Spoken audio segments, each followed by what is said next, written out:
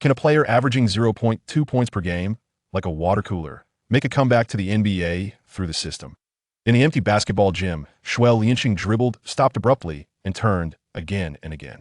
His father, Xue Liancheng, recorded with his phone. "Xiao Cheng, take a break." Xue Liancheng jumped in place, flicked his wrist, and the basketball swished through the net.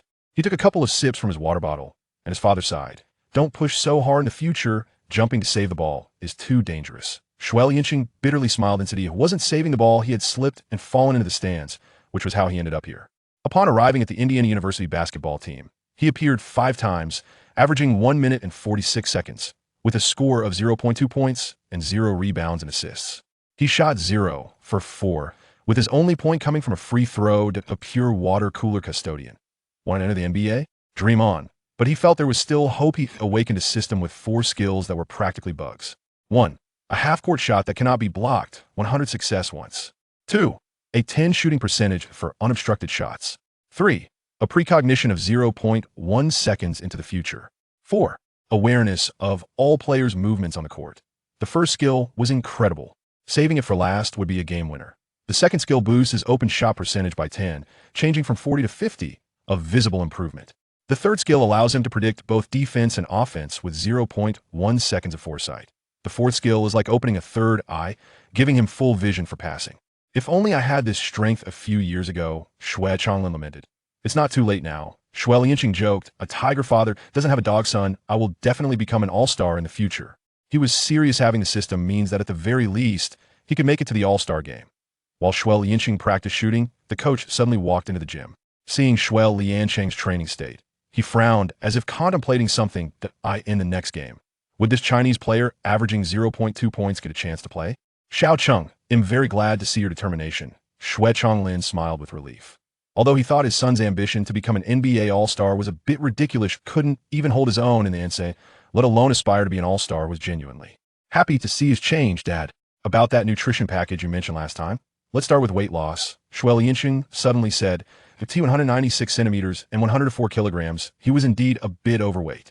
He couldn't run fast, jump high, had mediocre athletic ability, and lacked explosiveness. If this continued, he might get kicked off the team and have to pack up and go home, which would be truly humiliating. Xue Liancheng pushed the shooting training machine and began extra practice, catching the ball, bending his knees, jumping, shooting, repeating it until it became mechanical.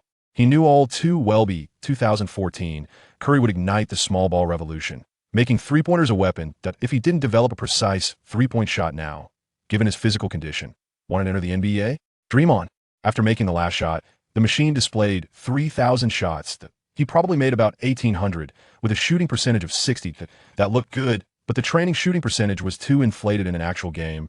He would struggle to break through. The average three-point shooting percentage in the NBA this season was only 33.2, and even open shots were just 38. Elite shooters needed an open percentage of over 50 and super shooters above 60. Curry practiced 100 shots and made 94. He was still light years away.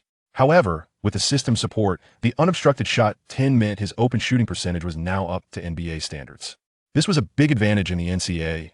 Perfecting his three-point shot was essential to establish himself on the team, to be noticed by scouts, and to knock on the NBA's door. As Xue Liancheng walked out of the gym, looking at the foreigners coming and going, he suddenly felt lonely. Would finding a girlfriend help? He heard that foreign girls were affectionate. Was that true? He should give it a try if he got the chance. Back at the apartment, after washing up, he lay on the bed and looked at his phone. Suddenly, he remembered something. He opened Weibo and found Xiao Cheng's basketball diary, his dad's account. 5 years ago, his father began documenting his training life, like a typical sports dad. But could there be some secrets about his past in his dad's Weibo? In the next game, could Xue Liancheng make a name for himself with a training shooting percentage of 60 and a 10 boost? The latest post on Xue Liancheng's Weibo, Xiao Cheng's basketball diary, was a video of Xue Liancheng training, titled Starting Extra Practice. The comments section exploded. Just a waste. Can't even get on the court in the NCAA and still dream of the NBA. Looks like a fat pig. I said 3 years ago he wouldn't make it. What's the use of extra practice? He runs like a turtle. Poor jumping ability, terrible athleticism, no potential. Xue Liancheng looked at the comments, feeling as if he had been stabbed in the chest. Each word was a piercing blow. No wonder the previous version of him didn't dare to look. It was too demoralizing. But what everyone said was the truth. He was 196 centimeters and 104 kilograms. Indeed overweight, he was slow and didn't jump high compared to black players. His athletic ability was lacking. until he saw one comment.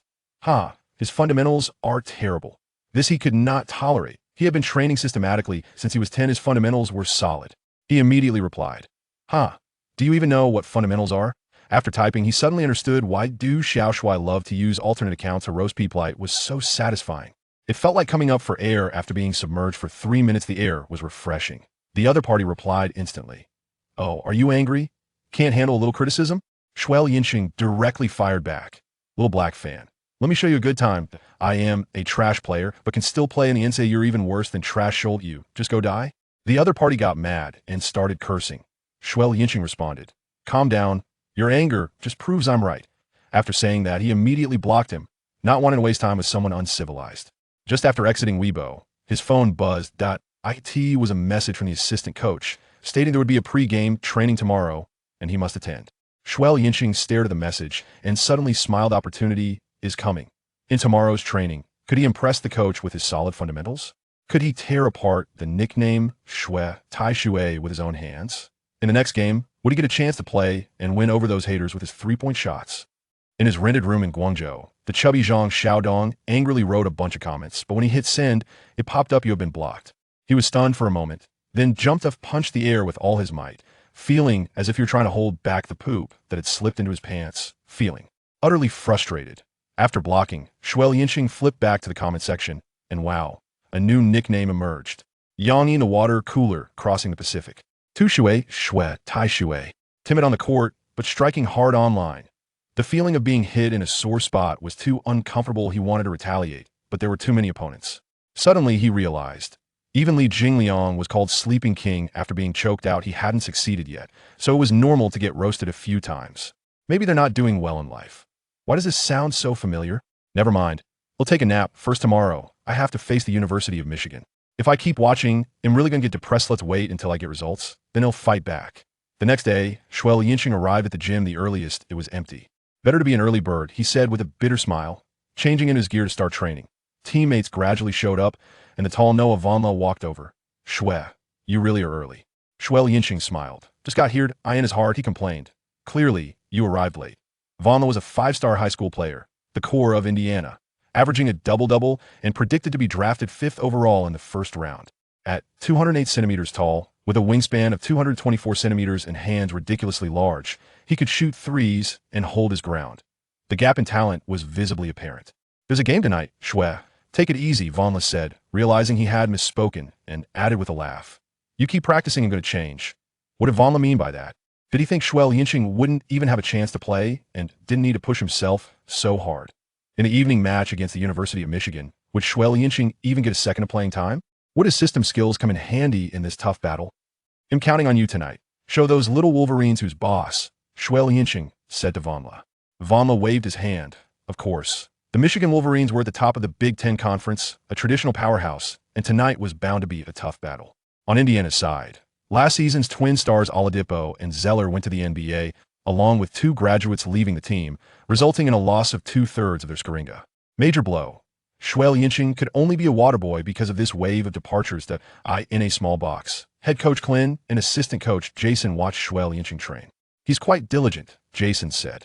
Could be better, Clint replied without any expression. Just lacking a bit in talent, Jason sighed. Clint suddenly asked, has Hash arrived yet? Hash was the team's leading scorer, averaging 16.3 points, but was short and inefficient. I think it's time for a change, Clint muttered, staring at Xue Liancheng. Xue Liancheng knew Michigan was not to be underestimated.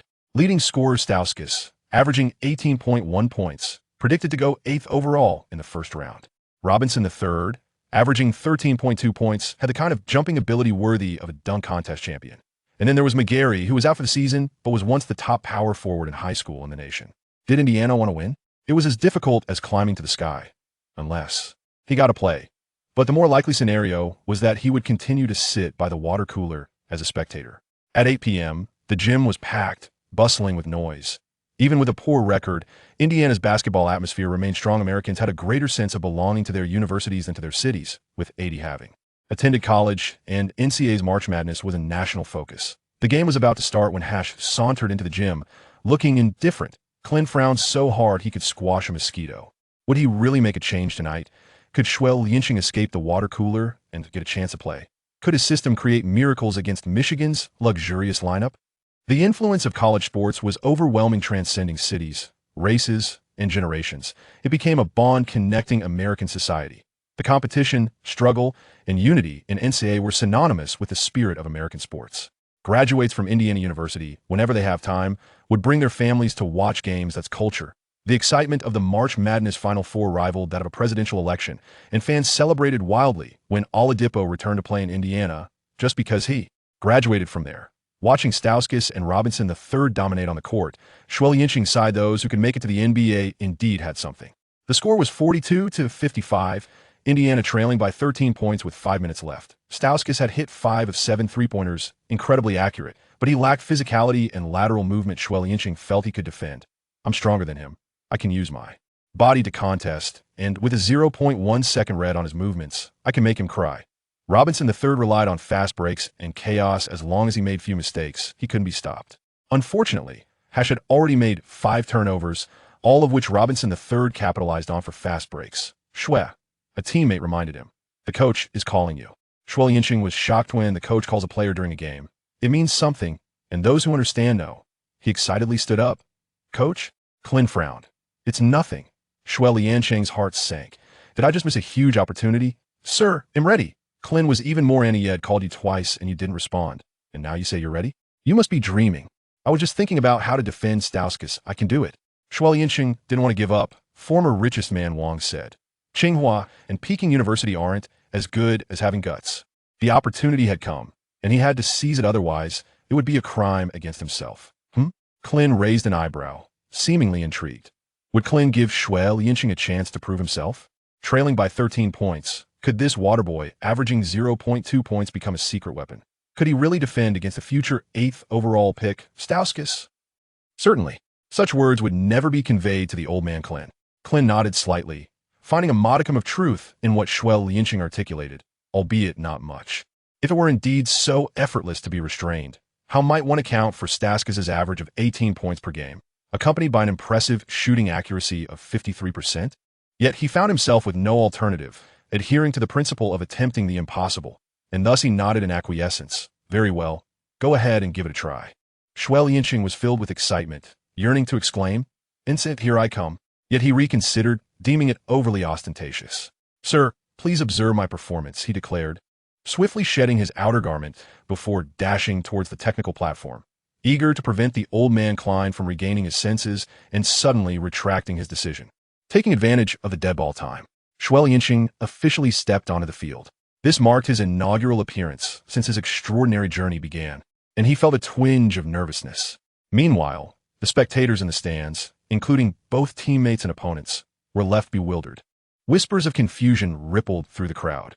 Had he given up, or had Coach Clin lost his senses? In such a crucial match, why would mere substitute be sent into play? How could the game proceed under these circumstances? Yet, regardless of the spectators' thoughts, the match resumed with the sound of the referee's whistle. Hash swiftly advanced the ball across the half-court, only to be met with a double team as he reached the top of the arc. At that moment, he had no choice but to pass the ball. Spotting Xue Liancheng rushing towards him for support, he hesitated for a mere 0.3 of a second before ultimately deciding to make the pass. With a swift sprint to evade his defenders, he extended his hand towards Xue Liancheng, shouting, "Give me the ball. I'll give you the ball." Xue Liancheng paid no heed, confronting Robinson III and forcefully initiating struggle. Hash was taken aback. Clin was bewildered.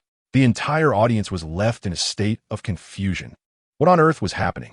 Was this chaos? In truth, Robinson III was momentarily stunned as well. But his astonishing vertical leap and impressive wingspan allowed him to spring up immediately, creating an obstruction against Xue Liancheng. Xue Liancheng was compelled to adjust his stance. Yet he managed to execute a 3-point shot against Robinson with remarkable precision. The ball soared through the air, but its trajectory appeared quite exaggerated, reminiscent of a rather unpredictable attempt. A wave of boos erupted momentarily, only to be extinguished in an instant. For the ball found its mark. In that fleeting moment, Hash was once again taken aback. Robinson was equally astonished. The old man Clin was also left bewildered. The entire audience shared the same sense of disbelief. How could that possibly go in? A miraculous shot indeed. In Chapter 6, Eyes on the Back of the Head, bewilderment is indeed warranted. Xue Liancheng desired precisely this effect. By stunning everyone into silence, he would leave a lasting impression on them, even if that impression were unfavorable. As long as the ball found its way through the hoop, it signified his formidable prowess. He could make such a shot.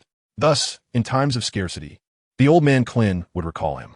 He would not divulge to others his fear of not being able to shoot, as this opportunity might slip away entirely. After all, judging by his previous playing time, which barely exceeded a minute, if he failed to touch the ball and was substituted, it would render his skill of 100% accuracy in the half meaningless. Therefore, to safeguard his position, he opted to take the shot as a gesture of respect. Following a brief moment of silence, the venue erupted with thunderous cheers. The crowd marveled at Xue Liancheng's score. Xue, impressive. As Feng Lai retreated, he gave Xue Liancheng a thumbs up. Only now do you realize? Xue Liancheng shrugged. Yet, instead of following Feng Lai back on defense, he made a beeline for the offense. This maneuver left spectators puzzled once again. What on earth? Could this fellow have become so elated by a mere three-pointer that he lost his sense of reason? As he brushed past, Feng Lai wore a bewildered expression and couldn't help but exclaim, Xue, what are you doing? Xue Liancheng remained unresponsive, crouching like a poised cheetah, ready to spring into action. The others appeared bewildered, while on the sidelines, Klin's eyes sparkled with intrigue as he focused on Staska's, who was preparing to receive the ball. A faint smile gracing his lips. As anticipated, the crouched Xue Liancheng charged forward. Staska stumbled, nearly losing his balance. Yet, Xue Liancheng was undeterred, pressing closer. Staska tilted his head, his expression seeming to question, What are you doing? Klin sent me over to greet your mother. Xue Liancheng beamed, leaning against him while continuing to exert pressure. Thanks to his father, Xue Chonglin's influence, he began learning English at the tender age of 13, rendering him quite fluent. After all, fluent English was indispensable for entering the NBA. However, it was evident that Staska could not comprehend the implication of the greeting. He politely responded, Thank you.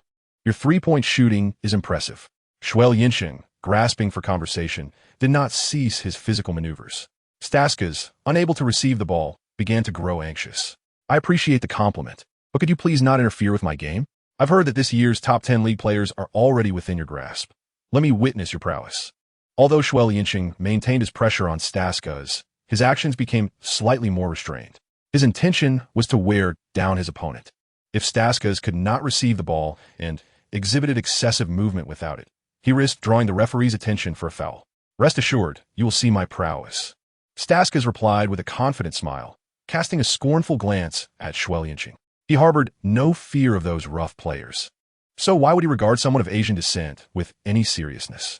Naturally, he dismissed Xue Liancheng, harboring a subconscious air of condescension. Xue Liancheng chuckled, expressing his anticipation. Staska, undeterred, skillfully received the ball and aimed to surge forward with a burst of speed. However, after only a couple of steps, he felt as though his feet were laden with lead, making each stride laborious. As he attempted to dribble, a pair of large hands snatched the ball away, startling him into retreating a couple of steps to protect it. Once steadied, he stumbled forward, pushed by Xue Liancheng, awkwardly crossing the half-court line, while 10 seconds had already ticked by. Mate, how can you be so clumsy with your dribbling?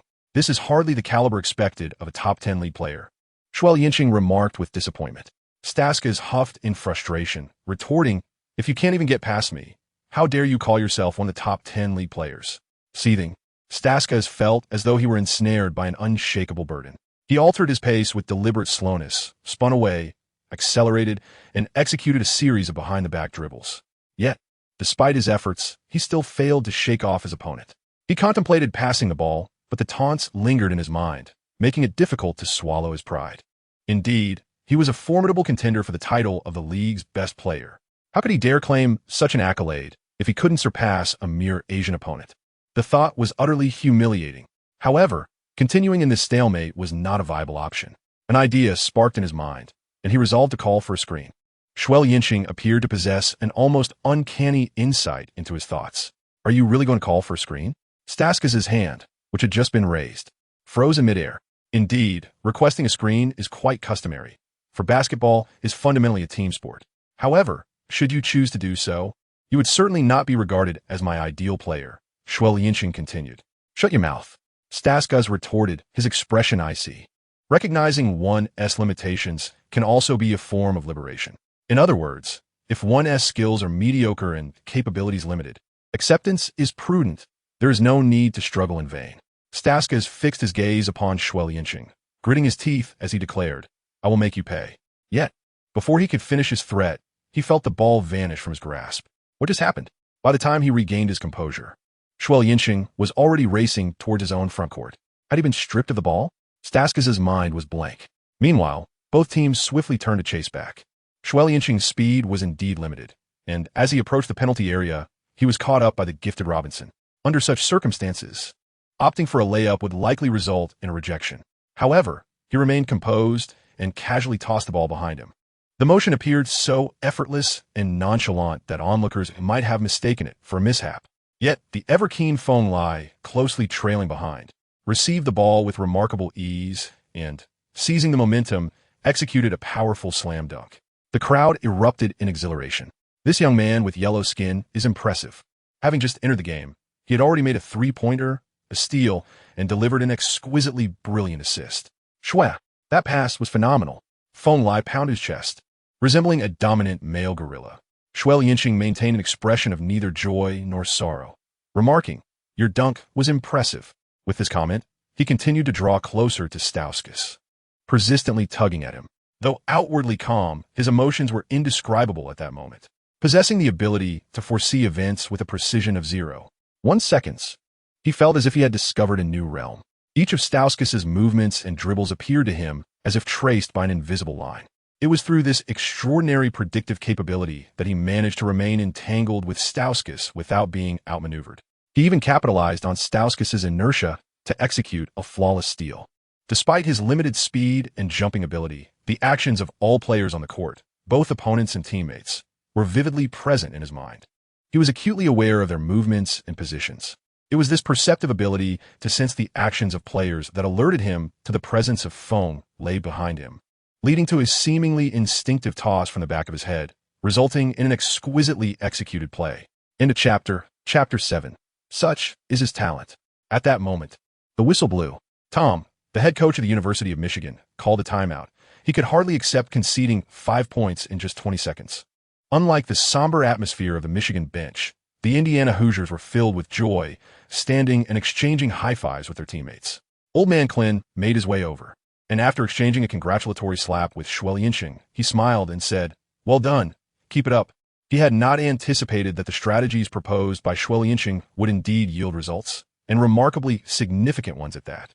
This was far beyond his expectations. "I will," Xue Liancheng replied, overjoyed, quickly assuring him. Klin's words signified that he would soon be sent back into the game. In other words, he had secured the trust of Old Man Klin, which was of utmost importance. "Remember to keep applying physical pressure," Klin added as a final reminder. As long as they could contain Staskas, they would have a chance at victory. This hope now rested firmly on Xue Liancheng's shoulders. Xue Liancheng nodded, assuring, "Rest assured, I shall not let him off easily." Though he spoke these words, a bitter pang resided within. With a precognitive ability of merely 0.1 seconds, his predictions had indeed become more precise, yet precision alone was insufficient. A fleeting 0.1 seconds was far too brief. Often, before he could execute his next move, his opponent would have already adjusted. Thus, in broader terms, he merely reacted faster than Staskas. His ability to thwart Staskas stemmed primarily from an undeniable advantage: sheer physical strength. Indeed, it was strength that mattered. Being of Asian descent, he lacked speed, height, and exceptional athletic prowess. His explosiveness was limited, and his shooting accuracy left much to be desired. What merit did Klein, the old man, see in allowing him to join the Indiana Mountain Men? A backdoor deal? How naive! This was the land of opportunity. The Indiana Mountain Men were no obscure team. Entry was not granted to just anyone. His admission was predicated upon his formidable strength. On the perimeter, his might was overwhelming. Even when matched against a small forward over 2 meters tall, he held his ground. Only against those significantly larger and heavier could he falter. Klein had recognized his foundational skills and strength, which led to his acceptance into the Indiana Mountain Men. Staskas, a Caucasian, possessed a physical aptitude similar to Xue Liancheng's. Both lacked speed, height, and extraordinary athleticism. However, Staskas bore a critical flaw: a fear of confrontation. While Xue Liancheng embodied the essence of a robust tank, he was the perfect counter to Staskas. This very dynamic allowed him to successfully guard against Staska's, ultimately achieving a steal due to his 0.1 second precognitive ability and Staska's negligence. Would Staska's, stung by this unexpected setback, continue to engage him? Clearly, that was improbable. Staska's would undoubtedly call for a screen or reposition himself, striving for off-ball movement. In such circumstances, Xue Liancheng could not guarantee he would contain Staska's effectively. Nonetheless, advantages remained. Given that neither were particularly swift, his quicker reactions, sharper predictions, and superior strength would allow him to maintain physical pressure on Staska's, potentially lowering his shooting percentage. Xue, when did your passing become so exceptional? As Xue Liancheng settled down, Feng Lai approached, his face still alight with excitement. Xue Liancheng was at a loss for words. Such a statement rendered him somewhat isolated. He felt compelled to assert that passing had always been his forte. In truth, among the 4 skills, his ability to perceive the movements of every player on the court was paramount. The movements of teammates and opponents would manifest vividly in his mind. Despite his current physical attributes being rather subpar, he was confident that he could fulfill the role of a primary ball handler in the NBA, a feat he believed entirely within his grasp, perhaps even surpassing many current NBA players in this regard. This was particularly true when it came to organization and court vision. His only shortcoming lay in his ball handling skills, which still required refinement. One should not underestimate the significance of passing and ball control. In other words, without proficient ball handling skills, even the most exceptional vision and acute game-reading abilities could not be fully realized. As a competent primary ball handler, ball control serves as the foundation. If the foundation is not solid, any flashy dribbling is merely an illusion. The basketball must dance in a player's hands like a sprite, achieving a seamless unity between player and ball to be deemed exceptional. His fundamentals, while commendable, had yet to reach the pinnacle of excellence. Furthermore, passing held immense importance. Although NBA players may appear to effortlessly toss the ball to their teammates, enabling spectacular dunks, it is far from a simple endeavor. Factors such as the force, angle, height, arc, landing point, defensive interference, and the physical attributes of teammates must all be meticulously considered. This rigorously tests a player's foundational skills. Likewise, while his fundamentals were solid, he still had a considerable distance to cover before achieving elite status. Those capable of seamlessly combining ball control and passing were a rarity even in the NBA, and he was still light years away from that ideal. Nevertheless, he remained confident in his ability to serve as a primary ball handler, harboring the potential to become a historically significant point guard. After all, with his enhanced vision and foresight, he could hardly fall short. In other words, this was his inherent talent. Wasn't he it? Feng Lai looked puzzled, wondering why he had never noticed this before. Previously, Xue Liancheng primarily played as a shooting guard, his main task being to score through cuts and mid-range shots. As for passing, he seemed to recall nothing particularly impressive. Today, however, without even turning his head, he had known that Xue followed closely behind him, which was truly remarkable. Therefore, this was where he had erred. He lacked an understanding of his teammates. Xue Liancheng, with a serious demeanor, turned the tables on him. While he spoke thusly, he began to re-evaluate himself. Was the shooting guard position truly the best fit for him? After all, his greatest advantage, or rather his innate talent, lies in his heightened perception and extraordinary ability to foresee the future, which perfectly aligns with the role of a point guard. As for his three-point shooting and open shot capabilities, even with an edge, they appear rather mediocre, failing to reach an elite level. Continuing to linger as a shooting guard would yield little in terms of achievement. However, should he take on the role of primary ball handler, his impeccable shooting accuracy and ability to capitalize on open shots could serve as formidable assets, enhancing his threat on the court. Who are you trying to fool? Although Feng Lai may appear to be a large, foolish figure, he is far from being simple-minded. Don't believe it? Just wait until I step onto the court. When you set a screen for me, I shall show you what a masterful passer truly looks like.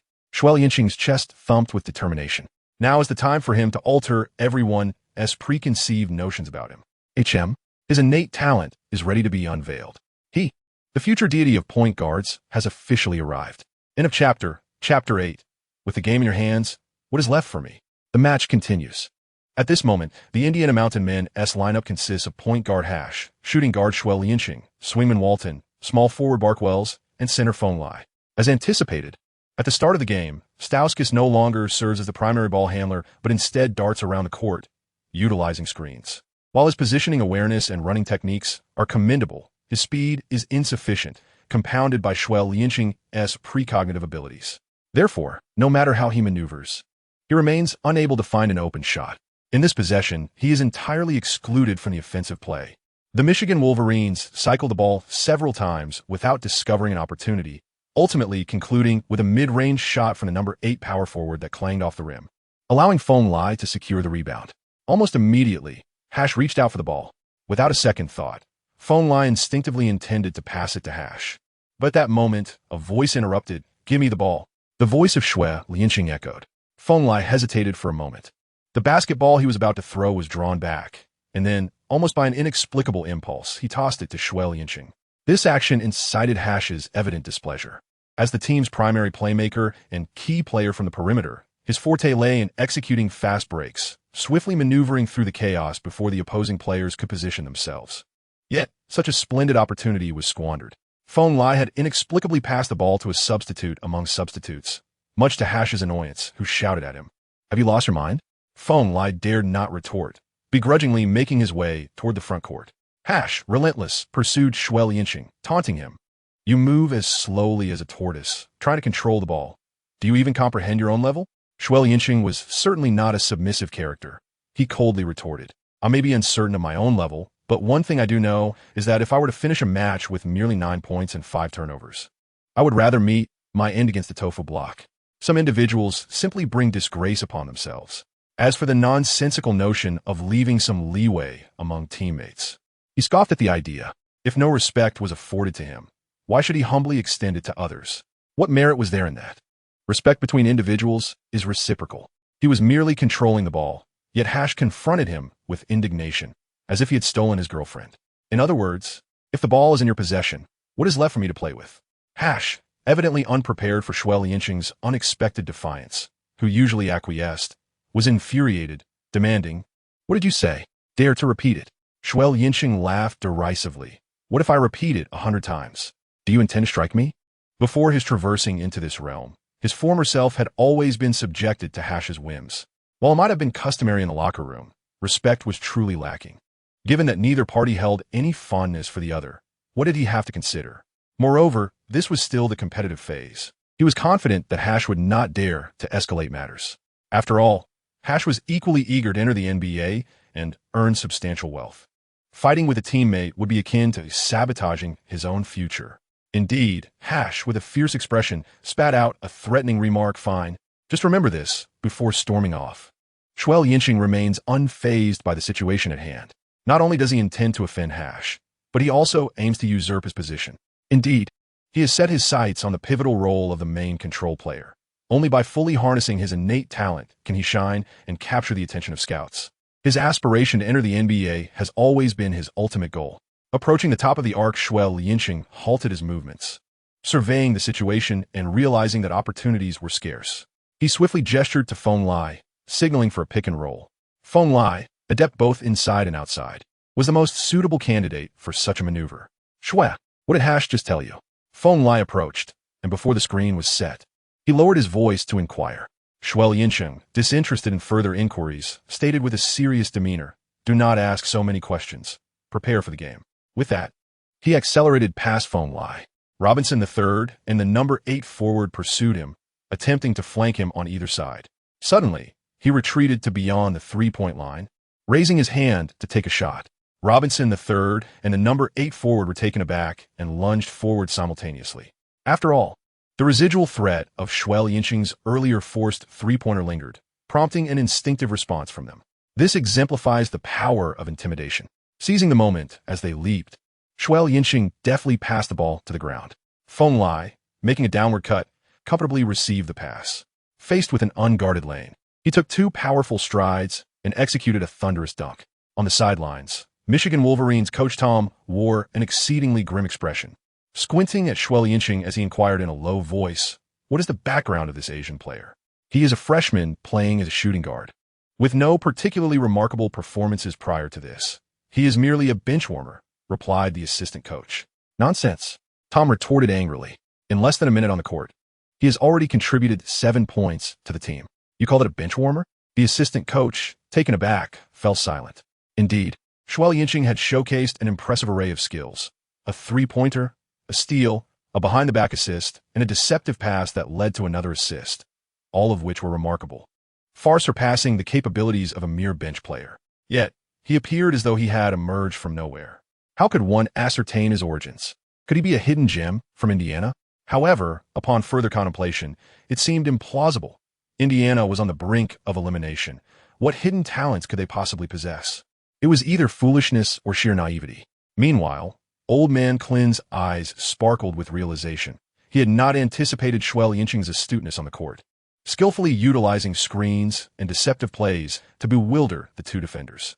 He had never observed such talent in Xue Liancheng before. Was he blinded by ignorance, failing to truly comprehend the potential of his players? In this moment, the old man found himself engulfed in self-doubt. The game continued to unfold. After multiple passes, Michigan capitalized on an opportunity, with Robinson III executing a cut and a powerful dunk. Walton initiated the inbound pass. This time, Xue Liancheng did not seek the ball, for even if he had, Walton was unlikely to oblige. Hash and Walton were both juniors, having played together for 3 years, their chemistry undeniable. Upon receiving the ball, Hash surged forward with reckless abandon, resembling a startled wild stallion, charging ahead without regard for his teammates. Damn it, what a beast! Such a playing style. One could only curse if it were to yield victory. Should Indiana fail to even reach the playoffs, it would signify the demise of his NBA career. Indeed, one could say he embarks on a journey doomed to failure before it even begins. In the past, he might have understood this predicament. After all, within the Indiana team, only Hash possessed true offensive prowess. However, the situation has since changed. Is he not still present? Though his offensive threat may not be as pronounced, he possesses the ability to orchestrate. Chapter 9. Opportunity. Hash is indeed a master of solo play, deftly maneuvering to the left and right, his footwork both dazzling and composed. As he swiftly penetrates the paint, in an instant, chaos ensues, and, as expected, he successfully secures a rebound. Xue Liancheng stood beyond the three-point line, exhaling with a sigh. Just as he contemplated retreating, he noticed a chaotic scramble beneath the basket. Rather than joining the fray, he remained rooted in place, observing the fierce clash of bodies as both teams vied for the rebound. In his previous viewings of matches, he often witnessed this very scene, players battling fiercely, while a select few lingered idly beyond the arc, seemingly spectators to the chaos. In those moments, he felt a surge of indignation, unable to comprehend such apathy. How infuriating it was to see teammates relentlessly contesting every play while one stood aloof, merely watching. He believed that players exhibiting such lack of zeal should promptly vacate the court. However, after inheriting memories from his former self, he came to understand the underlying rationale. The players stationed beyond the three-point line were not mere spectators. Their presence was purposeful. Firstly, if an opposing player controlled the ball, they served as the sole defensive bulwark, tasked with thwarting any potential fast break. Secondly, if a teammate possessed the ball, maintaining distance allowed for effective support, minimizing the risk of turnover. Thirdly, should a teammate control the ball, it presented an opportunity for an open shot, significantly enhancing the likelihood of a successful basket. A successful three-pointer transcended mere points, delivering a devastating blow to the morale of the opposing team. This was the rationale for his positioning. Moreover, there existed certain perplexing phenomena on the court that often eluded understanding, such as why defenders maintained a certain distance from the ball handler. Why not press closer to contest the ball, or at least tighten the defense? Firstly, being too close could easily result in being outmaneuvered by the ball handler. Secondly, encroaching too closely could be perceived as provocation. A well-timed elbow could swiftly find its mark upon one's face, hence the necessity for a safety distance. These were rules of the court he had previously been unaware of. Such thoughts flitted through his mind as the struggle beneath the basket reached its conclusion, ultimately resulting in Walton tumbling to the ground. Seizing the ball, Xue Liancheng's spirits surged as he shouted towards Walton. No sooner had his voice faded than the basketball rolled in his direction. Although the pass was subpar, he found himself in an open space upon receiving the ball. Without a moment's hesitation, he leapt into the air and released a three-point shot. It was successful. The score now stood at 52-57, narrowing the gap to just 5 points. With over 3 minutes remaining on the clock, the entire crowd erupted with excitement. For the first time, They began to truly acknowledge the presence of this yellow-skinned Asian youth on the court. What was his name again? Forgotten. Yet, his performance on the court was undeniably remarkable. Xue Liancheng could not help but feel a surge of excitement. For his first three-pointer, he had activated his skill for a perfect hit. Aware that it was a guaranteed success, he felt no overwhelming exhilaration. However, this three-pointer was undeniably a result of his own prowess, and the sensation was entirely distinct. Nail it down. Yet, before he could fully express his excitement, the furious roar of Tom echoed in his ears. Nail me down? Xue Liancheng cast a glance at the agitated Tom on the sidelines, unable to suppress a sneer. Was it truly necessary? Was such a minor player like him deserving of such targeted scrutiny? Nevertheless, whether he would be pinned down remained uncertain. After all, Staskas had met that fate at his hands. Throughout this round, he maintained an unyielding defense, either crowding or countering, ensuring substantial physical contact with Staskas. Furthermore, having been on the court for merely over a minute, he was brimming with energy. While Staskas had been playing nearly the entire game, his movements growing increasingly sluggish. Thus, there was no way for him to shake off Xue's relentless guard. Ultimately, with the assistance of his teammates, Staskas hurriedly took a shot after receiving the ball, resulting in a miss. Feng Lai secured the defensive rebound and, without a moment's hesitation, passed the ball to Xue Liancheng.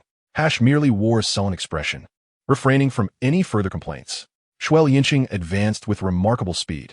Yet, his pace was not as swift as it seemed. By the time he crossed the half-court line, the Michigan players had already established their positions. Thus, they were left to engage in a stationary battle. In such confrontations, the most effective offensive strategy involves providing cover, followed by decisive passes and cuts. However, Xue Liancheng had no intention of adhering to this approach, for standing before him was the formidable defender, Stauskas. He was determined to overpower his opponent directly. Create space. Xue Liancheng gestured and called out. Feng Lai, who was about to step up, paused for a moment but then complied and moved to the sidelines. Staskas looked at the yellow-skinned Asian before him, a smirk of disbelief crossing his face. Do you really think you could take me on? What's the issue? Xue Liancheng retorted. No issue at all. Come on, let me see what you've got, Staskas sneered. Ever since Xue Liancheng entered the game to defend against him, he had been seething with frustration. It was one thing to be outplayed, but to have Xue Liancheng lead the charge in closing the score gap was intolerable. How could he bear to be overshadowed by an Asian player? One who was supposed to be inferior in the realm of basketball. In the minds of many, the only notable Asian player in the sport was Yao Ming. Beyond him, who else existed? No one. Staskas was one of those who harbored such stereotypes. He did not perceive Xue Liancheng as formidable. Rather, he attributed his success to mere luck. That audacious three-pointer he attempted at the start, with such an exaggerated arc, somehow went in. Was that not pure fortune? As for the steal, he believed he had been careless, failing to protect the ball adequately, which allowed Xue Liancheng to capitalize on the opportunity. It hardly proved anything significant. And that behind-the-back pass? Who couldn't decipher the communication among teammates? He found nothing extraordinary about it. Regarding the screen and assist, it was nothing more than a standard play. The confusion between Robinson III and the power forward led them both to converge on Xue Liancheng, leaving Feng Lai unguarded. As for that open three-pointer, if one couldn't make that shot, then they might as well give up. In summary, he concluded that Xue Liancheng was merely a fortunate opportunist, utterly insignificant. This time, he saw it as an opportunity, a chance to teach the yellow-skinned Asian a lesson. My strength may not be overwhelming, but it is certainly sufficient to consume you. Xue Liancheng also perceived this as an opportunity. Staskas's speed was not remarkable, and his physicality was lacking. Given his strength, overpowering him was entirely feasible. Even in the event of a double team, it mattered little. Among the four teammates on the court, all possessed the ability to shoot three-pointers, allowing him to effectively create open opportunities for them. Should they succeed in making the shots, they would only trail by a mere 2 points from tying the game. The prospect of victory loomed enticingly close. Staskas, however, regarded it with disdain. After all, who couldn't engage in idle banter? Xue Liancheng, however, chose to remain unresponsive, shouldering his way forward with determination. Into Chapter 10. I am targeting the elite. What's happening? Staskas felt an overwhelming shock, as if he were being bulldozed. An incessant weight bore down upon him, leaving him disoriented, his steps becoming increasingly chaotic as he was forced to retreat. As he approached the free-throw line, a nearby teammate, unable to bear the situation any longer, rushed over to double-team him. This action was vividly clear in Xue Liancheng's mind. He immediately leapt into the air, opting to pass the ball. He chose to pass to Hash, the one under pressure. Yet, he hesitated not for a moment. He would not allow personal feelings to cloud his judgment on the court.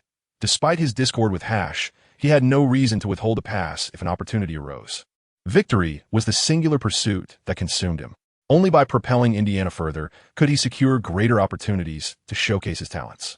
Should Indiana advance to the tournament, perhaps even reaching the top 32 or 16, the spotlight of the entire nation would shine upon him, allowing him to truly shine. In such circumstances, his chances of entering the NBA would significantly increase. Conversely, should Indiana fail to qualify for the NCAA tournament with his physical gifts, he would be left with little hope. In a sense, his goals aligned with Hash's.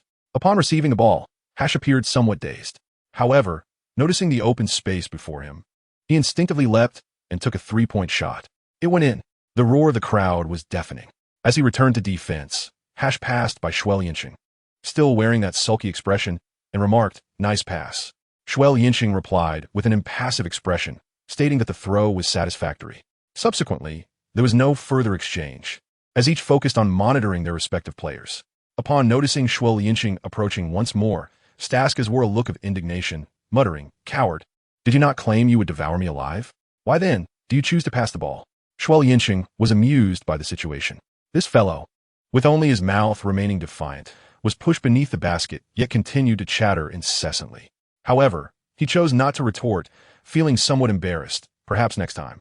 Staskas was fully prepared for a verbal duel. Consequently, Xue Liancheng lightly brushed aside the challenge, which gave him the illusion of striking a fist against cotton. He could only let out a cold snort to vent his pent-up fury. However, this time Staskas had learned his lesson. After receiving the ball through a human wall, he attempted to switch defenses. Yet, Xue Liancheng had no intention of complying, steadfastly refusing to follow the number 8 power forward and instead clung tightly to Staskas. Staskas found himself in a bind, struggling to maneuver left and right, but he was unable to shake off Xue Liancheng.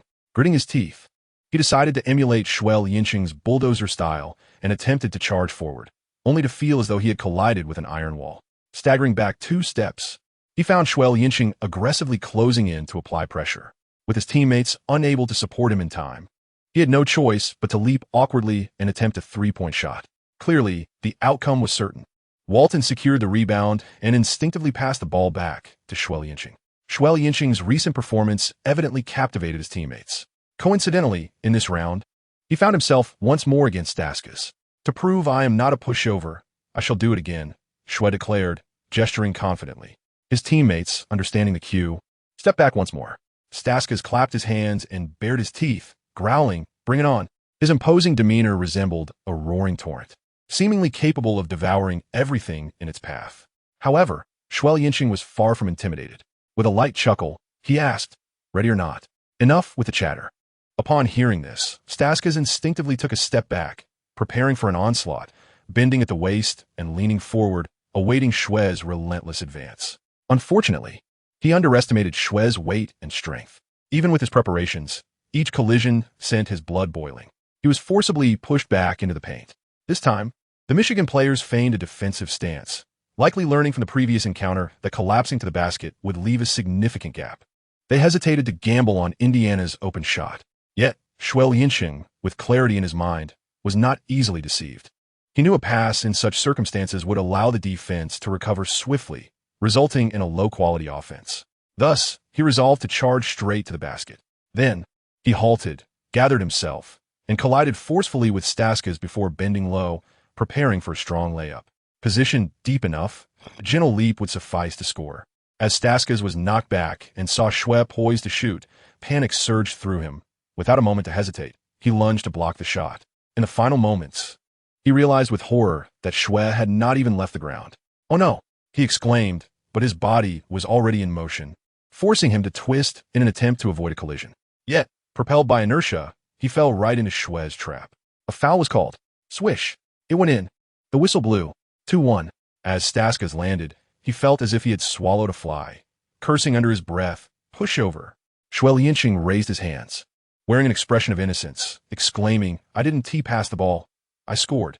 Staskas, clearly unconvinced, retorted, "Are you even capable of being a man? Is this what you call a trick? Please. This is basketball skill. Should I shoot while facing you, allowing you to block me? To prove my manhood? Are you out of your mind? Xue Liancheng found this utterly amusing. A barrage of relentless questions left Staska speechless, his face alternating between shades of anger and embarrassment. I've heard predictions about your draft position being quite high, but it seems rather overrated now. Xue Liancheng continued to add salt to the wound. The 8th pick in this year's draft is indeed recognized for its prowess. Yet, my prowess is exceptional. You've only made 1 basket. What is there to be proud of? Staska's expression darkened further, his pride bruised. According to draft prediction websites, his prospects were indeed promising, having already entered the green room. However, being repeatedly outplayed by an Asian player was a bitter pill for him to swallow. Hey, if you make the free throw, we could take the lead. Xue Liancheng kindly reminded him. Staska's face turned even darker. Noticing his silence, Xue Liancheng stepped up to the free throw line. Just as he aimed, he astonishingly discovered he had received a 10 boost to his shooting percentage. This unexpected boon filled him with joy. He had thought that the skill enhancing his unimpeded shooting percentage could only apply during gameplay. To his surprise, it was applicable to free throws as well. What an unexpected delight. His free throw percentage would surely become formidable in the future. It seemed that perfecting the art of drawing fouls must now be added to his agenda. This could indeed be considered a scoring method. If he could master it like a certain renowned player, his performance as a point guard would undoubtedly improve. After all, one must possess the ability to score and draw attention to themselves to attract double teams. Without the threat of scoring, who would bother to double team you? Only with double teams would open shots become possible. This is a symbiotic relationship. In Chapter 11, The Great View, it was no surprise that Xue Liancheng confidently sank the free throw. The score officially reversed to 58-57. Michigan's coach, Tom, called a timeout. The roar of the crowd seemed capable of uprooting the very arena. Just moments ago, they had been trailing by 13 points. Now, in the brief span of 2 minutes, they had transformed their deficit into a 1-point lead. In total, they had gained an astonishing 14 points during this time. Truly, it was a dramatic turn of events. And all this stemmed from a simple adjustment in strategy.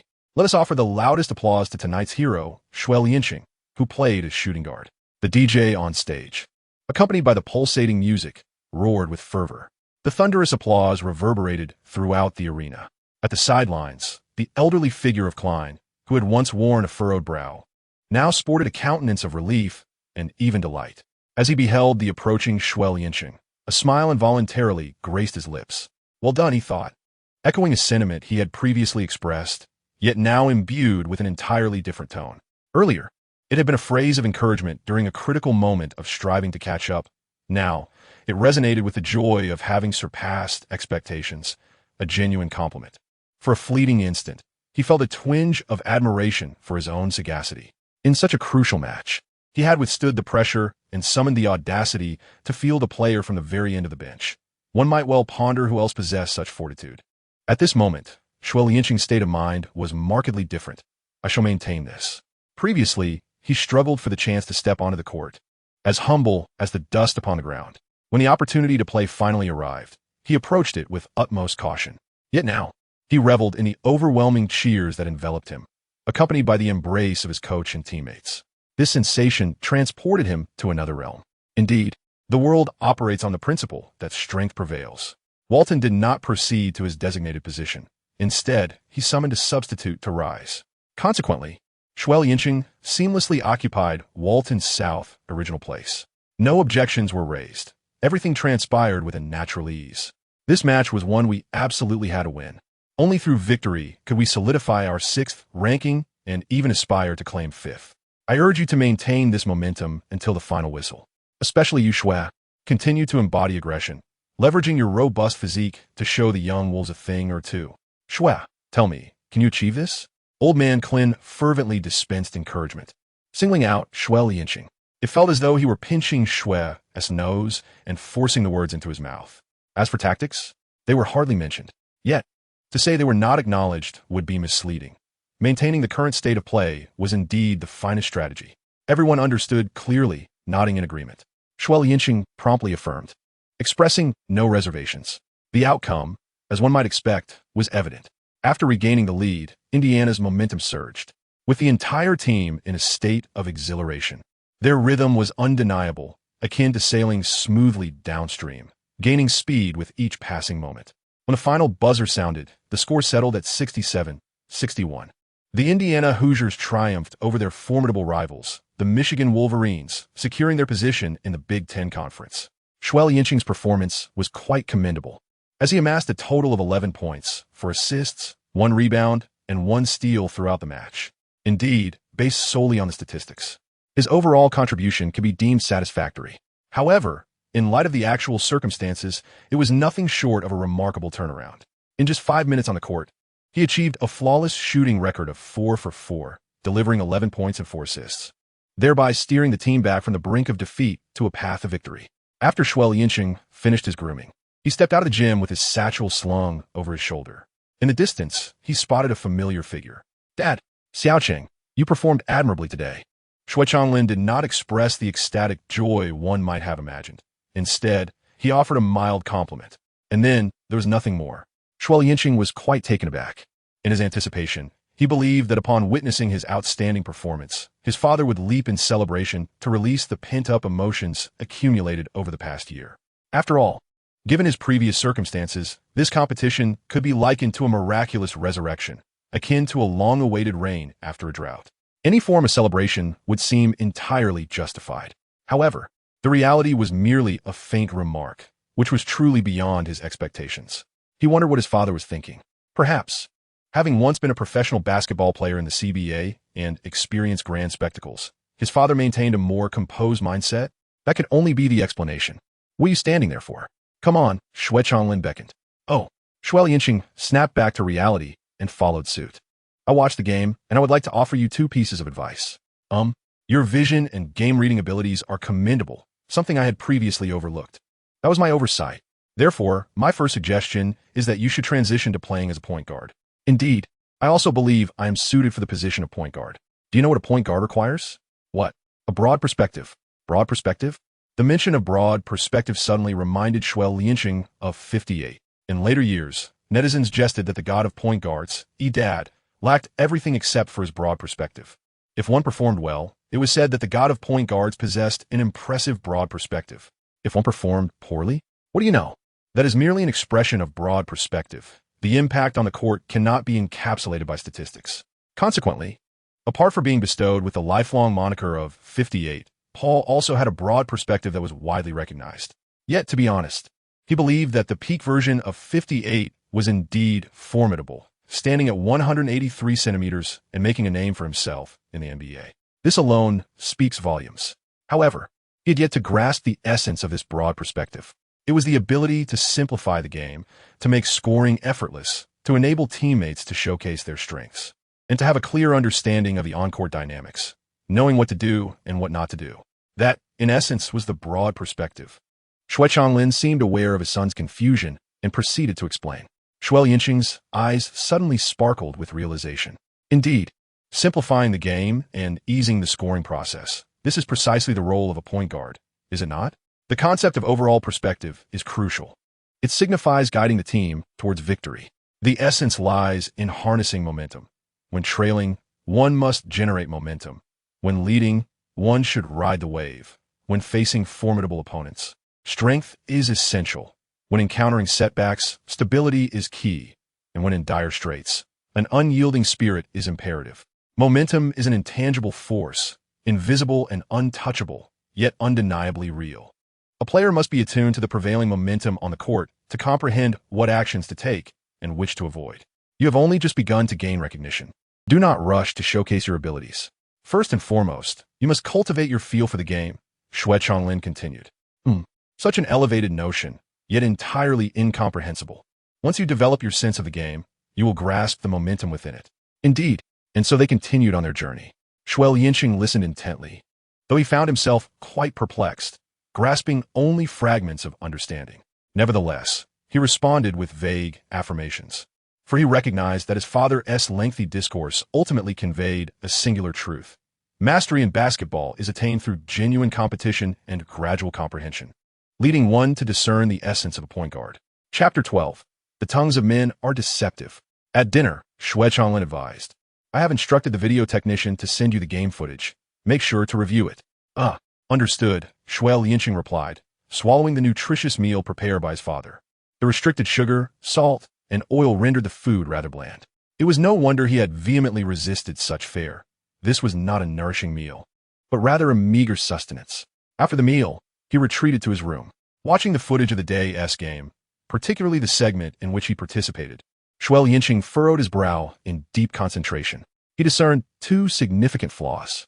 In this match, he had attempted 4 penetrations, each relying solely on his size and strength to barrel through defenders.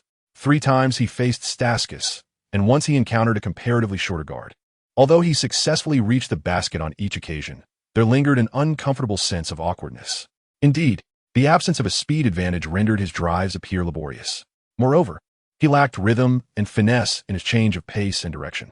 If a small forward or a robust guard were to defend him, his penetrative capability might falter dramatically. This predicament was grave. If left unaddressed, even a future entry into the NBA could spell disaster. How could a point guard, incapable of penetrating defenses, hope to dismantle an opponent's defensive line? Without the ability to breach defenses, how could he create opportunities for his teammates during half-court play? A point guard who cannot generate chances for others is rendered ineffective. Relying solely on vision and passing, how could one aspire to be a leader in the league? At this juncture, a particular individual came to mind, 077, who swiftly became a sensation in the NBA upon his arrival in 2018, epitomizing the archetype of a heavy guard. He bore many similarities to Xue Liancheng. Similar height, albeit a few centimeters taller, lacking in speed, possessing an imposing physique, average vertical leap, and moderate explosiveness. His strengths? A formidable power reminiscent of a tank-like penetration. However, 077's touch was notably smoother. His low-post skills were elite, the rhythm of his game was historically exceptional, and his threat when attacking the rim was substantial. One should not underestimate those few centimeters in height. Such a disparity is irreplaceable by mere technique. Thus, it was evident that Xue Liancheng was destined to fall short of becoming the next 077. It is incorrect to suggest taking route 077. Rather, one should render it impassable for 077. Firstly, he lacks the foundational skills, and his ability to overpower opponents is rather mediocre. Coupled with his height disadvantage, even if he possesses foresight, it does not allow him to achieve the same level of precision as 077. This path is simply not viable. However, one can still draw some insights, such as incorporating rhythmic variations into a tank-like breakthrough strategy and utilizing his predictive abilities to enhance finishing capabilities. This addresses the first issue, and for now, this is the only solution. The second problem lies in his excessive fixation on attacking the basket, devoid of any spatial awareness. This issue is equally grave, as he boasts an unblemished 10 shooting accuracy with no contact or obstruction. To squander such an inherent advantage is indeed disgraceful. He feels a sense of shame regarding his flawed approach to the game. If he were to move more strategically, creating space, the team might secure victories more effortlessly. Moreover, he could potentially score a few more points himself. He resolves to amend this in the next match by increasing his movement off the ball. Having concluded this reflection, Xue Liancheng feels a wave of relief wash over him. Strangely, he senses a newfound sense of progress.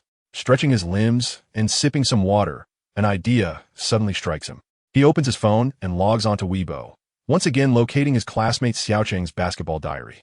As anticipated, his beloved father has posted again.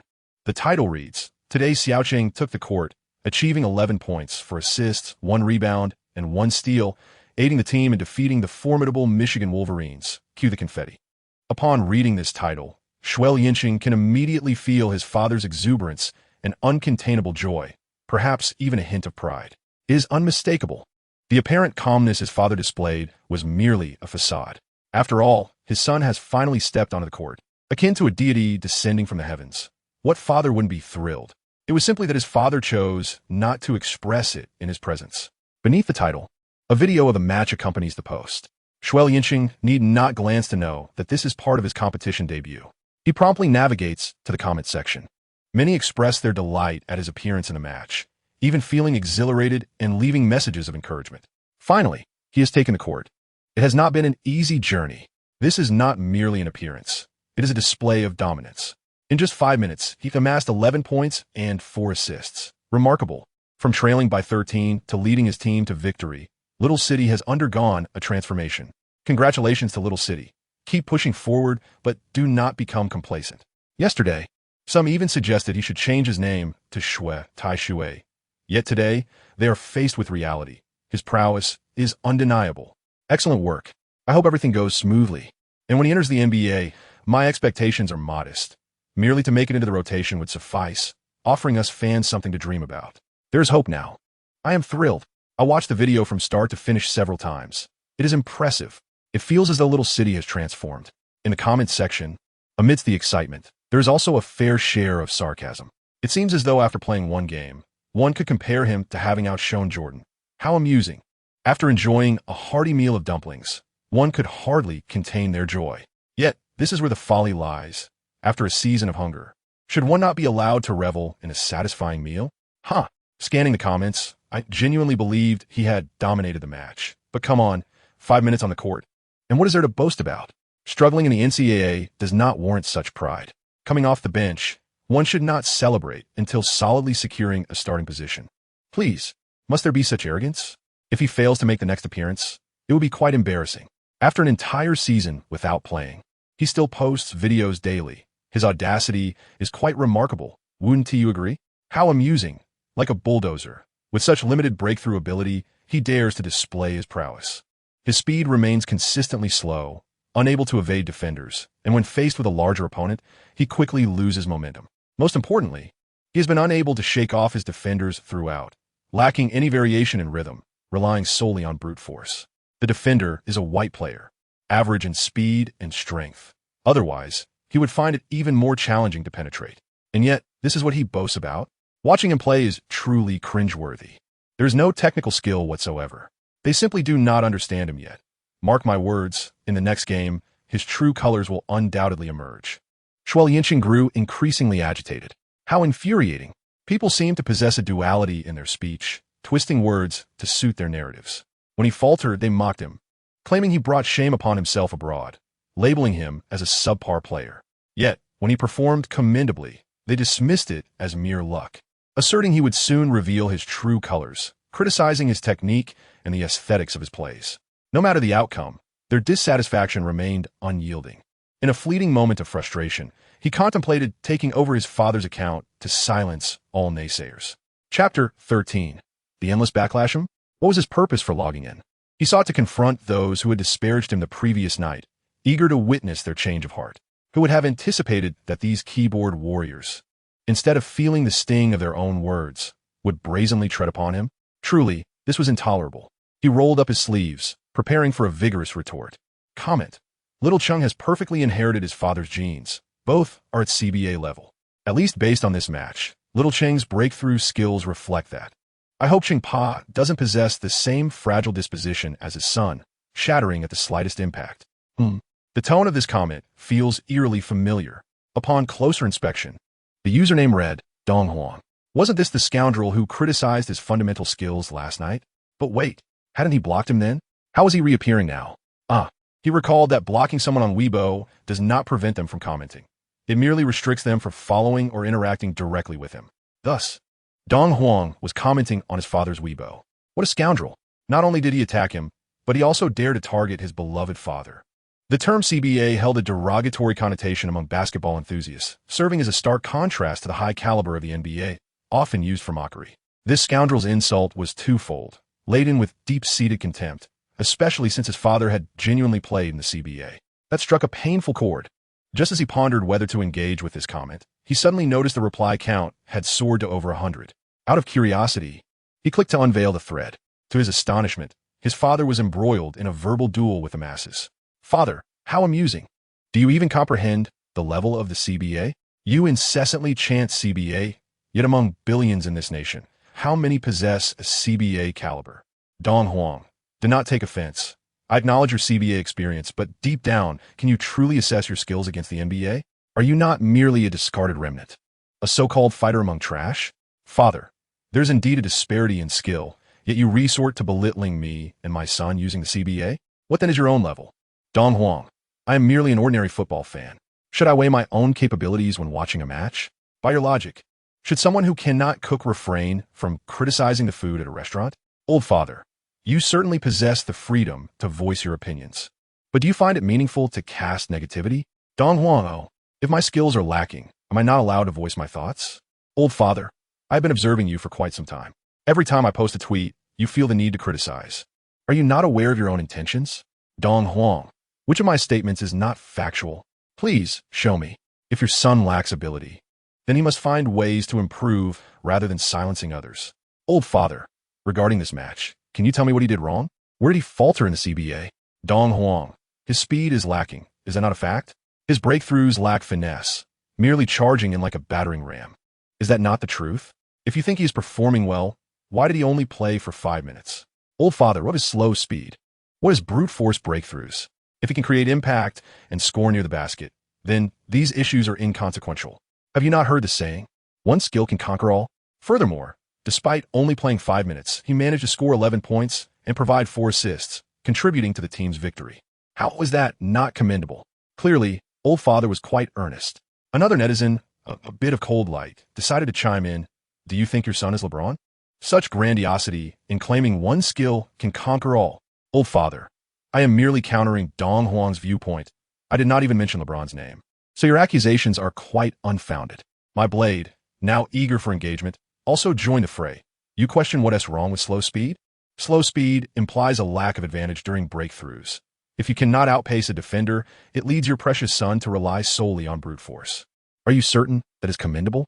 Old father, whether he is commendable or not is evident to the discerning eye. For this match, he performed well. Who knows how he will fare in the future? It was at this moment that Dong Huang responded. One skill conquering all? Aren't you afraid of being laughed at? You've only played 5 times this season, averaging just over a minute per game. If others do not know you, and you've been given a chance, does that make you feel accomplished? Moreover, the team's victory is a result of collective effort. The teammates performed admirably in the end. Did you genuinely believe it was your little prince leading them? Spare me the delusions. This reply garnered over 100 likes. Old father was furious. Theoretical discussions aside, do not spew nonsense. Whether this is a matter of information disparity is a future concern. I am discussing this match. My blade, now insatiably eager. So, you prefer to debate based on a single match? You truly are something. Are you willing to disregard all rationality to defend your precious son? Old father, if you had any sense, you would not struggle with comprehension. I have made it abundantly clear that my discussion with Dong Huang pertains solely to this match. As for the future, I have faith in my son. A bit of cold light. Is this your idea of a discussion? I have long asserted that Xue Liancheng lacks the capability to ever enter the NBA. Mark my words. My anticipation is palpable. Let us not even consider the NBA at such a distance. Within 3 games, Xue Liancheng will undoubtedly revert to his true form. Just wait and see. This comment has garnered over 500 likes, with many in agreement. The father, feeling disheartened, remarked, ultimately, it seems you merely wish to disparage my son, to undermine him. What more can I say? Another netizen interjected. Isn't it merely called stating facts? The father retorted. Are events that have yet to transpire to be deemed facts? Dong Huang chimed in. Why all this superfluous talk? Why not allow your son to prove himself? This remark left Xue Changlin at a loss for words, for deep down, he too harbored uncertainties. No one knows his son's abilities better than he does. The future, more likely than not, will unfold as the netizens predict. Yet, there remains a slim chance for enlightenment, allowing him to soar to great heights. Indeed, the reason for the high probability is rooted in the constraints of reality. Barring unforeseen circumstances, it is nearly a foregone conclusion. However, as a father witnessing the world conspire to belittle his son, the anguish he feels is all too palpable.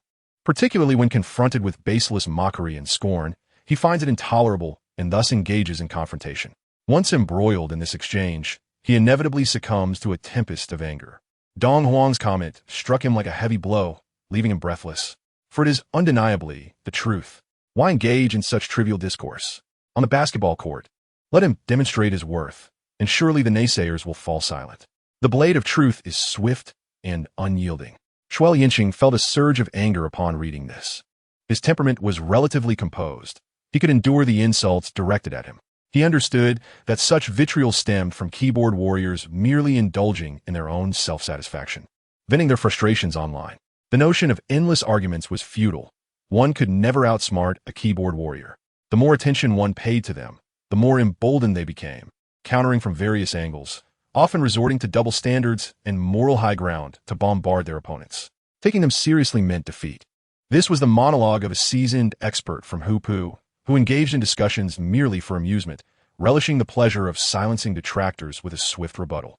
After a chaotic exchange, life would return to normal the next day. However, his father perceived the situation differently. It was evident that he was genuinely upset, a realization that left Xue Liancheng unable to bear it. In a moment of resolve, he removed Dong Wang from his blacklist and responded, "If I can maintain such performance after 3 matches, what will you say then?" In chapter 14. "So you're the loudest, are you?" Dong Wang Zhang Xiaodong was exhilarated. The main character has arrived. User A. Haha, I knew he would come to gloat, considering how he confronted netizens last night. It was only expected. User B. I had a premonition as well. User C. He always gives me the impression of a small person reveling in their fleeting success. User D. Why even bother showing up? Perhaps he should contemplate how to improve himself instead. User E. I'm amazed. Why engage with fans in such a manner? A hint of frost appeared. Hey, finally, I've earned some playing time. The tone of my speech is distinctly different, quite assertive. Dong Wang exclaimed with exuberance. I'm on top of the world. Xue Liancheng surveyed his surroundings and noticed a multitude of netizens joining in, positioning themselves on a moral high ground to cast aspersions upon him. For instance, one user remarked, "It's absurd. Why are you quarreling with your fans?" What does this imply? It signifies that these so-called fans feel entitled to ruthlessly ridicule him, mercilessly trample upon his dignity, and mock him without reservation. If he dares to retort, well, that is deemed improper. The fault lies with him for engaging in a dispute. In essence, it translates to, I may criticize you, but you are forbidden from responding. Should you do so, it reflects a lack of grace. Such blatant double standards are truly astonishing. What kind of reasoning is this? Another user stated, you give me the impression of a petty person reveling in their moment of success. How infuriating. When he performs poorly, he is labeled as worthless. When he is unable to participate, it is said he brings shame upon himself abroad. Now that he has finally made his appearance and performed commendably, they brand him as a petty individual basking in undeserved triumph. A heavy accusation is unjustly placed upon him, disregarding his struggles and cries for help, suffocating him completely, leaving him with no opportunity to defend himself. Should he choose to retaliate, the consequences would be dire. How would a user respond? They would likely say, I had my suspicions, and indeed, he reveals the face of a petty individual reveling in success. Truly, it is astonishing how both praise and criticism are allowed to flow freely from their lips. Xue Liancheng, currently in no mood to engage, flipped through the pages for quite some time. At last, he encountered the main subject. My blade, already eager and restless, inquired, What do you intend to do? Xue Liancheng, I do not wish to impose anything upon you. It appears that your voice is the loudest among us. Therefore, from now on, under every post on this Weibo account, you must inscribe the words, I am a pig, as an apology. Would this be too much to ask of you? My sword is already thirsting for action. I am amenable to this, but what if you find yourself unable to comply? Xue Liancheng, if I cannot accomplish this, then I shall cease to update this Weibo account. What purpose does it serve to continue if I cannot deliver? Enduring daily ridicule and scorn from netizens. Facing a relentless barrage of criticism holds no value whatsoever. Only by achieving results can one truly amplify their influence. In doing so, he may even garner a larger following. After all, inspirational tales are universally adored and revered. Chronicling his journey of growth becomes material for his fans to peruse.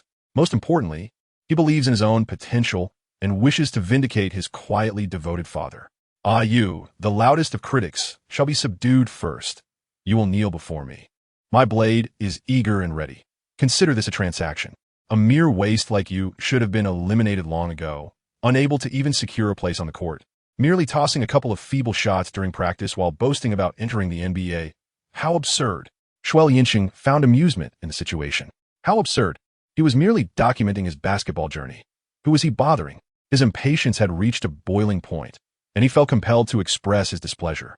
Is this not the quintessential keyboard warrior? The type that unleashes vitriol without cause, disregarding the feelings of others. Am I expected to tolerate such behavior? Xue Liancheng hastily typed away on the keyboard. However, before he could finish, a knock echoed at the door. There was no need for speculation. It was undoubtedly his father who had arrived. Xue Liancheng, feeling helpless could only rise to open the door. "Dad, you're still awake." The father-son duo, embarking on a shared mission, navigating the vast expanse of the internet together, found the situation rather awkward. "Please refrain from responding. Do not distract yourself online, as it squanders both time and energy," Xue Liancheng stated earnestly. Xue Liancheng concealed a bitter smile within, for he remained unfazed and unperturbed, unlike his elderly father, whose face turned a deep shade of anger. He believed those words ought to have been his, yet they were preempted by his father. However, he refrained from responding and merely nodded in acknowledgement. "It's best to retire for the night. Training awaits us tomorrow." With this parting remark, Xue Liancheng turned and departed. Xue Liancheng returned to his desk, picked up his phone, and quietly exited Weibo. A sense of longing lingered. The knife was drawn halfway, only to be pressed back down by his father. The sensation was undeniably uncomfortable. Perhaps it was time to contemplate updating his Weibo to facilitate his future online escapades. After all, the basketball diary of Xiaocheng belonged to his father, and their joint presence was rather awkward. Most importantly, it could assist his father in diverting the attention of his detractors, allowing basketball diary of Xiaocheng to thrive in peace. All the tumult could be borne by him alone, and he was more than capable of wielding his prowess. With this thought, he found it indeed necessary. However, it was already too late today, and he felt disinclined to engage further with those critics. The following day, Xue Liancheng arose early once more, making his way directly to the basketball court. His foremost task was to practice ball control, particularly the art of passing while airborne, which he deemed essential. Following this, he focused on honing his positioning skills, cultivating an acute awareness of movement on the court. Lastly, he intended to work on his open shots, planning to dedicate additional time to this endeavor later in the evening, as it required substantial practice. Today, Coach Klin was in a splendid mood. Upon arriving at the gym, a smile graced his lips, radiating warmth and kindness. He gathered all the players early in the morning for a series of scrimmage matches. As anticipated, the atmosphere was filled with energy. Xue Liancheng was assigned to the position of point guard. It was evident that after the last game, Coach Klin had recognized Xue Liancheng's exceptional ability to read the game and his keen vision. These are essential attributes for a competent point guard, and, as a seasoned coach, Klin possessed the discernment to identify such talent. The intra-team scrimmages primarily served to practice tactics, allowing players to familiarize themselves with one another's playing styles and subtly enhance their synergy. Any fierce contention leading to catastrophic mishaps is merely orchestrated. While occasional conflicts may arise, they're exceedingly rare unless there exist profound disagreements among players or the head coach fails to maintain order. After all, within a team, the number of players is finite, and Coach Klin is acutely aware of each player's strengths and capabilities. A player like Xue Liancheng, who suddenly emerges, is indeed a rare exception.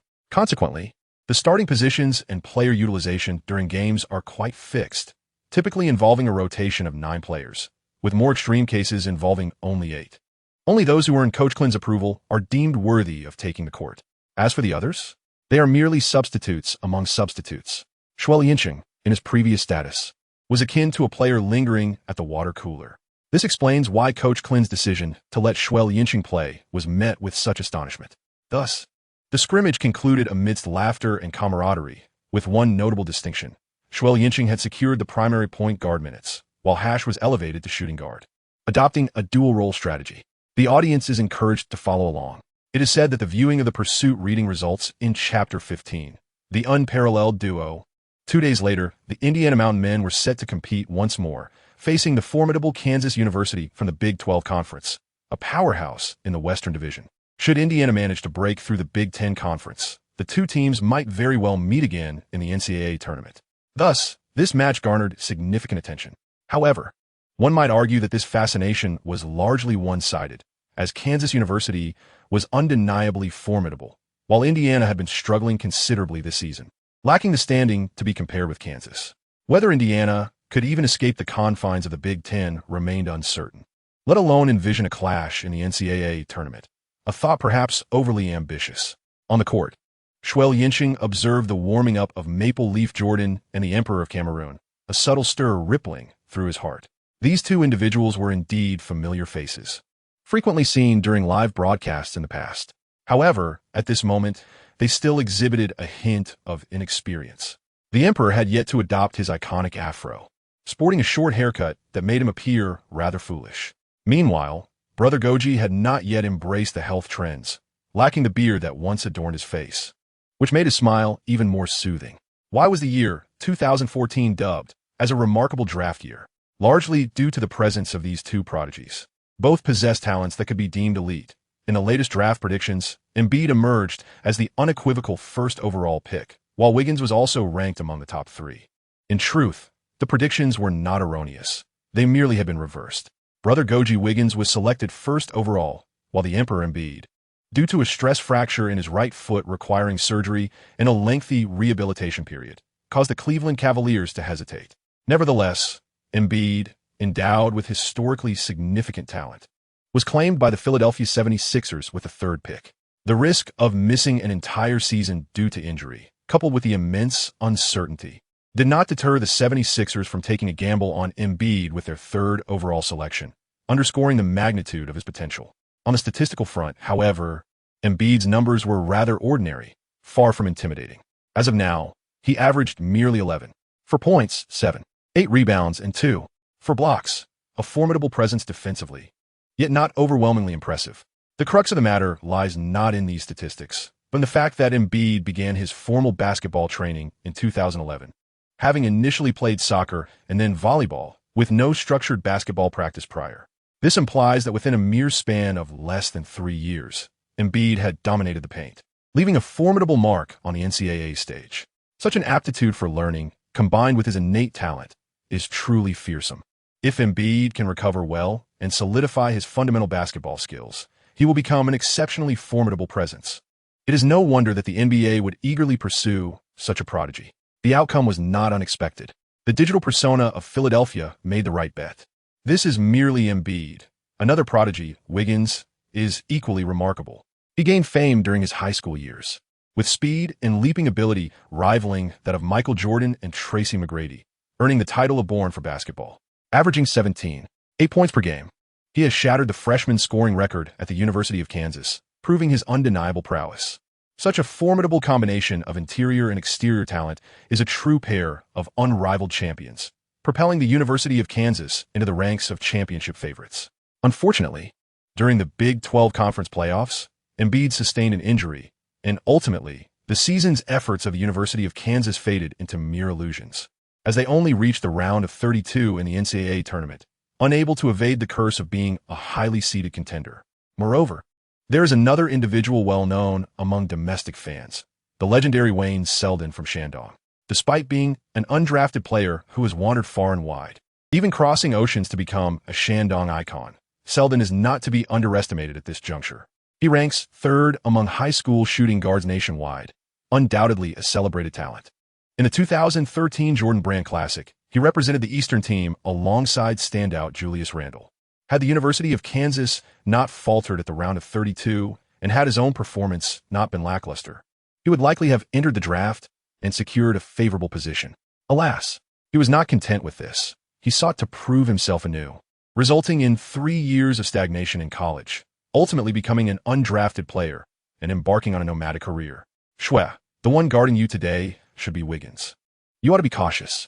This lad can leap exceptionally high, came Feng Lei's voice, pulling Xue Liancheng back from his reverie. He chuckled, feigning indifference. I have always admired jumpers.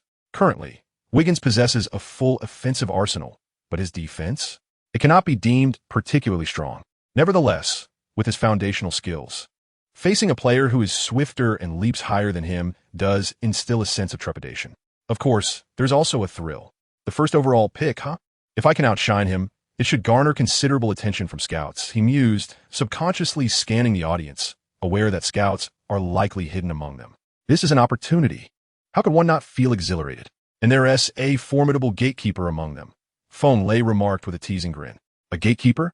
Xue Liancheng was momentarily taken aback, then retorted, Isn't he supposed to be handed over to you? At that moment, Feng Lei could no longer muster a smile. Both he and Embiid were prodigiously talented, both playing in the paint. Although Feng Lei's draft position was slightly lower, it was still quite high, and there existed an indirect competitive relationship between them. Their performances against one another would significantly impact their draft standings. If he were to be overwhelmed, the teams that had shown interest in him would undoubtedly feel disheartened. The mere thought of this extinguished any semblance of humor he had. Noah, You can't possibly be intimidated by him, right? Xue Liancheng sensed something amiss. Feng Lai, with his remarkable talent, evidenced by being selected 8th overall, lacked confidence, which severely hampered his performance. He believed that, as a teammate, he ought to take some initiative. Upon hearing this, Feng Lai became anxious. Am I afraid of him? That's absurd. Indeed, with a touch of assertiveness, one could easily overpower someone like Joel, and in doing so, one's draft prospects would surely surpass his. Xue Liancheng discreetly encouraged him. Embiid may appear soft, yet the reality was far different. He possessed a fierce aggression. Coupled with his terrifying height, long reach, and nimble footwork, defending against him was no trivial task. Since we can't contain him, let us engage in a shootout. Feng Lai's eyes brightened. Exactly. Against a soft player like Joel, I have no doubt I can dominate him. Just remember, you'll set screens for me and follow my lead. I will create more open opportunities for you. Xue Liancheng smiled silently, offering his advice. Feng Lai nodded in understanding. I must move constantly on offense. As long as you create space, I will ensure the ball finds you. Xue Liancheng emphasized the importance of being vigilant against Joel's footwork. Despite his imposing stature, he is remarkably agile. Keep your center of gravity steady and do not be easily deceived by him. Understood.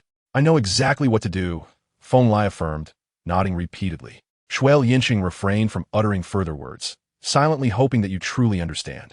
Should you conquer the formidable Kansas lineup, Indiana is bound to garner additional attention.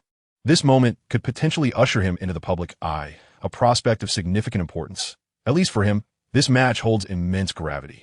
End of this chapter, Chapter 16. Opening 0 for the starting lineup for the Indiana Mountaineers. Point guard Xue Liancheng, shooting guard Hash, small forward Buck Wheels, forward Walton, and center Feng Lai. Upon the announcement of the starting roster, Xue Liancheng felt a momentary jolt of surprise. Yet, upon reflection, it was entirely rational. For Indiana to advance, a transformation was imperative, and their previous encounter against the Michigan Wolverines had already validated the effectiveness of this adjustment. Old Man Clin's decision to elevate him to the starting position was thus not particularly astonishing. At the very least, judging by his teammates' reactions, they seemed unfazed. However, one must ponder the rationale behind entrusting the diminutive 183 centimeters tall Hash with the role of shooting guard. Xue Liancheng secretly pondered to himself. The University of Kansas has also announced its starting lineup. Point guard Danny, shooting guard Selden, small forward Wiggins, power forward Doobie, and center Embiid. In this case, it seems he is mismatched with Wiggins. Xue Liancheng felt a twinge of disappointment within. He had fully prepared himself to challenge the future champion, only to find himself relegated to the position of point guard while Wiggins assumed the small forward role, rendering their positions entirely disparate and their opportunities to confront one another exceedingly rare. After exchanging pleasantries, the match commenced with the sound of the referee's whistle. The jump ball ensued, marking the first contest between Embiid and Feng Lai, yielding an unexpected outcome. Feng Lai astonishingly leaped to seize the ball. Xue Liancheng paused momentarily, but upon retrieving the ball, he swiftly directed the flow of the game, having no time to ponder why Feng Lai had managed to secure a narrow victory. This time, Hash did not persistently demand the ball. After all, according to the tactical drills orchestrated by the venerable coach Clin over the past few days, he was designated as the team's primary playmaker, and the results of those drills have been quite commendable. Hash displayed a modicum of discernment. Kid, I've never heard of you before. Can you truly excel at basketball? Donnie taunted, simultaneously obstructing and mocking him. Xue Liancheng gazed at Donnie, a cold smirk curling upon his lips. He had never anticipated that the Kansas coach would so blatantly underestimate him. To think that they would assign a mere 185 centimeters point guard to defend against him. After all, he was a starting player. Was it truly wise to belittle him in such a manner? In response to Kansas's audacious oversight, he resolutely lowered his shoulder and charged forward. Head bowed in a fierce onslaught. There was no finesse, no superfluous movements. He simply barreled through, overpowering his opponent. Donnie, with his slight frame, stood no chance against Xue Liancheng's relentless assault, forced to retreat time and again with no viable means of defense. It was utterly futile. Before long, Xue Liancheng advanced to the vicinity of the free throw line, with the wings Embiid coming to provide assistance. Just as Embiid took his initial step, Feng Lai deftly cut into the paint, and the ball was perfectly delivered to him. Subsequently, Feng Lai leaped into the air, while the approaching Doobie, paralyzed by the moment, could only watch in awe as Feng Lai executed a powerful dunk. Was this a bull in a china shop? On the sidelines, Kansas head coach Bill Self furrowed his brow, murmuring to himself. His astonishment was not solely due to Xue Liancheng's audacious breakthrough. He was perplexed by how, despite keeping his head down and charging forward like a bull, Xue Liancheng could acutely sense the shifting positions of his teammates and adeptly deliver the ball into their hands. It was truly remarkable. This Asian player's ability to read the game was anything but simple. Xue, what a beautiful pass! Feng Lai shouted towards Xue Liancheng after landing. Securing the first points of the game was a promising start. Although he didn't score over Embiid, he had opened the floodgates, hadn't he? This was all thanks to Xue Liancheng's exceptional passing skills. In the past, when Hash controlled the ball, he had never scored so comfortably. His points primarily came from offensive rebounds, with the occasional long-range shot and a few strong drives that yielded mediocre success rates. Nevertheless, even so, he averaged over 11 points per game, highlighting his evident talent. However, now faced with an equally gifted interior player like Embiid, he was anxious that his limited offensive repertoire would be exposed to the public eye. Fortunately, the outcome was favorable. Xue Liancheng commenced the match by presenting a remarkable gift, undoubtedly serving as a potent morale booster that steadied his nerves. At that moment, Xue Liancheng had little time to concern himself with Feng Lai, as Kansas executed a rapid serve, with Selden darting forward like a gust of wind. All he could do was trail closely behind. This chaotic style of play was designed to catch the opponent off guard, exploiting moments of instability. Fortunately, Buckwheat was not lacking in speed either, swiftly retreating on defense. Under the dual pressure, Selden showed no inclination to pass. Instead, he feinted and pivoted, intent on outmaneuvering Buckwheat. Naturally, he could not fulfill his ambitions. In this brief delay, Xue Liancheng managed to catch up, keenly observing the trajectory of Selden's dribble, and with a swift motion, he executed a successful steal. Following this, he launched a long pass. As Feng Lai stepped beyond the free throw line, he was surprised to see the ball hurtling towards him. What was happening? He was momentarily bewildered. However, upon receiving the ball, he instinctively pivoted and took 2 steps before soaring into the air for a powerful dunk. Thus, he scored 4 consecutive points at the onset. In that moment, he felt an overwhelming sense of elation. Yet, discontent brewed among the Kansas fans, who gazed in disbelief. What was this? A score of 0-4 right from the start? What kind of game was this? At that instant, Defy Selden was also cursing under his breath, having anticipated a solo score only to find the ball had vanished upon his turn. His turning motion was indeed graceful, but the frantic search for the ball afterward revealed his true predicament. Yet what could he do? All he could do was glare fiercely at Xue Liancheng, his face a mask of resentment. Xue Liancheng tugged at the corner of his mouth and commented, "His playing style is quite flamboyant." At last, he understood why Selden was not selected. With such an individualistic approach to the game, it is challenging for any team to embrace him. One cannot simply focus on personal endeavors. One must possess the awareness to perceive the whereabouts of teammates without needing to rely solely on observation. Xue Liancheng inwardly scoffed. Naturally, the most significant issue was that this fellow had no intention of passing the ball, firmly believing he could navigate the entire court single-handedly. Selden merely snorted in response, choosing to remain silent. In the next possession, Donnie took control of the ball. This time they were not in a hurry. After crossing half-court, he swiftly passed to Wiggins and then created space. This was followed by a seamless interplay between inside and outside. Embiid, backing down against Vonla, was ready to pass to Wiggins if anyone attempted to interfere. Once the defender retreated, Wiggins would return the pass to Embiid. Back and forth they went. In the next moment, upon receiving the ball, Embiid suddenly pivoted, leaning against Vonla to attempt a layup. Observing this, Vonla quickly shifted to his right. However, Embiid adeptly spun to the left, leaving Vonla unable to recover his footing, and he could only watch as Embiid executed a flawless layup. Truly, the Emperor lives up to his title. Xue Liancheng marveled in astonishment. Such nimble footwork should scarcely belong to a center standing at 213 centimeters. It is only natural that Embiid has emerged as a formidable player. Chapter 17, The Gifted Oddball, a battle of offense and defense from afar. This time, Donnie was far more vigilant, crouching low and bracing himself, prepared to thwart drives while neglecting perimeter shots. Indeed, he was not concerned about the latter. Within the circle, he fixated on Xue Liancheng, positioned just a step beyond the three-point line, his demeanor seemingly inviting. "Come at me." Xue Liancheng found himself utterly perplexed, having inexplicably taken 2 steps back. Who did he presume to look down upon? Without a moment's hesitation, he leapt into the air and released a 3-point shot. With the advantage of an unobstructed and unchallenged shot, he felt an unmistakable certainty the moment the ball left his hands. This sensation was akin to an esoteric intuition, often referred to as a sixth sense in the realm of professional sports. Those who have played basketball know that sometimes, as soon as the shot is taken, there arises an inexplicable conviction that it will succeed. It is a mystical feeling, ineffable in its essence. As anticipated, with a swift swish, the arena fell into an eerie silence. Donnie's expression darkened considerably, yet Xue Liancheng was elated. His joy stemmed not merely from the successful three-pointer, but from the revelation of a loophole in the skill that guaranteed 100% accuracy. This skill required that the shot be unobstructed in order to activate, granting him a fleeting moment to gauge a shot. Though this moment was brief, it was ample enough for him. If he sensed that his shot would find the net, there was no need to squander his guaranteed hit skill. Conversely, if he felt uncertain about his shot, activating the skill would ensure its success. This discovery was momentous. It meant he could elevate his three-point prowess based solely on instinct, thereby significantly amplifying his threat from beyond the arc. Of course, not every instinct would prove accurate, as the three-point line is positioned 6 to 7 meters from the hoop, an undeniably daunting distance. Iconic moments akin to those of Nick Young were not uncommon, wherein he would attempt a three-pointer, turn to celebrate, only to have the ball ricochet off the rim. Such instances were embarrassingly awkward.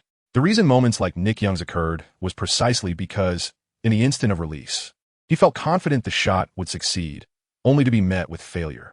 There was also the possibility that despite sensing a powerful shot, it could merely hit the backboard and bounce into the hoop. Nothing in this world is absolute, and thus, his intuition could not be infallible. Generally speaking, however, it was likely to be accurate most of the time.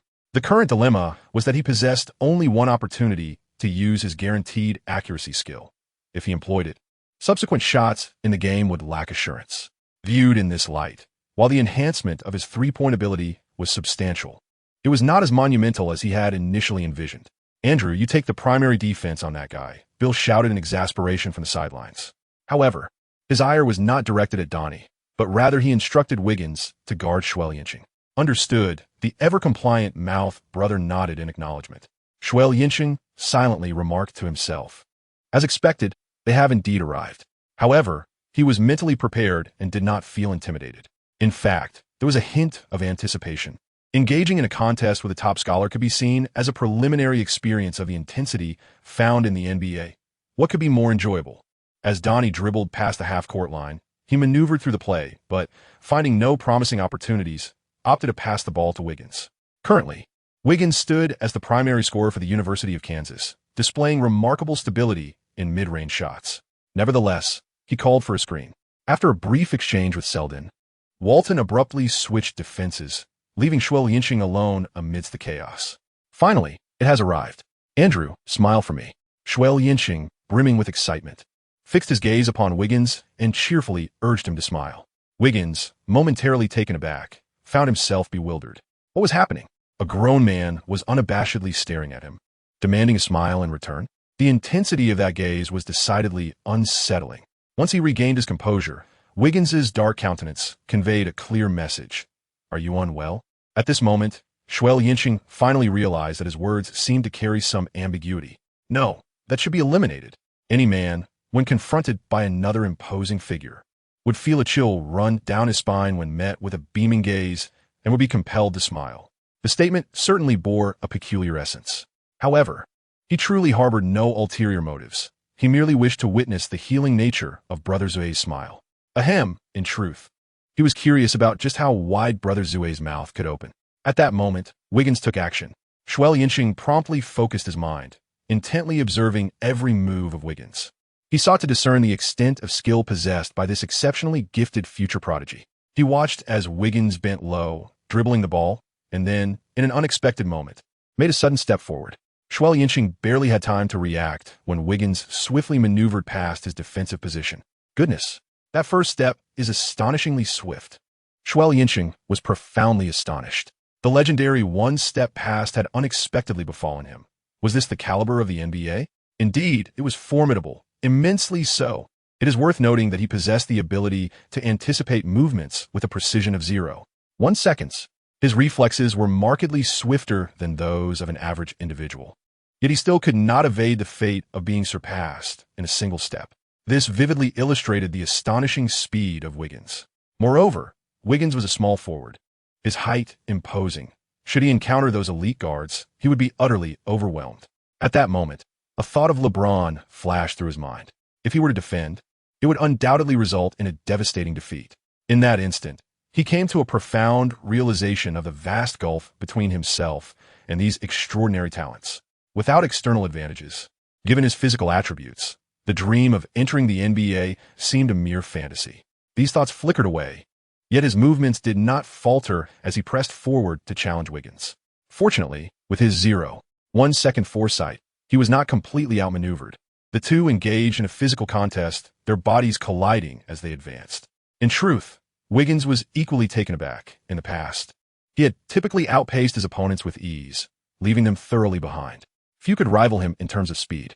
Yet here was a yellow-skinned individual who not only kept pace, but also leveraged his core strength to make Wiggins' progress exceedingly uncomfortable, causing his speed to diminish. Truly, appearances can be deceiving. This was Wiggins' inner monologue. As they mutually respected each other, they also shared a sense of discomfort. Ultimately, they arrived near the free throw line, where Wiggins executed a step-back mid-range shot, soaring to an impressive height. Xue Liancheng was utterly astonished at heart, leaping forward yet unable to reach him. He could only watch helplessly as Wiggins released a shot. The two-pointer found its mark with unwavering precision. Andrew, truly impressive. Xue Liancheng sincerely marveled at the brilliance of the top scholar. Indeed, his prowess was beyond dispute. However, he found himself perplexed by the evolution of Mouth Brother into the essence of humanity, a mere 18 points. What a pity. With such talent, one would expect the All-Star to be merely the commencement rather than the culmination of his journey. Yet, ultimately, Wiggins remained ensnared at that solitary figure of 18. What could be done? Into this chapter, Chapter 18, The Art of Defense. Thank you. Mouth Brother shyly revealed his gleaming white teeth. Regardless, receiving compliments is always a source of joy, particularly when they come from adversaries. Such acknowledgement is indeed validation. No need for gratitude, for I shall outshine you on the court. Xue Liancheng finally beheld the smile of Brother Mouth, secretly marveling at the sheer size of it. A small hamburger seemed a trivial matter for him. However, regardless of Brother Mouth's warm welcome, he could not afford to show any mercy. Only by overpowering Brother Mouth could he earn some merit for himself. Upon hearing this, Wiggins's expression darkened instantly, his face falling. He had thought he was receiving a compliment, only to realize it was merely self-praise. How shameless. Just because of you? Yes, just because of me. Xue Liancheng nodded earnestly. If he did not overpower Brother Mouth, how could he attract the attention of scouts? Without the scouts' attention, how could he ever step in the NBA? There was no choice but to slightly sacrifice Brother Mouth, using him as a stepping stone. Of course, it wasn't necessary to completely overpower him. A mutual display of skill would suffice. He could not afford to perform worse than Brother Mouth. Only then could he prove his readiness for the NBA. Then let me see what you can do, Wiggins said coldly. With that remark, he took immediate action, offering Xue Liancheng no chance to receive the ball. Xue Liancheng nonchalantly raised his hand, signaling Hash to receive the ball. This took Hash by surprise. Throughout this season, he had consistently been the focal point of ball control, and now, Xue Liancheng suddenly emerged to seize his possession. To claim he felt no discontent would be a blatant lie. In truth, a wave of bitterness churned within him, as he contemplated ways to make Xue Liancheng falter and reclaim his rightful control. Yet, the fact that Xue Liancheng voluntarily relinquished the ball left him astonished and stirred a sense of shame deep within. How petty his mindset was. Xue Liancheng, in pursuit of victory, seemed indifferent to such trivialities. And what of himself?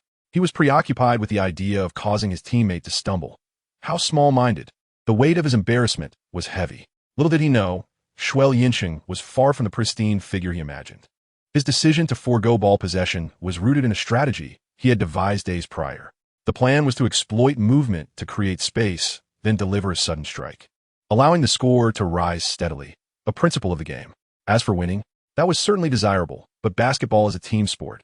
Relying solely on one's individual efforts is futile. His abilities had yet to reach the level where he could decisively influence the outcome of a game. In simpler terms, he lacked that kind of dominance. He recognized this truth clearly. His greatest strength lay in his vision and capacity to read the game, creating easier scoring opportunities for his teammates. Beyond that, he was powerless. Moreover, if he were to hold the ball, he would be closely guarded by Wiggins, which would drain his energy and potentially hinder their chances of winning, resulting in a futile endeavor. Indeed, it would be akin to drawing water with a basket. And importantly, Wiggins was no lightweight like Donnie. When facing Wiggins, he had little advantage in terms of penetration. After all, Wiggins' strength and physique were formidable. Weighing the options, he concluded that it was better for Hash to control the ball. He would gradually seek opportunities to shake off Wiggins, either to create chances for his teammates or to score himself. This was his strategy. Didn't you claim you would dominate me? Wiggins was taken aback. He had expected Xue Liancheng to unleash a formidable performance. Yet the outcome was quite different. Xue Liancheng no longer bothered to retrieve the ball. This caused the energy he had accumulated to dissipate in an instant. Xue Liancheng raised an eyebrow and smiled, saying, "Do not be anxious. I shall not disappoint you." His words rang clear, yet were devoid of any tangible action. After the first half, he leisurely strolled at the ark's summit, observing Hash's erratic movements. This hardly resembled the demeanor of one poised to unleash great power. Wiggins tugged at the corner of his mouth, hoping for the best, but his thoughts were left unspoken. Xue Liancheng made a sudden move, darting into the paint. Wiggins, startled, quickly pursued him. As a result, Xue Liancheng executed a swift maneuver, deftly slipping past Walton, who was out of position and retreating to the perimeter. Simultaneously, he vociferously called for the ball. Hash was contemplating how to outmaneuver Donnie when he heard the shout. Without a moment's hesitation, he passed the ball. To secure victory, a measure of selflessness was essential. An opportunity had presented itself. Overjoyed at the sight of the open space, Xue Liancheng leaped and launched a three-point shot once more. The sensation returned. 3 points, success. This time, Wiggins turned pale. In that fleeting moment of distraction, Xue Liancheng seized the opportunity, setting a screen, leaving Wiggins no chance to contest the shot. "How about that? I promised I wouldn't let you down." Xue Liancheng chuckled as he transitioned back on defense, addressing Wiggins. "Are you trying to obliterate me?" Wiggins gritted his teeth in response. "Andrew, you are currently tasked with guarding me, and I just scored." Xue Liancheng felt it necessary to correct Wiggins' misguided notion. Defeating an opponent doesn't always necessitate scoring directly against them. One need only look at how Brother Curry employs his movement to penetrate one opponent after another. The mere mention of Curry's name instills fear. Such intimidation is immensely powerful. In the position of point guard, Curry stands as the unrivaled champion, dominating all adversaries. Wiggins, now on the offensive, returned to the arc and called for the ball, slyly stating, "Let me show you what it means to obliterate an opponent." Xue Liancheng's heart raced with excitement. If he could force Wiggins into a one-on-one scenario, their chances of victory would significantly improve. After all, Kansas had abandoned their strong inside presence, engaging in a duel with him, which seemed to diminish Indiana's intimidation factor. With a cold snort, Wiggins prepared to initiate his move. Learning from the previous lesson of being easily bypassed, Xue Liancheng took a step back, allowing himself the time and space to react, an approach known as defending against drives while preparing for potential shots. Wiggins wasted no time, taking a large stride to the left and driving past him. Xue Liancheng was well prepared and reacted with greater swiftness, swiftly shifting his foot to intercept half of Wiggins' position. Upon their bodies making contact, Wiggins stumbled in his attempts to break through, finding it impossible to advance further. He was left with no choice but to pivot away. Unfortunately, the proximity of their bodies, coupled with Xue Liancheng's forceful pressure, caused Wiggins to lose his balance before he had fully turned. Consequently, the ball slipped from his grasp. Xue Liancheng was overjoyed, seizing the basketball and sprinting down the court. Employing the same strategy, he executed a pass from the back of his head. What did it matter that Wiggins was swift? What did it matter that he could leap high? He refrained from recklessly attempting a shot himself. With an additional 2 points, the Indiana Mountain men team dominated the Kansas Jayhawks with a score of 12-4. This score was entirely unexpected before the game. It took everyone by surprise. Yet, the elation in Xue Liancheng's heart was not solely due to his team's lead, but because he seemed to have discovered the secret to harnessing the extraordinary talent of his teammate, the Mouth Brother. End of chapter. Chapter 19. You've won. My mouth. Andrew Wiggins' talent is indisputable and widely acknowledged. Acknowledged by whom? Naturally, by Xue Liancheng. To compare oneself to Wiggins in terms of speed, jumping ability, wingspan, or acrobatics will be an exercise in futility. The only way to effectively defend against Wiggins is to prevent him from shooting in the first place. Indeed, he must not be allowed to take a shot. Though it may sound absurd, This is the genuine trick. Xue Liancheng discovered a critical flaw in Wiggins during his drives. He was reluctant to bend his waist, resulting in a momentary loss of ball control after a brief pause. What is ball control? In simpler terms, it refers to an acute awareness of all the ball's characteristics, including its shape, weight, elasticity, speed, and trajectory. Ball control is a complex, unique perception that requires both innate talent and years of practice. Wiggins excels in many aspects, and his usual ball control is commendable. His fundamental skills are robust. However, at the moment of physical confrontation, when he fails to lower his center of gravity by bending his waist, his ability to perform fluid movements diminishes drastically, causing him to easily lose control of the ball. More accurately, it results in a transient loss of ball control.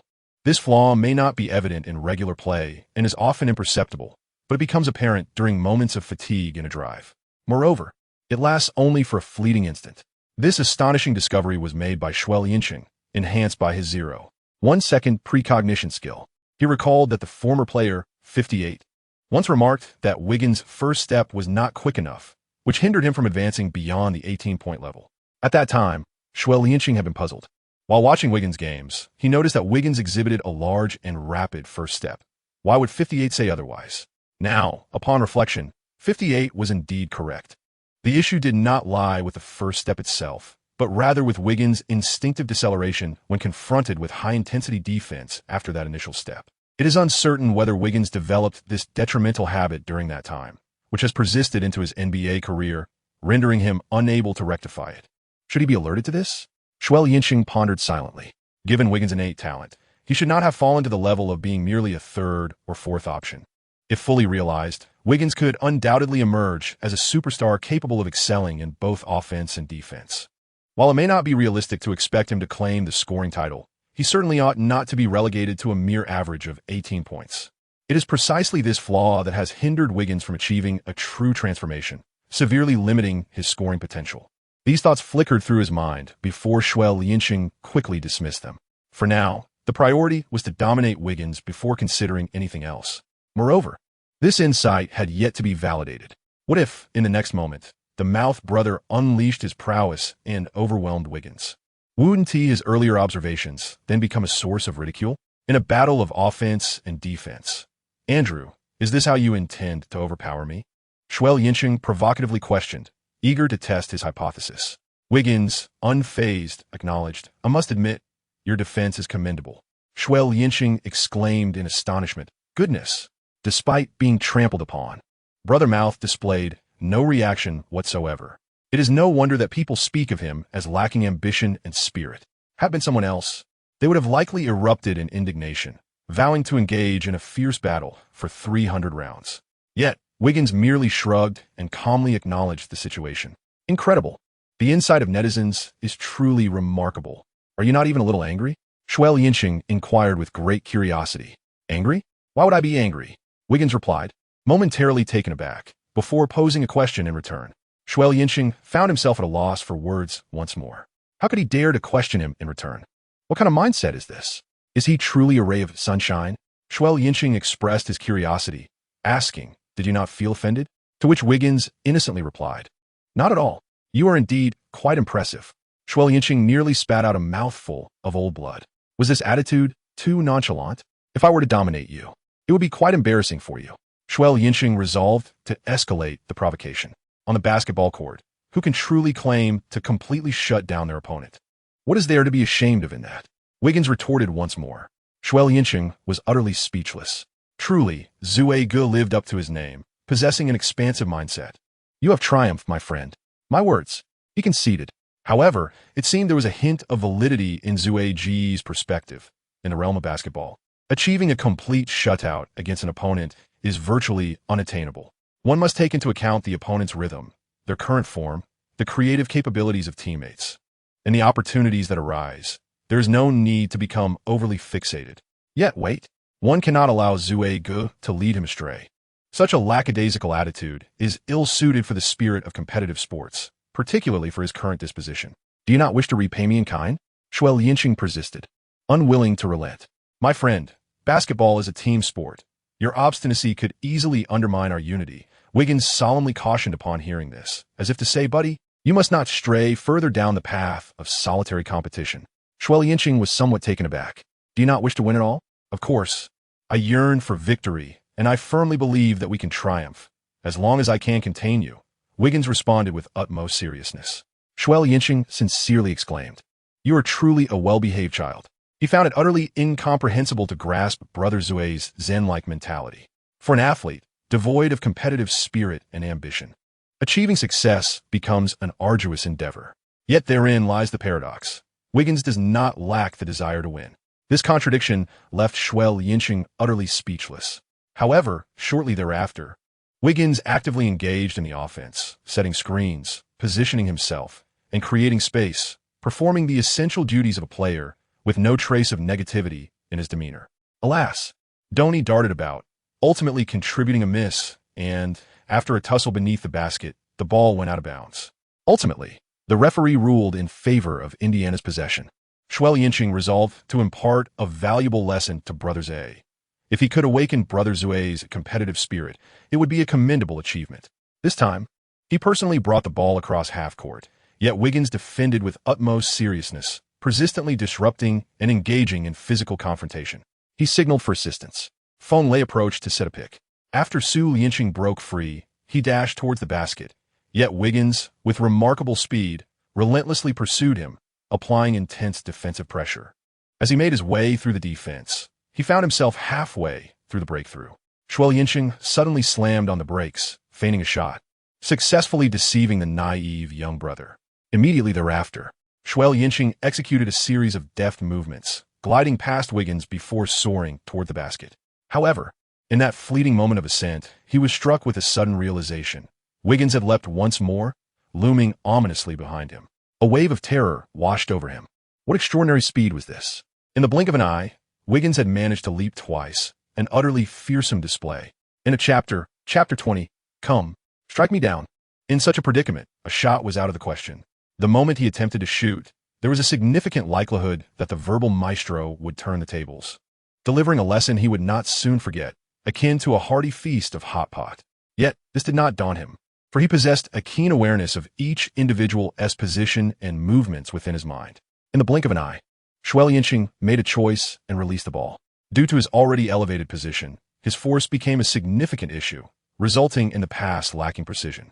However, once Barkwell received the ball, he swiftly adjusted himself. Confronted by a defender, he utilized his agile physique, pivoted gracefully, and executed a delicate toss. It was another score, 14.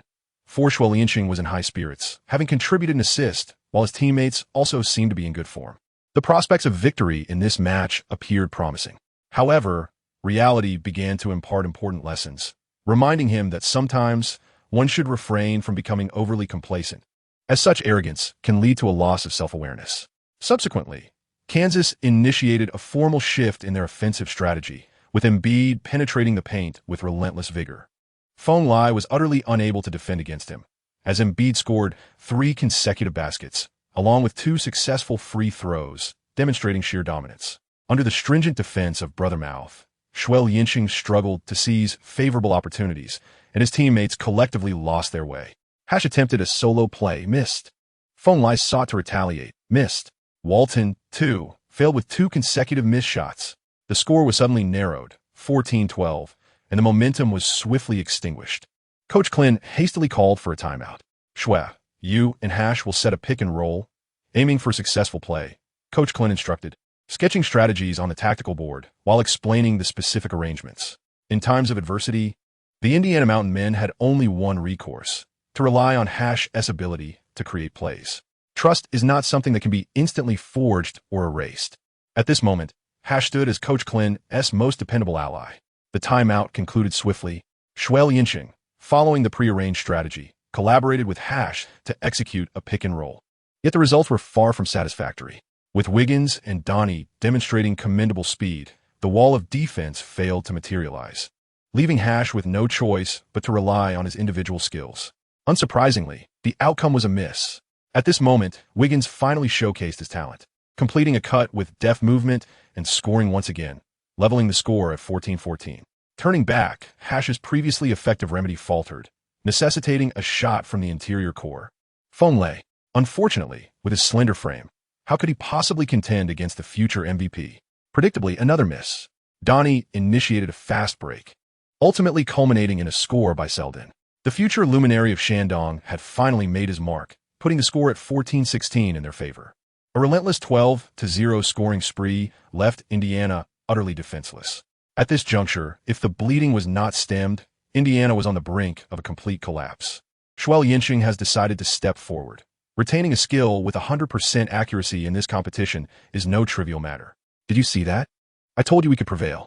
This time, it is Wiggins' turn to bask in glory, his expression seemingly declaring, "See, I was right all along." He is brimming with pride. Xue Liancheng chuckled softly. The Kansas team may emerge victorious, but you shall not. In this round, I will score a three-pointer right over your head. You better bring your true skills. Wiggins remained non-committal. Do you not believe me? Xue Liancheng taunted, advancing with the ball. Wiggins grinned, his expression revealing a sense of contentment. Xue Liancheng pressed forward relentlessly, finally arriving at the edge of the circle. Observing the poised figure of Mouth Brother, he spoke with utmost seriousness from this position. I shall take a shot over your head. Mouth, if you do not take on the challenge alone, Indiana may truly have no hope of victory. He believed it essential to compel Wiggins into a solitary confrontation, just as they had at the outset. Wiggins remained silent, yet his gaze conveyed a clear message. Please, commence your performance. Xue Liancheng refrained from further chatter, fixating his gaze on Wiggins before launching into the air. Wiggins chuckled, genuinely surprised by his audacity. Though words were exchanged, they did nothing to hinder his ascent as he leapt to block the shot. With an astonishing vertical leap and an impressive wingspan, his outstretched hand seemed poised to imprint itself upon Xue Liancheng's face. Xue Liancheng, in a moment of desperation, leaned back to push the ball away. Upon its landing, Wiggins chuckled and shook his head, exclaiming, "What a reckless attempt. With a shot like that, your body is contorted. How could it possibly succeed?" What perplexed him further was Xue Liancheng's earnest reminder. He couldn't help but think that Xue Liancheng had lost his mind. Xue Liancheng spread his hands with an air of confidence, asserting that there was no need to take him seriously. A cold smile flickered on Wiggins' face. However, before he could articulate a response, a swish echoed through the air. Instinctively, Wiggins turned around, bewildered. Thanks to Xue Liancheng's prior warning, he had been well prepared, guarding with exceptional diligence, to the extent that Xue's shooting form had been altered. Yet, astonishingly, the ball found its way through the net. At this moment, Wiggins' expression indeed darkened. "Shall I have one back?" Xue Liancheng seized the opportunity. Wiggins, maintaining a serious demeanor, appeared to deliberate for a moment before nodding in agreement. "All right then," he replied, extending his hand toward Donnie for the ball. As the star player requested the ball, Donnie dared not refuse. He promptly tossed the ball to Wiggins and swiftly made his exit. Xue Liancheng's heart brimmed with joy. "Ah, you have fallen for it at last." If his previous assessment proved accurate, he would possess the confidence to neutralize Wiggins. Once he could contain Kansas's premier scorer, how far could Indiana be from victory? The answer was unequivocal, assured triumph. With this thought in mind, Xue Liancheng instructed, "Are you planning to shoot over me? What did you call me?" Wiggins, clutching the ball and preparing to force his way through, paused momentarily upon hearing Xue Liancheng's address. Xue Liancheng replied candidly. After Wiggins transferred to the Golden State Warriors, fans in the Warriors section affectionately referred to him as Brother Mouth. This endearing title, embraced by both Warriors supporters and Mouth enthusiasts alike, eventually evolved into a universal moniker for Wiggins across the internet. Xue Liancheng merely spoke casually, yet unexpectedly, Wiggins' expression turned ashen. "I'll make you pay for this," he thought. Was he truly enraged? Xue Liancheng was taken aback. After a prolonged period of confrontation and an abundance of meaningless chatter, Wiggins remained impervious to his words. Ultimately, upon merely uttering a nickname from Wiggins' future, Wiggins erupted in anger. It was a victory achieved with little effort. Xue Liancheng could surmise the cause of Wiggins' fury. It was quite simple. Wiggins was unaware of this particular moniker in the future, and upon hearing someone refer to him as Mouth, he felt as though his appearance was being ridiculed. After all, he did possess a notably large mouth. Such personal attacks were bound to incite his ire. "Oh, Mouth, come on, take your best shot at me," Xue Liancheng thought, seizing upon Wiggins' Achilles heel with reckless abandon. Chapter 21. When I say I will penetrate your defense, I mean it. He bent low, took a glance, and Wiggins launched a direct three-point shot. To Xue Liancheng's surprise, the Mouth was indeed serious. He took the shot. However, despite his quick reflexes, Wiggins' height, release speed, vertical leap, and wingspan severely restricted his effectiveness on defense. The defensive effort was present, but it paled in comparison to Wiggins' previous defense against him. Yet, Xue Liancheng remained unperturbed. Wiggins excelled in mid-range and post-play, possessing an innate talent for explosive drives, while his three-point shooting was not particularly high. As expected, the outcome was predictable. Clang! Wiggins was rewarded with the delightful sound of iron as his shot missed. Oh, mouth. You were close. Keep striving for improvement next time. Xue Liancheng chuckled. Utilizing his strengths to exploit Wiggins' weaknesses was indeed the most advantageous strategy. As long as he could provoke Wiggins' anger, victory would be within reach. Or his strengths. The first had already been employed, a skill with a 100 success rate, an aggressive pull-up that left Wiggins momentarily stunned. The second was his sheer physical power. And what were Wiggins' weaknesses? His three-point shooting and the age-old issue of his first step in driving to the basket. Employing his length to counteract Wiggins' shortcomings was a valid tactic. This time, he resolved to confront Wiggins head-on with his strength, eager to see the results. With this thought in mind, he jogged across half-court, laughing as he called out, "Oh, mouth. This time, I'm going to drive hard at you. I hope you're ready." The ball was still in the hands of Hash. For if he were to dribble, Wiggins would undoubtedly pounce on him. He had no desire to contend with Wiggins from one end of the court to the other. Wiggins' face darkened. He was certainly feeling cocky, openly declaring his intentions for the upcoming offensive play. After years of battling on the basketball court, the Asian man with yellow skin before him is the first to exhibit such audacity. He is truly one of a kind. His serene demeanor is not indicative of weakness. Rather, he simply chooses not to compete or snatch at opportunities, which does not imply a lack of dignity. While it may be easy to dismiss the jibes about his appearance, his arrogance is unfounded. If he were to maintain such a tranquil mindset, he might as well be a sage. This is not arrogance. It is strength, my friend. I have heard whispers that you are among the top 3 prospects in the draft. If you merely showcase this level of ability, you may find yourself in precarious waters. Xue Liancheng continued to provoke. With a mere grin, Wiggins offered no further response. Xue Liancheng was slightly taken aback. A talent show could signify a promising future. Observing the reaction of Brother Mouth, it seemed to him that it was of little consequence, even less so than his earlier mention of his loquaciousness. Was Brother Mouth brimming with confidence in his own abilities, or had his mindset truly transcended to a realm of serene indifference? Xue Liancheng felt a stir in his heart and, with a teasing expression, remarked, "Ah, your mouth. Quite impressive, isn't it?" You could still manage a smile. Wiggins was momentarily taken aback, suddenly recalling that during the opening, Xue Liancheng had inexplicably asked him to smile. At that time, he had found it bewildering, not understanding why Xue Liancheng had made such an unexpected comment. Now, however, the truth dawned upon him. This fellow was mocking him for his large mouth. How outrageous! Wiggins, unable to contain his fury, glared fiercely, thinking, "You scoundrel, if you continue to laugh at me, I shall not hold back." "Oh, are you angry now?" Xue Liancheng, instead of expressing anger, broke into a smile and cheerfully remarked. Wiggins was momentarily taken aback once more. He had the distinct impression that Xue Liancheng bore no intention of mocking him. Yet, why did this fellow refer to his mouth? It was evidently an insinuation about his large mouth, ridiculing the ungraceful appearance of his smile. At that moment, as the two became entwined, they had already crossed the midpoint of the circle. Xue Liancheng ceased to elaborate further. Having secured his position, he directly called for the ball from Hash. Hash hesitated momentarily, yet without any ambiguity, promptly passed the ball to him. Ah, such selflessness. For the sake of victory, nothing is insurmountable. Patience. Do not be irate just yet, for I am about to make a decisive move against you. Upon receiving the ball, Xue Liancheng smiled and said, bring it on."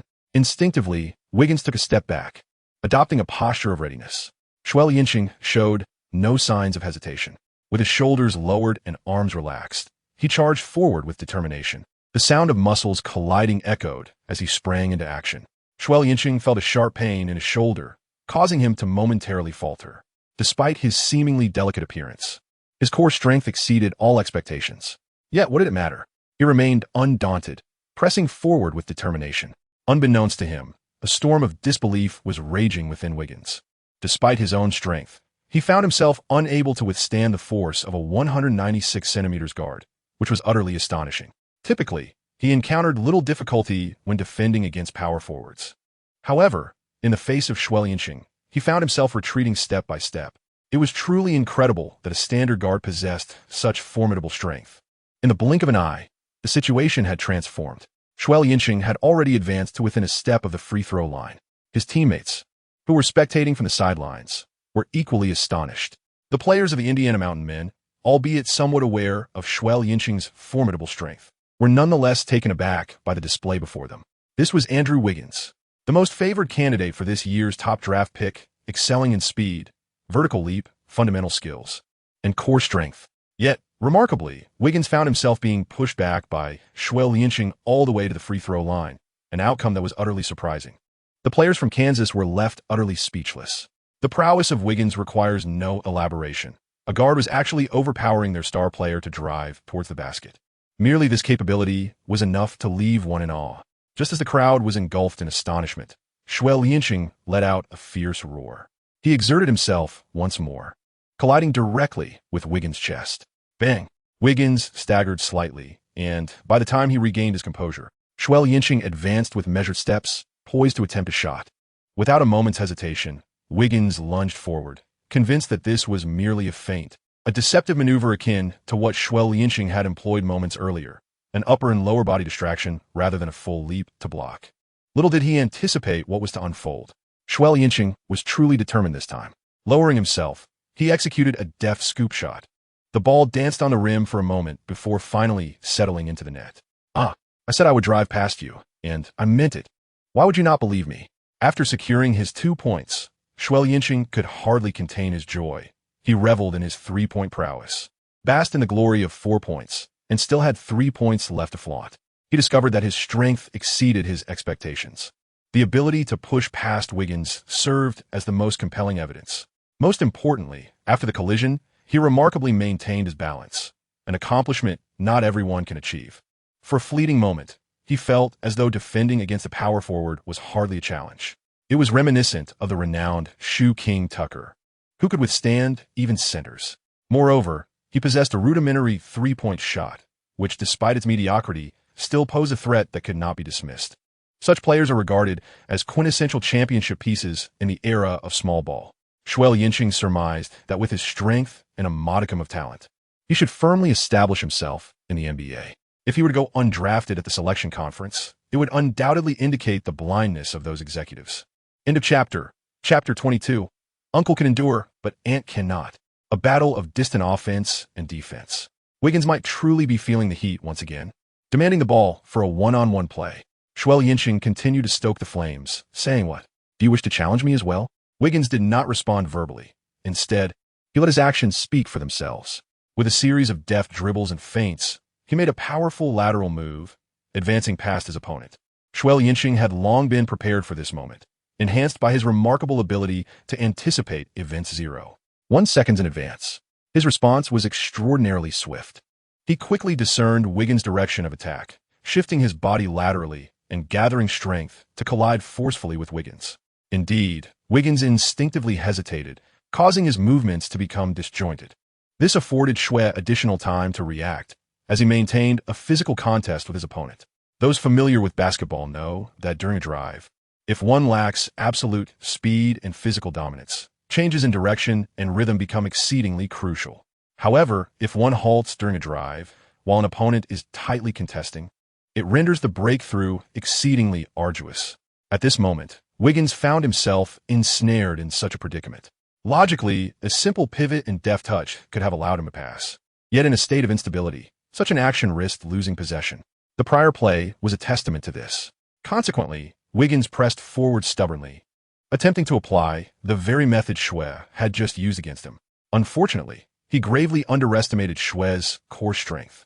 At this juncture, Xue Liancheng's physique and weight significantly surpassed Wiggins. His lower body firmly grounded, while his upper body was as unyielding as a rock. He advanced only 2 steps before finding himself unable to move further. Coupled with Xue's persistent disruption, Wiggins was left with no choice but to consolidate the ball and attempt a forced turnaround jumper. Yet such a hasty shot, coupled with a compromised stance, resulted in a bizarre shooting form. Unless fortune favored him immensely, there was little rationale for the ball to find its mark. Upon landing, Xue Liancheng hurriedly rushed to position himself, preparing to seize the rebound. As anticipated, he missed once again. However, the basketball fortuitously descended right at his designated spot. Grasping the pain point of his opponent not only allowed him to defend successfully, but also provided an opportunity to secure a rebound. It was simply exquisite. Yet, he clearly celebrated too soon. Just as he intended to leap for the ball's descent, an overwhelming force surged from behind, toppling him over. He stumbled, nearly performing an embarrassing fall. Goodness! As Xue Liancheng came to a halt, he erupted in indignation, questioning the lack of civic responsibility. Why resort to aggression when contesting a rebound? Upon turning his gaze, he discovered that the perpetrator, who had knocked him over, wore a feigned look of innocence, igniting a surge of fury within him. He could not help but exclaim, "Ah, so it is you spineless coward! Is pushing your only contribution to the game? What did you call me?" Embiid glared back with eyes as wide as saucers, exuding hostility. Indeed, the one who had unceremoniously toppled Xue Liancheng was none other than Embiid himself. Xue Liancheng, filled with rage, laughed mockingly and repeated, "Softy, big softy." This moniker, however, carries a significant weight. It is not merely a reference to Embiid's soft playing style, his penchant for flopping, or his reluctance to battle for rebounds. Instead, it harkens back to a memorable moment in the 2019 Eastern Conference semifinals, where the Toronto Raptors, led by Kawhi Leonard, clashed with the Philadelphia 76ers under Embiid's leadership. In a grueling 7-game series, with just 2 seconds remaining, the score stood tied at 90-90, and the Raptors held possession. Kawhi, receiving the ball in the corner, faced Embiid and executed a stunning fadeaway jumper just as time expired, the ball ricocheting off the rim and into the basket, sealing a breathtaking victory. The Raptors advanced, ultimately clinching the championship that year. In the aftermath, as the players retreated through the tunnel, our Embiid the Great could not bear the weight of defeat and elimination, weeping inconsolably, akin to a 200-pound child. Netizens later mocked him, suggesting he was haunted by the fear of being overwhelmed by Kawhi, reduced to tears on the spot. Coupled with Embiid's inherently soft demeanor, this incident became a recurring subject of ridicule, solidifying his reputation as Soft Embiid. However, he now exhibits an air of arrogance. Despite having deliberately shoved an opponent, he dares to present a scowling countenance. Does he believe he can manipulate others as easily as one would handle overcooked noodles? He should dare to utter that again. Little did Embiid know that the label of Big Softy would follow him for life, as he brazenly postured, glaring down at Xue Liancheng in a menacing manner. "Do not touch me," Xue Liancheng issued a stern warning. "In a few years, you'll be crying like a child, yet now you act so formidable. Deliberately shoving someone is one thing, but then colliding with me? You think I will tolerate that?" It was a clear display of bullying, particularly against someone of a different skin color. He recalled how Embiid, this big softy, had engaged in a few scuffles since entering the NBA, particularly an unforgettable altercation with Karl Anthony Towns. In this battle of two softies, Embiid ultimately found no advantage, left to merely engage in verbal sparring afterward. He consistently emanates an aura of intimidation towards the meek while fearing the strong. Furthermore, the validity of his soft label was reinforced by another incident. After being eliminated by the Raptors in 2019, Jimmy Butler chose to depart from the 76ers and publicly remarked, "I can hardly fathom how a towering black man over 2 meters tall can play so weakly." It is undeniable that in this era of small ball, the dominance of centers has waned, but as a pivotal figure in the paint, one must embody the fervor and grit reminiscent of Dennis Rodman, rather than sobbing after a loss. Although he did not name names, it was clear he referred to Embiid. At that time, the 76ers opted to retain Tobias Harris while letting Butler go, perhaps out of desire for retribution from Butler's outspoken nature. Yet, from the commentary, it is evident that Embiid's reputation as a softie is indeed well-deserved. So what if he collides with you? Embiid let out a derisive chuckle. In the midst of his words, he gave another shove. "I can't take this any longer. It is beyond what one can endure." Xue Liancheng was utterly enraged. At the moment of confrontation, he unleashed a left hook, striking Joel Embiid squarely on the jaw. Following that, he delivered a powerful swing that connected with Embiid's face. The impact resonated throughout the arena as the towering 7-footer collapsed to the ground. It was only then that his teammates and the referee, belatedly aware of the situation, rushed forward. Unfortunately, the battle had already concluded, leaving the defeated figure languishing on the floor. Xue Liancheng was pulled away. On the ground, Embiid shook his head, took a moment to gather himself, and stood up once more. He bared his teeth in rage, resembling an angry lion, roaring and charging forward. It was restrained by the crowd, unable to truly break free. This scene brought a smile to Xue Liancheng's face, as Embiid's current demeanor strikingly reminded him of a video he had once seen while scrolling through Douyin. A dog, tethered by its owner, barked incessantly, exuding an indomitable spirit. But once released, it would cower, revealing an innocent expression. Ah, how remarkably similar. Amidst the chaos, Xue Liancheng's heart remained largely unperturbed. Into this chapter, Chapter 23, a few matters concerning me and Embiid's mother. As the situation calmed, the referee reviewed the footage twice before ultimately deciding that both Xue Liancheng and Embiid were to be ejected from the game. Xue Liancheng was not particularly surprised. Once violence erupts on the court, the inevitable consequence is expulsion, and if the situation escalates, further suspensions may follow. Yet, he harbored no regrets. The feeble soft-bide, a cowardly bully, had repeatedly provoked him, unabashedly asserting his dominance. Xue understood all too well that this was a silent form of discrimination. If he refrained from retaliating now, he would likely become a target for other bullies in the future. Thus, he resolved that it was better to strike first, rather than endure a barrage of blows. With swift precision, he unleashed two powerful punches, knocking out a towering man over 2 meters tall. The astonishing display of his combat prowess would undoubtedly become legendary, serving as a formidable deterrent. In the future, should anyone contemplate ill intentions towards him, they would think twice. Meanwhile, on the other side of the court, Softbide, upon learning of the referee's decision, erupted in curses, clearly dissatisfied. However, he no longer dared to glare at Xue Liancheng. After being knocked out in such a decisive manner, anyone would likely bear the weight of a profound psychological scar. Accompanied by his assistant, Xue Liancheng returned to the locker room amidst a cacophony of boos. The match had lost all significance for him. Nevertheless, as a member of the Indiana Hoosiers, he felt compelled to witness the game, even if only for appearances' sake. To his astonishment, the Indiana Hoosiers triumphed over the formidable Kansas Jayhawks with a score of 68-60, securing a commendable 5th place in the Big Ten Conference. Wiggins, devoid of the formidable presence of Embiid in the paint, had a dismal performance, scoring a mere 10 points on 4 of 12 shooting. In stark contrast, Phong Lai excelled, amassing an impressive double-double of 19 points and 15 rebounds. Of course, all of this was attributed to Xue Liancheng's sacrifices. His strategic 1-for-1 substitution allowed the team to firmly establish their footing and ultimately seize victory. Furthermore, he contributed with 12 points and 4 assists, boasting a flawless shooting record of 4 for 4, a truly outstanding display. Viewed through this lens, Xue Liancheng's sacrifices seem less significant. After all, his absence would have severely impacted Indiana's performance. Post-match, the visitors' locker room was thronged with reporters, both local and from afar. Their interest did not lie in interviewing the Indiana players about their victorious sentiments, but rather in seeking out Xue Liancheng. This game, though ordinary in nature, had garnered attention not solely for its outcome, but for a more sensational incident. The excitement was amplified by the fact that a brawl had erupted during the match, a detail that was already sufficiently electrifying.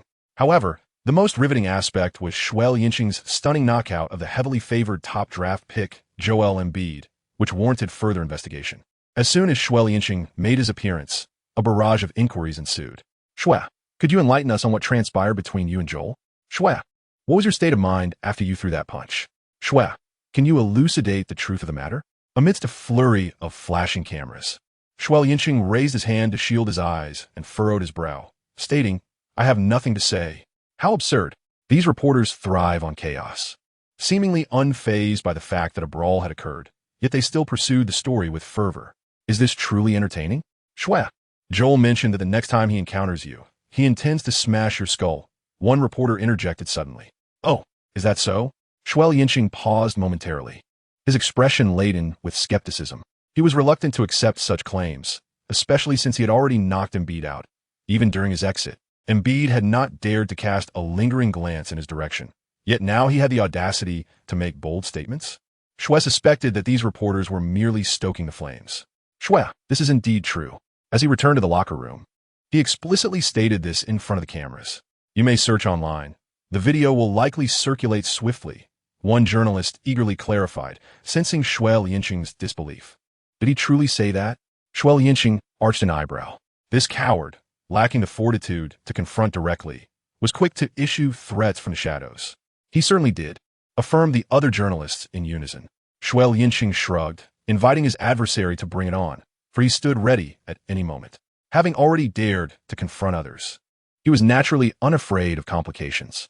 Since Embiid was unwilling to resolve matters amicably, he must be prepared to see it through to the end. What an absurdity! As if there would be a next time? Such sentiments evoke the childish proclamation often uttered by elementary school students. If you have the guts, don't leave after school. How juvenile! Moreover, Joel asserted that he intended to make an unforgettable impression on you. The journalists, upon noticing Xue Liancheng's willingness to engage, were filled with excitement.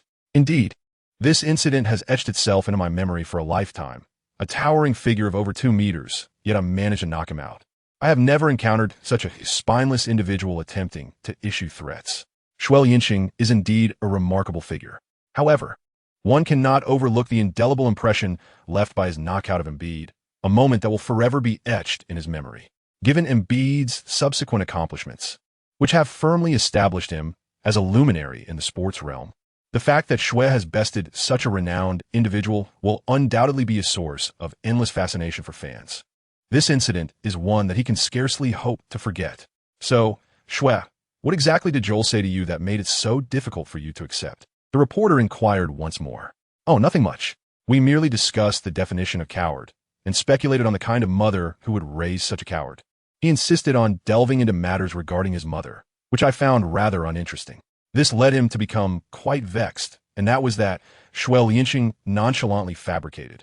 Were he to candidly express that he perceived Embiid as harboring discriminatory sentiments, it would paint him as lacking in fortitude. In essence, it boils down to this. I strike you without the need for justification or sympathy. You seek to bully me? Then I shall exact my revenge upon you. Involving such extraneous matters serves no purpose whatsoever. Ah, discussing his mother, you say? The reporters were taken aback. It was evident to all that Xue Liancheng was merely offering a superficial retort. Yet, the reporter who posed the question found a spark of inspiration upon hearing Xue's response. Xue Liancheng would never have imagined that he would grace the tabloids the following day with a headline proclaiming, "My encounters with Embiid's mother." Had he foreseen such a fate, he certainly would have refrained from uttering so many trivialities. All right, everyone, that will be all, he insisted as the persistent reporters continued to press for further details. Clearly disinterested in prolonging the conversation, he waved his hand dismissively. Meanwhile, the Indiana team departed on their bus. On the other side of the locker room, Embiid, delayed due to an examination of his injury, was still engaged in animated discussion. If it weren't for the element of surprise, I could have knocked his brains out. That despicable, rotund individual, he lamented. Nothing significant occurred. I merely asserted my position for a rebound, an action too commonplace on the court for him to withstand. Yet he clings to this incident as if it were a personal affront. I never intended to harm him.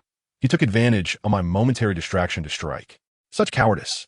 Embiid expressed his indignation. Chapter 24. He plays with astuteness. Daniel, a dedicated scout for the Philadelphia Digital team, was acutely aware of the team's dismal performance this season, which significantly enhanced their chances of securing the coveted first overall pick. Consequently, his primary focus was on the 2 prodigious talents from the University of Kansas, Embiid and Wiggins. As soon as the game between Kansas and Indiana concluded, he exited the arena and found a quiet corner to make a call. "Hello, my old friend. I have some work to report," he stated directly once the line connected. What have you discovered?" came a languid voice from the other end. Indeed, it was none other than the infamous king of tanking, Sam Hinkie, known for his renowned motto, "Trust the process." Since assuming the role of general manager for the Philadelphia Digital team in 2013, he had brazenly led the franchise into a frenzy of deliberate losses. Just how extreme was this endeavor?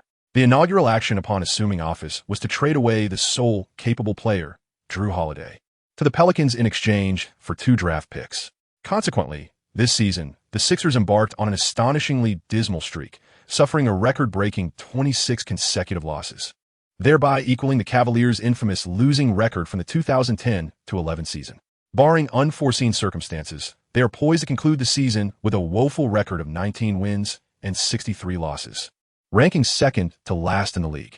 In the ensuing 2014-15 season, the strategy of deliberate underperformance continued, albeit with a twist, as the Minnesota Timberwolves usurped the last place in standings. Nevertheless, the Sixers only managed to secure 18 victories, showing a slight improvement over the previous season. By the 2015-16 season, the team's descent into madness was complete, starting with an 18-game losing streak, thus claiming the title of the longest losing streak to begin a season in NBA history, matching the 2009-10 Nets. The season culminated in a shocking record of 10 wins against 72 losses, ultimately rectifying the disappointment of missing the first overall pick, as they secured the coveted top draft choice.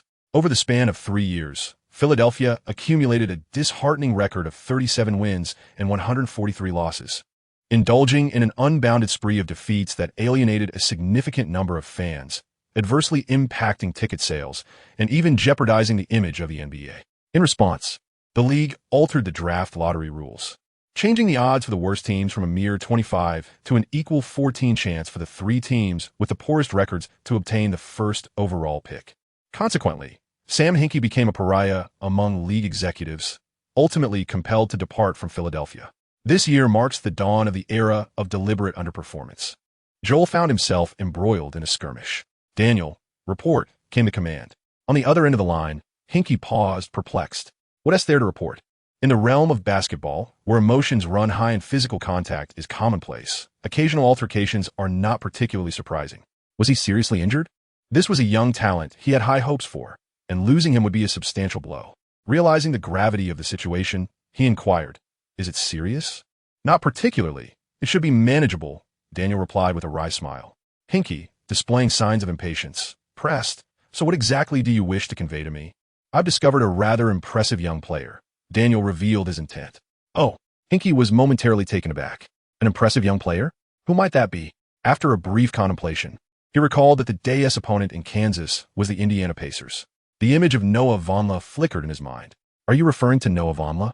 "Not at all," Daniel clarified, "but rather the young man who tangled with Joel. I'll send you the footage shortly. It may very well be a delightful surprise. Your endorsement suggests he possesses considerable talent. Pray tell, what sets him apart? Not Vonleh? Then who could be?" This season's rookie player, whom he has studied thoroughly, has left him pondering. Despite his contemplation, he could not identify anyone worthy of anticipation from the Indiana Pacers, aside from Vonleh. While the player's talent may be rather average, there are indeed some noteworthy attributes. Average talent? Hinkie was once again taken aback.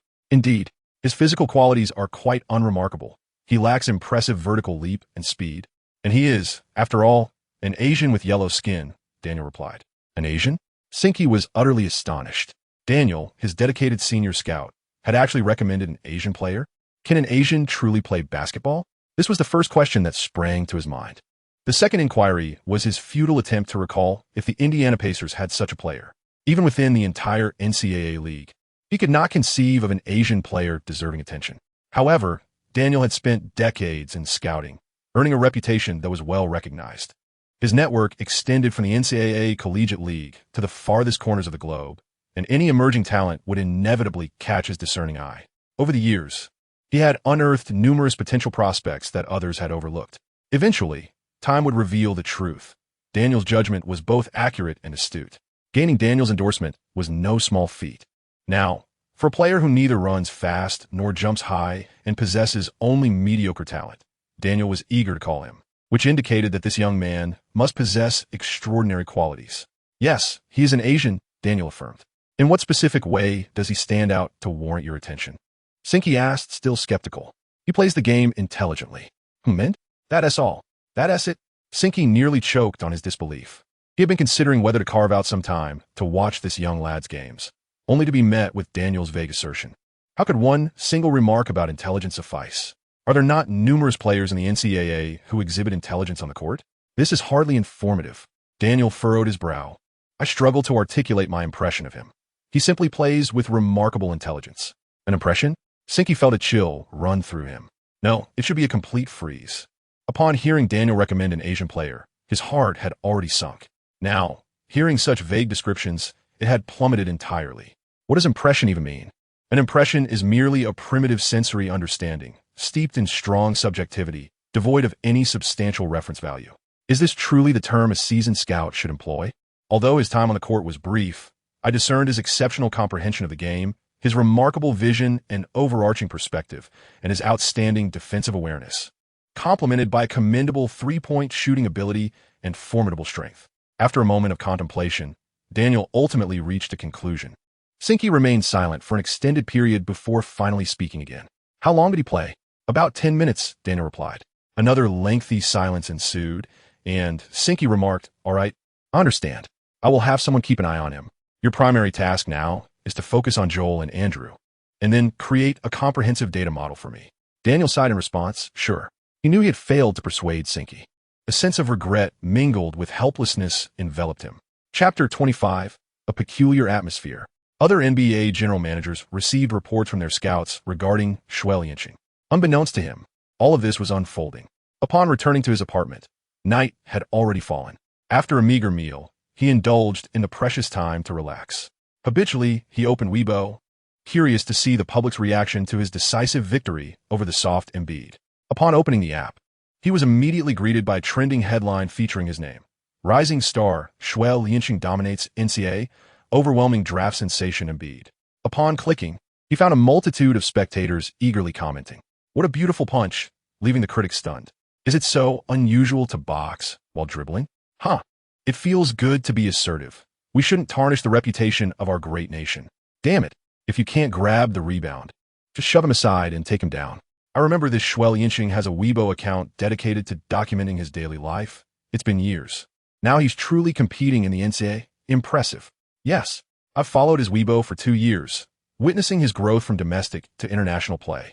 The future of the NBA looks promising. Can we stop the hype? This guy can barely get on the court in the NCAA. With the momentum of taking down that critic, I support him.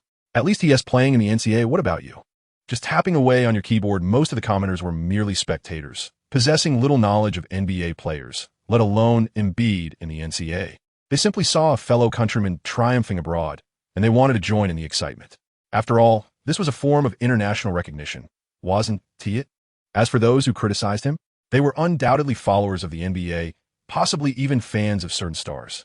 They revered the strong, but cared little for how their compatriots fared while playing abroad. Their performance was subpar, and they would mercilessly trample upon them, followed by a couple of disdainful spits. Is this the origin of the so-called haters? Observing the multitude of netizens rallying against the detractors, Xue Liancheng's mood gradually uplifted. It appeared that he was still cherished by many, with the exception of the haters. After a brief perusal, he opened the basketball diary of Xiaocheng, and indeed, there was a new blog post from his father. It was yet another complete video of his match from start to finish. As for the altercation, his father had deftly edited that segment out. Upon closer inspection of the comments section, it resembled a chaotic stew. User A: I heard Xiaocheng got into a fight. Is it true? User B: it's trending. What do you think? User C: wow, impressive. User D: impressive, my foot. He plays like a fool. If he is so tough, he should just take up boxing. User E: exactly, on the basketball court, one should let the ball do the talking, not resort to violence. Is that honorable? User F: it makes him seem like a fighter, utterly embarrassing. Justice-seeking User 1: wasn't he just a push? Can't he defend himself? Finally, someone stepped up to defend him. Remarkable. However, this voice was soon drowned out by the tide of criticism. User D replied, intense competition on the basketball court is normal. What is wrong with a little shoving?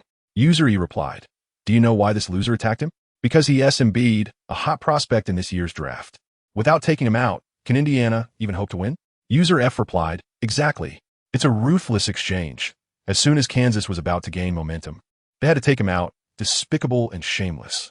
User R replied, now that you mention it, I suddenly understand Xue Liancheng's intentions. He is desperate for fame. Ha! Xue Liancheng, upon witnessing this, muttered a curse under his breath. A pack of double-standard dogs. After being toppled by Embiid, had he remained silent and unresponsive, this wretched lot would surely have had much to say.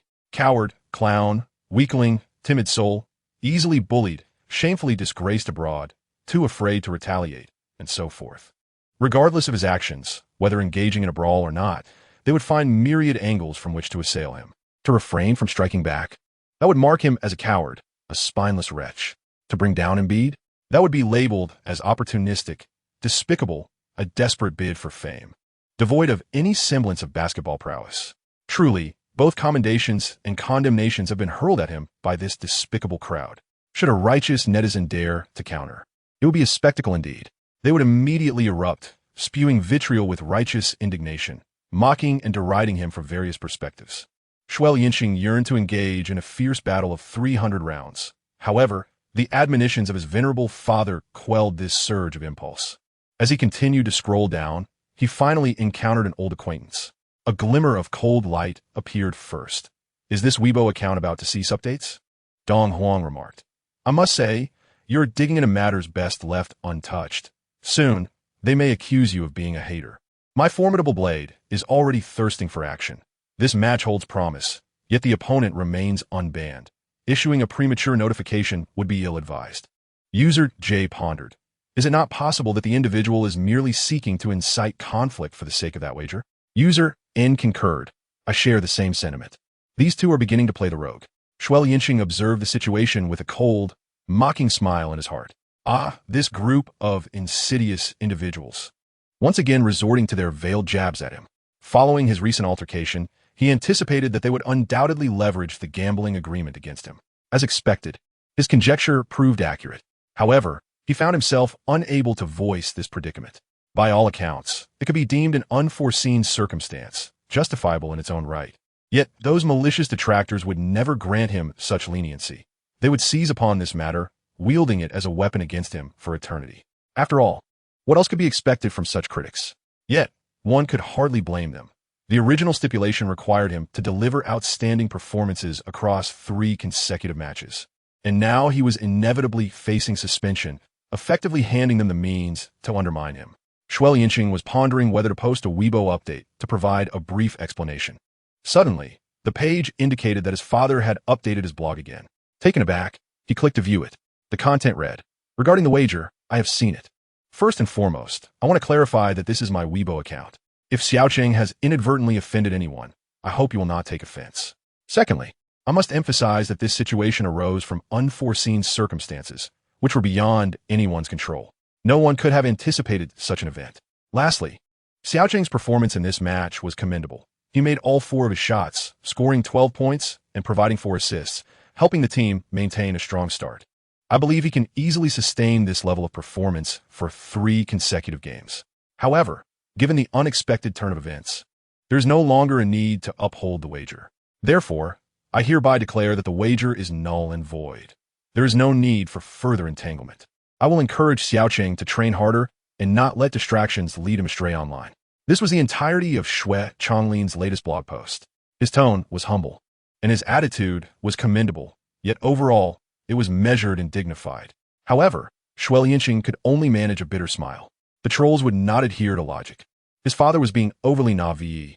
End of chapter. Chapter 26. The burden of our education system is great. Indeed, as soon as the blog post was published, within a minute, the trolls descended upon the scene. Netizen A.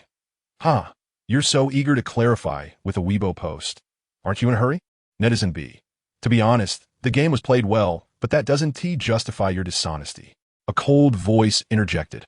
Are you trying to argue with me? As the aggrieved party, my patience was wearing thin. You declare it null and void, but take a look in the mirror and see your shamelessness. Dong Wang. What a lack of shame to say such things. A loss is a loss. Is it worthwhile to stubbornly defend the indefensible? You refuse to acknowledge the wager your son made, correct? Dong Wang. It's fine if he plays poorly. After all, limitations and ability are understandable. But to lack integrity, that reflects poorly on his character and upbringing. Dong Wang. As the saying goes, an unworthy father begets an unworthy son. I firmly maintain that your son is worthless. Dong Wang continued to bombard the comments with several more messages, unable to stop. Originally, Xue Liancheng did not wish to contradict his father and engage in a petty squabble in the comments. He could maintain his composure regardless of the insults hurled at him. However, upon witnessing Dong Wang's relentless attacks on his father, he could no longer contain himself. Damn it, I've indulged your bad habits for too long. He immediately seized his keyboard. Seeing you whine online all day, I must ask, is this pathetic behavior something you were born with? The word struck like thunder. Dong Wang replied, oh, here we go again. Did I say something wrong? Look how flustered you are. Xue Liancheng replied, you criticize others as useless and worthless. And when I respond, you claim I am agitated. What do I have to be agitated about? I am not your father and have no obligation to educate you. Dong Huang too. Come and see everyone. With your caliber, you will never set foot in the NBA in your lifetime. Xue Liancheng responded, firstly, There is no need to rally netizens to join your side. Secondly, my character has no bearing on you whatsoever. If you find me lacking in quality, then refrain from leaving comments on this Weibo account and take your leave. Lastly, if I were to enter the NBA, would that be a cause for you to suffer? Dong Huang 3. Did you not create this Weibo account for everyone to bear witness? Oh, and now you claim it's untouchable? Xue Liancheng replied, they are merely offering suggestions, yet you are spitting on me. After you have spat, you expect me to indulge your filthy habits. If I do not tolerate you, you resort to slandering me. I am truly not your father. Dong Huang 4. Go to hell, you wretched person. I am your father. Xue Liancheng replied, have I caught you off guard? Shall we take a moment to gather our thoughts? Firstly, having dealt with this leader of detractors, his spirits have certainly lifted considerably. This scoundrel, I have longed to confront you with fervor. Are you feeling satisfied now? My words aim to instill a sense of shame in you. Furthermore, the second critic has re-emerged, a hint of chill preceding their arrival. How amusing, Xue Liancheng replied. Indeed, I have once again emerged to engage in idle chatter with you. Are you prepared to kneel and welcome? Additionally, I have yet to witness such bravado from you on the field. You seem rather assertive towards the fans, displaying a tendency to bully the weak while shying away from the strong. Xue Liancheng responded, I am well, unlike certain individuals who kneel and flatter your dubious connections. In the face of our athletes' fierce endeavors, such behavior is even more contemptible than that of a coward who preys on the weak. A hint of sharpness arrives first. Do you perhaps suffer from some great affliction? Xue Liancheng responded, ah, it seems I was indeed correct. Have I struck a nerve with your delicate sensibilities? A touch of cold brilliance has arrived. Why is it unacceptable for someone to admire an athlete? Xue Liancheng replied, of course, but do refrain from stepping on me. Should you choose to do so, I shall grant you a formidable backlash, and you would do well not to wail and throw a tantrum here. A hint of cold brilliance arrives at 5. It sounds somewhat plausible, yet who shamelessly opened a Weibo account? Since you have chosen to engage on this public platform, is it unacceptable for others to voice their opinions? What then is the purpose of your presence here? Xue Liancheng responded, the purpose of opening a Weibo account is to facilitate communication among fans, not to provide a platform for individuals like you to spew vitriol. Do you understand? A hint of cold brilliance arrived at 6. I saw the second black fan unleashing a torrent of curses, which only elevated Xue Liancheng's mood further. When one cannot engage in a meaningful debate, resorting to insults indicates the strength of their counterarguments. This sensation surpasses the joy of winning a match. One word, exhilarating. Next, the third black fan chimed in. Why waste breath on trivialities? I simply ask, do you intend to renege on our wager? Xue Liancheng replied, what are you complaining about? Achieving 4 out of 4 with 12 points and 4 assists is hardly disappointing. Aren't there still 2 more games to come? Just wait and see. My blade is already thirsting for action. And you, still so defiant, are about to face suspension. What 2 games do you think you have left? Xue Liancheng responded, being suspended merely means I cannot take the field. It does not equate to my demise. Once the suspension concludes, I shall return to play. I hope you will not apply double standards at that time by questioning my performance based on arbitrary criteria. Let me clarify. A record of 12 points and 4 assists surely qualifies as an exceptional performance, does it not? My fervor is palpable. You spoke of 3 consecutive matches. What are you attempting to argue now? Who, in fact, is exhibiting double standards? Xue Liancheng replied, indeed, it is a series of 3 matches. With my 2-game suspension, I am unable to participate. Do not tell me this counts as well. My blade is already yearning for action. How can this not be considered? Xue Liancheng replied, then you have triumphed. What more can I say?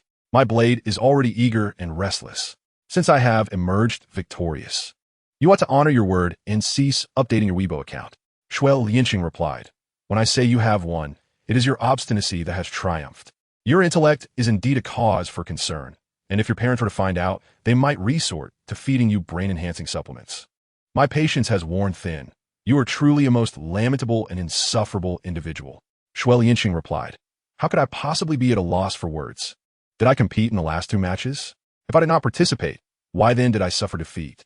Please answer these 3 questions with your limited intellect. My blade is eager and restless. Are you aware of the shame in your unreasonable arguments and unscrupulous behavior? Xue Liancheng responded, I am speaking of principles, yet you are merely throwing a tantrum. If we are to discuss shame, it is you who should be questioned, for I suspect you will never comprehend it. After all, individuals like you can only hide in the shadows, tapping away at your keyboard. The depths of the sewer are your true home. My blade, eager and thirsting, is not dull-witted. It immediately grasped that Xue Liancheng was likening him to a rat. Enraged, he retorted, "You worthless fool, aside from flapping your gums. What else can you do?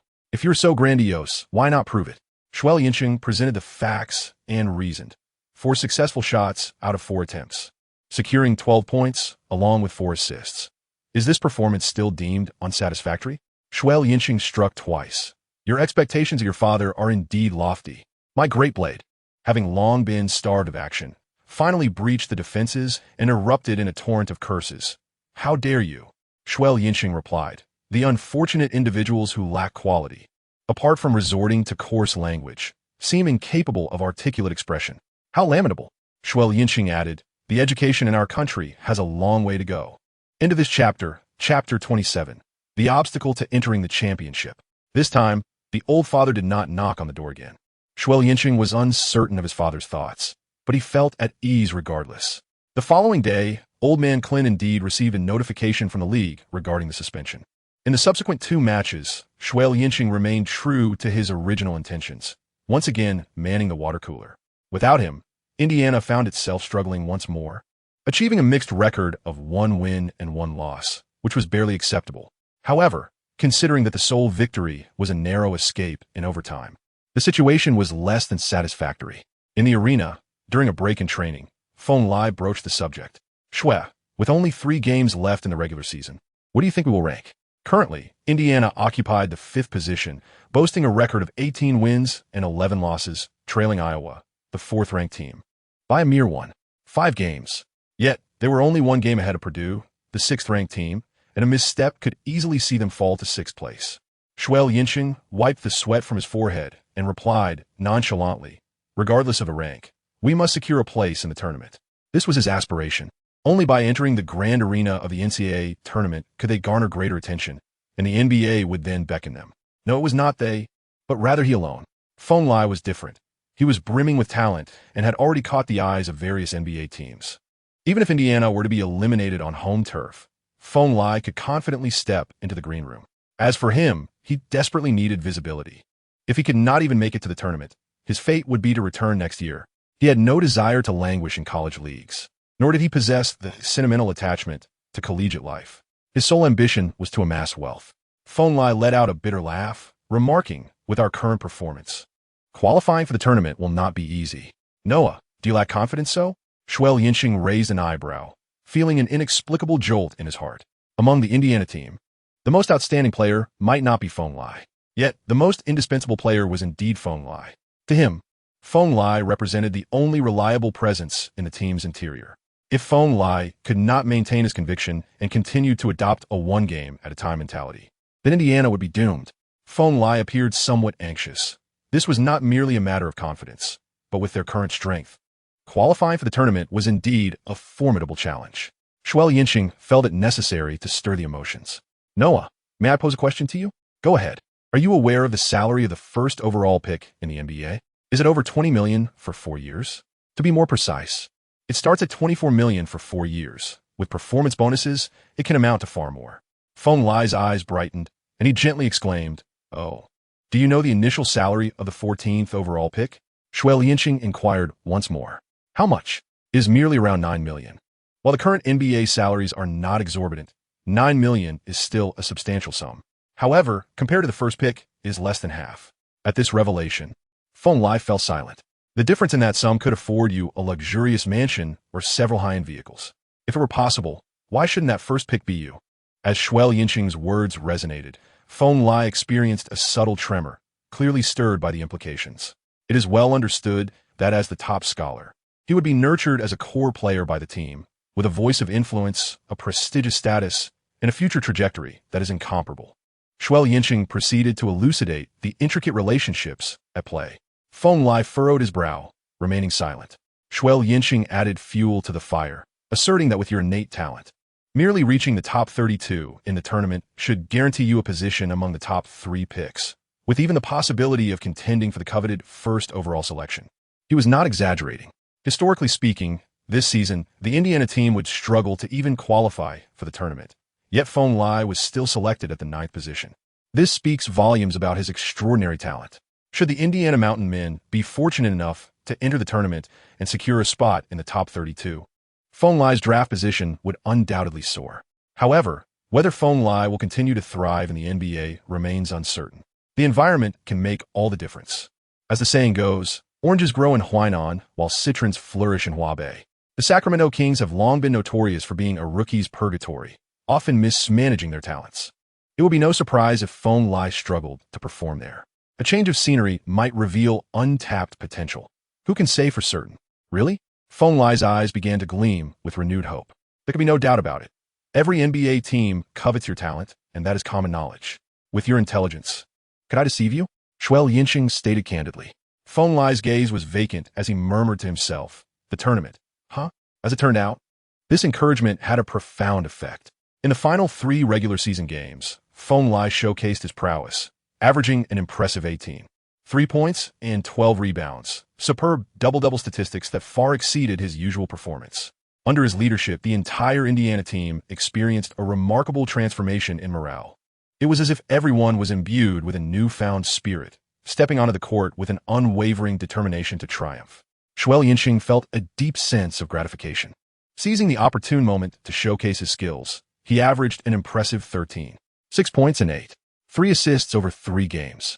These statistics are indeed remarkable, especially considering that in the NCAA College League, the average score hovers around 50 to 60 points.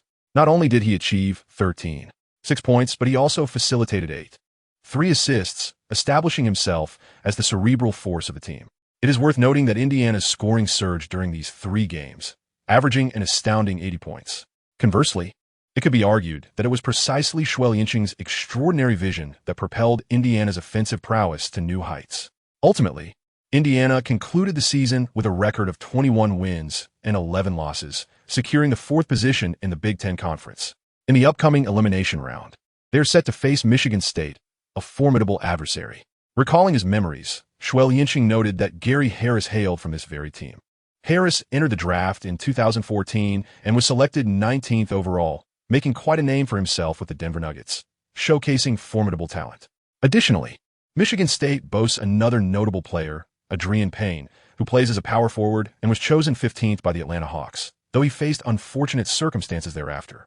At this moment, however, Payne remains a potent force, averaging 16 for points and 7 for rebounds, reminiscent of LaMarcus Aldridge, and possesses a reliable 3-point shooting ability. The combination of these 2 players has propelled Michigan State to the 3rd position in the Big Ten Conference. Historically, they have advanced through the tournament in an underdog fashion, reaching the Elite 8 with impressive momentum. One can only imagine the formidable nature of this opponent. In truth, Xue Liancheng contemplated avoiding such a rival, but ultimately deemed it unnecessary. The dynamics of the game are ever-changing and reliant on strategic combinations. He believed that Phong Lai would be more than capable of handling Payne, as long as they could neutralize the opposition's core interior presence. The remaining threat posed by Harris seemed manageable. End of chapter 28. The odds are slim. Evening. Xue Liancheng once again engaged in intensive training. Yet this time he did not experience the serene Indiana night at 4 in the morning. With the playoffs looming just 2 days away, he needed to conserve his energy. Throughout this period of practice, his proficiency in shooting 3-pointers from open positions had markedly improved. After attempting 1,000 shots, he could manage to make between 600 and 650. Although this was still not sufficiently stable, the progress was undeniably apparent. Moreover, his passing skills had also seen some enhancement, with improvements in the control of power, estimation of arc, and strength of his wrist. Thus, it could be said that the monotonous practice day after day is the most direct and effective means of improvement. In less than a month, he could distinctly perceive his own transformation. While the changes may be modest, they nonetheless offered a glimmer of hope. Hope is the wellspring of motivation. Without any semblance of hope, how dreary life would be. After hastily freshening up, he lay in bed, scrolling through his phone, primarily to catch up on the news. Following the NBA All-Star Weekend, teams were intensifying their efforts to secure favorable standings. In the Western Conference, the San Antonio Spurs, Oklahoma City Thunder, and Los Angeles Clippers stood out, dominating the competition. Particularly noteworthy was the San Antonio Spurs, who, having endured the setbacks of last season's finals, were rebounding vigorously this season, firmly establishing themselves at the summit of the league. In the Eastern Conference, the Indiana Pacers and Miami Heat were fiercely vying for the top position. While media outlets predominantly focused on the anticipated rematch between the Miami Heat and San Antonio Spurs 2-0, there was widespread expectation that these two teams would emerge from their respective divisions to clash once more on the grand stage of the finals. However, the most fervent sports topic remained the approaching madness of March. Esteemed institutions such as Connecticut, Kentucky, Michigan, Kansas, and UCLA were all considered frontrunners for the championship. Among the dark horses, aside from Oklahoma State, was the formidable Michigan State, which was gaining momentum. Conversely, the Indiana Hoosiers were not regarded favorably. Additionally, draft predictions had surged in popularity, with Joel Embiid, Andrew Wiggins, and Jabari Parker projected as the top 3 selections. Other notable prospects included Arizona's Aaron Gordon, Australia's Dante Exum, Kentucky's Julius Randle, Michigan's Nick Stauskas, and his teammate Von La. In total, these were the few individuals vying for the coveted top 3 spots. Unfortunately, his name did not merit inclusion on any prediction websites, nor did it warrant recognition. He was absent even from the second-round predictions. His teammate Hash, on the other hand, was mentioned as the 54th overall pick in the second round. Such realizations were indeed disheartening. Just as he was engulfed in disappointment, a sudden thought struck him. Would the prominent commentators in his homeland regard his NBA prospects favorably? With a heart full of trepidation, he once again ventured onto Weibo. This time, he did not intend to engage in a dispute with detractors. Instead, he sought out the prominent basketball figures. First, he encountered Mr. Yang, known as 58 Dad. As he scrolled through, he indeed stumbled upon Mr. Yang's post regarding him. The content revealed that, in response to a fan's inquiry, Mr. Yang mentioned a promising player from our country named Xue Liancheng, who is currently competing in the NCAA. The question posed was whether this Xue Liancheng has a chance of entering the NBA. I took the liberty to view his game footage and training videos, and, to be frank, I feel the prospects are rather slim. Firstly, his physical attributes do not meet the NBA standards. What defines the NBA? It is a realm of extraordinary talent, a congregation of the world's most elite basketball athletes. The intense physical confrontations and the execution of complex maneuvers demand an exceptional level of athleticism to carve out a place in this competitive arena. Allow me to illustrate. A simple drive past an opponent may seem unremarkable, yet it is only because one has not experienced it firsthand. The intricacies of their dribbling and footwork are substantial. Without a swift pace, one cannot perform such movements, nor can one effectively utilize changes in direction and rhythm, thus failing to surpass an adversary. Upon reviewing Xue Liancheng, I noted that he stands at approximately 196 centimeters, which is a standard height for a guard. However, his speed is rather mediocre, rendering his ability to penetrate defenses exceedingly challenging. A guard devoid of speed is akin to a tiger stripped of its fangs. This is one of the reasons I harbor doubts about his potential. Furthermore, his vertical leap and overall athleticism are quite ordinary, which diminishes his effectiveness in finishing plays near the basket. If he cannot penetrate nor conclude successfully, what remains of a guard's utility? Indeed, it is the ability to shoot. Xue Liancheng's three-point shooting ability is rather mediocre, even within the confines of the NCAA, where he faces opponents who do not exert overwhelming pressure upon him. Should he transition to the NBA, his shooting prowess would likely diminish further. This is due to the heightened talent of NBA players, who excel in attributes such as height, wingspan, vertical leap, athleticism, and explosiveness, qualities that are unparalleled. The intensity of competition in the NBA is of an entirely different caliber. For instance, standing at 178 centimeters, one might manage to compete in the NCAA, yet in the NBA, one would merely be subject to being blocked, even with proficient shooting skills. One's form would be adversely affected by the imposing presence of taller defenders. The reason Thomas was ultimately cut from the league was due to his height, which limited both his potential and performance. Had Thomas been even 5 centimeters taller, he would have been perceived as an entirely different player. Xue Liancheng's disadvantages may not be overtly apparent in the NCAA, but upon entering the NBA, one would truly comprehend the arduous nature of the competition. Indeed, Xue Liancheng's ability to confront challenges and his core strength are commendable, as recently demonstrated in the match against Kansas. However, in the realm of the NBA, such attributes do not confer a distinct advantage. Relying solely on brute force for penetration is fundamentally ineffective. Once one loses the key to successful, the outcome is all too predictable. This encapsulates my assessment. At present, He lacks the requisite capabilities to enter the NBA and must continue to engage in rigorous training. My recommendation is to refine his shooting skills and reduce his weight. Perhaps then, a glimmer of hope may emerge.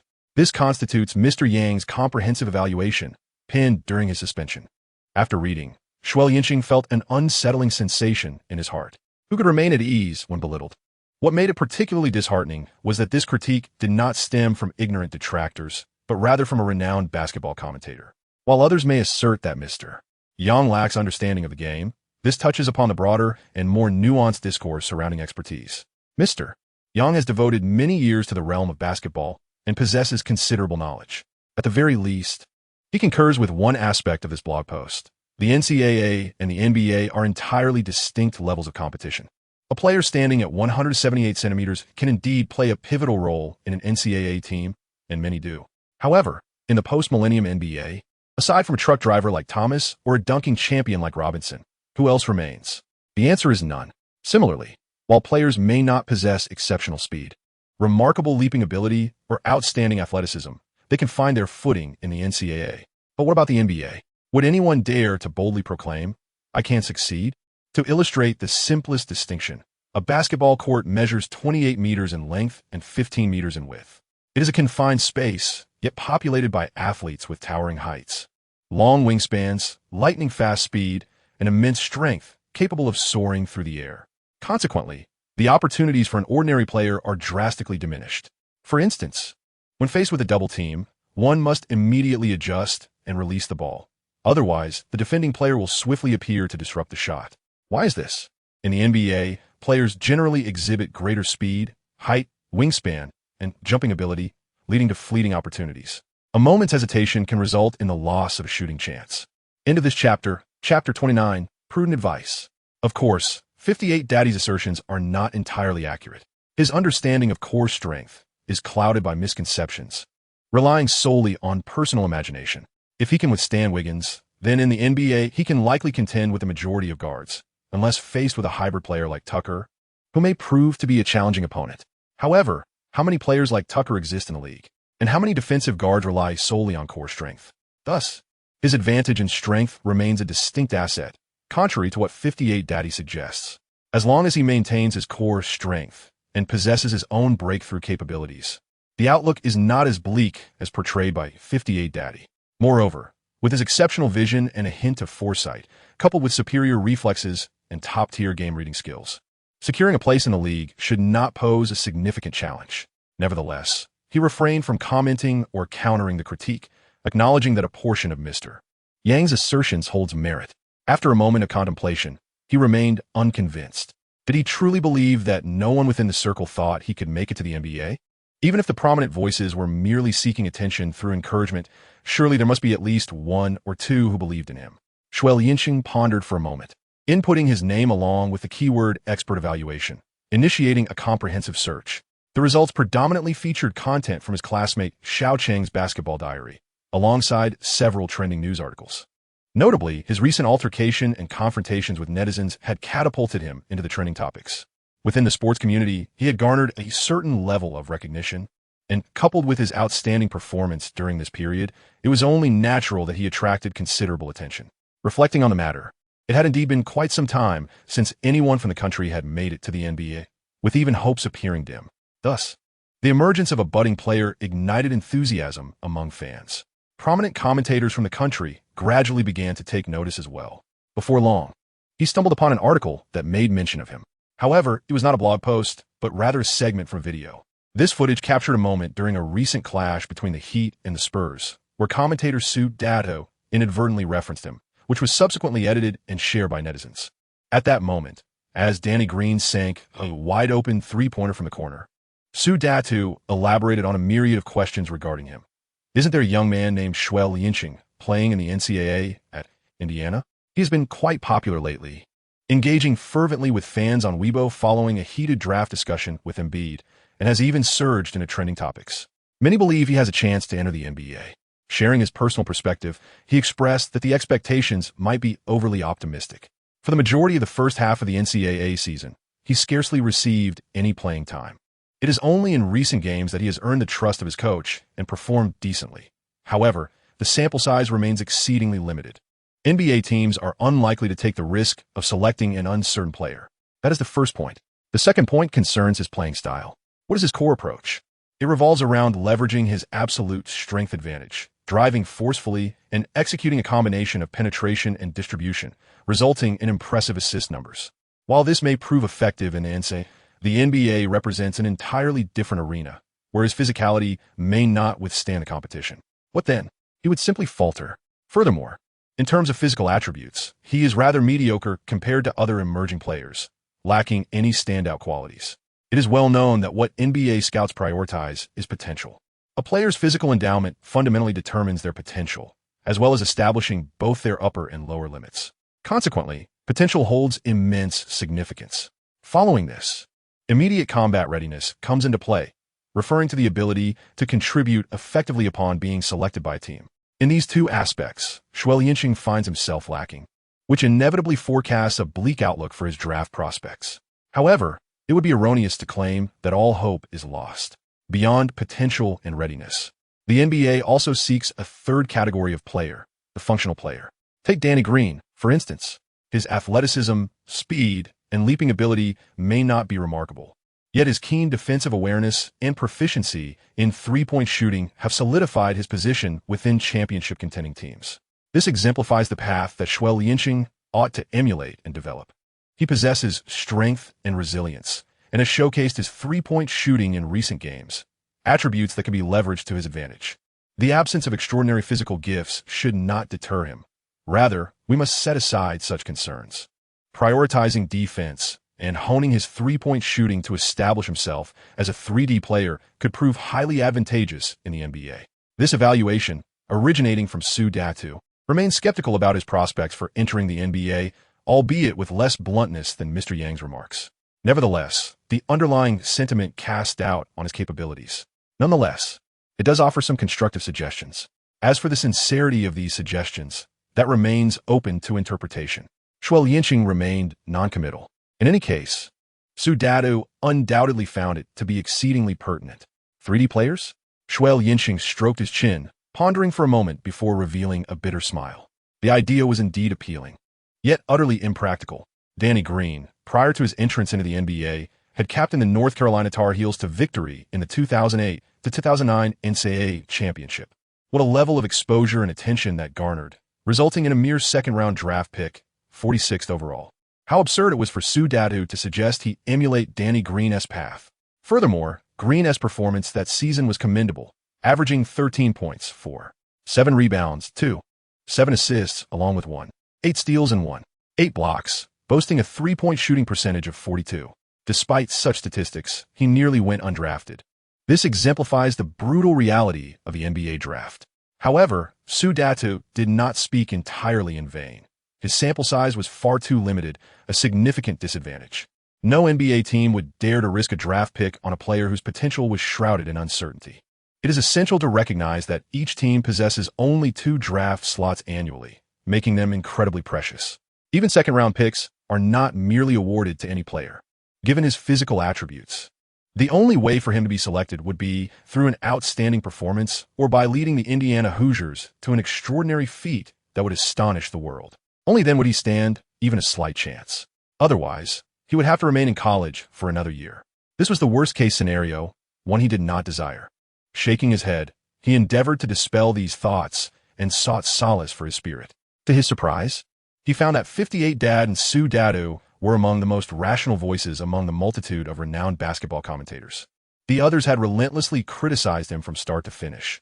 Far from being supportive, they nearly pointed at him and shouted, "Delusional." The blow was substantial. In that moment, he truly grasped the high threshold of the NBA. Even though he had begun to showcase some talent, he was still widely viewed with skepticism. The words of these critics bore a far greater impact than the indiscriminate vitriol of naysayers. Nevertheless, regardless of the circumstances, he remained filled with confidence. For he believed in himself, and nothing else mattered. The NBA was, in fact, not as distant as it seemed. End of this chapter, Chapter 30, Fool. Trying to show off, listening to the howling winds all around. Xue Liancheng's expression remained largely unchanged, yet within him, a subtle tumult began to stir. This grand spectacle was a first for him. The simultaneous roar of thousands was nothing short of deafening, yet he did not falter. Rather, he felt a hint of exhilaration. Indeed, I revel in grand occasions. I was born for such moments. Who uttered that phrase? I cannot recall, but it applies to him just the same. Upon reaching the technical platform, he rubbed a handful of magnesium powder between his palms. This fine substance, scientifically known as magnesium carbonate, is remarkably lightweight and possesses a strong hygroscopic property, effectively alleviating sweaty palms and enhancing grip through its anti-slip qualities. Why do I feel an impulse to scatter it?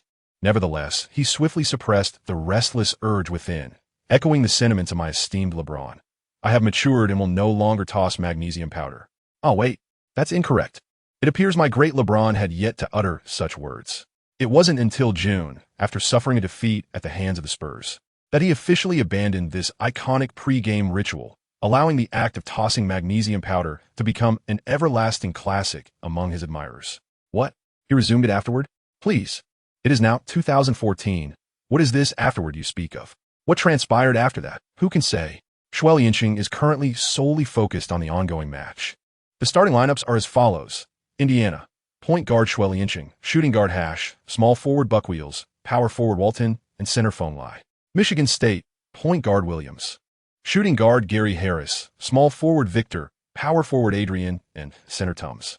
There is no need for an introduction for Gary Harris and Adrian, as both were selected in the first round of this year's draft. Their talent is indisputable.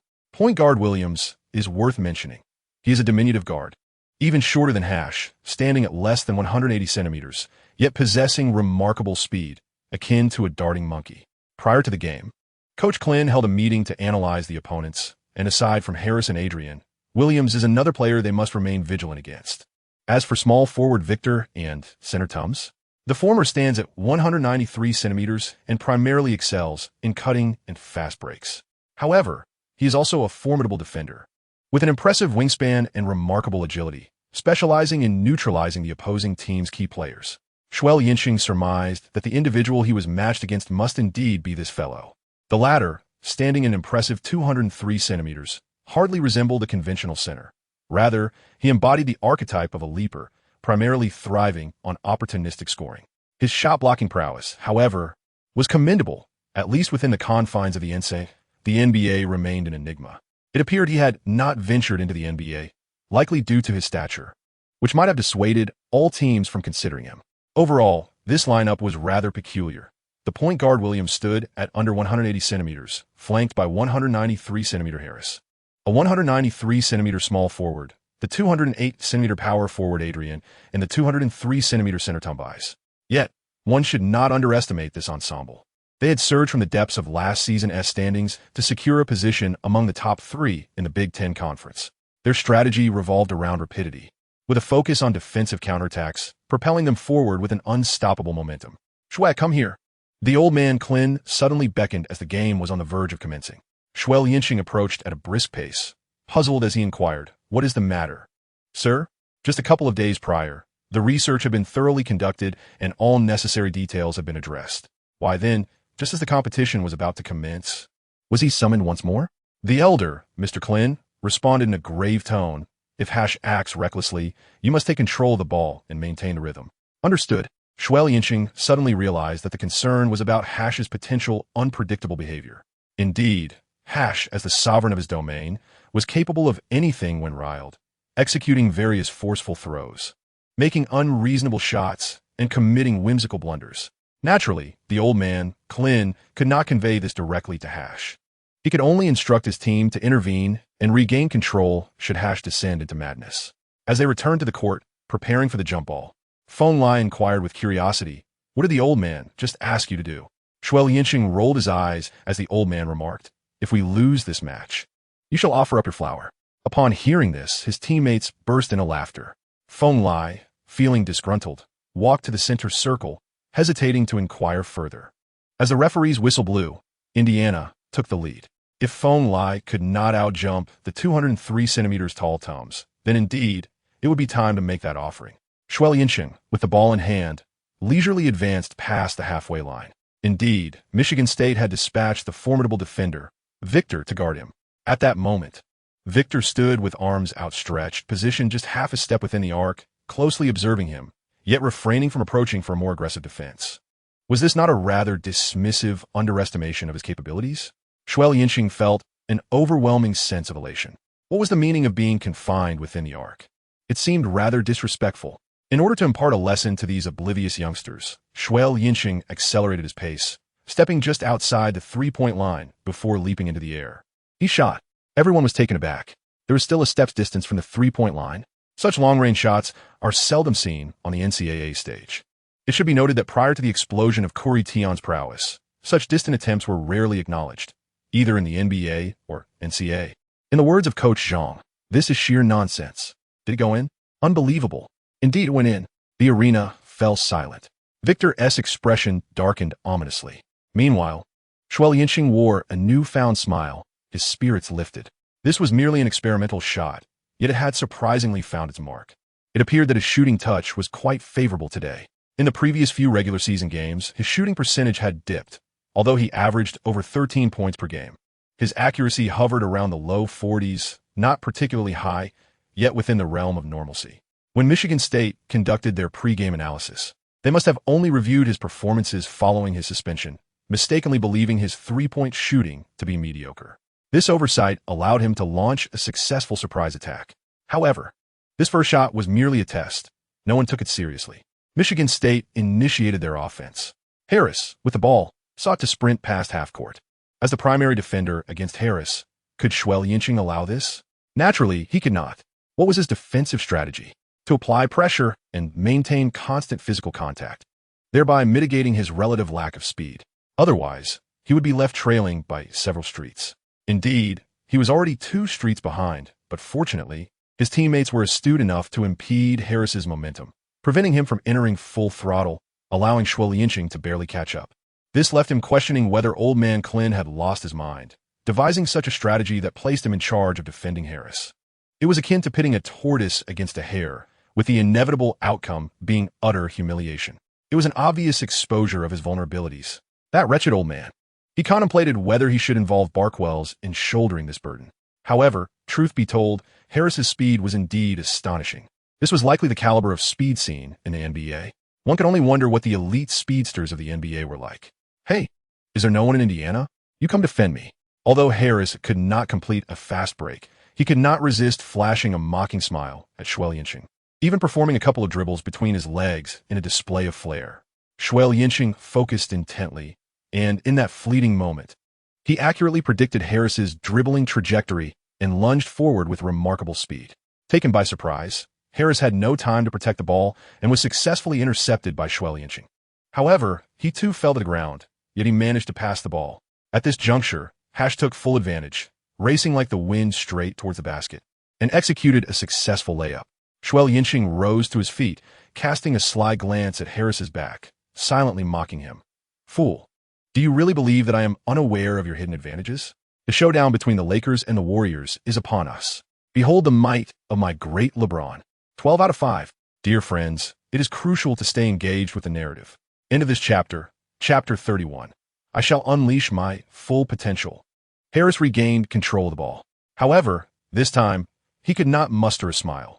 His face was stern as he fixated on Xue Liancheng, remaining silent. Hey, my friend, what was it you just said? I didn't quite catch that. Could you repeat it? Xue Liancheng inquired with a grin. In the realm of psychological warfare, he was several years ahead of the curve, and he certainly would not let this golden opportunity slip away. Harris, still silent, clenched his teeth and began to cultivate his rhythm. Xue Liancheng murmured to himself, could it be that he is mute? That seems unlikely. I distinctly heard you speak just a moment ago. Harris's expression darkened considerably. With a sudden thrust of his leg, he dashed to the left. Although Xue Liancheng was fully focused and had anticipated Harris's attempt to break through on the left flank, he was unable to obstruct his path this time due to his sluggish lateral movement. By the time he positioned himself, Harris had already taken his second step and brushed past him with a shoulder check, executing his maneuver with remarkable finesse. However, Harris stumbled slightly and failed to capitalize on his momentum to launch a shot at the basket. Fortunately, his teammate Walton was quick to cover, effectively severing Harris's offensive route and leaving him with no opportunity to shoot. At that moment, Xue Liancheng also pivoted to apply pressure and attempt to steal.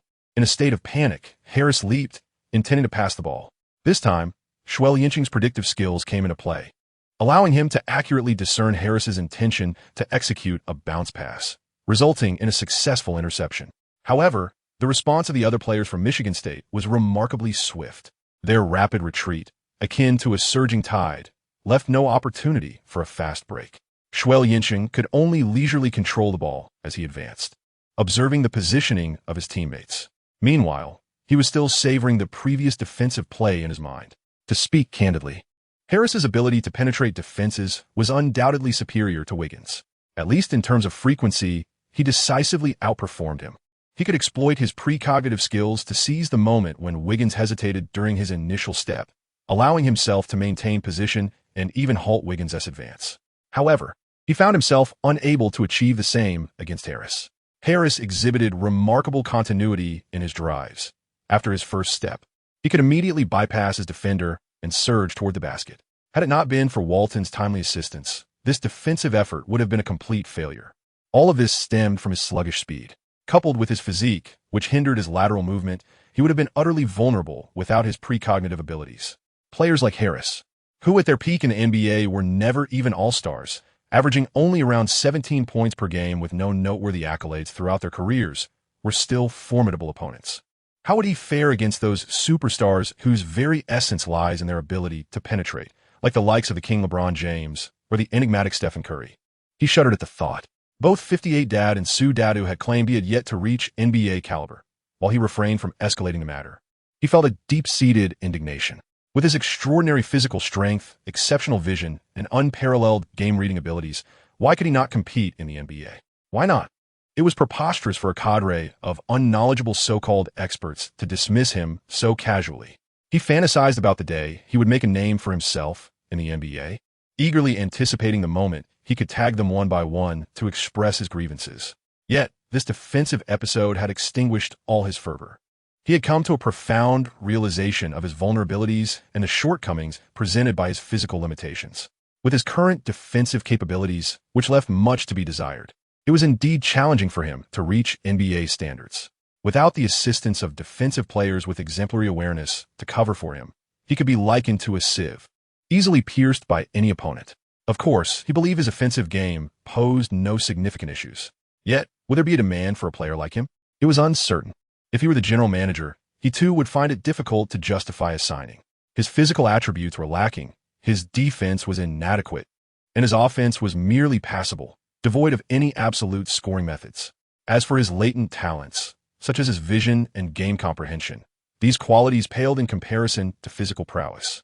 To put it bluntly, his potential ceiling was alarmingly low, while his floor seemed unfathomably deep. No one would dare take such a risk, unless, perhaps, one were to channel all resources into nurturing him as the unequivocal organizational cornerstone, surrounding him with role players, akin to the way Steve Nash was supported. But was that even a feasible scenario? To designate a player with such mediocre physical talents as the core of the team is not merely folly. It borders on madness. No one would possess such audacity, nor would any general manager risk their career in such a manner. Moreover, although Nash may be a sieve on defense, he is certainly not lacking in speed. What does he truly possess? Nothing of significance. With a heavy exhale, Xue Liancheng refocused his gaze. Since there appears to be no glimmer of hope, he resolved to unleash an extraordinarily dazzling and grandiose offensive display to captivate the scouts. Alternatively, he aimed to amplify his innate vision and game-reading abilities tenfold. This was the sole method to mask his defensive shortcomings. As for addressing his defensive issues in the future, he believed that if he could enhance his anticipatory abilities from 1 second to 2 seconds, his judgment and reaction times would undergo a qualitative transformation, potentially leading to a newfound preemptive capability. In that case, his defensive skills could reach a level of mediocrity, preventing him from becoming a mere sieve. With this determination, his expression gradually hardened. "Hey, buddy, fear not. That last shot was purely a stroke of luck." Xue Liancheng's gaze fell upon Victor as he chuckled lightly. "Brother, would you mind stepping back a couple of paces? Allow me to take 2 more attempts from beyond the arc naturally. It would be ideal for him to excel, securing 30 or 40 points along with 10 assists." This was, in truth, the sentiment he wished to convey. Victor, with a smile that did not reach his eyes, merely tugged at the corners of his mouth, showing no inclination to respond. Come on, just take a step back. Let me gauge my rhythm, Xue Liancheng insisted, embodying an indomitable spirit. Victor scoffed, such needless chatter. He laughed coldly, his eyes sharp as a hawk's, fixated on Xue Liancheng. Do not be so obstinate. Should you provoke my ire, I will unleash my full strength upon you, and you shall find yourself most embarrassed. Xue Liancheng replied candidly. Well, if that is the case, then I shall heed your counsel. Before Xue Liancheng's words could fully escape his lips, he thrust his elbow forward and charged ahead. How dare you? He seethed. You dare to defy me. Those who stand in my way shall perish. As he harbored these fierce thoughts, Victor was already knocked off balance by the impact. With his core strength, even Wiggins could not withstand him, let alone Victor. In the NCAA, he truly relied on this singular technique to bulldoze through his opponents, dominating the arena in a matter of moments. Xue Liancheng charged towards the basket, delivering a powerful shoulder check. Victor noticeably staggered back a step. Seizing this fleeting opportunity, Xue Liancheng forcefully leaped into the air. Bang! Xue Liancheng's grip on the basketball was firm, impervious to any attempts to dislodge it. With a sharp whistle, he released the ball. 2-point success. Moreover, he earned a chance for an additional free throw. Into this chapter, Chapter 32, a fatal blow to the heart. Amidst the cacophony of boos, Xue Liancheng confidently sank the free throw. There was no reason for him to miss. He was already an adept free throw shooter, and with an additional 10 accuracy boost, it was nearly impossible for him to fail. The score stood at 8-0, with Indiana seizing the initiative right from the outset. At this moment, the elderly Coach Klin, perched at the sidelines, finally relaxed his furrowed brow. He paced back and forth, casting a sidelong glance at the Michigan State bench. There stood the head coach, Garcia, his countenance a mask of dismay. It was evident he had not anticipated such a disastrous start for his team, an 8-0 scoring spree that had swiftly extinguished their initial momentum. It felt akin to stepping through a door only to be met with an unexpected and jarring blow, leaving his head spinning. The situation was particularly disheartening given that his star player, Harris, had committed 2 consecutive errors, unwittingly gifting points to the opposition. Such a turn of events was a severe blow to team morale. Yet, he refrained from calling a timeout. In this scenario, it was imperative to staunch the bleeding. He had faith in his players' ability to recalibrate. Furthermore, there were no fundamental issues with the strategy. The errors lay solely with Harris. What purpose would a timeout serve? To berate Harris for his dismal performance? That would only further demoralize the team, leading to a complete collapse. Thus, at this juncture, maintaining composure was paramount. The game continued. Michigan State initiated their offensive play, with the ball now in the hands of Williams. Xue Liancheng continued to guard Harris, a smirk playing on his lips. Come on, buddy. You haven't lost the ball completely, have you? You're the star player of Michigan State. Harris remained silent, his expression cold and unyielding. So what if you lost the ball twice? What's the big deal? Xue Liancheng continued to taunt him. Yet, Harris remained reticent, the frosty intensity in his gaze becoming increasingly unsettling. Xue Liancheng seemed to suddenly come to a realization, his expression one of utter astonishment as he fixed his gaze intently on Harris. You can't possibly be too afraid to even handle the ball, can you? Upon hearing this, Harris visibly flinched, coldly retorting, You certainly overestimate yourself. The notion of being unable to control the ball was, of course, out of the question. However, the apprehension that lingered within him was undeniably palpable. Xue Liancheng's words struck a nerve, provoking an immediate and furious response from him. TSK, it matters not whether I hold myself in esteem. What truly matters is your intrinsic disdain for yourself. Xue Liancheng delivered a piercing retort. At this moment, Harris was far from calm, his face darkening as he uttered a chilling ultimatum. Just wait and see, clown. With those words, he reached out to seize the ball from Williams, who was poised to make a breakthrough. Clearly, he lacked the good-natured temperament of Wiggins, unable to endure such humiliation. His heart raced with agitation. However, to his astonishment, Williams, the diminutive player, paid him no heed and charged straight into the paint. Harris's countenance turned ashen. Ignoring a star player is not without precedent. Nick Young epitomizes that attitude. Yet, with Harris's ire blazing, it was evident how he felt when his teammate chose to disregard him. Xue Liancheng once again engaged in psychological manipulation. This diminutive figure displayed commendable technical prowess, suggesting that he would not falter. While he did not explicitly dismiss Harris, he subtly praised Williams' ability to penetrate defenses. However, such implicit harm can be far more lethal. The subsequent remark about not conceding a goal was, in fact, a scathing critique of Harris' recent blunders. This sentiment is far more excruciating than merely rubbing salt in an open wound. Harris glared at Williams' retreating figure, his teeth nearly leaving marks from the intensity of his frustration. It appeared that Williams was somewhat affected. Although he successfully penetrated the key, his lack of height, insufficient weight, and inadequate physicality ultimately prevented him from converting the opportunity into a score. Xue Liancheng sighed absent-mindedly, remarking that it was certainly an improvement. At least he had managed to pass the ball. Harris, with a stern expression, chose not to respond further. A fierce struggle ensued beneath the basket. Ultimately, Feng Lai secured the rebound, momentarily pausing as he intended to pass the ball to Xue Liancheng. However, Xue Liancheng ran towards the front court without looking back. Harris, entangled with Xue Liancheng, hesitated for a moment before hastily pursuing him. At this juncture, failing to follow would result in Feng Lai executing a long pass, leading to yet another instance of squandered opportunities. With no other options, Feng Lai reluctantly opted to pass the ball to Hash. Michigan State swiftly repositioned its defense. Hey, my friend, I'm only demonstrating once, so pay close attention. Upon reaching the pinnacle of the court, Xue Liancheng stood his ground, exhibiting a cheerful demeanor as he spoke to his companion Harris. Harris, however, remained utterly indifferent to him, fixated instead on the trajectory of the ball while maintaining a close proximity to Xue Liancheng. His defensive skills were commendable, rivaling those of Victor. Yet, in order to conserve energy for an offensive play, the coach had not assigned him to closely guard Xue Liancheng. At that moment, Hash approached the sideline with the ball, preparing to signal for a screen. "Pass me the ball," Xue Liancheng indicated with a direct gesture. Hash hesitated for a moment. Earlier, during his advance, there had been a brief exchange of glances with Xue Liancheng, who had shown no intention of requesting the ball. Now, however, he was actively signaling for a screen, and Walton had stepped up as well. At that moment, Xue Liancheng reached out for the ball. Although it was an audacious request, he hesitated not a moment before passing it over. Did you see that? This is the quintessential manner of requesting the ball.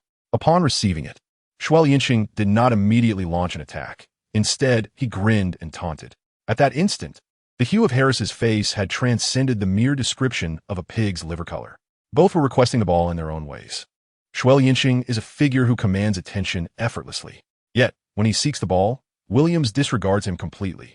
As the adage goes, without contrast, there could be no pain. The greatest anguish arises from comparison. It is truly a matter that strikes at the very heart. The leader of this team appears utterly ineffectual. But this is not the end of the story. Do you understand why the ball eludes you while I can so easily claim it? Xue Liancheng remains steadfast, while his teammates seem bewildered. The players from Michigan State share in the confusion. Only Harris maintains his composure, though silent. His gaze fixed on Xue Liancheng reveals an intense yearning. He desires to comprehend the reason behind this. Or perhaps, he is curious to discern the rationale that Xue Liancheng possesses.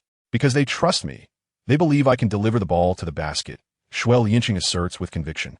Upon hearing this, Harris cannot suppress a sardonic smile, as if to say, "You doubt it?" Xue Liancheng's smile grows ever more radiant. Harris remains speechless, yet his expression conveys everything. "Very well then, to demonstrate that my words are not mere bravado, I shall now score right here, directly above your head." Xue Liancheng lifted his gaze towards the basket, exuding confidence as he spoke. "Then feel free to try," Harris retorted with a sardonic smile. Internally, he steeled himself, thinking, "Wang Defy, if you dare to shoot, I will ensure your failure. Watch closely, for I shall demonstrate once more what it means to follow through on one's words." With that, he concluded. Xue Liancheng executed a forceful jump shot. Harris had anticipated this moment, yet upon witnessing Xue's true shot, he was utterly taken aback. Could anyone be so brazen? Did he truly consider himself divine? Nevertheless, despite the shock, Harris acted with remarkable swiftness, positioning himself forward to contest the shot. Xue Liancheng leaned back to the extreme, twisting his body as he reluctantly took a shot. His form distorted, his hand position altered, and his shooting posture became unrecognizable. Such a forced three-pointer was beyond belief. Even Harris found it incredulous. Not only did Harris doubt him, but his teammates also thought Xue Liancheng had lost his senses. Standing there, he refrained from executing the play, avoided breaking through, shunned probing, neglected screens, and even eschewed fakes, opting instead for a sheer, contested jump shot. What was he attempting to achieve? Although Xue Liancheng had previously demonstrated a similar audacity against the University of Michigan, the circumstances then were vastly different. The two Michigans were not the same. One was Michigan State, the other the University of Michigan. At that time, Xue Liancheng had yet to showcase his prowess to win over the crowd, and his bold attempts could be interpreted as a desperate bid for recognition. However, after numerous matches, everyone was well aware of Xue Liancheng's capabilities and recognized him as a composed and rational player. Whether it was breaking through or distributing the ball, he had executed both to perfection. Now, however, Xue Liancheng, succumbed to a fit of madness. He audaciously launched a three-point shot, his body contorted in an absurd manner. It was utterly nonsensical. Yet, accompanied by the swish of the net, the grumbling thoughts of his teammates were abruptly silenced. Harris stood there, utterly dumbfounded, his mind in a state of bewilderment. What has happened? It went in. How could that possibly happen? Do you see? This is precisely why my teammates are willing to pass the ball to me, Xue Liancheng exclaimed, raising three fingers and gesturing as if to pierce through the three-point line. A smile gracing his lips. Harris thought to himself, his mentality has shattered. This relentless barrage of setbacks comes wave after wave. In the ruthless arena of elimination, being intercepted by Xue Liancheng twice in succession resulted in lost points. As the star player, he reached out for the ball, yet his teammates turned a blind eye. Xue Liancheng called for the ball, and his teammate promptly passed it to him without hesitation. Now, Xue Liancheng, in a display of sheer audacity, delivered a resounding slap to his face before declaring with conviction, "I will shatter your pride." He had been forewarned, positioned directly beneath the basket, poised to execute a forceful shot. Despite his impeccable defense, leaving no room for Xue Liancheng to maneuver, the ball still found its way into the net. An overwhelming sense of helplessness surged within him, akin to a tempest ravaging his soul. In that fleeting moment, he felt as if the figure before him embodied divinity. Young man, this is the true essence of playing the game. Xue Liancheng's voice resonated once more, rousing him from his slumber. Gritting his teeth, he refrained from speaking and instead hurriedly dashed towards the basket to receive the pass. Xue Liancheng's lips curled into a subtle smile, his heart swelling with joy.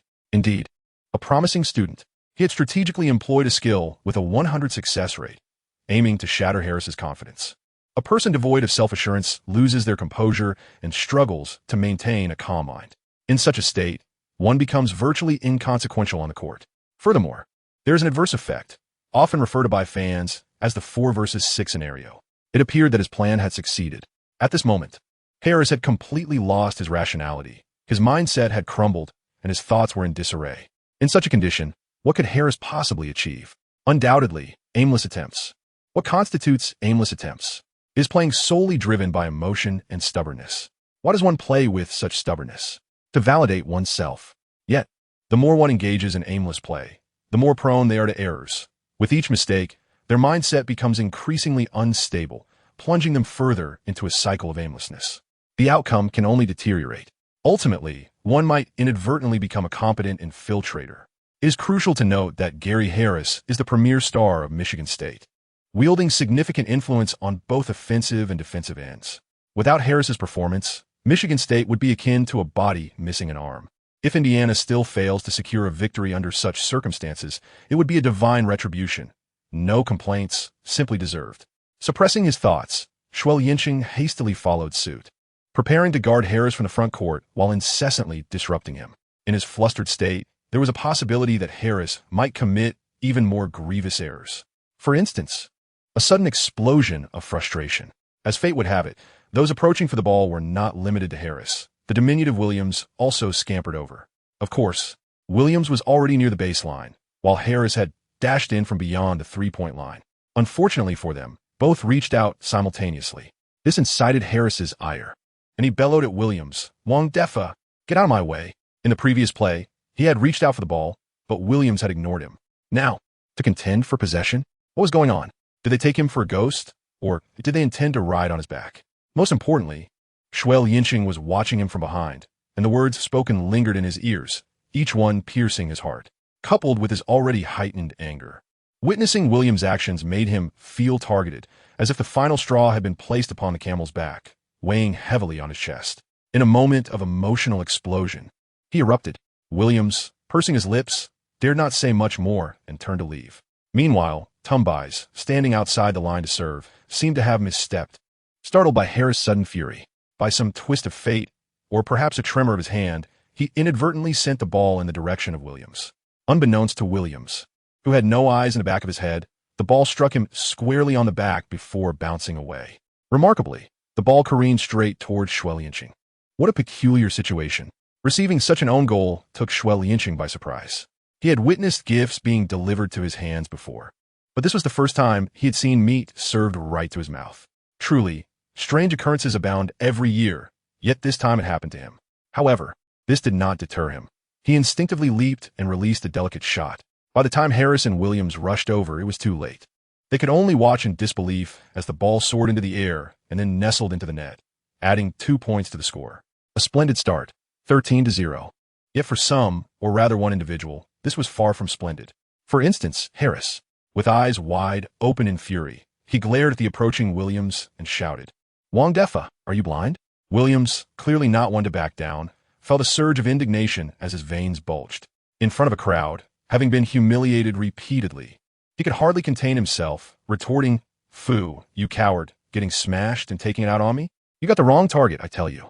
Harris could hardly believe that Williams dared to retort. His dignity severely provoked and his composure on the brink, he instantly morphed into a menacing figure.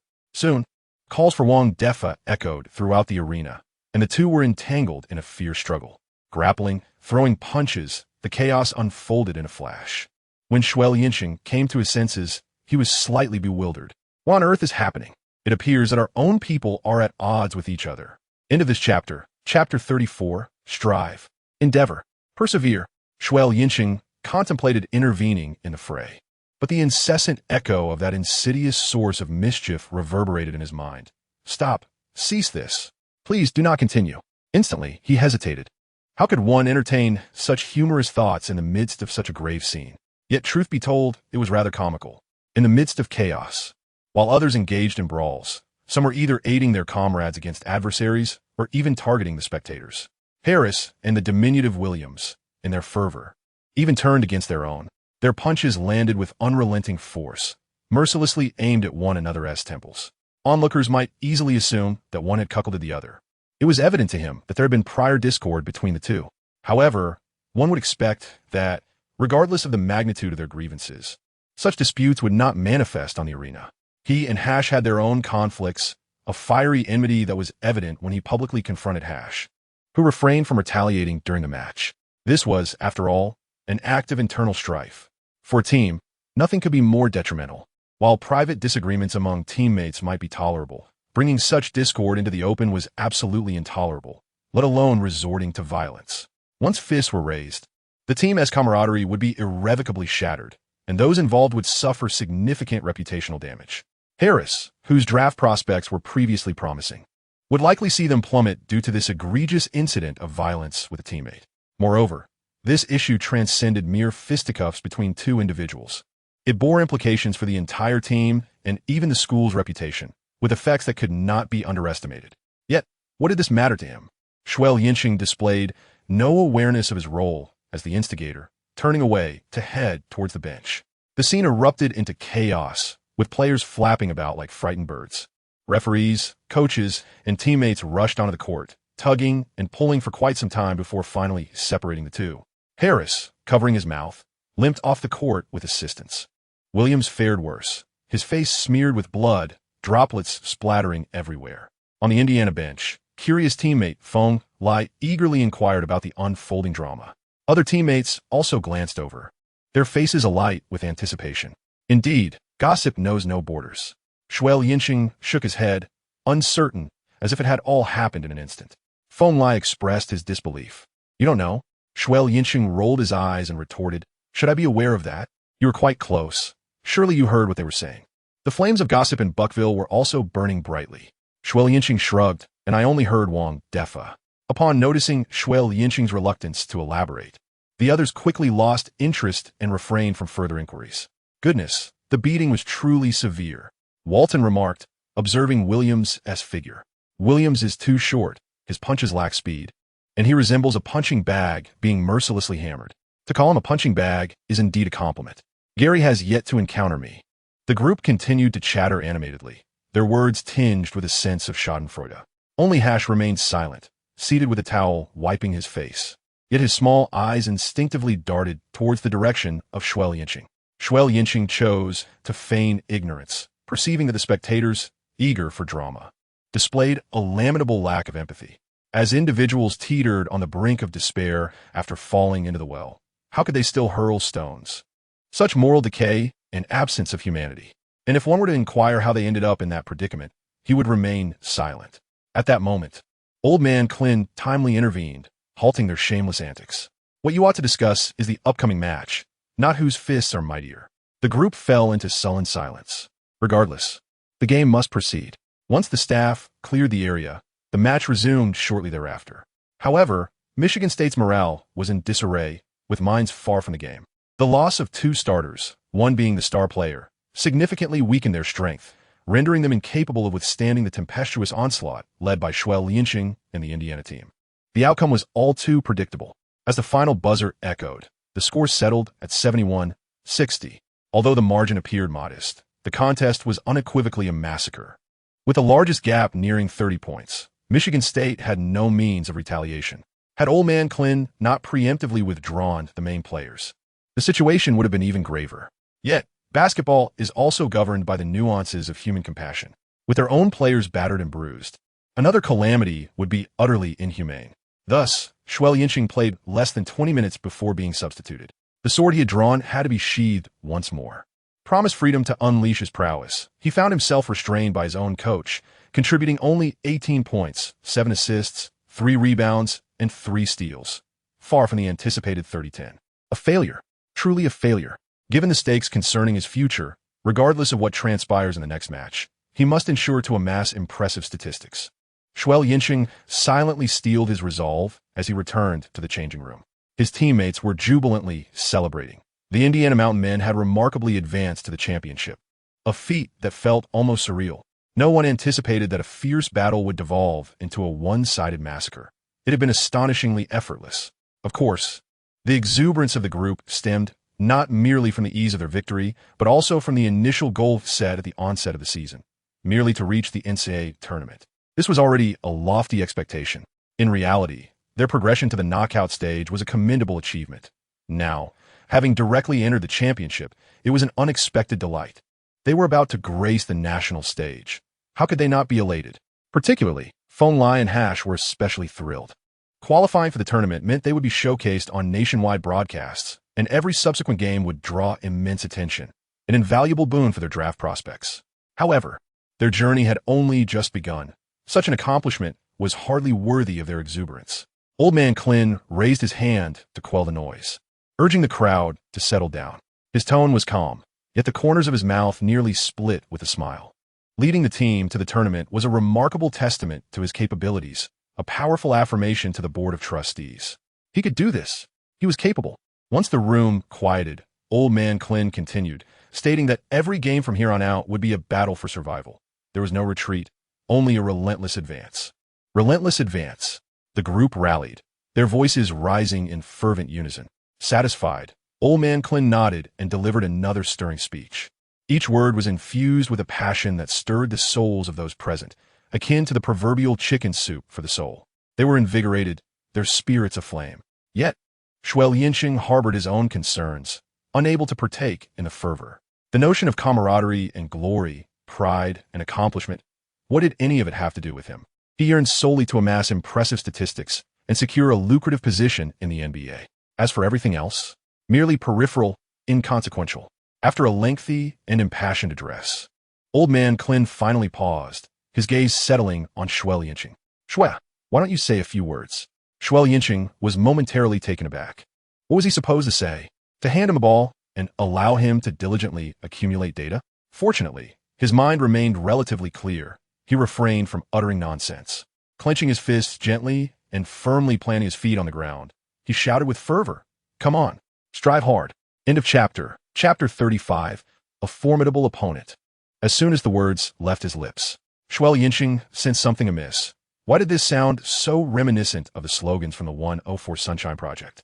Indeed, an unbearable scene unfolded before him. Go, go, go, strive, strive, strive, struggle, struggle, struggle. A group of individuals mimicked the fervor, clenching their fists, stamping their feet, and shouting in unison. One round was insufficient. Thus, they repeated it, with Old Man Klin leading the charge. Goodness, these Indiana warriors truly understood the essence of the Sunshine Project. It seemed a waste of talent to engage in such frivolity here instead of pursuing significant development. Xue, what are you standing there for? Feng Lai quickly urged, noticing Xue Liancheng lost in a daze. Xue Liancheng felt a bitter taste in his mouth. Could he possibly abstain from this spectacle? If this scene were to reach back home, outsiders might think he had been abducted. This slogan is fantastic. Old Man Klin paid no heed to such concerns. He found the chant invigorating. Come on, everyone, let's do it again. With that, the old man bent over, fists clenched, stamping his feet, exuding excitement as he bellowed once more, go, go, go, strive, strive, strive, struggle, struggle, struggle. The others followed suit, echoing the old man's movements. Their faces flushed as they shouted. In conclusion, Old Man Klin declared that this slogan was splendid and would henceforth serve as the battle cry for the Indiana Mountaineers. Xue, do you have any objections? Xue Liancheng momentarily found himself at a loss for words. Pondering the implications of the school board, discovering that the Team S statement originated from the Sunshine Project 104. He could only imagine the fate that awaited the old man. Mr. Klin, should that revelation come to light, perhaps he would be minced into a paste to feed the dogs. Regardless, it was not his concern. He remained silent. After hastily attending to his grooming, everyone boarded the bus back to Indiana, where the others dispersed in exuberance, reveling in their victory. Only Xue Liancheng quietly made his way into the gym, retrieving a basketball from the floor. Later that night, upon returning to his apartment, he noted that it was already past midnight. The upcoming match, the first round of the 64-32, was scheduled to take place in 4 days, which did not hinder his resolve to practice diligently. What could one do when faced with a lack of innate talent and a weak foundation? The answer was simple. One could only rely on hard work and perseverance. Beyond that, there were no alternatives. Well, perhaps there was another option, cheating. As he lay down, he instinctively reached for his phone, where his father had continued to update his Weibo as usual. The comments beneath his posts had finally begun to show signs of improvement, with many netizens acknowledging his performance and offering words of encouragement, suggesting that he was drawing ever closer to the NBA. However, there remained a plethora of detractors, particularly a few familiar faces who were relentless in their criticism. They claimed that he had merely stumbled upon good fortune after a meal of dumplings, inciting others to engage in brawls, and labeling him as cunning and deceitful, among other disparaging remarks. In short, there was scarcely a kind word to be found. Xue Liancheng could hardly be bothered. What he needed to confront was the professional evaluation of him by individuals like 58 Dad and Su Datu. Unfortunately, it seemed they were oblivious to this matter, collectively ignoring him without offering any commentary. After perusing domestic news, he turned his attention to international sources. There was a considerable amount of coverage regarding the game today between Indiana and Michigan State, garnering significant attention. A few websites even featured it prominently on their front pages. Yet, any mention of him was almost negligible, as they extensively chronicled the boxing match between Harris and Williams. How exasperating. He performed so admirably. Yet the news chose to overlook his accomplishments in favor of trivialities. It was utterly frustrating. However, upon reflection, this was not particularly surprising. Since the inception of basketball, incidents of internal discord within teams have been frequent, some even escalating to notable proportions, such as the infamous gun incident involving Gilbert Arenas and the subsequent altercation between Young, Green, and Poole, which had become widely known at the time. Yet, these conflicts typically erupted in locker rooms or during practice matches. The confrontation between Harris and Williams, however, unfolded in front of thousands of spectators during an actual game, rendering it an entirely different matter. Such a public display of internal strife, especially one as intense as this, was likely unprecedented. The resulting uproar was therefore somewhat understandable, though it did overshadow his impressive performance, leaving him feeling quite resentful. After all, these were all crucial elements of his bid to enter the NBA. To have them so completely disregarded was disheartening, to say the least. Nevertheless, there was still the next game to look forward to. Who would they be facing? UCLA, the University of California, Los Angeles, a prestigious institution and this year's rising team. Their roster was formidable, featuring the well-known 13th pick, a shooting guard destined to become a dunk champion. Indeed, Zach LaVine was among the ranks of UCLA, a player with the potential to achieve greatness, an all-star caliber talent. Albeit slightly inexperienced at present, yet possessing undeniable innate ability to soar and maneuver, his prowess should not be underestimated. In addition, there was another player of renown, Kyle Anderson, affectionately dubbed Human Sloth. Why such a name? Because his movements were excruciatingly slow, reminiscent of a worm in motion. On a fiercely competitive basketball court, he lacked the explosive speed and agility of his counterparts. However, one should not underestimate him. He possessed a unique rhythm, employing his deliberate pace to manipulate defenders into his tempo, thus achieving unexpected victories. The moniker Human Sloth bore a striking resemblance to Dominique Wilkins' title of Human Highlight Film, conveying a similar sentiment.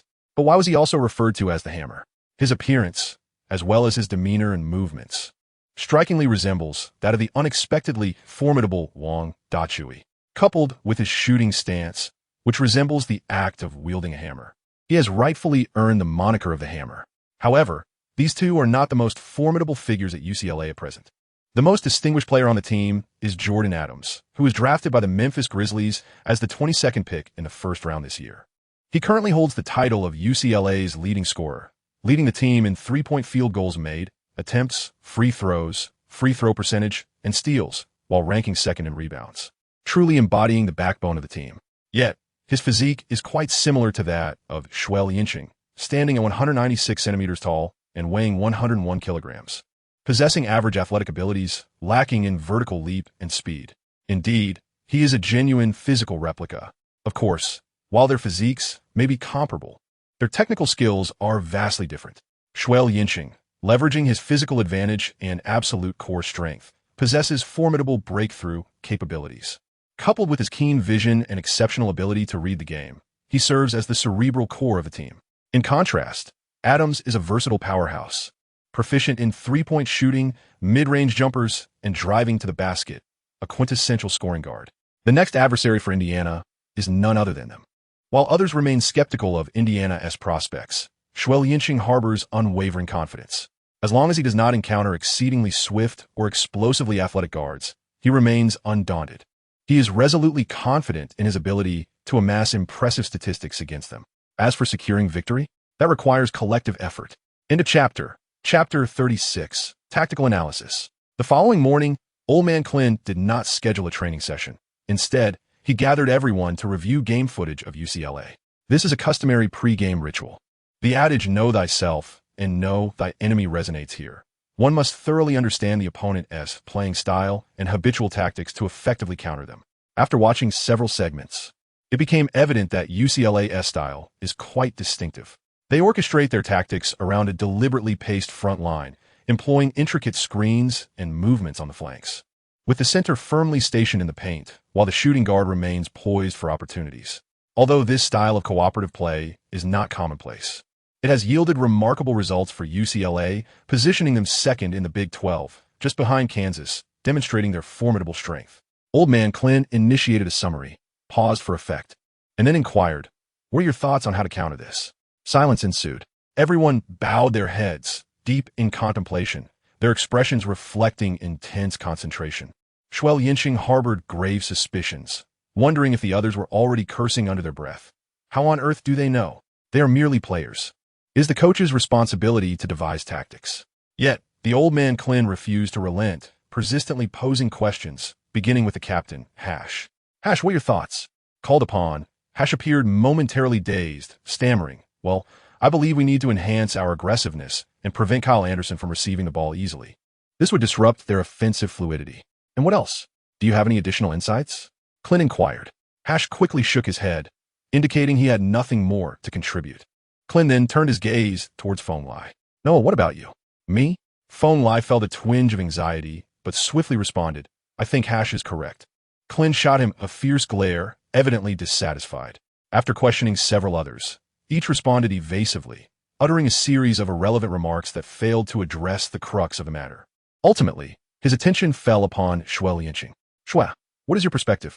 This tactic, centered around a forward with a slow pace, is indeed rare, though not entirely unprecedented. I recall that a few years ago, the Orlando Magic employed a similar strategy." Xue Liancheng pondered for a moment before speaking. The 2008 to 2009 NBA season marked an era of fierce competition among various factions, with the Orlando Magic emerging as a formidable force through their tactical reliance on a power-forward-centric strategy. Point guards Rafer Alston and Jameer Nelson, while possessing ball-handling skills, primarily operated as aggressive scorers, designed to penetrate and dismantle opposing defenses. Forward Hito T. RKO Liu, though not particularly swift, played a pivotal role in orchestrating the offense, initiating nearly every attack. Center Dwight Howard dominated the paint, establishing his reign over the key area. To further enhance their offensive capabilities, they utilized the sharpshooting prowess of Rashard Lewis to stretch the floor. Alongside a cadre of defensively adept or three-point proficient players like Michael Snare, Courtney Lee, and J.J. Redick, they triumphed over the defending champions, the Boston Celtics, and managed to thoroughly challenge the peak performance of LeBron James, propelling themselves to the NBA Finals and asserting their dominance across the league. However, in the finals, they encountered the formidable trio of the Los Angeles Lakers, featuring the peak Kobe Bryant, which ultimately led to their championship defeat in a gentlemanly sweep. Yet, this notion of a gentlemanly sweep is somewhat misleading.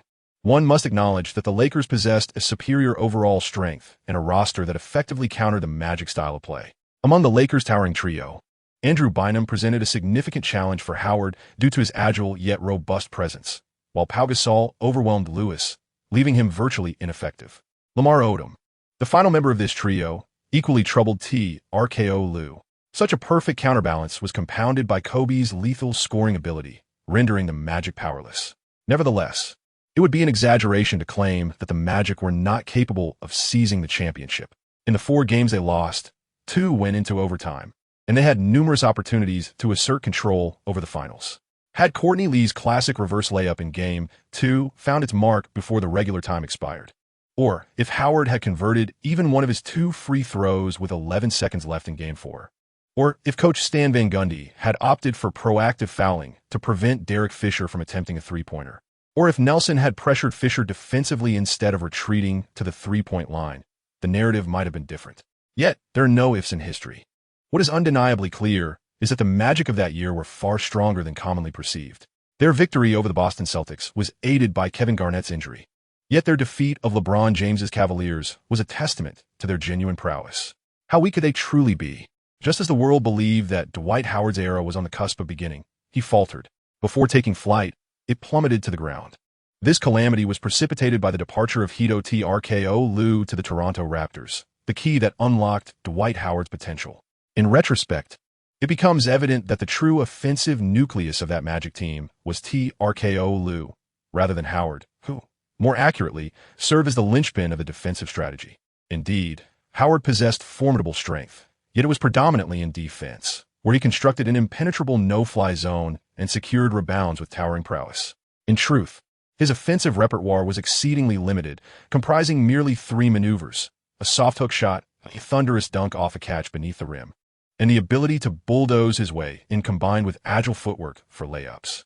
Any semblance of self-created offensive capability and low-post finesse could be deemed negligible. He was in dire need of a playmaker, one who could deliver the ball to him in a manner conducive to his strengths, and that individual was T. RKO Liu. Conversely, T. RKO Liu's absence from the Magic-esque system and tactical hierarchy rendered him ineffective. Present-day UCLA bears a resemblance to that former Magic squad, with Kyle Anderson serving as a pivotal high-post facilitator and organizer, a crucial point of offensive initiation. Zach LaVine assumes the role of a slasher, leveraging his speed and explosiveness, while Jordan Adams is akin to a more diversified offensive arsenal, proficient in three-point shooting. The interior presence of Drew, too, although lacking the dominance of Howard, still contributes commendably on defense and the boards. Small forward Wiseman focuses primarily on defense and seizes opportunities for open three-point shots. When comparing the tactical frameworks of the two teams, they indeed share significant similarities, albeit UCLA operates in a more simplified manner, lacking a dominant interior player. Upon hearing Xue Liancheng's remarks, the old man Clin's eyes momentarily sparkled before quickly dimming as he continued. The antidote to such a tactical setup lies in height and the ability to stifle the paint, a demonstration already provided by the Lakers. However, therein lies Indiana's vulnerability. Apart from Vonleh, their interior presence is wanting. Even he does not excel in overpowering the paint and displays a slight apprehension towards physicality, with mediocre finishing and defensive capabilities. This poses a significant dilemma. Winning the game could be rather straightforward. Play fast, drive to the basket, and maintain high success rates. Xue Liancheng proceeded to articulate his insights. The old man Clin furrowed his brow and inquired, "What do you mean?" The two aces in the UCLA lineup, Anderson and Adams, lack speed, which is their flaw. If we play fast, it essentially targets their Achilles heel. Exploiting drives can lead to fouls. Should they find themselves in foul trouble, it signals an opportunity for us. Our high success rate implies they would lack rebounding dominance. And without that advantage, their offensive frequency would diminish, rendering their tactical approach significantly less effective. Xue Liancheng provided his reasons one by one. However, there was another reason he did not mention, which is that this approach facilitates his data accumulation and accelerates his performance. He can leverage his vision to provide assists, execute breakthroughs, and enhance success rates. In essence, these two proposals yield a singular effect, liberating him to unleash his potential. It is worth noting that within the entire Indiana Mountain People team, only he and Hash possess the formidable ability to threaten defenses and penetrate through adversaries. Yet, due to Hash's height and limited explosiveness, his finishing skills are rather mediocre, resulting in a subpar scoring efficiency. Thus, he remains the sole player with the highest scoring potential in Indiana. If he were to become the primary offensive option for the team, wouldn't his scoring figures soar? There would be no need to devise intricate strategies, coordinate screen plays, determine movement timing, arrange for supports, execute passes and cuts, or orchestrate spacing when Hash initiates an attack. Alongside considerations for providing screens for phone lie and similar tactical maneuvers, Xue Liancheng had always felt hesitant to speak up. The old man Clin's penchant for embellishments often complicated straightforward issues. As for the efficacy of his proposals and whether they could lead the team to victory, he himself remained uncertain. Only through practical application could the truth be revealed. The idea was commendable. Though Clin's expression was somber, his eyes sparkled with intensity. After a moment's pause, he cast a glance over the assembly, inquiring if anyone had additional insights to contribute. A profound silence enveloped the room. With no further suggestions from the group, Clin decisively concluded that they would proceed with the tactical drills as Xue had suggested. Xue Liancheng raised an eyebrow, his heart brimming with uncontainable joy. "Ah, old man, you have finally come to your senses." Into this chapter, Chapter 37. What is the potion in the gourd? 3 days later, the competition commenced as scheduled. The madness of NCAA's March is attributed to its ruthlessly unforgiving elimination system. One match determines the victor. Win? Advance to the next round. Lose? Return home. The clash between the Indiana Hoosiers and UCLA was a pivotal match, transitioning from 64 to 32 teams. Once reaching the top 32, each subsequent game was broadcast nationwide, garnering attention akin to that of a presidential election, especially after the ultimate Final Four matches. Xue Liancheng was uncertain whether they could reach that point. Therefore, from this moment onward, he must seize every opportunity to showcase his abilities, to put it plainly, to enhance his statistics. The Indiana starting lineup remained unchanged. UCLA's starting lineup consisted of shooting guard Zach LaVine, guard Jordan Adams, small forward Wiggins, power forward Kyle Anderson, and center Drew too. Amidst the cacophony, the game commenced. With Phone Lay's height and wingspan, the jump ball posed no challenge, and Indiana swiftly claimed the first score. Hash sped across half court. His pace was indeed fierce, and in the blink of an eye, he evaded the defense and charged toward the baseline. Where is Xue Liancheng? He meanders along the baseline and the sidelines, becoming a spatial creator without the ball. Indeed, the suggestion he made that day to play at a fast pace ultimately dug a deep hole for himself, leading to his own downfall. Old man Clin believes that to play quickly, the ball must be entrusted to Hash, allowing him to advance swiftly or seize opportunities for a fast break. As Hash is the fastest player on the team, certainly the primary strategy still remains unchanged, with him and Phone Lie executing pick and rolls, or Hash and Phone Lie doing the same. Now, when Hash holds the ball and plays quickly, it is akin to an experiment. If it does not yield results, they will revert to the original strategy, where Xue Liancheng orchestrates the plays.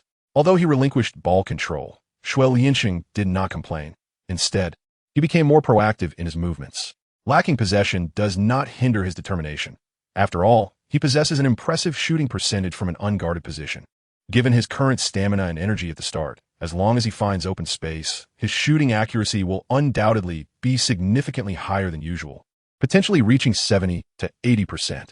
The UCLA players, upon noticing that Hash was in possession, were somewhat bewildered. They had also studied Indiana prior to the game and recognized Xue Liancheng as the core playmaker, possessing an expansive vision and immense scoring threat. According to their plan, the moment Xue Liancheng took possession, they would engage in physical contests, and as soon as he attempted to drive, they would immediately double-team him. However, despite their meticulous calculations, they had not anticipated Indiana's tactical shift. In an instant, the defender assigned to Xue Liancheng, Wasman, found himself at a loss. Xue, haven't you always played as a point guard? What is this? Have you lost ball control? Xue Liancheng was completely unaware that, by a twist of fate, his seemingly insignificant suggestion inadvertently disrupted the opponent's defensive strategy. At that moment, he was entirely focused on his positioning, showing no inclination to pay any attention to Husman. How lamentable is that neither your coach nor your teammates place any trust in you. Husman continued to chatter incessantly. Xue Liancheng was momentarily taken aback. Those words seemed to be ones he typically uttered himself. How had the tables turned today? However, he quickly regained his composure, a subtle smile gracing his lips. Did this signify that he had earned the recognition of his adversary? After all, his current treatment was comparable to that of a leading star. He was closely monitored, and taunts were hurled at him. Yet, you still managed to smile. I truly admire your magnanimity. Wasman believed he had delivered a cutting remark. Yet, for Xue Liancheng, it was utterly harmless and even invigorating. To be frank, your trash talk is rather juvenile. This response left Wasman momentarily stunned. Seizing this fleeting moment of hesitation, Xue Liancheng executed a deceptive feint, performing an extreme reverse sprint. Wasman, already in hot pursuit, failed to halt in time and ended up in a dramatic split. Xue Liancheng completely broke free from his defender, shouting loudly, "I'm still rational with this Hash," not blindly going solo as he passed the ball with precision. He received it, leaped, and took the shot. Xue Liancheng's movements were executed seamlessly. The ball spun gracefully in midair before obediently descending into the net. UCLA's coach, Reagan, instantly furrowed his brow. What was happening? The point guard had unexpectedly transformed into a sharpshooter? This was indeed beyond all expectations. Turning back to UCLA's offense, Adams approached with the ball and, as anticipated, passed it to the formidable Anderson. The essence of human movement began to showcase its fluid technique. He stepped forward to break through, hesitated momentarily, and then advanced again, pausing once more. The impression was that he always seemed half a beat behind. Yet, it was precisely this deliberate rhythm, coupled with his towering stature, that rendered Walton incapable of defending effectively, ultimately disrupting his defensive footwork. At that moment, Adams maneuvered through, setting a screen. Buckwheels, following closely, aimed to execute a double team on Anderson to force a turnover. However, before he could fully complete the double team, Anderson released the ball. The recipient was none other than Adams, who was positioned behind the screen. Adams stepped back and jumped for a mid-range shot. Both Buckwheels and Walton had their focus on Anderson, and by the time they reacted, it was too late. They could only watch helplessly as Adams took his shot from mid-range. It was good. Xue Liancheng observed everything keenly and couldn't help but sigh inwardly. Anderson was indeed a remarkable talent. Despite the apparent slowness of this individual, his timing and comprehension of the game surpassed that of ordinary players.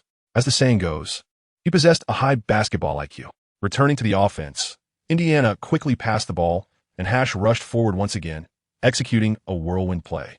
Remarkably, Xue Liancheng's prediction came true. Due to the sluggishness of Anderson and Adams in transitioning back on defense, a lapse occurred, allowing Buckwells to seize the opportunity for a layup. The elderly Klein on the sidelines had a glimmer of excitement in his eyes. Playing at a fast pace was indeed proving effective. Subsequently, Indiana resolutely adhered to the principle of rapid play, maintaining pressure on UCLA with a score of 18-13. The margin was narrow, yet the ball remained in Indiana's possession. This outcome greatly astonished everyone, even Xue Liancheng, who had not anticipated that his selfish suggestion would yield such extraordinary results. Reagan decisively called a timeout, evidently having recognized the issues at hand and sensing the need for adjustments. "Well done, boys," Klein cheered, clapping his hands in approval. If they could sustain this performance, victory would be within reach. The prospect of making it to the top 32 was a feat that would undoubtedly elevate his reputation. Soon, the match resumed. Upon seeing UCLA field the same 5 players, Klein was taken aback. What was going on? They hadn't made any adjustments at all. He found it difficult to fathom Reagan's motives. Subconsciously glancing over, he caught Reagan's eye, which bore a slight, cold smirk. Naturally, Klein's expression soured, and he turned away. Nevertheless, he was increasingly puzzled. What was happening? Chapter 38. The Treatment of Superstars. As the game continued, observing the two little chubby players jostling on the court, Klein suddenly had an epiphany. It dawned on him that UCLA's adjustment was to have the hefty Adams guard the diminutive Xue Liancheng. In that instant, he grasped the intention of UCLA's coach Reagan. This was an attempt to stifle their fast-paced rhythm. Initially, Adams and Anderson on the court were rather slow, and they brought in the relatively quicker Wasman to guard Xue Liancheng. Xue typically weaves between the baseline and the wings, which caused UCLA's overall defensive recovery to lag, resulting in numerous instances of untimely defense. By releasing Wasman and allowing Adams to match up against Xue, UCLA's defensive recovery speed surged, avoiding the previous vulnerabilities exposed during fast breaks. Indeed, in this possession, Indiana found no advantage. After a push from Hallie, UCLA's players maintained their positions impeccably. Left with no choice, Hallie attempted a hard drive, but after circling around the baseline, he found no opportunity and had to retreat. At this moment, perhaps due to a lapse in judgment, he abandoned the pick-and-roll strategy and instead drove into the paint. Subsequently, he faced two defenders and attempted a shot, resulting in a clear foul that brought him crashing to the ground. Seizing the opportunity, UCLA launched a fast break, with Zach LaVine soaring effortlessly for a spectacular reverse dunk. In the following possessions, Indiana's fast-paced play lost its effectiveness, and the situation deteriorated rapidly. During this period, a lone three-pointer from Xue barely kept them afloat, but the score was soon reversed. After a successful dunk by Drew II, Indiana found themselves trailing UCLA by 4 points, with a score of 21-25. As Indiana's offense spread out, Hash took control of the ball and began orchestrating the play after crossing half-court. Xue Liancheng parted his lips, contemplating uttering something, yet hesitated and retreated to the corner of the court. He had already sensed that Hash's unique attributes were beginning to manifest. However, with so many spectators present, if he were to shout and admonish Hash to refrain from his reckless behavior, it would likely embarrass the impulsive Hash, making him susceptible to provocation and potentially inciting discord within the team. This would be akin to following in the footsteps of Michigan State, with the examples of Harris and Williams glaringly evident, leading to a descent into an unfathomable abyss. Such an outcome was far from his desire. In his contemplation, Hash had already begun to maneuver for a breakthrough. Yet, against the equally swift Zach LaVine, his advantages were rendered moot, and he found himself unable to advance. After several adjustments, he ultimately fell prey to LaVine's opportunistic steal. Xue Liancheng and his companions swiftly retreated to their defense. Alas, Lavin's speed was simply too formidable to match. They barely reached the center circle when they witnessed Lavin deliver yet another thunderous dunk. "Noah, pass the ball to me in a moment." Xue Liancheng's face darkened as he turned to Feng lie beside him. He had hardly made an impact in the game. If this match were to end in failure, his aspirations for the NBA would drift further away. This was something he could not permit. He had to either win or demonstrate the performance he was capable of. Returning home in such an ambiguous manner left him at a loss for words. Without hesitation, Feng Lai nodded in agreement, affirming his resolve. With that, he swiftly rushed over to retrieve the ball, while Hash stood by, waiting to receive the pass. Xue Liancheng cast a sidelong glance, his heart seething with indignation. With such a performance, how could one possibly have the audacity to control the ball? "Have you gone mad?" Receiving the pass from Feng Lai, he advanced forward without a backward glance. In truth, there was no need to look back. He could well imagine the grimace on Hash's face at that moment. Yet, it mattered little to him.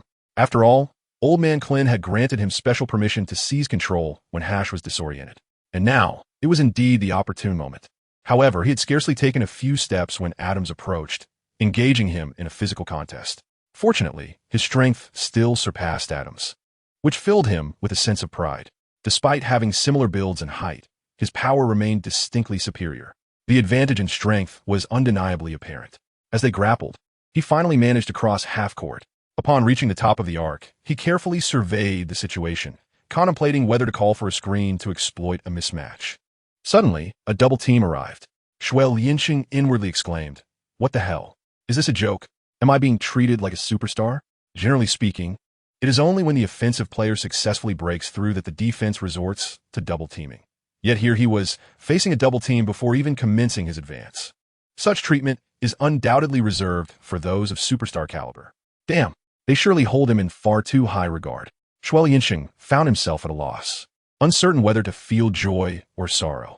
Confronted by a double team, he realized he had few effective options to break through and could only pass the ball to the unmarked Walton. At that moment, a thought sparked in his mind, and he surged towards the penalty area with renewed vigor. Then, with a feint, he pivoted back and called for the ball. Walton, caught in contemplation about how to handle the ball, momentarily hesitated upon hearing Xue Liancheng's call and subsequently passed it in. After Xue Liancheng received the pass, he effortlessly pivoted and charged towards the paint, forcefully nudging Adams aside. The double team arrived once more, yet he remained unhurried, refraining from releasing the ball at the first opportunity. As Drew 2 approached, he expertly gauged the distance before deftly passing the ball to Feng Lai. UCLA's defensive rotations were impressively swift. Just as Feng Lai completed his adjustment and prepared to leap, Levine lunged at him. Fortunately, Feng Lai reacted with remarkable quickness, swiftly relocating the ball. Hash found himself with an open opportunity. Without a moment's hesitation, he launched a three-pointer. The ball sailed through the air, perfectly executed. In a burst of exhilaration, Hash punched the air and let out a roar. After a long period of frustration, he finally scored. In that moment, he found redemption. UCLA's offense resumed, adhering to the same strategy. Anderson, utilizing rhythm, alternated between rapid and measured movements, leaving Walton momentarily disoriented. Ultimately, with Drew 2's screen, he successfully sank a mid-range jumper. Turning back, this time Hash did not rush to receive the ball. He wisely prepared to move away. However, he was called back by Xue Liancheng, who handed the ball to him. Although he was eager to take possession, it felt as though Adams was clinging to him, persistently applying physical pressure and disrupting his movement. Under such circumstances, advancing with the ball would prove exceedingly taxing, hindering his ability to lead the offense. Therefore, entrusting the ball to Hash for progression was the most prudent course of action. When the time came to initiate the attack, he could reclaim control without delay. Most importantly, he noticed that Hash had regained his focus, which reassured him. Otherwise, he would prefer to endure greater fatigue than allow Hash to bear the burden of the ball. As they moved into the front court, Xue Liancheng deftly maneuvered through the court, skillfully employing screens to create space, and at last, he found an opening and signaled to Hash for the ball. This time, Hash refrained from indulging in a solo play. After all, his recent three-pointer had demonstrated that Xue Liancheng was the one best suited for orchestrating the offense. In this moment of clarity, he possessed the wisdom to recognize this truth. Xue Liancheng offered no opportunity for the opposing team to double-team him. Upon receiving the ball, he immediately surged forward, drawing defenders in as anticipated. Buckwheels made a cutting move, only to be swiftly intercepted by Xue Liancheng. As the ball reached him, Buckwheels leaped into the air, executing another successful dunk. The elderly coach Clin observed from the sidelines, his gaze finally regaining its spark. Into the Chapter 39, Adjustment. At this juncture, the match had devolved into a tug-of-war. Both teams exchanged blows, with scores rising and falling in tandem. Indiana struggled to unravel UCLA's intricate offensive coordination, while UCLA found themselves equally thwarted by Xue Liancheng's adept ball distribution. As the final 5 minutes approached, Indiana trailed UCLA by 6 points, with a score of 56-62. Coach Clin called for a timeout. "Xue, how are you feeling?" he inquired, noticing Xue Liancheng leaning on his knees, breathing heavily. His concern was palpable. After all, Indiana's primary offensive strategy hinged on Xue's ability to receive and distribute the ball swiftly or to deliver a quick strike himself. Conventional plays like the pick and roll with Hash and Feng Lai had ceased to be effective in this contest. Beyond that, Feng Lai occasionally provided minimal assistance, leveraging his height and reach to contribute. Xue Liancheng waved his hand repeatedly, expressing his contentment. Currently, his scoring and assist statistics were rather mediocre. If one were not watching the game live, it would be hard to recognize his indispensable role within the team. However, this was not the crux of the matter. The essence lay in the fact that, having fought through the match up to this point, all he desired was victory. Securing a win would propel them into the top 32. At that juncture, during the nationally broadcasted games, he might leave a more profound impression on the audience. Presently, they found themselves in a tense phase, and Coach Clin dared not allow Xue Liancheng a moment's respite. He could see that Xue was fatigued, yet there was no alternative. He could only utilize the timeout to provide Xue with a brief opportunity to recuperate, urging him to take a seat and rest for a while. Xue Liancheng, without a hint of pretense, proceeded towards the bench. The assistant coach, Jason, directly signaled for the substitutes to rise, among whom was a player named Davidson, who even brought him a cushion. This task used to fall upon him. He had even brought cushions for Davidson in the past. Little did he expect that one day their roles would reverse, with Davidson now attending to him. It is indeed a testament to the unpredictable nature of life, where fortunes can shift unexpectedly. With a silent reflection, he unceremoniously took a seat.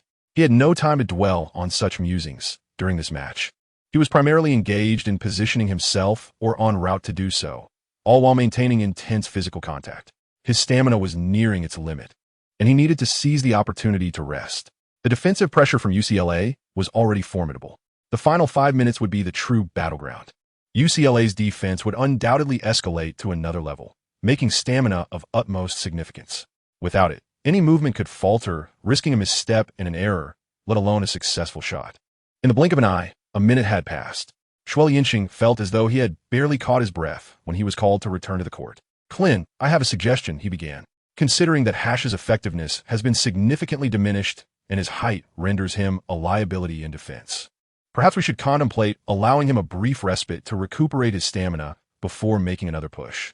The primary players have just been strategizing on the sidelines and have now returned to the game. As Xue Liancheng passed by, he suddenly overheard a conversation between Jason and the elderly Clin. He paused. Was the idea of substituting Hash truly feasible? It seemed plausible. At this moment, Hash was virtually incapable of contributing beyond merely receiving the ball. Jason's assertion that Hash was ineffective was, in fact, quite mild. The reality was that Hash was more of a hindrance than a help. If that were the case, it would be more beneficial to let him rest and then re-enter the game at a critical juncture, utilizing his regained energy for a final surge. With that thought in mind, Xue Liancheng interjected, "I believe Jason has a valid point." Clin furrowed his brow at Xue Liancheng's interjection and retorted, "We already have a limited number of ball handlers. If we take Hash out, who will assist you?" "Davidson would be a suitable choice," replied Xue Liancheng, raising an eyebrow at Davidson, who had just provided him with a cushion.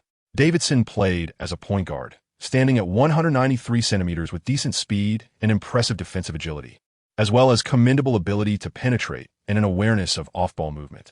However, he was merely adequate, unable to compare with Hash. His shortcomings were glaring: a woeful three-point shooting ability, a lean physique, and inadequate finishing at the rim. Previously, Davidson was a regular rotation player, but with Xue Liancheng's meteoric rise, he had been relegated to the role of a water-cooler attendant. The reason was straightforward.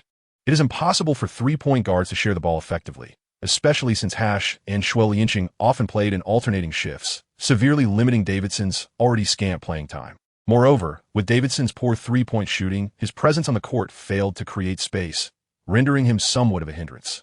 In a tightly contested match such as this, Davidson was unlikely to see any court time. Even if substitutions were to be made, Clin would opt for a taller shooting guard or small forward with superior three-point capabilities. His three-point shooting is insufficient, leaving no room for penetration, Clin reiterated with a shake of his head. But he could continuously move and cut. Xue Liancheng pressed on. Having Hash on the court as a liability could significantly increase our chances of losing this match. It might be worth taking a gamble, allowing Hash to recover his stamina, and then launch a full frontal assault on the basket. There could still be a glimmer of hope. If we were to take Hash out, then who will bring the ball across half-court? Walton is a forward with virtually no ball handling skills, while Buckwheels, also a forward, possesses only average control. As for the other substitutes, they are functional players with limited ball handling abilities, especially in such high-intensity matches. It is no wonder that Coach Clin is apprehensive. Beyond Walton's control, who else can they rely on? Wait a moment. How could he overlook an essential player on the team?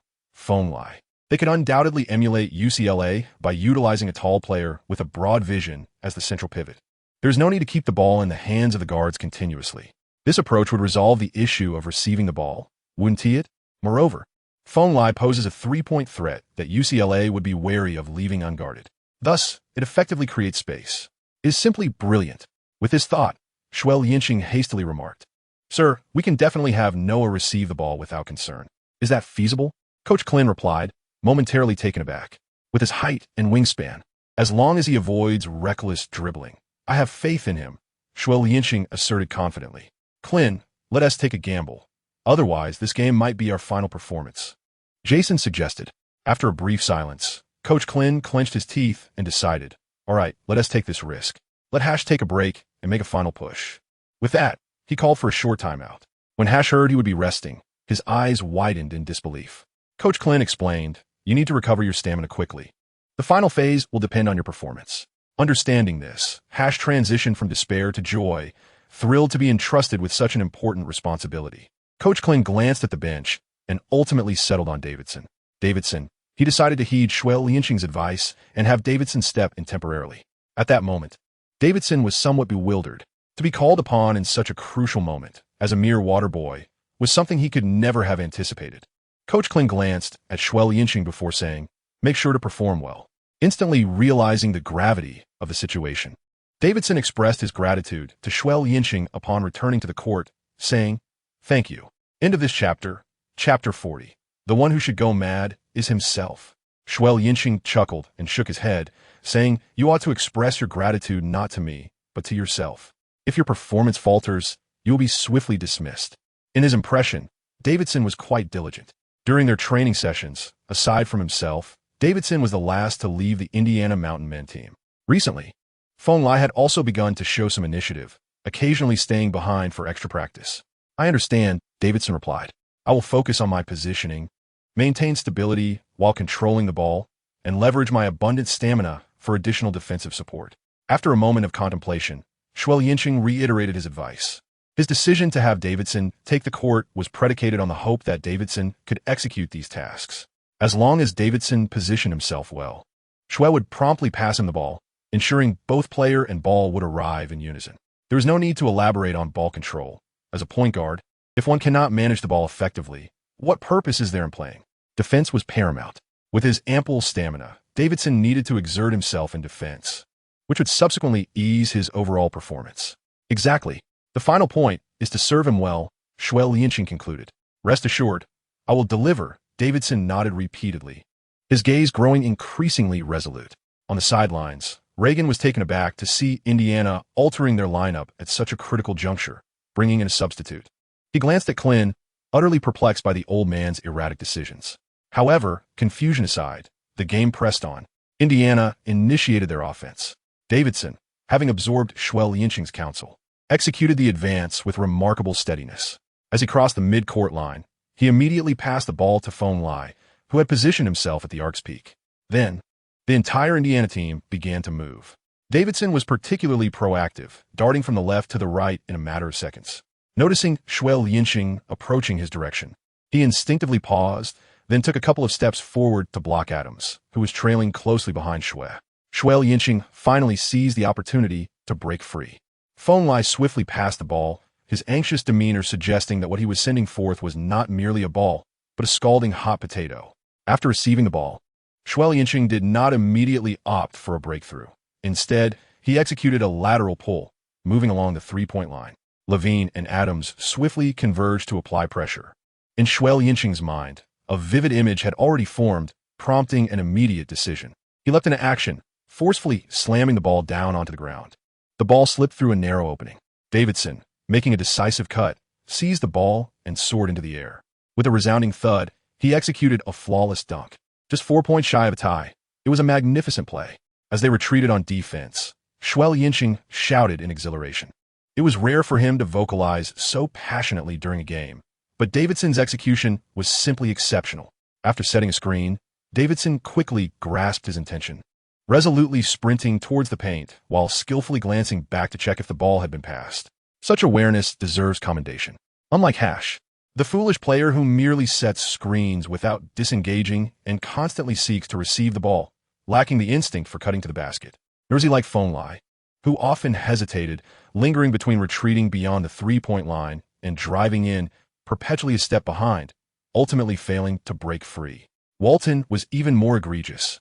After setting a screen, he would sprint away, often neglecting to check the ball's location, necessitating reminders from Xue Liancheng. As soon as Xue Liancheng spoke, the individuals from UCLA could undoubtedly hear him, prompting a swift defensive response, leaving no opportunity for a conclusive finish. Buckwheels was somewhat similar.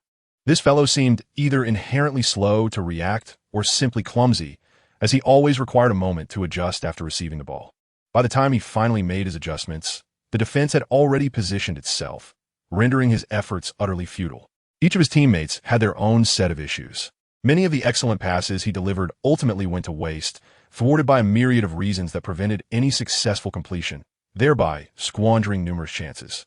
They could only capitalize on wide-open opportunities that were glaringly obvious.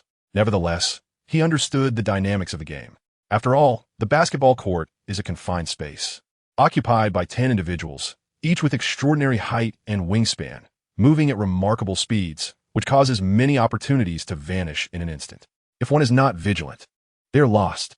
However, individuals like Davidson, who possess exceptional cutting instincts, are rare and remarkably compatible with his style of play. Subsequently, UCLA executed a series of passes, yet failed to create any significant opportunities, and under Davidson's aggressive defensive pressure, Lavin ultimately missed a shot. Xue Liancheng was overwhelmed with joy. The opportunity to narrow the score had arrived. If they could score this next point, the deficit would dwindle to merely 2 or even 1 point. In the subsequent round, they would be poised to take the lead. Once they managed to surpass their opponents, their momentum would transform entirely. Once again, it was Davidson who advanced with the ball. Employing the same strategy, after crossing half court and observing his teammates positioning themselves, he passed the ball to Feng Lai at the top of the arc. Everyone was in motion, executing their runs. It was once more the familiar screen set by Xue Liancheng and Davidson. However, this time, a significant difference emerged. Upon receiving the ball, Xue Liancheng noticed that Lavin refrained from pressing him, but instead opted to closely defend Davidson. After all, they had just learned a valuable lesson and could not afford to become complacent. For Xue Liancheng, this was indeed a fortuitous development. Throughout the entire match, he had been relentlessly double-teamed the moment he caught the ball. This was the first instance he experienced such ease. Without hesitation, he surged forward aggressively. The entire UCLA team contracted their formation, aiming to apply pressure on Xue Liancheng. However, they were cautious not to tighten their defense excessively, for aside from Davidson, whose three-point shooting was somewhat lacking, the other Indiana players posed a significant three-point threat. Meanwhile, Davidson was not merely a stationary target. He was constantly darting back and forth, leaving Lavin with no room for relaxation regarding UCLA's feigned strategies. Xue Liancheng's mind was as clear as a mirror. As long as they executed the double-team maneuver, the ball in his possession would undoubtedly find its rightful place. As Xue Liancheng pressed deeper into the penalty area, UCLA could no longer contain themselves and sent Anderson to initiate the pressure. Xue Liancheng, however, remained unhurried, refraining from passing the ball immediately.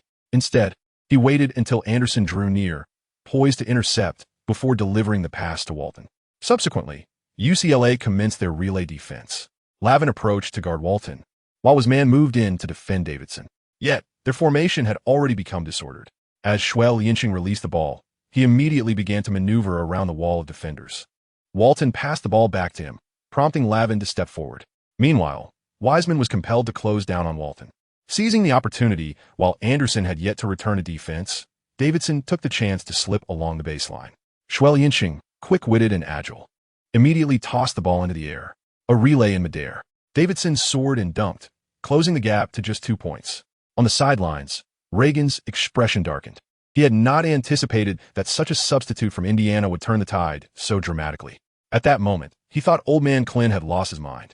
Now, it was he who had succumbed to madness. Into this chapter, Chapter 41.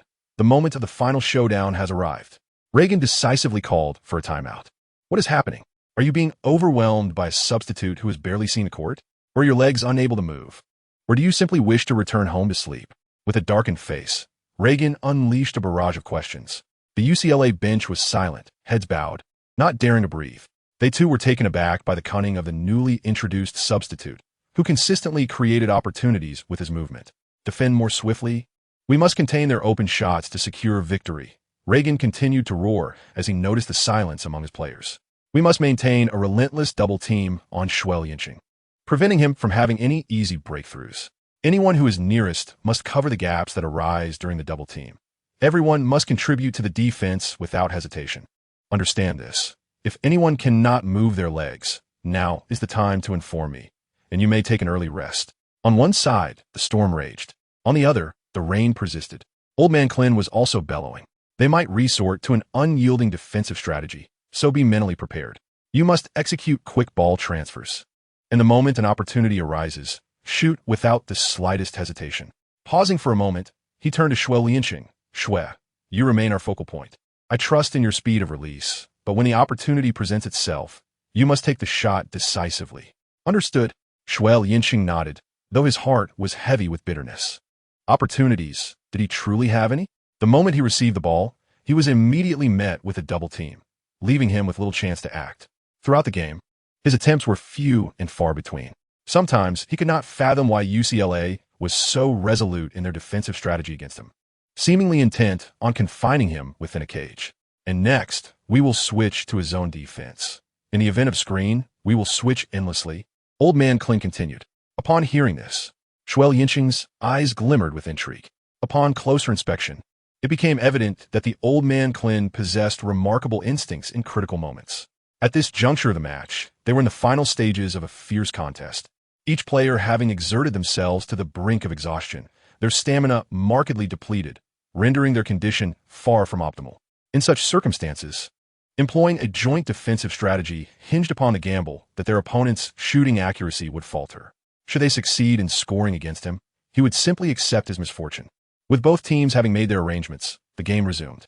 As soon as he stepped onto the court, Xue Liancheng approached Davidson and whispered, "When you have the ball, drive straight to the basket without passing." "What?" Davidson responded, bewildered. "Me drive?" The coach didn't tee a range for that. Xue Liancheng naturally understood Davidson's concerns. "Trust me, I will take responsibility for any issues that arise." At that moment, all eyes at UCLA were focused on him. If he were to execute a surprise move, it might yield extraordinary results. Most importantly, Davidson was in peak physical condition, and with his prowess in breaking through defenses, this unexpected assault would catch the opponent off guard. Should he succeed, it would be splendid. If not, it mattered little. Experimenting with alternative strategies was always worthwhile. Relying solely on him would spell trouble for them. "All right." Davidson nodded earnestly.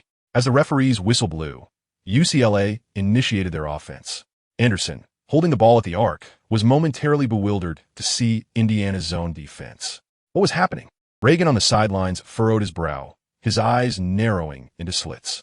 He too was taken aback by Coach Klein's bold gamble, abruptly altering the defensive strategy at such a critical juncture. During this possession, Anderson and Adams engaged in a series of pick and rolls, yet they could not effectively dismantle the zone defense. Ultimately, they could only create a makeshift screen on the perimeter, hastily taking a shot. Clang! The sound of the ball hitting the rim was deafening. Walton secured the rebound and immediately passed to Davidson. The latter sprinted across half-court. Everyone expected Davidson to wait for his teammates to position themselves, as he usually did. However, this time, he showed no signs of slowing down, charging headlong into the paint. Raven's stamina waned, and in the ensuing confrontation, he was pushed back a step. In that fleeting moment of opportunity, Davidson successfully executed a layup off the backboard. 62, it was a tie. Reagan's expression turned sour. A sudden 6-0 run would have elicited no reaction from him at the start of the game. Yet now, with less than 3 minutes remaining, specifically 2 minutes and 46 seconds, time was running short. This equalizer dealt a tremendous blow to their morale. Most critically, they had no means to contain this newly entered substitute, who had swiftly scored 6 points. It was as if a jolt had struck them, leaving them reeling and unable to stem the bleeding. With a grim face, Reagan shouted from the sidelines, urging his team to maintain patience and focus on shot efficiency. Of course, Reagan was not the only one wearing a scowl. On the Indiana bench, one face was even more troubled than his. Indeed, it was the irritable Hash. The moment he stepped off the court, the tide of the game shifted. The very player who had taken his place, Davidson, a mere substitute, had become a catalyst for this transformation. Who could possibly endure such a situation? Promised to allow him some rest to recuperate his energy before making another push. As it turns out, he has indeed regained his stamina. However, the pressing question now is whether he is even needed on the court. It is truly exasperating. Moreover, every time he witnesses Davidson scoring, it inflicts greater anguish upon him than any defeat could. Yet, on the court, no one seems to care about Hash's feelings. The fierce confrontation between the players has escalated into an intense battle. Every possession is fiercely contested, with no ground to yield. It feels as though they might as well wield hammers against each other's heads. In this round, while UCLA sought to enhance their shooting efficiency, every Indiana player was brimming with excitement. Their defense was not only vigorous, but also swift and relentless. Ultimately, Adams contributed yet another miss. Turning back, Indiana continued to utilize Xue Liancheng's tactical support, rapidly shifting the ball around, with Lavin and others running tirelessly, eventually creating an open opportunity. Walton attempted a three-pointer, but this time it failed. His energy had significantly waned, and his shooting had become less reliable. Following this, neither side dared to play quickly, settling into a positional battle. As the clock ticked down, it was all misses. With just 1 minute remaining, the score stood at 62-62. Old Man Klin called for the final long timeout. They still had one short timeout left, which, logically, should suffice in the dying moments of the game. Everyone gathered around. Klin, clutching the tactical board, addressed them. At this moment, Hash also rose to join them. I am now designing a series of pick-and-roll tactics for Xue. Everyone must cooperate actively. Whether we win or lose hinges on this play. First, Noah, be ready to receive the ball without dribbling. Hold your position high, and wait for Xue to make his move, while also setting a screen for the defender pursuing him. Walton and Buckwheels, you two position yourselves in the corners. Do not move, just wait to receive the ball. If it comes to you, do not hesitate, shoot immediately. I trust in your ability to make open shots. Davidson, position yourself at the free throw line, ideally blocking the defender behind you. Once Xue drives in, step up to set a screen for him, obstructing the two defenders who are chasing. If the defender stands in front of you, penetrate into the paint and await Xue's pass. Xue, your task is to receive the ball and drive. Whether to pass or shoot, and to whom, is entirely up to you. I have faith in your vision and your ability to read the game. Old Man Klin scribbled and drew, continuously assigning tasks to everyone. A palpable tension enveloped the bench. Everyone understood that the climactic moment of the final showdown had arrived. At the end, Old Man Klin raised his voice, asking, "Is everything clear?" "Clear." The group nodded vigorously. "Now, let us chant our rallying cry." As he spoke, the Old Man Klin began to demonstrate. Clenching his small fists and stomping his feet, he rhythmically shouted, "Go, go, go, go, go, go, strive, strive, strive, struggle, struggle, struggle." The crowd formed a circle, jumping and raising their voices in spirited shouts. It appeared quite imposing. However, to Xue Liancheng, it seemed rather absurd. The initially heavy atmosphere became awkwardly lightened by this display. After all, the feeling of wanting to laugh, yet being unable to do so, is profoundly distressing. To make matters worse, he found himself compelled to join in. Once the arrangements were complete, the group was about to disperse when Hash unexpectedly spoke up. "Sir, I have rested well." Suddenly, the expressions of everyone shifted slightly. If it had been anyone else, this could have been interpreted as a proactive display of engagement, a positive sign. Yet Hash was different. As the captain, his position in the team was unequivocally central. Typically, a core player would have no reason to remain off the field during critical moments. But here lay the issue. Hash's previous performance had been lackluster, yielding dismal results. Klin had downplayed the situation, and no one had found it inappropriate. Hash, with even a modicum of awareness, should not have chosen this moment to make himself known. His actions now suggested an issue with attitude, indirectly challenging Klin's authority. The atmosphere grew palpably tense. Assistant coach Jason gently called out, "Hash, what's the matter?" Hash seemed oblivious to the problem and retorted defiantly. Klin's expression darkened, his brows nearly igniting with frustration, yet he strove to suppress his ire. "You should rest for now. I will call for you when needed." To draw an analogy, a team in competition is akin to an army in battle.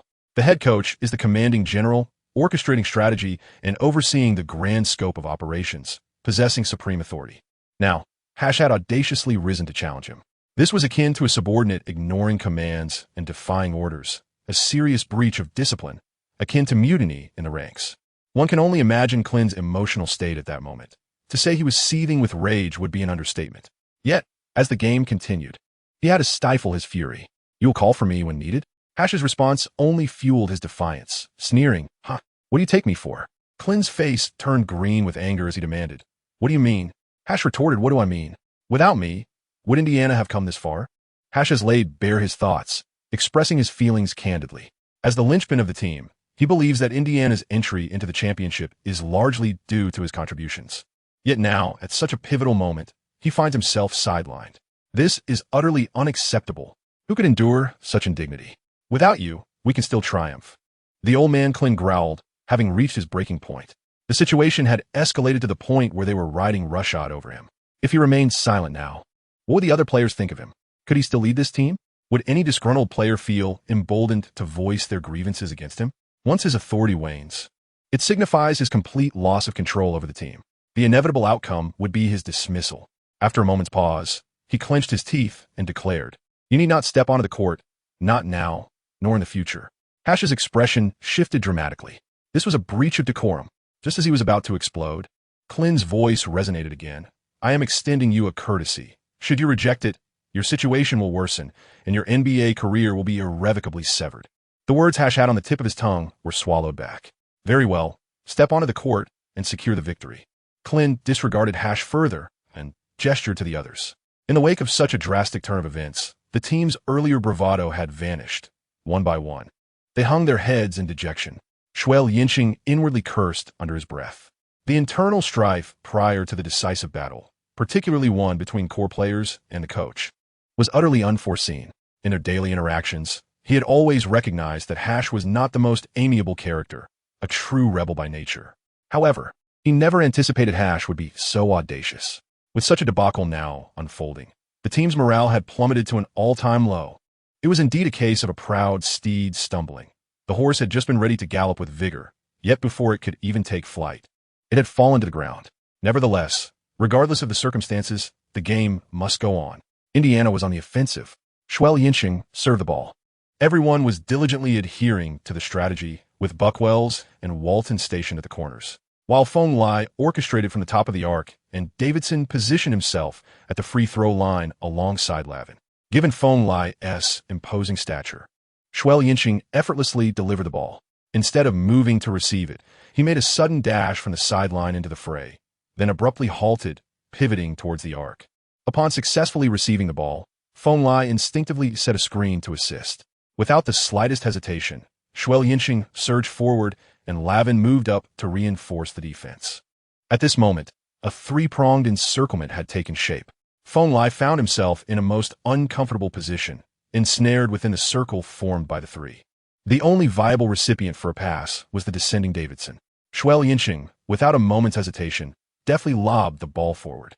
However, UCLA's relentless defensive maneuvering was swift. Anderson, in close proximity, charged into the paint, positioning himself directly in front of Davidson. Rather than forcing a play, Davidson adhered to the strategy laid out by Coach Klin, promptly shifting the ball to Walton, who was in a position of relative openness. Yet, it was more accurately described as a semi-open state, for Adams had already rushed over to bolster the defense. Walton, perhaps influenced by the recent discord between his teammate and the coach, hesitated noticeably. Ultimately, he opted to take the shot. At that moment, Adams had fully engaged in defense, leaping to disrupt the attempt. As Walton released the ball, Xue Liancheng could distinctly sense that something was amiss. His mind flooded with countless expletives, unsure whether to voice them or keep silent. Nevertheless, he prioritized the moment. Dashing into the paint, just as the ball collided with the rim, Xue Liancheng was just about to leap for a rebound. Yet after a brief moment of hesitation, he refrained from jumping. With his ability to foresee events with a mere 0.1 seconds of anticipation, he sensed that the ball would not descend. Meanwhile, others soared into the air. Indeed, the ball rebounded off the rim once more. Xue Liancheng seized the opportunity to position himself, crouching low to gather his strength. While others were still finding their footing after landing, he leaped high, though not excessively so. Nevertheless, it was sufficient. He successfully made contact with the ball. The ball grazed the backboard and smoothly found its way into the hoop. Xue Liancheng was overwhelmed with joy. They had turned the tide at 64-62. Although the strategy devised by Old Man Klin had not succeeded, they had nonetheless scored. This indicated that they were poised at the threshold of victory. End of chapter 43. The final shot is mine. There remained 48 seconds on the clock. UCLA opted not to call a timeout and instead advanced rapidly under Lavin's control. At this juncture, two distinct strategies presented themselves. The NCAA offensive possession lasts 35 seconds, and under such circumstances, UCLA could have executed a swift play. However, typically, teams refrain from doing so, since Indiana was currently in the lead. A hurried attempt could be perilous. If successful, it would be advantageous, but a miss could jeopardize their position. Thus, by conventional wisdom, UCLA would methodically strive for a high percentage shot to either equalize the score or to take the lead, subsequently fortifying their defense to maintain control. Yet, no one anticipated that Lavin would disregard the tempo, advancing straight to the arc. Then, the unexpected occurred. This fellow launched a three-point shot. Statistically speaking, a two-point attempt is the most reliable, as proximity to the basket inherently increases the likelihood of scoring. A three-point shot, on the other hand, is akin to gambling. In the words of the renowned commentator, Coach Zhang, it was reckless. Indeed, at such a critical moment, Lavin opting for a trailing three-pointer was sheer folly. To compound matters, he was being closely guarded by Davidson, while Walton leaped up to contest the shot. In such a scenario, scoring seemed almost impossible, unless one possessed extraordinary luck. Much like Xue Liancheng's impeccable shooting skill, otherwise, the odds of success were akin to a stroke of fortune. As expected, once the three-pointer was released, Xue Liancheng sensed that the shot was wildly off target. He immediately charged in, intent on seizing that pivotal rebound. However, at that moment, the whistle blew. Xue Liancheng was bewildered. The Indiana players were equally perplexed. Even Old Man Klin on the sidelines was taken aback. The referee's signal indicated a three-point foul, which meant 3 free throws. This was utterly shocking, like being stabbed in the heart. Xue Liancheng lifted his gaze towards the large screen, which was currently replaying Levine's shooting motion. From this frontal angle, Davidson's defense appeared impeccable, showing no contact with Levine whatsoever. The camera then shifted to another angle, capturing Walton leaping to block. From this perspective, it seemed even less questionable, as Walton was merely attempting to interfere without any genuine intent to forcibly block Levine's shot. Was this then a misjudgment? Old Man Klin was infuriated, immediately approaching the referee. "Sir, could you enlighten me on where the foul occurred? Are you questioning my authority?" The referee retorted, his expression grim and cold. "I merely wish to understand where the foul was," Klin replied, his own demeanor equally sullen. If this play was ruled a shooting foul, it would result in 3 free throws. Levine's free throw percentage stood impressively at over 85, making him a reliable scorer. Should he convert all 3 attempts, UCLA would seize the lead, plunging Indiana into a seemingly insurmountable abyss with the time dwindling. Even if he only scored 2, it would still equalize the game, rendering the situation exceedingly unjust for Indiana.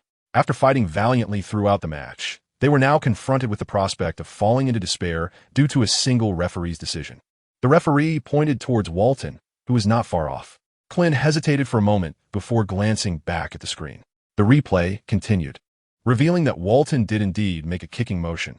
However, from this angle, the details were not entirely clear as their foot placements overlapped. Whether contact was made remained uncertain.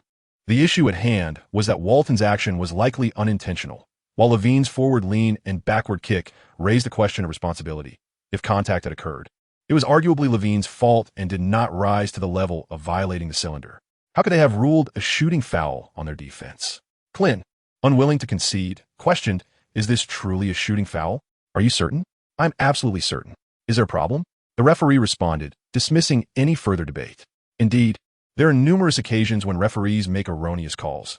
They are human, possessing only 2 eyes and 2 ears, and it is entirely plausible for them to miss details or mishear events. However, once the whistle is blown, a ruling must be made. Instances of overturning calls are exceedingly rare, unless the replay is impeccably clear. This situation exemplified a typical case of acknowledging a mistake, yet refusing to amend it. The authority of the referee on the court is not to be challenged. Old Man Klin clearly understood this. He made an effort to calm himself, reflecting for a moment before signaling to Walton, asking, "Did you kick Zach?" "Absolutely not." Walton shook his head vigorously, resembling a bobblehead in his agitation. Old Man Klin glanced at the referee. "Did you hear that?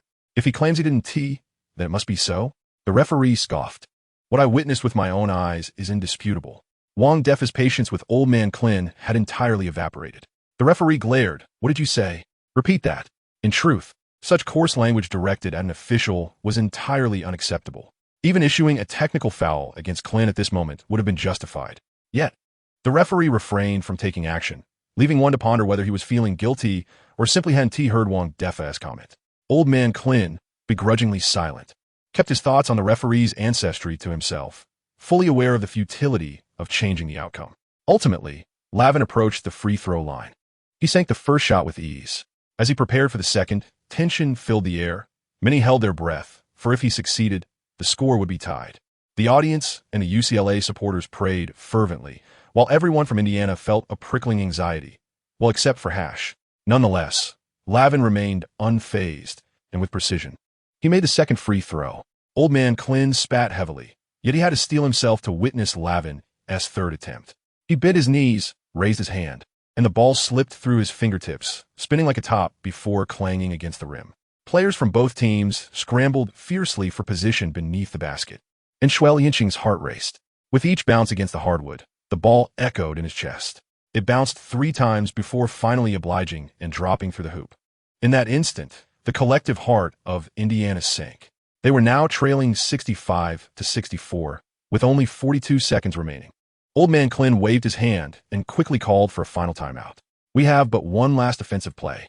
Davidson, take the ball and attempt a swift drive to the basket. If successful, transition immediately to defense. If you find yourself double-teamed, pass it to Xue and let him orchestrate. I want to lay out a complex strategy. Xue, it's all in your hands now. Do not let me down. Remember, whatever happens, follow Xue's lead. Noah, keep a keen eye on the boards.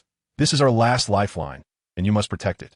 With only 30 seconds left, Old man Klin could not afford to devise an intricate plan. The first image that sprang to his mind was Davidson South's earlier unexpected drive to the basket. He aimed to replicate that success.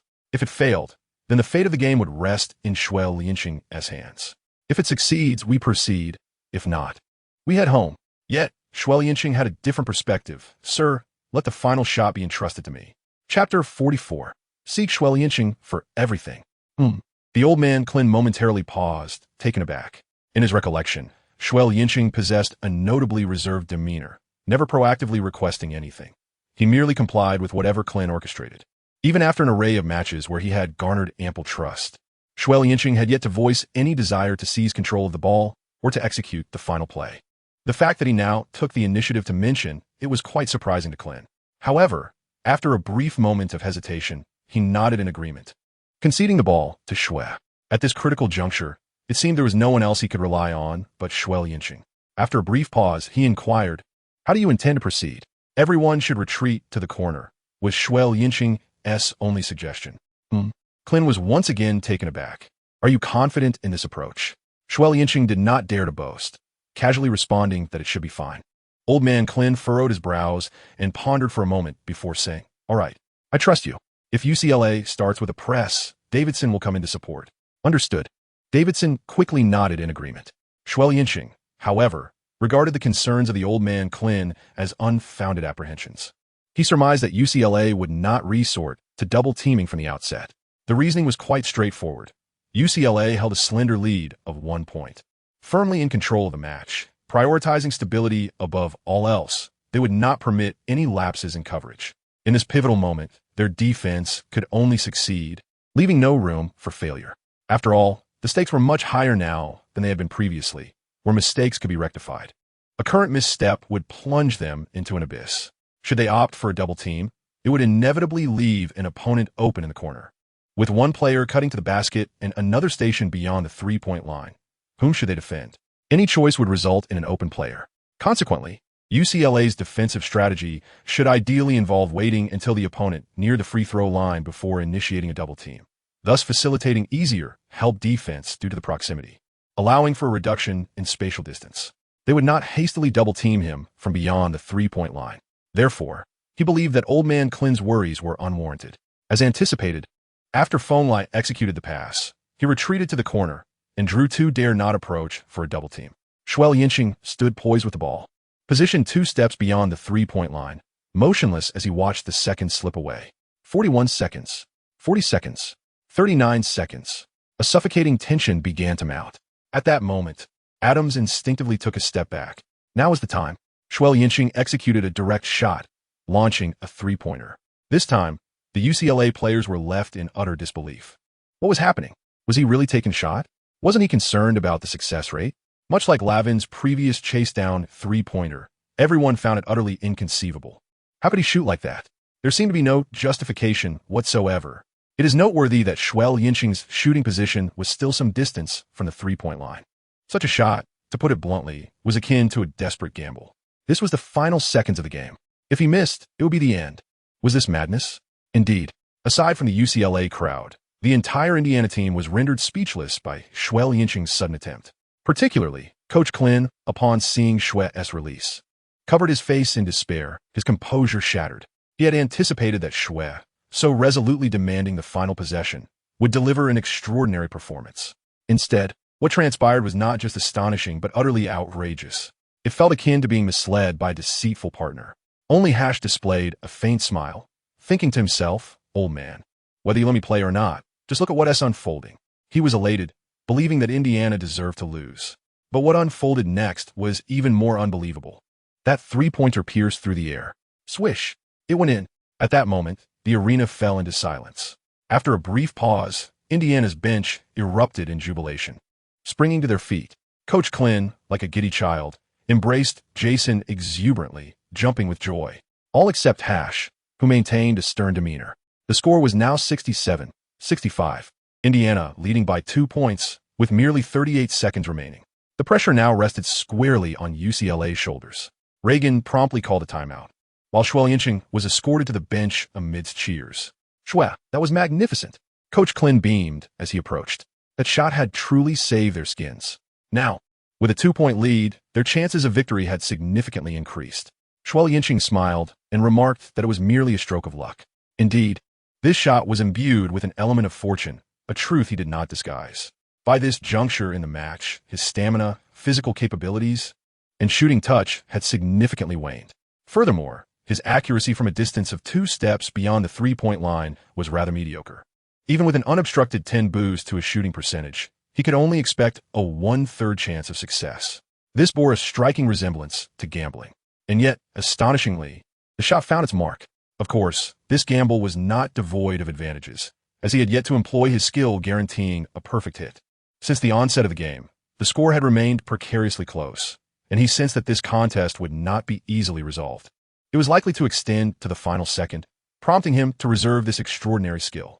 In retrospect, it proved invaluable. As soon as he released the three-pointer, he felt an undeniable fluidity in his motion, and thus refrained from activating his perfect hit skill. Ultimately, the outcome did not disappoint him. However, even had he missed, he remained unperturbed. Prior to this three-pointer, UCLA held a slender 1-point lead.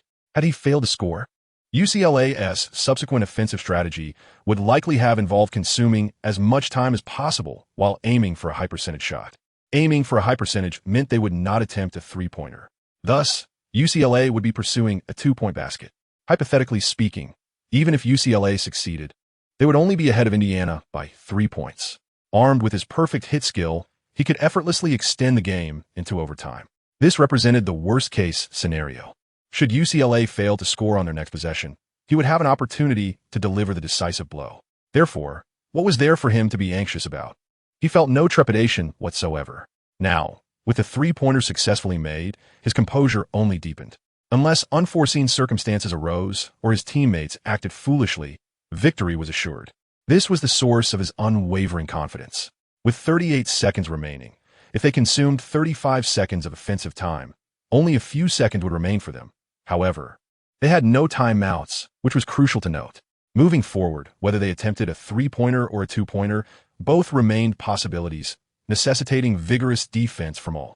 This was of paramount importance. Defending this possession would secure their victory and propel them into the top 32. Should they miraculously score, the first action would be to pass the ball to Xue. Did you hear that? Old Man Klin had no time to marvel at the extraordinary talents of his players. Instead, he launched into a rapid-fire explanation of their forthcoming tactics. Yet, it could hardly be deemed a strategy. To put it plainly, he instructed the team that they must defend with every ounce of strength they possessed.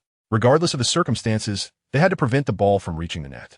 Should they fail, all blame would fall on Xue Liancheng. It was as simple as that. Chapter 45, The Decisive Kill. The timeout swiftly came to an end, and both teams returned to the court. Only 38 seconds remained. Soon, the outcome, whether they would advance to the next round or head home, would be revealed. The expressions on everyone's faces were grave, akin to adversaries locked in a life-and-death battle, their eyes occasionally flickering with ruthlessness and resolve. As the referee's whistle blew, the game resumed. Zach Levine initiated the play, with Hammer Anderson providing support, while UCLA executed intricate movements. Before long, after a screen set by Adams, Levine returned the ball, creating space. The most reliable option for UCLA lay with Adams, and they chose to entrust the crucial offensive play to their star player. Meanwhile, the audience eagerly anticipated the thrilling confrontation between the finest players on both sides. However, to everyone's astonishment, as the two players positioned themselves, Xue Liancheng charged forward to pressure them. Those familiar with basketball understand that the optimal defensive distance is an elbow's length away. Too far, and one primarily defends against drives and jump shots. Too close, and one focuses on preventing shots while guarding against drives. Xue Liancheng's unexpected advance to apply pressure caught everyone off guard. They wondered if he had lost his senses. Such a gamble on a steal could easily backfire. If he failed, it would increase the defensive burden on his teammates, making them vulnerable to breakdowns in coverage. On the sidelines, Old Man Klin was beside himself with anxiety. How could such a composed individual as Xue Liancheng display such bewilderment at a critical moment? It is utterly perplexing. For a fleeting instant, he contemplated rushing onto the court, pointing an accusatory finger at Xue Liancheng and unleashing a torrent of invective upon this scoundrel. The disappointment is palpable. As anticipated by all, Adams showcased his exceptional ball-handling skills, deftly evading Xue Liancheng's attempt to intercept with a behind-the-back dribble. A swift pivot allowed him to completely bypass Xue Liancheng. Before him lay an unobstructed path. Adams was filled with elation, never expecting Xue Liancheng to make such a fundamental error. Opportunities like this are truly rare. Without a moment's hesitation, he charged towards the basket. Feng Lai had no choice but to step up, preparing to obstruct his advance. At that moment, Drew too found himself unmarked. He glided across the paint, and just as the ball soared towards him, he leapt gracefully, executing a breathtaking dunk that was as effortless as it was exhilarating. The score stood at 67-67. With only 28 seconds remaining, Indiana had no timeouts left. On the sidelines, the elderly Klinsman was consumed by frustration, his hands clasped atop his head in despair. Finally, he could contain himself no longer and bellowed at Xue Liancheng. "Xue, what on earth are you doing?" Xue Liancheng feigned ignorance and hastily urged Feng Lai to serve. Feng Lai, not daring to delay, quickly retrieved the ball and sent it flying. UCLA opted against a full court press, instead swiftly retreating to establish their positions. This strategy reflects a more prudent approach to defense. After all, an aggressive press could easily lead to lapses in coverage. Xue Liancheng had just imparted a valuable lesson to them, enabling them to effortlessly equalize the score. At this juncture, they would naturally refrain from committing such a fundamental error. As long as they maintained a steady approach and thwarted this final offensive attempt, they could push the game into overtime, where the outcome remained uncertain. Meanwhile, the Indiana players swiftly surged into the frontcourt, eager to seize any potential opportunity for another score. Yet, Xue Liancheng remained composed and nonchalant. Upon crossing the halfway line, he came to a standstill at the center circle. Casually dribbling the ball, he gestured for his teammates to position themselves at the corners. This strategy was reminiscent of his earlier three-point attempt. However, this time, the player assigned to defend Xue Liancheng was not Adams, but rather the best defensive player from UCLA, Wasman. Unlike Adams, Wasman was far from complacent. He spread his arms and bent his knees, adopting a posture of readiness. Clearly, Adams' previous defensive lapse had served as a lesson for him. Naturally, he dared not advance to apply pressure. Xue Liancheng's recent lesson loomed before him, instilling a sense of caution that deterred any reckless gambles. "It's the final shot. I intend to send you all home," he remarked with a smile. Casting a glance at the timer flickering above the backboard, Waziman let out a derisive laugh, questioning his qualifications with a sneer. Yet despite his taunts, he dared not relax in the slightest. This was indeed the decisive moment. He fortified his defense. Everything reset as both teams plunged into a fierce overtime struggle. He faltered in his defense. If that were the case, it would signal the end of an entire season. "I'll grant you a chance to guess. Will I aim for a three-pointer or drive for a two?" Xue Liancheng inquired with a chuckle, seemingly unfazed by Waziman's provocations. "Regardless of your intent, the notion of scoring is merely a fanciful delusion," Waziman retorted with a scoff. Yet, deep down, he had already contemplated the possibilities. The score remained tied. Will Xue Liancheng secure 2 points or 3? This is a question so evident that even a fool would comprehend it. By conventional logic, it is undoubtedly 2 points. The closer one is to the basket, the easier it is to score. This principle is ingrained in the very DNA of players. In a scenario where a single shot determines victory, even the mightiest of beings would settle for 2 points. Yet, Herein lies the conundrum. Xue Liancheng is an exceedingly peculiar individual, one who seldom adheres to conventional norms. Just recently, at a distance of 2 steps beyond the three-point line, he audaciously launched a shot. It was utterly outrageous, bordering on madness. Fortunately, it found its mark. Otherwise, he would have faced the wrath of the head coach. The previous play was even more egregious, a reckless gamble on a steal that gifted them an astonishing opportunity to equalize the score. Thus, Xue Liancheng's action seemed entirely expected. Yet, deep down, he still believed that Xue Liancheng would choose to charge forward. His subconscious was also primarily focused on preventing Xue Liancheng's breakthrough. As the time approached, Xue Liancheng revealed a cryptic smile, and upon seeing the timer reach 10, he finally sprang into action. He lowered his shoulders, dribbled the ball, changed direction, and advanced forcefully. Waziman inwardly acknowledged the inevitability of it all. Was he truly about to make his move? Breaking through his defenses would prove no simple task. While he steeled himself internally, he persistently collided with his opponent, using his body to disrupt. As the seconds trickled away, 9, 8, 5, 4, only 4 seconds remained. Yet Xue Liancheng had only managed to push up to the arc's edge. On the sidelines, Old Man Clin was so anxious he was practically hopping, wishing he could strip off his clothes and join the game. This was utterly pitiful. He was unable to penetrate the first line of defense. Was there still hope for this match? In truth, Xue Liancheng's performance at that moment had already provided an answer. It was profoundly disappointing, and at that moment, the double team arrived. In Xue Liancheng's mind, a vivid image emerged of Lavin charging swiftly from the left side. He hastily shifted to the right, mentally counting down the seconds. 3, 2. The next moment, he pivoted, launching himself upward. Both Waziman and Lavin leapt into the air, reaching for the basketball. 2 barriers, for hands, loomed overhead like dark clouds obscuring the sun, casting a shadow over Xue Liancheng. Yet, he leaned back with utmost precision. As he watched the ball soar successfully, a sense of relief washed over him. It was secured. In this match, he had triumphed. Upon landing, the red light flickered, signaling the end of the game.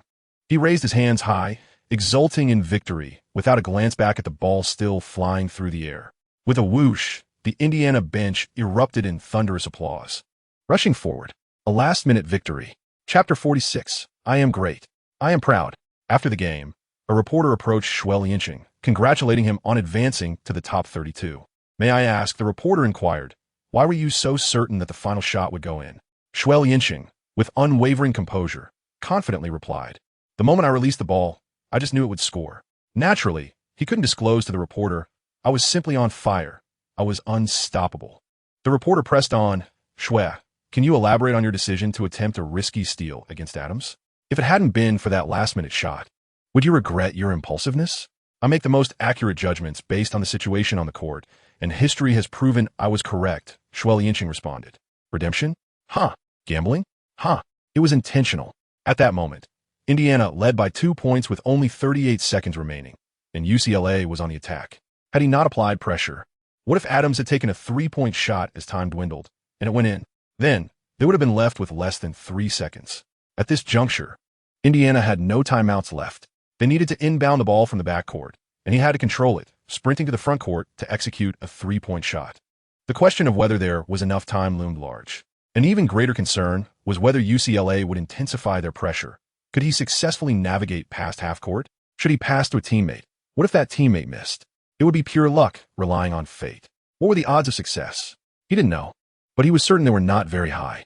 If he could guarantee a 100 success rate, why would he entrust his fate to another's hands? Thus, he had to ensure ample time to comfortably utilize his guaranteed scoring ability. This was one of the reasons he pressed Adams. If he took the gamble and pressured Adams, there was no doubt that Adams could easily bypass him and enter the 3-point arc. In that scenario, what difference would it make if UCLA scored 2 points? As long as UCLA is not aiming for a 3-pointer, the outcome is inevitably destined to culminate in his decisive victory. His relentless pressure effectively compels UCLA to settle for 2 points. This constitutes the second rationale behind his aggressive defense. As for the third reason, should UCLA equalize the score, they would refrain from applying full-court pressure, allowing him to leisurely dribble past half-court. Subsequently, he would execute a game-winning shot as the clock winds down. All of this lies within his meticulous calculations. What gambling? What redemption? Such notions are non-existent. The moment he sank that open 3-pointer in front of Adams, the conclusion was already predetermined. Ah, indeed, there is yet another motive. A buzzer-beater victory could grant him greater exposure, showcasing his clutch performance to NBA scouts, thereby paving his path to the professional league. Thus, there are no so-called blunders. Everything remains firmly under his control. This is precisely the effect he desired. The reporter subsequently inquired, Xue, having achieved such a breathtaking game winner, what are your thoughts? Is there anything you wish to convey? Tai Kula Xue merely pursed his lips. What could he possibly feel? Fully aware of what would transpire next and confident in his abilities, he found little cause for excitement. However, a tinge of exhilaration did stir within him. A game winner. Indeed, this is a game winner, particularly when reflecting on the expressions of Levine and Wiseman upon being defeated. Stunned, dazed, and utterly disheartened, his heart still stirred with emotion. Were they taken aback? He had promised to send them home, and he would certainly fulfill that promise. A gentleman's word is as binding as a team of horses. The reporter continued, Xue, next you will face the formidable University of Connecticut. Do you believe you can advance to the Sweet 16? Xue Liancheng, this is undoubtedly a matter of certainty. In truth, his inner thoughts were as follows. How can I know? The game hasn't even begun. Who dares to assert a guaranteed victory? Of course, one cannot simply speak the unvarnished truth, yet the momentum must not falter. If memory serves him right, Connecticut claimed the NCAA championship title in 2014, surging forth under the leadership of Shabazz Napier to seize the coveted trophy. The newly crowned MOP, Shabazz Napier, is indeed the rookie favored by LeBron James himself. And then, as quickly as he arrived, he vanished. But that is a tale for another time. Nonetheless, Connecticut's prowess is undeniably formidable. After all, how else could they have attained the championship? Now, Indiana's next adversary is none other than the venerable powerhouse, Connecticut, the champions of destiny this year. Is victory within reach? The prospects appear rather bleak. Returning to the locker room, Feng Lai was the first to rush forward, enveloping Xue Liancheng in a tight embrace. All right, my friend, pray tell, who in the world is unaware of your prowess? Xue Liancheng, with an air of indifference, shrugged his shoulders, embodying a sense of worldly confidence. I am magnificent. I take pride in it. Feng Lai seemed to grasp Xue Liancheng's sentiment, clearing his throat softly and murmuring, Anna is unaware. Xue Liancheng was momentarily taken aback, recalling that his predecessor seemed to have harbored affections for a girl named Anna. However, it appeared that Anna did not reciprocate his feelings. How utterly frustrating it is to bring up such an unfortunate memory. Xue Liancheng rolled his eyes, questioning whether they could engage in some genuine merriment. Feng Lai chuckled lewdly, his laughter dripping with mischief. After all, Anna had proclaimed that if their mountainous tribe made it into the top 32, she would consent to a date with you. Ah, your opportunity has arrived.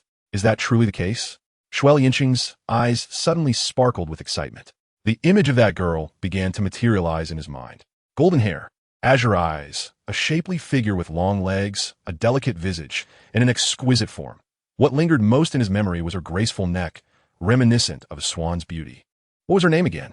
Anna Marks? Yes, he must seize the chance to meet her and demonstrate just how remarkable he truly is. While lost in this reverie, the voice of Old Man Klin echoed, Welcome back, hero. You were absolutely splendid. Aside from that gambling foul, your performance tonight was impeccable. Xue Liancheng offered an awkward smile, pondering how he might elucidate the matter to the old man. Perhaps it was best to let it be. A slight imperfection could serve him well, preventing others from harboring unrealistic expectations, envisioning him as a deity, flawless and capable of achieving anything. Such notions would only exacerbate matters. Should he falter, a tempest of criticism would surely follow. Furthermore, the crux of the issue was beyond his capacity for explanation, rendering any attempt to clarify unnecessary. Xue Liancheng humbly remarked that all the strategies were orchestrated by the esteemed teacher, which enabled us to secure victory and advance to the top 32. As he spoke, he extended his arms to embrace the old man.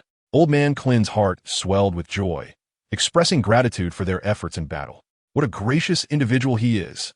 In contrast to Hash, he certainly favored Xue Liancheng for his humility, politeness, understanding of circumstances, wisdom, and lack of arrogance. Most importantly, he showed profound respect for the elder. On the other hand, Hash was incessantly nagging, believing himself indispensable, disregarding arrangements, and even publicly provoking him. How outrageous! A cold bench awaits you. In conclusion, he added that it was not yet the time to celebrate. We must continue to strive.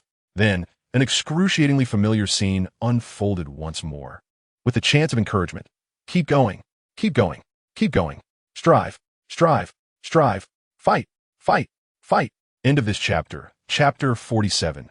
Countless exclamations echoed in my mind. Returning to Indiana. That evening, Xue Liancheng refrained from additional training and returned to his apartment early, eager to receive his father's commendation. Surely he must be elated. However, to his surprise, his father remained remarkably composed, merely instructing him to finish his nutritious meal and retire early. Nothing more was uttered. Xue Liancheng felt a tinge of ennui, contemplating, "Dear father, your subtlety is rather excessive. You should embrace your joy openly instead of quietly flaunting it online." As anticipated, his father proceeded to publish 3 posts on social media. The first was a shared translation of a news article from the Micronation. Indiana advances to the top 32. Xue Liancheng delivers a breathtaking last-minute victory.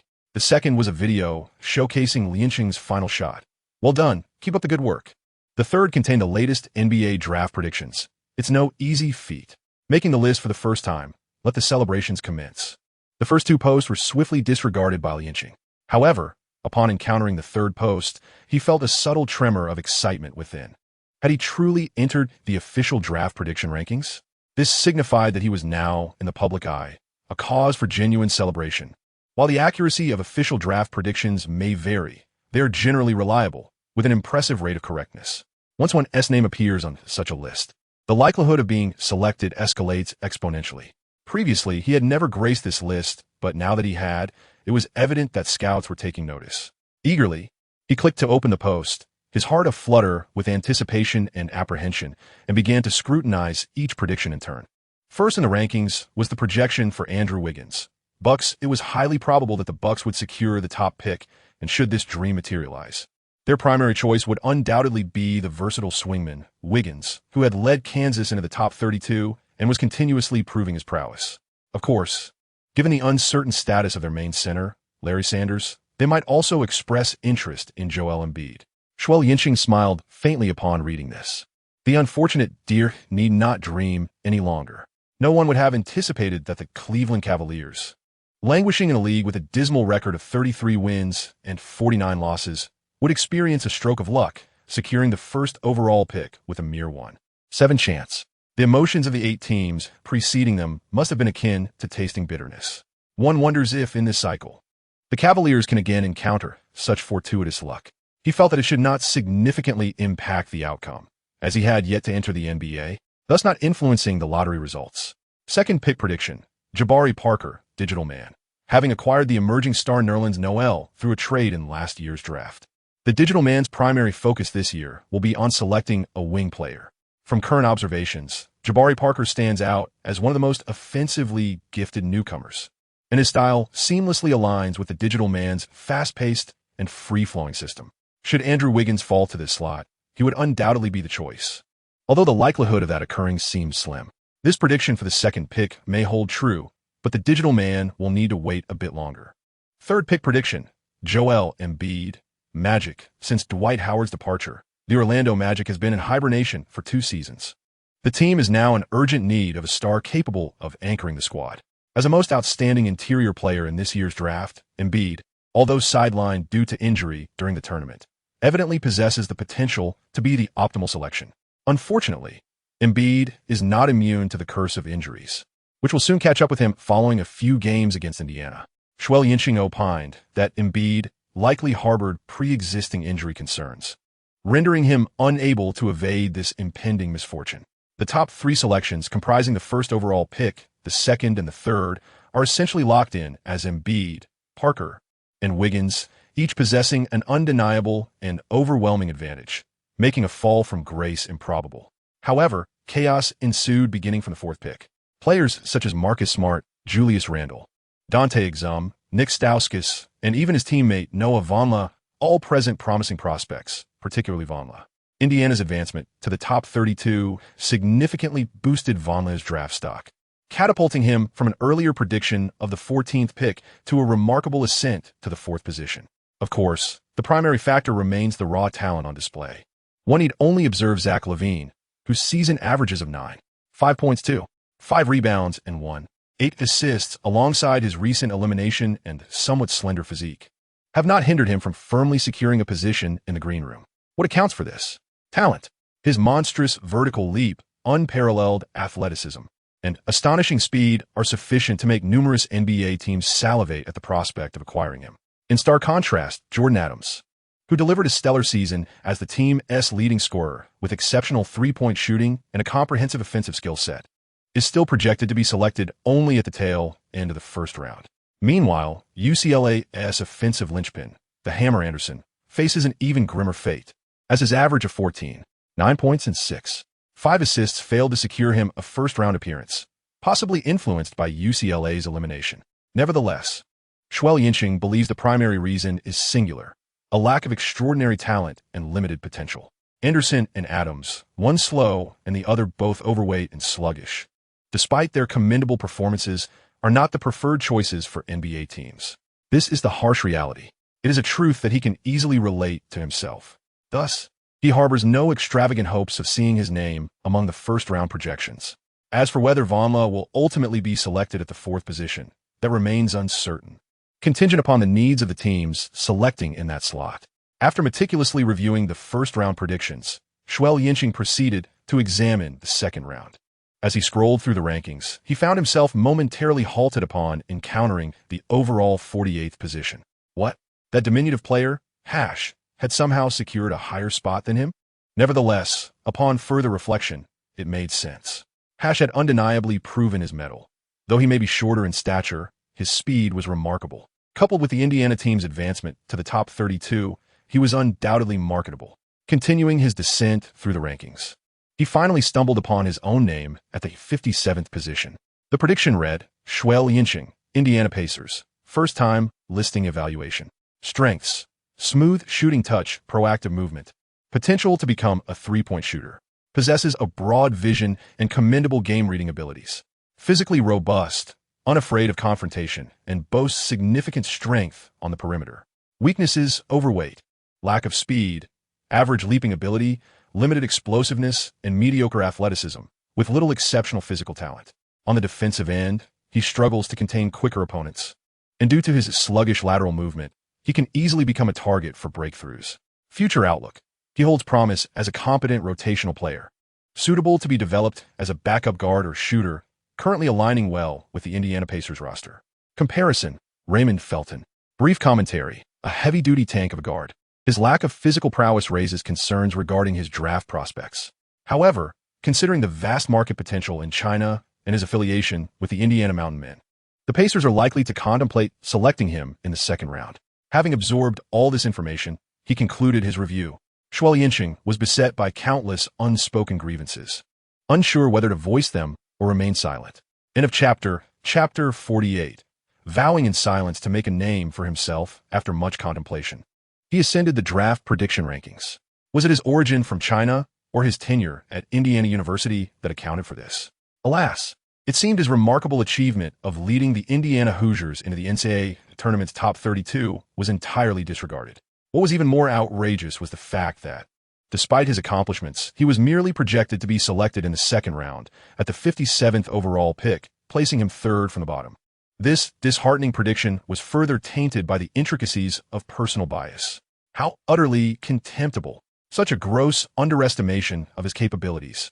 Xue Liancheng seethed with indignation, feeling as though he had been cruelly trampled beneath foot. He sensed a profound and blatant humiliation. Were it not for his contributions, Indiana would have long since packed their bags and returned home. Advancing to the top 32? Preposterous. He yearned to seize the collars of those scouts and demand whether they were blind, unable to perceive UCLA's relentless onslaught. Did they not witness his two decisive three-pointers during the crucial moments, which sealed the victory? Were they oblivious to his pivotal role on the court? Did they fail to recognize his commanding influence over the game? Truly, it was astonishing. A band of the blind, simply because of his perceived physical shortcomings. They dismissed him outright, negating all his achievements, including leading his team to victory, his invaluable contributions, and his impressive statistics. Can one help but feel exasperated? Xue Liancheng's response is one of immense frustration. He has begun to comprehend why numerous athletes in the realm of sports yearn to validate their worth during times of adversity. It is indeed infuriating When the entire world seems to underestimate you, all that resides within is a blazing anger and an earnest desire to prove oneself. This embodies what is often referred to as mental fortitude. Many NBA teams exhibited remarkable performances last season, however, with no alterations to their rosters. This season has been a dismal affair. The crux of the issue lies in the absence of competitive form and spirit, with mental attributes being paramount. If one possesses the desire to demonstrate their capabilities, they will strive to maintain, if not enhance, their competitive edge. Conversely, failure to do so may lead one into a downward spiral. The draft serves as a revealing mirror of sorts. Why did the 2014 draft witness the emergence of numerous elite second-round players? Perhaps it is attributable to the scout's discerning eye, or it may relate to the draft's emphasis on potential and talent. Yet, more significantly, many players were overlooked. Notable examples include Kyle Anderson, Joe Harris, Spencer Dinwiddie, Jeremy Grant, Nikola Jokic, Dwight Powell, Jordan Clarkson, and Bogdan Bogdanovic. All of these individuals are capable of being starting players. Among them, Nikola Jokic stands out as a future two-time MVP, a figure of dominance in advanced metrics. Yet he too was relegated to the second round. Xue Liancheng was unaware of the expressions on their faces when their names were called at the audition venue. However, he was certain of one thing. They must have felt a profound anger. Deep down, they would surely vow to make those who overlooked them rue their decision. Indeed, Xue Liancheng himself was enveloped in this very sentiment. Merely a prediction regarding the auditions had already unsettled him. How much more so would it be to face such belittlement in front of the entire world? As the saying goes, one may not compete for a bond, but one must certainly uphold their dignity. If one lacks the strength, that is understandable. Yet, if one possesses the requisite prowess, it becomes impossible to swallow such indignation. He took a considerable amount of time to gather his thoughts. Xue Liancheng finally regained his composure. In his heart, there remained not a trace of joy for being featured on the draft prediction list. Instead, he was consumed by indignation at the disparaging remarks in the final evaluation. How infuriating! In the upcoming season, he was determined to make a name for himself and leave these ignorant critics red-faced with embarrassment. Nevertheless, after surveying the entire prediction list, he couldn't help but marvel at the exceptional quality of the 2014 draft class. Beyond the standout players from the second round, the first round also boasted a number of promising rookies with high potential. Notable names such as Jabari Parker, Clint Capella, Aaron Gordon, Rodney Hood, T.J. Warren, Jusuf Nurkic, Dario Ari, and Doug McDermott have all become vital contributors to their respective teams. This draft class is truly a treasure trove of talent. To call it a banner year for the draft would not be an exaggeration. Additionally, considering the all-star caliber players like Embiid, Wiggins, Levine, Jokic, and Randall, along with the DPOY Marcus Smart, the brilliance is undeniable. Indeed, with his future inclusion, the quality would ascend to yet another level. Xue Liancheng contemplated this as he perused the rankings, scrolling down to examine the comment section. Oh, what a spectacle it was. Commenter 1 remarked, "See? I told you. Xue Liancheng has potential." Being included in the official prediction rankings suggests his entry into the NBA is nearly assured. Kumante Araturta. Ah, what a disgrace. Did you not see the subsequent commentary? Due to the vast market in China and his affiliation with Indiana University, they predict the Pacers will select him. If he were not Chinese and had not played at Indiana, with his lackluster talent, he wouldn't even be considered. Commenter 2 responded, "Are you serious? Lacking skill. No matter how high your status, they won't choose you. Is it so difficult to acknowledge Xue Liancheng's excellence?" Commenter B chimed in, "Excellence, you say? Scoring a couple of three-pointers is impressive?" He asked, comparing himself to the best. Commenter 3 exclaimed, "Oh, so a game-winning shot is trivial in your eyes? You truly amaze me." Setting aside the last-second heroics, Xue Liancheng shot 5 for 10 and made 4 of 6 three-pointers, contributing 16 points and 6 assists. Can't you acknowledge that? Let us not forget he faced double teams all game. That's the treatment of a star. Commenter C countered, "Struggling to enter the NBA and receiving star treatment?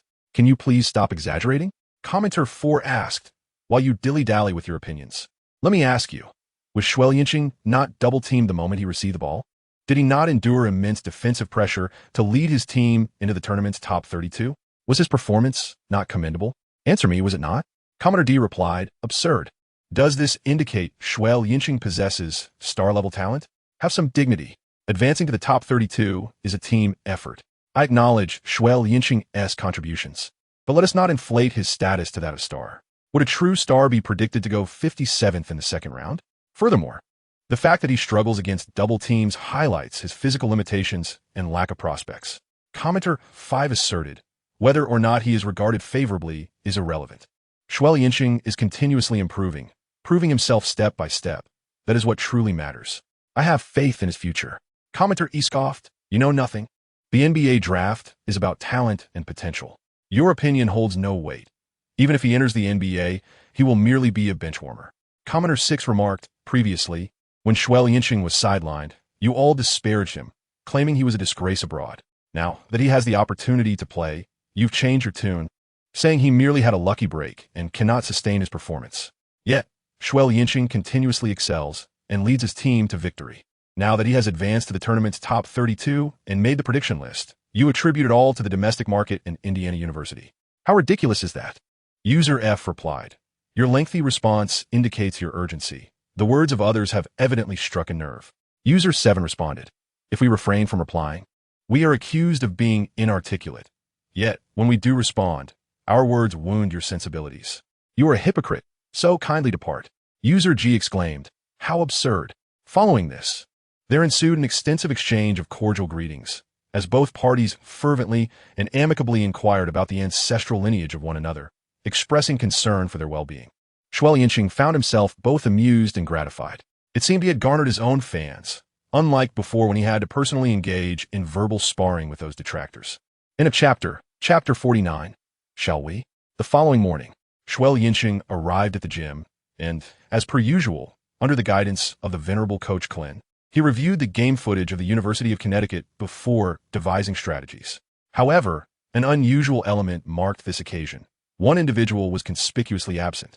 Hash, who had not even shown up, left everyone pondering whether it was a manifestation of his temperament or a consequence of Coach Klin's resolute declaration. You need not take to the court, neither now nor in the future, he had proclaimed in front of the entire team during a previous match. Xue surmised that both factors were at play. Neither party was willing to concede nor bow in humility.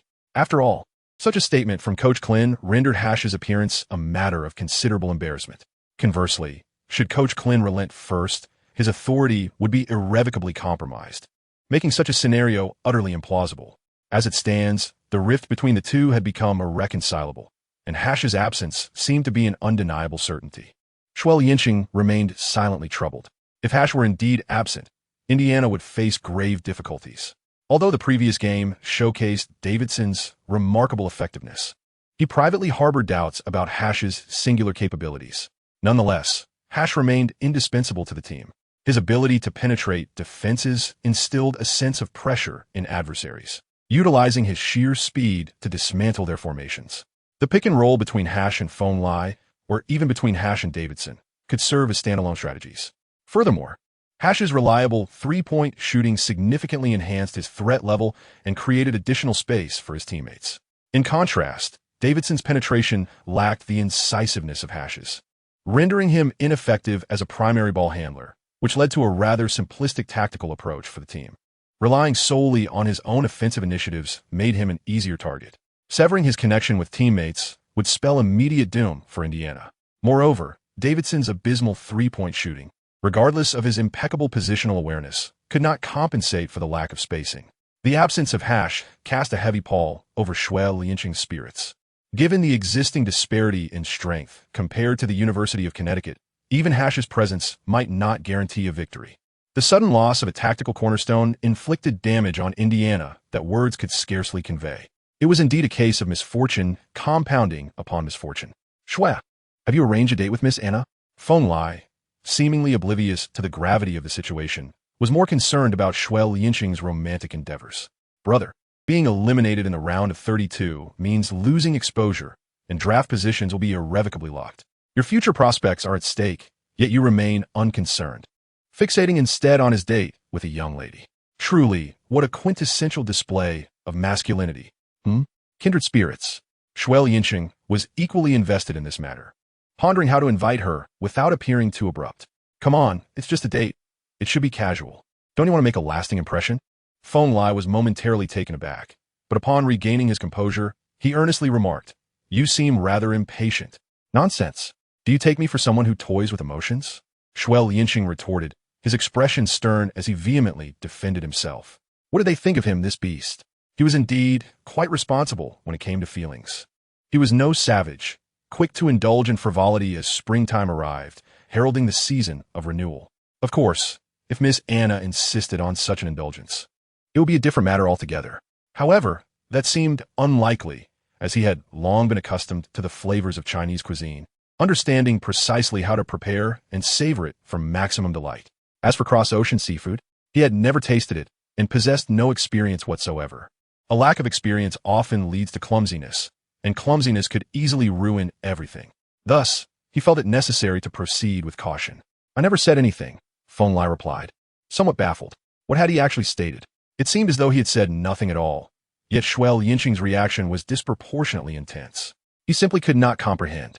Xue Liancheng rolled his eyes and, with an earnest demeanor, implored, "Spare me the pleasantries and simply tell me how I should invite her." Feng Lai cleared his throat, straightened his posture, and began to unleash his expertise in the art of courtship. "It's quite simple. Invite her to watch a game. The basketball court is brimming with testosterone. A true arena for men. By showcasing your robust side on the court, you may just captivate her at first glance." "I can't believe I'm taking advice from you." Xue Liancheng remained indifferent, yet verbally assented with enthusiasm. "All right, let us give it a try. If it fails, you shall bear the full responsibility." "Ah." Feng Lai wore a puzzled expression. "Come on, quickly elaborate on the specifics of the arrangement." Xue Liancheng was already brimming with eagerness. "Thus, you first." The two were engaged in hushed whispers, exchanging insights on courtship when the voice of the teaching assistant, Jason, interrupted. "What are you two up to? Hurry over. We're coming." Feng Lai promptly rose to signal his compliance, while also reminding, "Remember, the young ladies on our side appreciate directness and sincerity. You must muster the courage to inform her that the tickets are already booked." "Understood." Xue Liancheng nodded appreciatively, absorbing the advice. As they spoke, the duo returned to the field, where they practiced tactics for an entire afternoon. In the evening, they engaged in some fundamental training. By the time he returned to his apartment to rest, it was already past 11 o'clock. Xue Liancheng seized the early hours and swiftly retrieved his mobile phone. After a moment of contemplation, he composed a succinct message. "Shall we meet? I have already secured tickets for the next match. Stoles awaits you." This was the technique Feng Lai had imparted to him for courting women, direct and unpretentious. But then again, would it be overly forthright? What if he frightened the young lady away? Never mind. If it leads to ruin, so be it. He pressed send without hesitation. He waited and waited in vain for a response. Xue Liancheng furrowed his brow in contemplation, ultimately arriving at the conclusion that Feng Lai's so-called directness was indeed rather unreliable. After a moment's reflection, he rephrased his message. "Hi, are you asleep?" After a brief pause, he chose to hit send. Then silence ensued, as if his words had vanished into an abyss. Damn it! Xue Liancheng waited and watched, yet the screen remained unresponsive. He harbored grave suspicions that Anna intended to leave him in the lurch. By the time he emerged from his evening routine, it was already past 1 a.m. At that moment, he was utterly disheartened. How lacking in decency. It was agreed that should he advance to the top 32 in the tournament, she would join him for a date. Yet, here he was, without so much as a reply. How dreadfully impolite. The seafood delicacies from across the ocean were now beyond his reach, and his mood was far from pleasant. Nevertheless, he was determined to break the legs of the hairy crabs.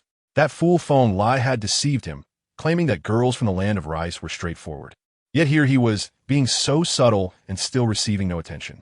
What a charlatan. Tomorrow, he would make sure to settle the score.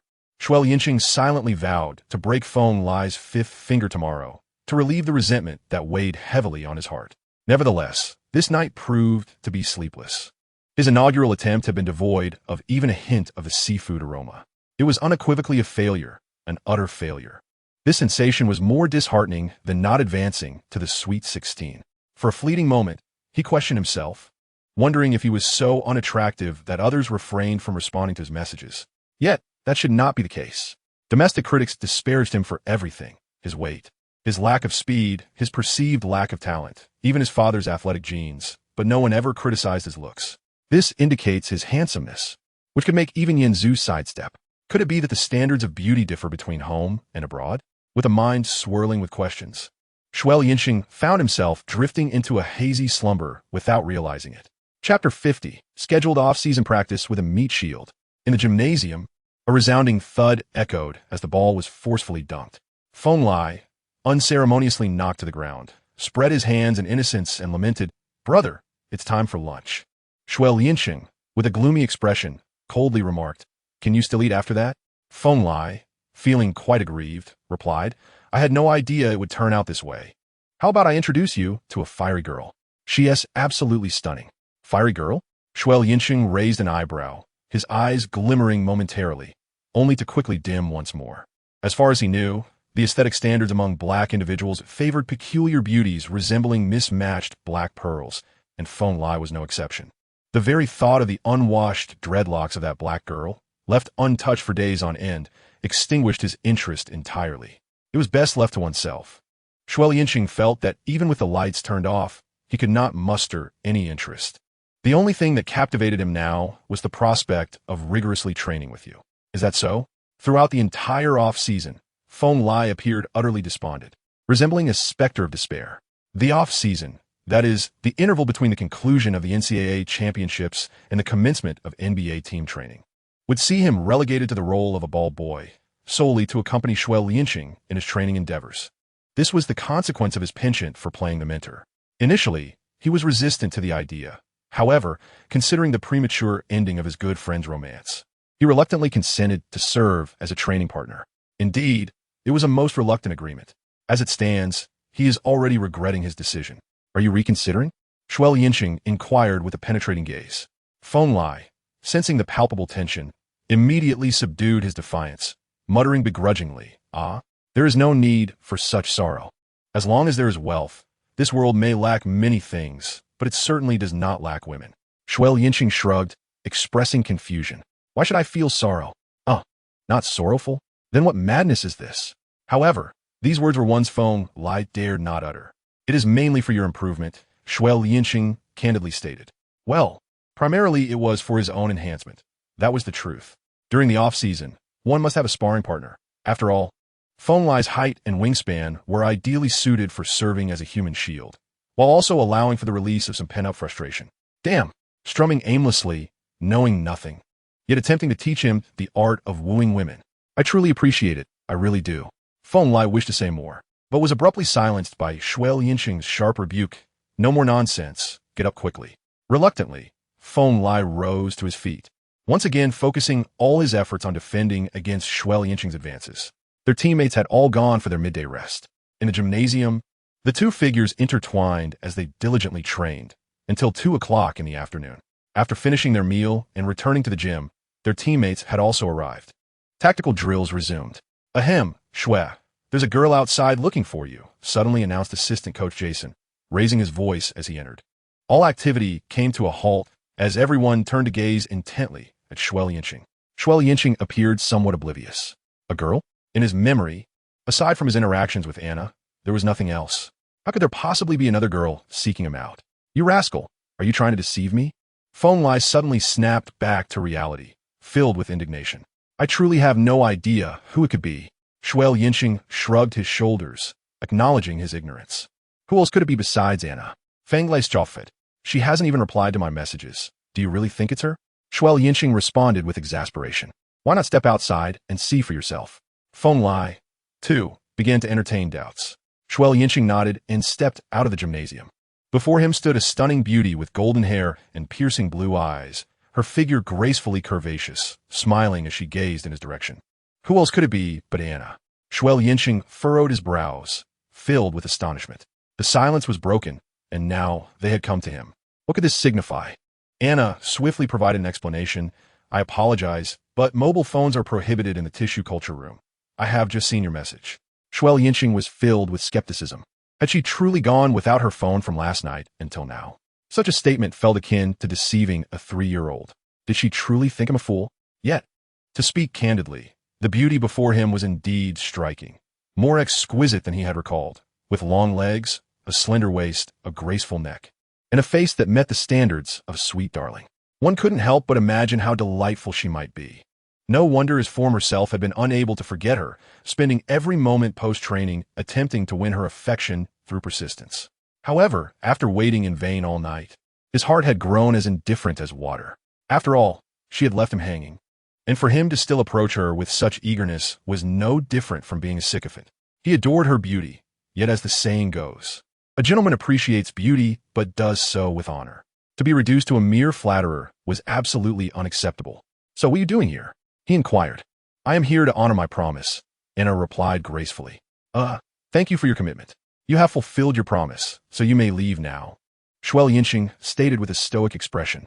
"I have already torn up my ticket. You come now to fulfill your promise?" Anna smirked slightly. "Are you upset? Isn't that obvious? You sent me a message, and I replied the following afternoon at 3. Why would I be angry?" Xue Liancheng inwardly scoffed, but replied amiably, "No. I'm just contemplating how to secure victory in the upcoming match.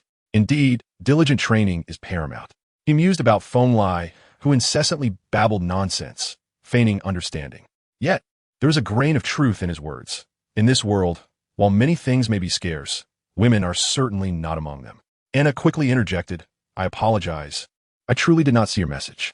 "Very well, that will suffice for now. I must return to training. Farewell." With a casual wave, Xue Liancheng turned away without a backward glance, leaving Miss Anna fuming in his wake. Xue Liancheng did not witness the scene. Had he seen Anna's current angry demeanor, his spirits would have undoubtedly soared. "You let me down." His direct refusal to Anna stemmed from his persistent belief that she was merely toying with him.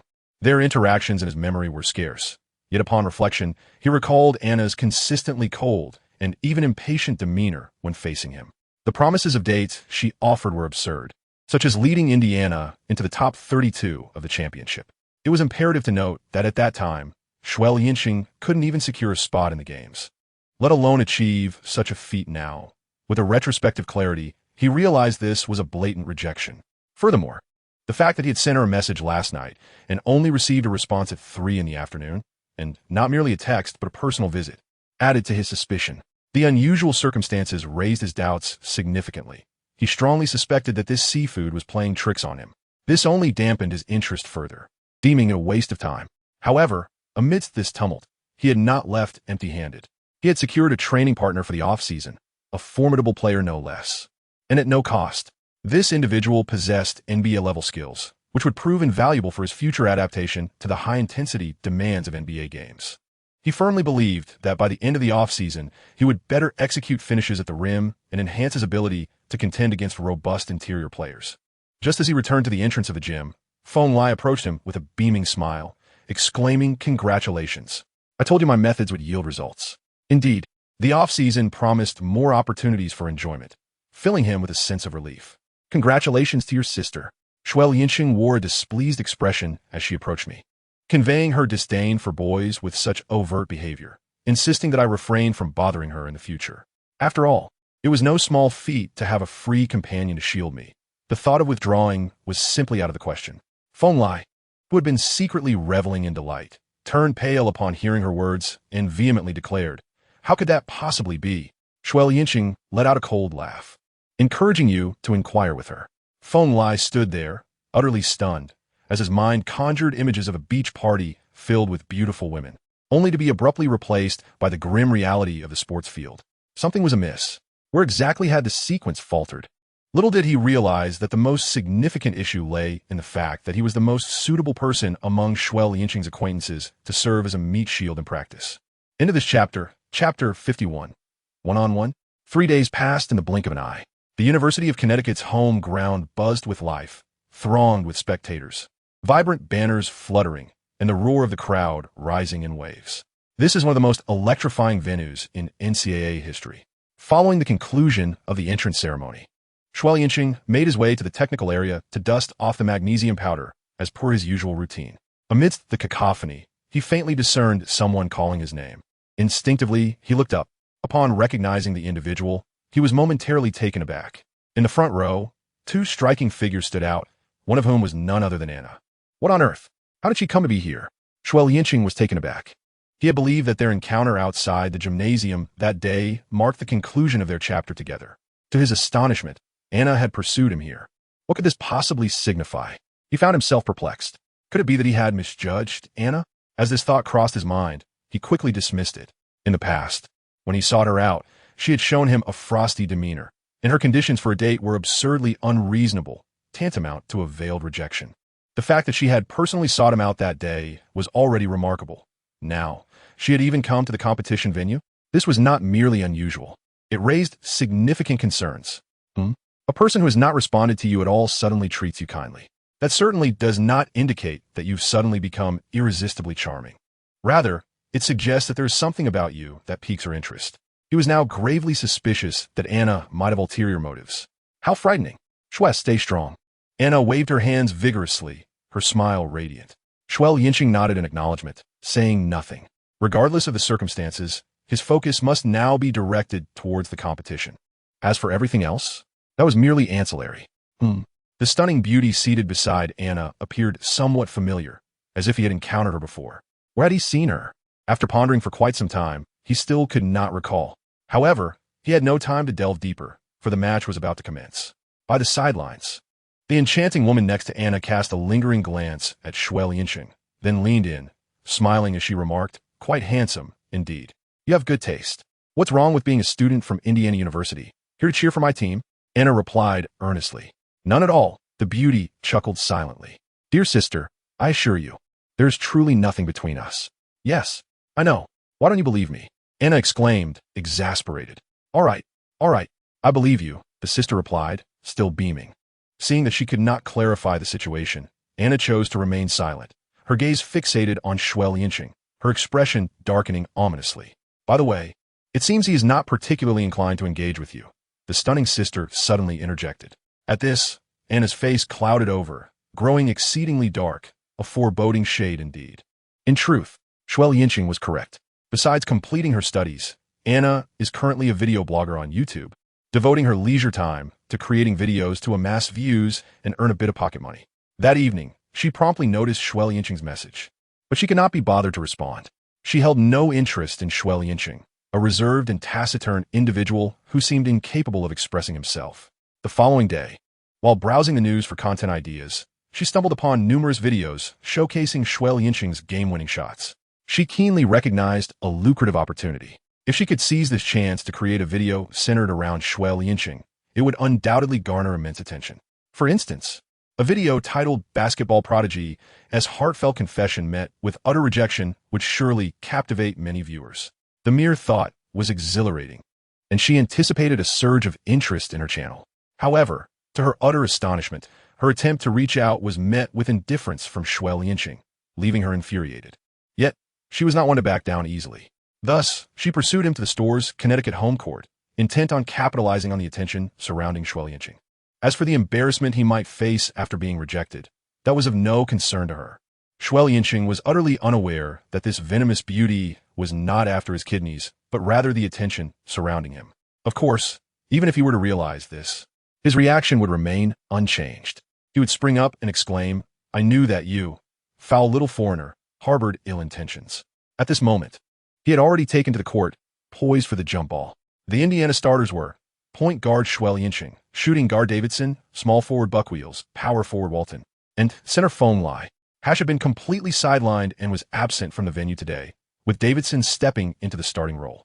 The Connecticut starters were point guard Shabazz Napier, shooting guard Portleet, small forward DeAndre Daniels, power forward Philip Nolan, and center Jiffy.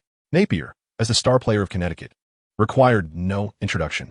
The other starters displayed a commendable balance of skills, excelling in both offense and defense.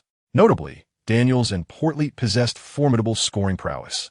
When they were in full swing, surpassing 20 points was hardly a challenge.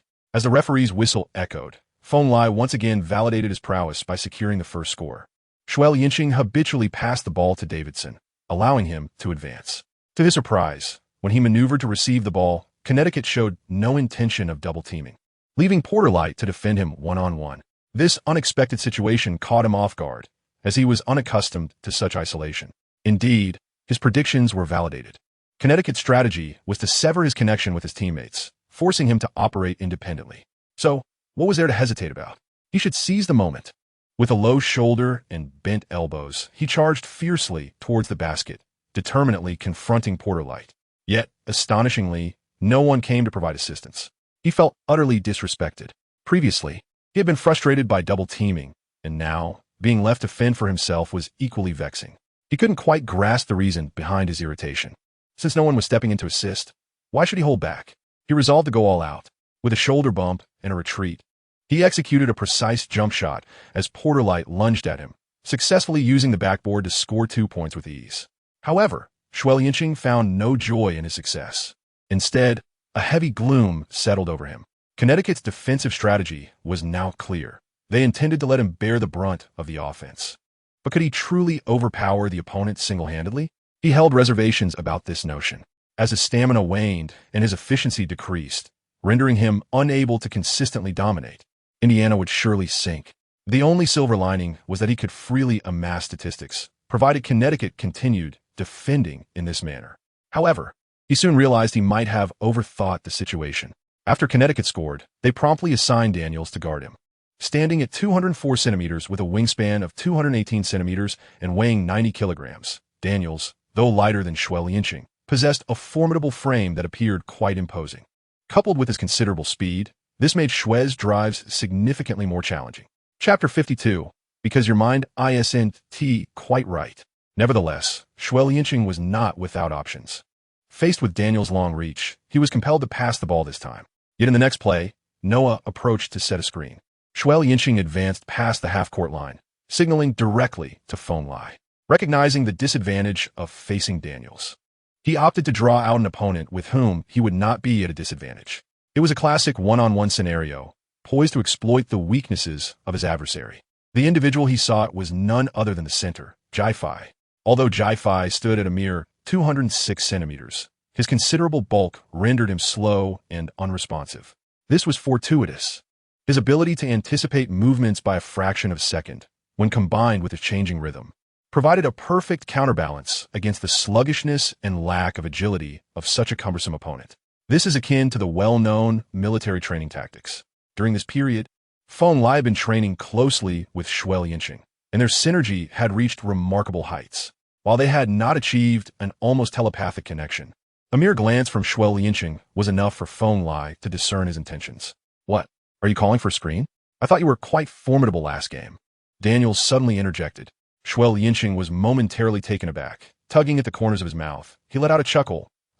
My skills are rather mediocre, and my abilities quite limited. I apologize for the amusement. Indeed, even the art of trivial banter requires a certain finesse. Not everyone possesses mastery over this craft. At the very least, Daniel's words before him not only failed to incite anger, but even brought him a measure of mirth. Knowing full well that a headlong rush would yield no success, he still opted for the reckless charge. This was not the mark of a hero. It was indicative of a troubled mind, a profoundly troubled one. What are you laughing at? Daniels felt as though the powerful punch he had summoned had landed upon cotton, leaving him with an unsettling sensation. Xue Liancheng wore an expression of indifference, cheerfully remarking, "What a statement. Just smile if you're happy. What's the matter? Is there an issue? As the star player of Indiana, if you cannot surpass even me, how utterly embarrassing." Yet, Daniels, refusing to concede defeat, intensified the mockery. Xue Liancheng shrugged and executed a countermaneuver, feeling a twinge of embarrassment. It was a testament to his superior skills, and he believed that soon he would overshadow Napier. At that moment, Daniels's expression darkened. He and Napier were known as the Twin Stars, yet the public only recognized Napier, with news reports labeling Connecticut as Napier's team. It was impossible not to feel a sense of injustice. Hearing Xue Liancheng's remarks stirred something within him, even though he understood it was merely a ploy to sow discord. Just then, Phong Lai advanced. In the brief moment Daniels was caught off guard, Xue Liancheng commandeered the ball and deftly maneuvered past him. By the time Daniels regained his focus, Phong Lai was already charging toward the paint. He dared not linger and hurried to keep pace, but it was too late. The ball had already been delivered into Phong Lai's hands, and the paint was utterly unguarded. Even with his eyes closed, Phong Lai could surely leap and deliver a thunderous dunk. "DeAndre, what on earth are you doing?" Napier shouted at Daniels while controlling the ball. As the team leader, witnessing his teammate standing idly like a statue, allowing the opposing player to penetrate and score without any defensive effort, he felt compelled to take action. Daniels's facial muscles twitched in frustration. He raised his hand, grimacing as he accepted responsibility, and while sprinting toward the front court, he fixed his gaze intently on Xue Liancheng. Xue Liancheng's defensive focus was on Portlet, thus he was unaware of the exchange between the two. However, upon witnessing Daniel's gloomy expression, he surmised that the man had likely been reprimanded. In this round, Napier showcased his formidable offensive prowess. after a series of dazzling dribbling maneuvers. He penetrated the paint and executed a mid-range jump shot. Swish! Turning back, as Xue Liancheng advanced past the halfway line, he found himself confronted by Daniels. A thought flickered in his mind as he spoke nonchalantly. Why the long face? Have you been reprimanded by your superior? Daniels' facial muscles twitched imperceptibly once more, but he swiftly concealed it. It was my oversight. A little encouragement among teammates, yet in your words, it has morphed into scorn. How truly lamentable. Xue Liancheng expressed his admiration, remarking that his younger brother had performed admirably, even demonstrating loyalty to his superior. Daniels felt a flicker of annoyance as he heard the repeated references to younger brother. After all, they were supposed to be equals. This treatment left him feeling more like a subordinate. However, he understood that Xue Liancheng was deliberately attempting to sow discord between them. Yet, despite his awareness, he found it challenging to maintain an unruffled demeanor. Taking a deep breath, he replied coldly, "Spare me your little tricks. They are of no use here." Tricks? Huh. Xue Liancheng neither affirmed nor denied. He merely chuckled softly. The tension within Daniels had been stirred, and upon witnessing Xue Liancheng's smile, it felt as though that tension had been mercilessly tugged. His complexion darkened further, and he exclaimed, "You truly are something," when the leader cannot even make a breakthrough, yet still resorts to blocking and tackling. What a farce. Indeed, if someone is inadequate as I can be a leader, I find it utterly perplexing that someone as formidable as you remains a junior, constantly subjected to ridicule. I simply cannot comprehend it. Xue Liancheng feigned a look of realization, then appeared genuinely puzzled. Daniels had reached his breaking point and declared emphatically, "Let us settle this with a one-on-one." Xue Liancheng shook his head, stating that he had already proclaimed his inadequacy, his abilities being merely average, and that he could not possibly defeat you in a one-on-one confrontation. Though this sentiment may appear as self-mockery or even self-deprecation, it is imbued with sincerity and authenticity. It struck like a bolt, piercing through Daniel's heart. How could such an inept individual hold the title of leader, while he, possessing such exceptional talent, was still subjected to Napier's reprimands? It is not the comparison of goods that instills fear, but rather the inability to recognize true worth. This world is indeed blind, and in that fleeting moment of astonishment, Xue Liancheng, with the ball in hand, leaned against Daniels before executing a magnificent spin, effortlessly maneuvering past him. As Daniels regained his composure, a wave of alarm surged within him, prompting him to rush forward in pursuit. However, at that very moment, Xue Liancheng executed a breakthrough retreat, stepping back beyond the three-point line, poised to shoot. In that moment, he truly startled Daniels, nearly inducing a cardiac episode. Without hesitation, Daniels leaped, extending his long arms, lunging forth to block the shot.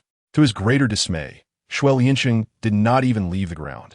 Now suspended in midair, he found himself unable to alter his course or evade the impending collision, helplessly watching as Xue Liancheng approached. Subsequently, he casually tossed the ball. Unsurprisingly, the whistle blew, signaling a foul. The referee gestured for 3 free throws. Upon landing, Daniels felt utterly defeated. "DeAndre, I think I now understand why you are so skilled yet cannot assume the role of a leader."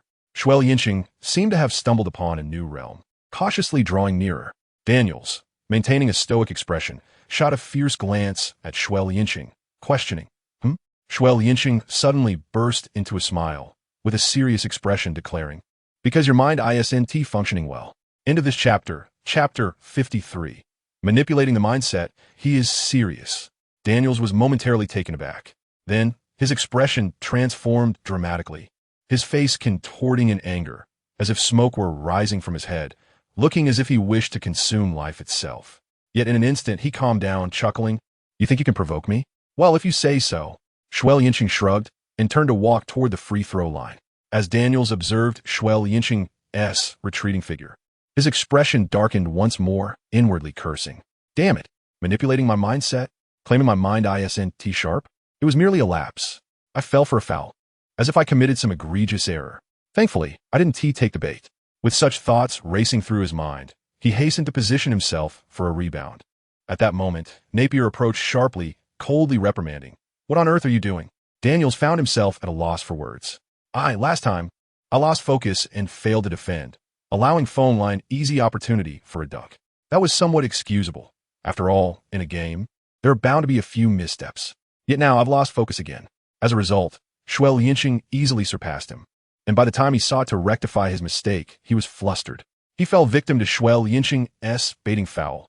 3 free throws. A second lapse, consecutive and unbroken. What would he possibly counter with? He was utterly speechless. Now, in the tournament's round of 32, a victory meant advancement while a loss meant going home.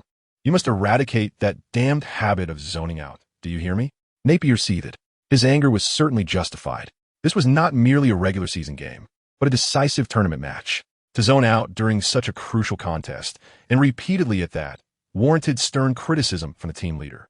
Moreover, with his draft prospects already dim, a blunder could jeopardize his chances of entering the NBA.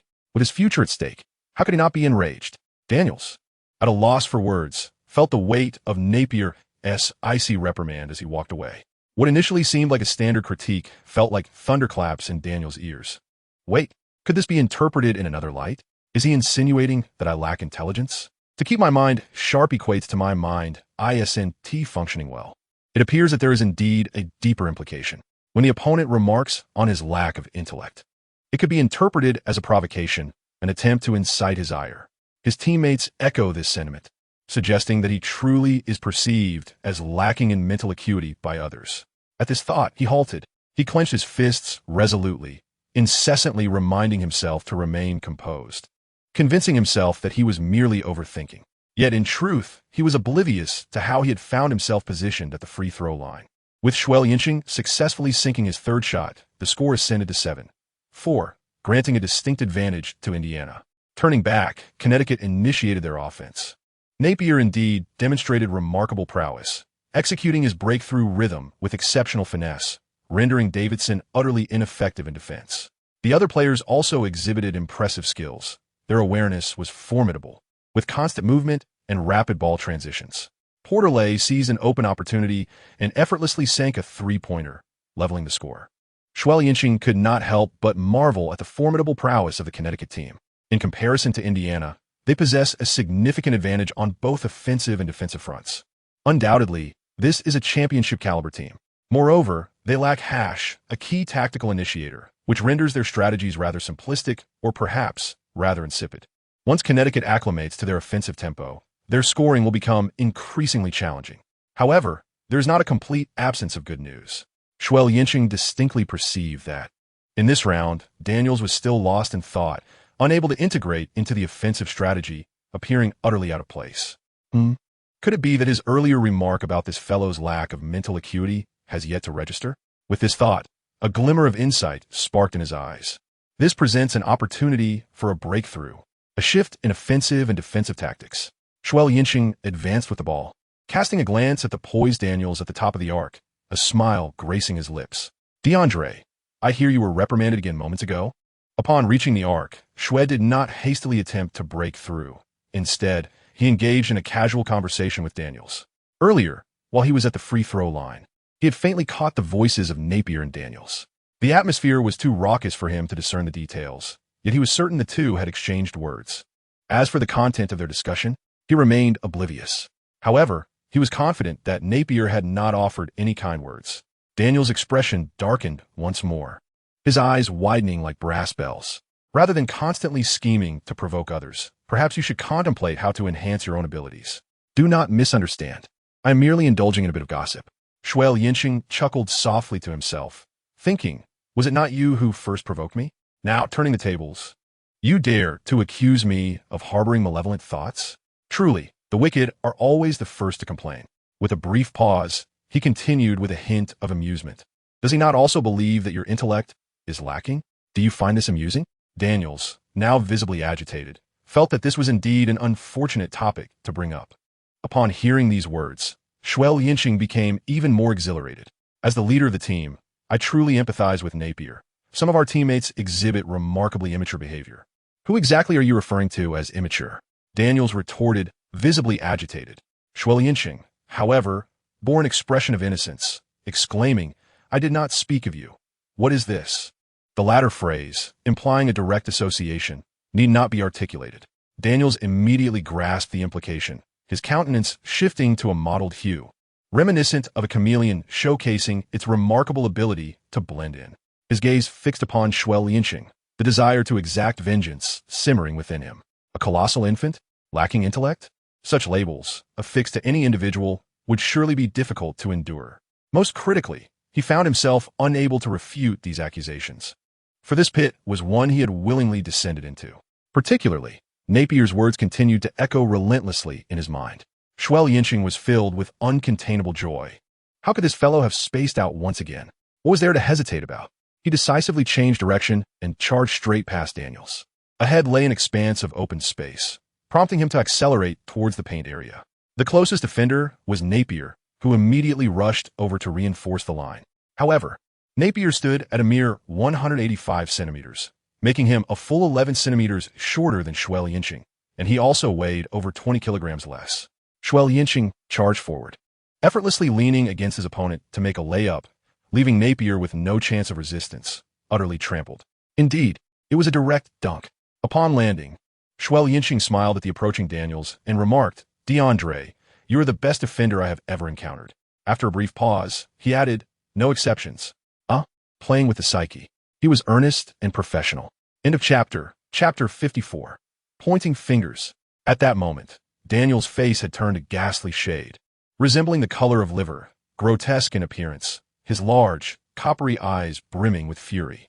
This was a blatant mockery, devoid of any subtlety. It was akin to delivering a resounding slap to his face in front of all, the sound echoing like thunder. Were the eyes capable of inflicting harm, Xue Liancheng would have perished 1,800 times over, still insufficient.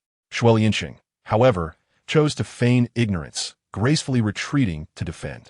Meanwhile, the enraged Napier, having risen from the ground, glared intensely at Daniels and bellowed, "What the hell are you doing?" 3 consecutive moments of distraction had allowed Xue Liancheng to effortlessly break through, resulting in an increase in followers for Indiana. Such a fundamental error was utterly inexcusable. Even more unforgivable was the fact that, in front of the entire nation, he had been humiliated by a block. Indeed, this match was broadcast nationwide, and the level of scrutiny was palpable. It was a tremendous embarrassment. The root cause of all this turmoil was Daniel's inattentiveness. "You scoundrel," he thought, watching Xue Liancheng advance without even extending a hand to intervene. Naturally, he felt compelled to unleash his frustrations on this fool. Daniels, intimidated, dared not retort. He muttered under his breath, but could not articulate a single word. Yet, it was evident that Napier, having suffered such a public disgrace, was unwilling to let it slide. He pointed an accusatory finger at Daniels, continuing to shout, "Are you out of your mind? I have reminded you multiple times to focus." Upon hearing the phrase, "out of your mind," Daniels, like a slumbering beast, suddenly awakened, shot his head up, exclaiming, "Who the hell are you calling crazy? I am saying you are the one who is crazy." Napier, further incensed by the interruption, fumed. How dare he respond defiantly after making such a mistake? This was utterly outrageous. Daniels seemed to have been activated by some unseen button. His eyes bloodshot with fury as he demanded, "Say that again." The two faced off, each glaring fiercely, exchanging heated words. Just as the situation teetered on the brink of explosion, nearby teammates finally reacted, rushing in to separate the two. The Connecticut coach, displaying remarkable quickness, immediately called for a timeout, evidently seeking to cool their tempers, as Xue Liancheng made his way to the bench. He cast a glance at the two still embroiled in their heated exchange, silently lamenting the missed opportunity. If only they could engage with the fervor of Gary Harris and Williams from Michigan State, it would have been splendid. Such a pity. They were but a hair's breadth away. Had the two been ejected, Indiana's chances of victory would have skyrocketed. Yet, at present, they had already squandered a golden opportunity. Once the duo calmed down and their temper subsided, igniting their passions again would prove difficult. In fact, they might emerge even more united than before. This was the worst-case scenario. On a brighter note, one could hope that the two would harbor a lingering tension, ignoring one another and adversely affecting the team's chemistry. Of course, for now, he could only strive to maintain an optimistic outlook. As Xue Liancheng wiped away the perspiration from his brow, his mind wandered aimlessly, completely oblivious to the fact that two stunning women nearby were pointing and whispering about him.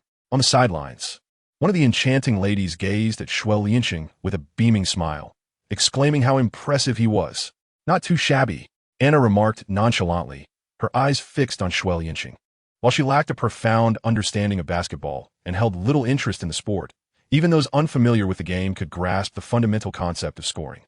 Xue Liancheng's relentless scoring vividly exemplified the valor of a battlefield hero. His prowess is truly formidable. In her recollection, Xue Liancheng's abilities were rather average. How has he transformed into such an extraordinary player? Is he participating in the draft this year? Hannah raised an eyebrow, her words laden with implication. He is likely to compete. Entering the NBA is the aspiration of every basketball player. Anna, unfamiliar with Xue Liancheng, could only speculate. Of course, her statement was not without merit. The NBA is heralded as the pinnacle of basketball. Every athlete yearns for the chance to enter its ranks. To play here signifies one's status as among the elite few in the realm of basketball, garnering global attention. Most importantly, it offers the prospect of substantial financial gain, transforming one's fortunes overnight, altering social status, and achieving a life of prominence. This is no mere fantasy. How could the NBA not be the dream of all basketball players? Your insight is commendable. Hannah expressed her admiration sincerely. This time, Anna refrained from contradicting her, silently observing Xue Liancheng, lost in thought. One can only ponder the future of such a promising athlete, handsome, affluent, and with the potential to be an all-star given his current skill level. Hannah could not help but feel envious. Suddenly recalling something, she turned to ask, by the way, where is he from? Another bout of basketball ignorance ensued. She had only witnessed Xue Liancheng dominate the paint, oblivious to his lack of speed, vertical leap, and athleticism. In her understanding, it seemed that scoring high points alone qualified one as a star player. She had not considered that NCAA and NBA are entirely distinct leagues. Scoring in the NCAA can be effortless, yet transitioning to the NBA could result in a harsh reality check. Take Napier, for instance, a classic case. He was phenomenal in the NCAA, leading his team to victory while averaging 17.8 points and earning the MOP award. Yet upon entering the NBA, his performance plummeted, rendering him indistinguishable from the crowd. China? Anna pondered, uncertain. Wow, a mysterious Eastern nation. It is said that the NBA's market in China is vast, and his future is indeed limitless. Hannah marveled once more. Anna chose to remain silent, merely gazing at Xue Liancheng with newfound admiration. At that moment, Hannah spoke again. Is he truly not your boyfriend? Anna instinctively denied it, insisting he is not. Hannah, with a playful smile, teased her sister, then my chance has arrived. This remark startled Anna, who exclaimed, Dear sister, please don't jest. Why the commotion? Did you not say he is not your boyfriend? Hannah's teasing became increasingly evident. Anna momentarily lost her words, but soon she devised a perfect excuse. Don't you think it's rather immoral for an old bull to graze on tender grass? Come on, I'm not that old. I am merely 21. Hannah rolled her eyes. Anna hesitated for a moment, then straightened her posture. Although we are not in a romantic relationship, we are still friends, and I cannot allow you to lead him astray. Let him astray? Hannah looked perplexed. Hollywood is a vast melting pot, and I fear he may lose himself in the allure of fame and fortune, forgetting the essence of why he plays. Anna asserted with the utmost seriousness. Hannah replied, It's truly amusing that you could concoct such a ridiculous excuse. End of this chapter, Chapter 55, Unlimited Authority to Fire. The match resumed. Xue Liancheng cast a glance at the Connecticut bench and noticed that Daniels remained seated, showing no inclination to rise. An elderly gentleman was engaged in conversation with Daniels, who nodded repeatedly, displaying no intention of entering the game. He couldn't help but let out a sigh. It seemed that the endeavor to manage his mindset was on the verge of stagnation. When Daniels eventually returned, the likelihood of reigniting the competitive spirit seemed almost negligible. What a missed opportunity. The offensive rhythm of Connecticut, however, did not falter in the absence of Daniels, underscoring their formidable overall strength and depth of roster.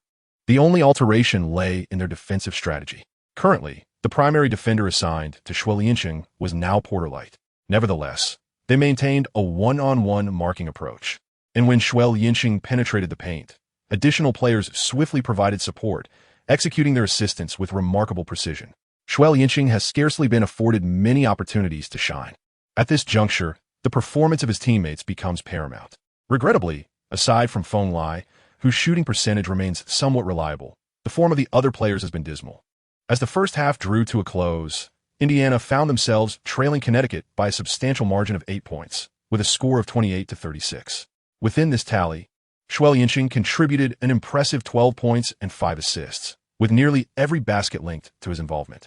Even in instances where he was not directly responsible, His influence was undeniably felt. The only points scored independently by teammates came from Feng Lai, who managed to secure an offensive rebound for a mere 2 points. The rest of the team's shooting efforts were met with disheartening failure. This reflects the adverse consequences of playing without Hash. Although Hash may be a solitary figure with occasional lapses in judgment, his offensive prowess has proven effective, posing a significant threat with his ability to penetrate the defense. He was once Indiana's most reliable scoring option. However, it is now essential to acknowledge that Xue Liancheng has risen to prominence. His contributions are undeniably invaluable. After all, what had previously underpinned Indiana's victories? It was Hash's formidable drives that tore through defenses. Now, with only Xue Liancheng posing a credible threat, Connecticut has shifted its defensive focus entirely towards disrupting passing lanes. Xue Liancheng exerted great effort to break through, enduring several attempts to thwart him. Despite his timely passes, his teammates failed to capitalize, leaving him with few viable options. It could be said that they were simply outmatched. The defensive coordination of Connecticut was, at the very least, a notch above that of UCLA, rendering the opportunities he created barely worthy of the term. In the locker room, a heavy silence prevailed. Gentlemen, the match is not yet over. Anything is possible. Please uplift your spirits and believe in yourselves. We will surely triumph, encouraged the old coach, Clint. In other words, it was a forced attempt at motivation. Xue Liancheng felt somewhat speechless. Brother, could you possibly utter something of substance? For instance, consider adjusting personnel, or perhaps initiate a different strategy. Even arranging for Feng Lai to provide cover for a solo endeavor would suffice. Merely shouting to believe in oneself serves no purpose whatsoever. It is utterly futile. Wouldn't you agree? However, Old Man Clint seemed entirely oblivious to this dilemma, continuing to dispense motivational platitudes. Our journey to this point is a testament to our strength. In the first half, we simply lacked rhythm, but rhythm is fleeting. It can return in an instant. I have unwavering faith in your ability to regain your peak form and secure victory in this match. Upon hearing this, the crowd seemed to regain a flicker of confidence. Their spirits somewhat revived. Kulme, let's chant our slogan once more, Old Man Clint called out to everyone. Xue Liancheng, what nonsense is this? Merely offering platitudes without any tangible support is futile. He is eager to inquire of the old man whether he can provide some substantial assistance. Yet, upon reflection, he refrains from doing so. The morale of the team is already perilously low. To raise doubts about the coach at this juncture would exacerbate the situation. The likelihood of a loss in this match looms larger. Come on, come on, come on. Old Man Clint, with his rear raised in the center circle, clenched his small fists, fervently shouting once more. Come on, come on, come on. Strive, strive, strive, struggle, struggle, struggle. The collective spirit of the crowd surged, and the chants erupted with vigor, creating an atmosphere of exhilarating momentum. A wave of sorrow surged within Xue Liancheng. He truly wished to give himself a resounding slap. Cursing his own loquacity, the halftime intermission swiftly passed. It became evident that merely chanting slogans and indulging in motivational platitudes were utterly futile, completely ineffectual. Within just a minute and a half of the game's resumption, they suffered a staggering 6-0 onslaught, leaving Indiana utterly battered. At this juncture, they found themselves trailing Connecticut by a daunting 14 points. If they could not staunch the bleeding, a humiliating defeat awaited them. Old Man Clint responded with commendable alacrity, promptly calling a timeout, and unleashed a tirade upon his players, urging them to adopt a more vigorous defensive stance and to refrain from standing idly by. We are teetering on the precipice. Shall we simply wait for our demise? Xue Liancheng found himself at a loss for words once more. What difference does it make now? It's akin to waiting for death. Yet, he could not openly challenge the head coach. Thus, during this timeout, he deliberately lingered until his teammates had walked away, before turning to seek some potent remedy from the old man. However, before he could utter a word, Coach Clint beckoned him over. Xue, come here. Xue Liancheng hurriedly trotted over, exclaiming, Here I am, sir. You can see the current situation. Aside from you, we lack any other ball-handling options or scoring opportunities. I cannot conceive of any alternative tactics that could dismantle such rapid defensive support and coverage. Therefore, I must ask you to exert yourself a bit more. The old man, Clint, was the first to lay bare the truth. What a revelation. So you are indeed aware of the team's predicament. The weight that had burdened Xue Liancheng's heart finally lifted. He had once thought that the old man Clint was merely a purveyor of platitudes, but he realized his own shallowness. After a moment of contemplation, He proposed, "Shall we attempt a swift ball transfer?" The old man Clin slowly shook his head, explaining that the prerequisite for a rapid transfer lies in the presence of a player capable of breaching the opponent's defense, without someone to penetrate the line. Merely standing still to transfer the ball is utterly futile. Xue Liancheng raised an eyebrow and added, "They can maneuver." The old man Clin replied, "Aside from Davidson, who possesses a certain level of agility, it is unlikely that the others will meet your expectations." Xue Liancheng fell into silence. Alas, after all this time, it seemed the old man was at his wit's end. No wonder he was so eager to dispense advice. After some contemplation, he suggested that Noah's height and wingspan might actually be advantageous. However, old man Clin shook his head once more, a look of resignation on his face. He lacked the individual scoring ability to penetrate defenses. His low post skills were rather underdeveloped, and the more he dribbled, the more prone he became to errors, which would only exacerbate the situation. Xue Liancheng was utterly speechless. After a brief silence between the two, it was old man Clin who finally broke the quietude, stating that the only course of action was to unleash all firepower and mount a full-scale assault, in hopes of breaching the opponent's defenses.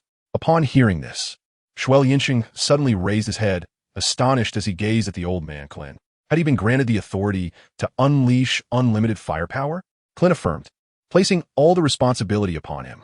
Under the old man's eager gaze, Xue Liancheng felt an immense weight settle upon his shoulders. Could he truly rise to the occasion? Doubts plagued his mind. Yet, a man cannot concede defeat. Whether capable or not, he must persevere. Thus, he steeled himself for the challenge ahead. Chapter 56. A Glimmer of Hope. As the pause concluded, the match resumed. Indiana initiated their offense. After crossing half court, Xue Liancheng maintained a composed expression, signaling with his hand, spread out, one-on-one. Although he was acutely aware that relying solely on individual prowess to dismantle a championship team was nearly an insurmountable task, he found himself devoid of alternatives. Indiana had reached a dead end, unable to devise a better strategy. Consequently, as the leader of the team, he had to step forward. Even if it meant facing demise, he preferred to do so standing tall. Thus, he accepted Clin's counsel, unleashing his full potential in a desperate bid for survival. With this resolve, Xue Liancheng sprang into action. He bent low, dribbled the ball, and initiated his movement, altering his rhythm. Noticing Porterlight retreating, he seized the moment and advanced. Then he pulled back, stepped away, leaped, and released a three-point shot. Throughout the first half, he had scarcely attempted a three-pointer. Porterlight, expecting yet another of Xue Liancheng's customary drives, instinctively retreated to obstruct his path. Therefore, when he witnessed Xue Liancheng leaping for a three-point shot, he was left with no time to lunge forward. All he could do was watch intently as Xue Liancheng took the shot, silently hoping it would miss. Unfortunately, he failed to anticipate that his opponent was far from an ordinary player. As Xue Liancheng made his move, a sense of certainty enveloped him, rendering even the necessity of activating his 100% hit skill obsolete. Following a successful three-pointer, the score ascended to 31-42, finally stemming the bleeding. Turning back, Napier and Daniels engaged in a series of pick-and-rolls, their interaction seemingly tranquil, as if the prior tussle had never transpired. After a well-coordinated sequence of movements, Daniels assisted Defy, who executed a resounding dunk. The score now stood at 31-44, revealing glaring vulnerabilities in Indiana's defense. Xue Liancheng sighed helplessly within his heart. With such a strategy, there seemed to be no hope of victory. Yet, he did not surrender. He was determined to persevere and strive for the next round. Xue Liancheng directed everyone to continuously shift positions, ultimately passing to Feng Lai, who executed an interior pass, enabling Walton to seize a dunk opportunity. The score stood at 33-44 as the teams switched sides. Connecticut advanced rapidly, with Daniels executing a swift three-pointer, successfully scoring. At 33-47, such shots became indefensible, purely a testament to individual prowess. Indiana initiated their offense, with Xue Liancheng penetrating near the free throw line, performing a series of agile steps before attempting a jump shot. Regrettably, it clanged off the rim. However, Feng Lai capitalized on his height and wingspan to secure the rebound and score. The score now read 35-47. In response, Napier delivered a powerful slam dunk, resonating through the arena. With both teams struggling to find their rhythm, Buckwheels was equally relentless, asserting his determination, yet also missing his shot. Porterlight, demonstrating camaraderie, joined the fray as well, as they all grappled with their shooting woes. The game devolved into a series of missed opportunities, punctuated by sporadic free throws and occasional successful shots. Yet the score gap remained stagnant, hovering around a 10-point difference. Time ticked away moment by moment.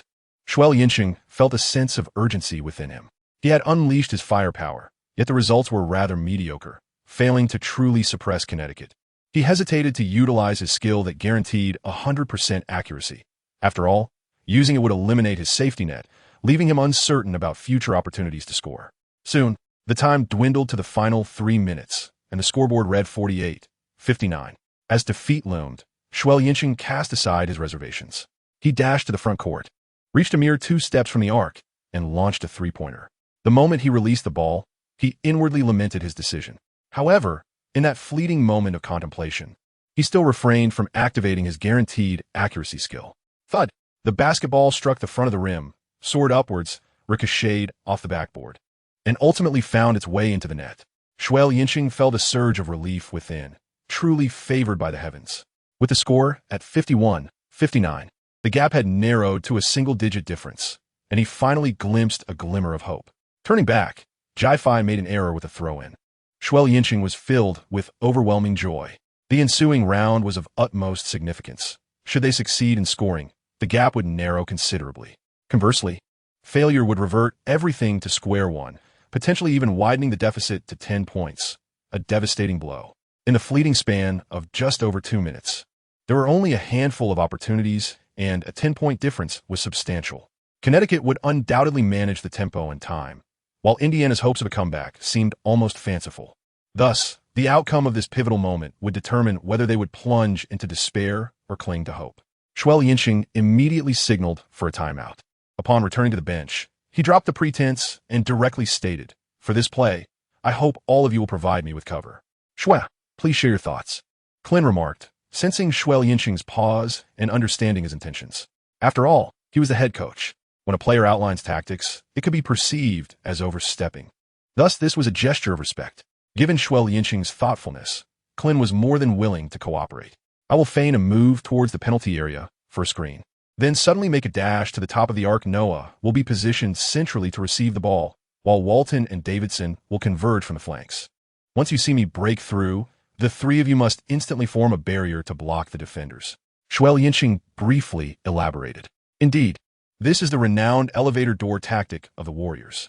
Currently, this strategy has been conceived, albeit in a rudimentary form, and it is anticipated that it will be refined by Kerr in the upcoming season, emerging as a formidable force in the league. He is uncertain of its efficacy, yet it is the best strategy he can devise, aligning well with his skill of enhanced three-point shooting from open positions. Upon hearing this, the old man, Clint, suddenly brightened. He was taken aback by Xue Liancheng's considerable understanding. Since this tactic has not yet fully developed, he had not previously encountered it, leading to his astonishment. Nevertheless, he concealed any surprise and nodded in appreciation, adopting an air of discernment. "This idea is splendid, Xue. Please illustrate it on the tactical board." Xue Liancheng, displaying no hesitation, took the tactical board and began to organize the positioning of the team, as well as the specific movements required. The timeout had concluded. Xue Liancheng served the ball to Davidson, who promptly dashed into the penalty area to provide cover for his teammates. Walton and Fong Lai gradually advanced, crossing paths with one another. Meanwhile, Davidson, with a serious expression, attentively observed, yet his body shifted towards the arc's summit. The three players gradually converged, creating an encircling formation. Then, in the next moment, Xue Liancheng swiftly dashed through the gap among the three players. After Davidson passed the ball to Fong Lai, he immediately extended his hand to obstruct the defender. Simultaneously, Walton quickly moved closer to Fong Lai. The three of them formed a solid wall, effectively blocking the Connecticut players. At this moment, Fong Lai passed the ball to Xue Liancheng. Xue Liancheng leaped from the three-point line and released the ball with precision. Swish! Another successful shot. Xue Liancheng could not help but feel elated, jumping up to express his emotions. The Indiana bench erupted in an instant. With a score of 54-59, there remained a glimmer of hope. End of this chapter, Chapter 57. The blood runs cold. The atmosphere was filled with an eerie silence. Some individuals even clasped their heads in disbelief, appearing utterly astonished. Xue Liancheng scored 2 consecutive three-pointers, narrowing the 11-point deficit to just 5. With only 2 minutes remaining, what once appeared to be a secure victory now hung precariously in the balance. His prowess is simply remarkable. This sentiment resonates deeply within the hearts of all present, particularly the overwhelming psychological intimidation he exudes, lingering in the minds of the spectators long after.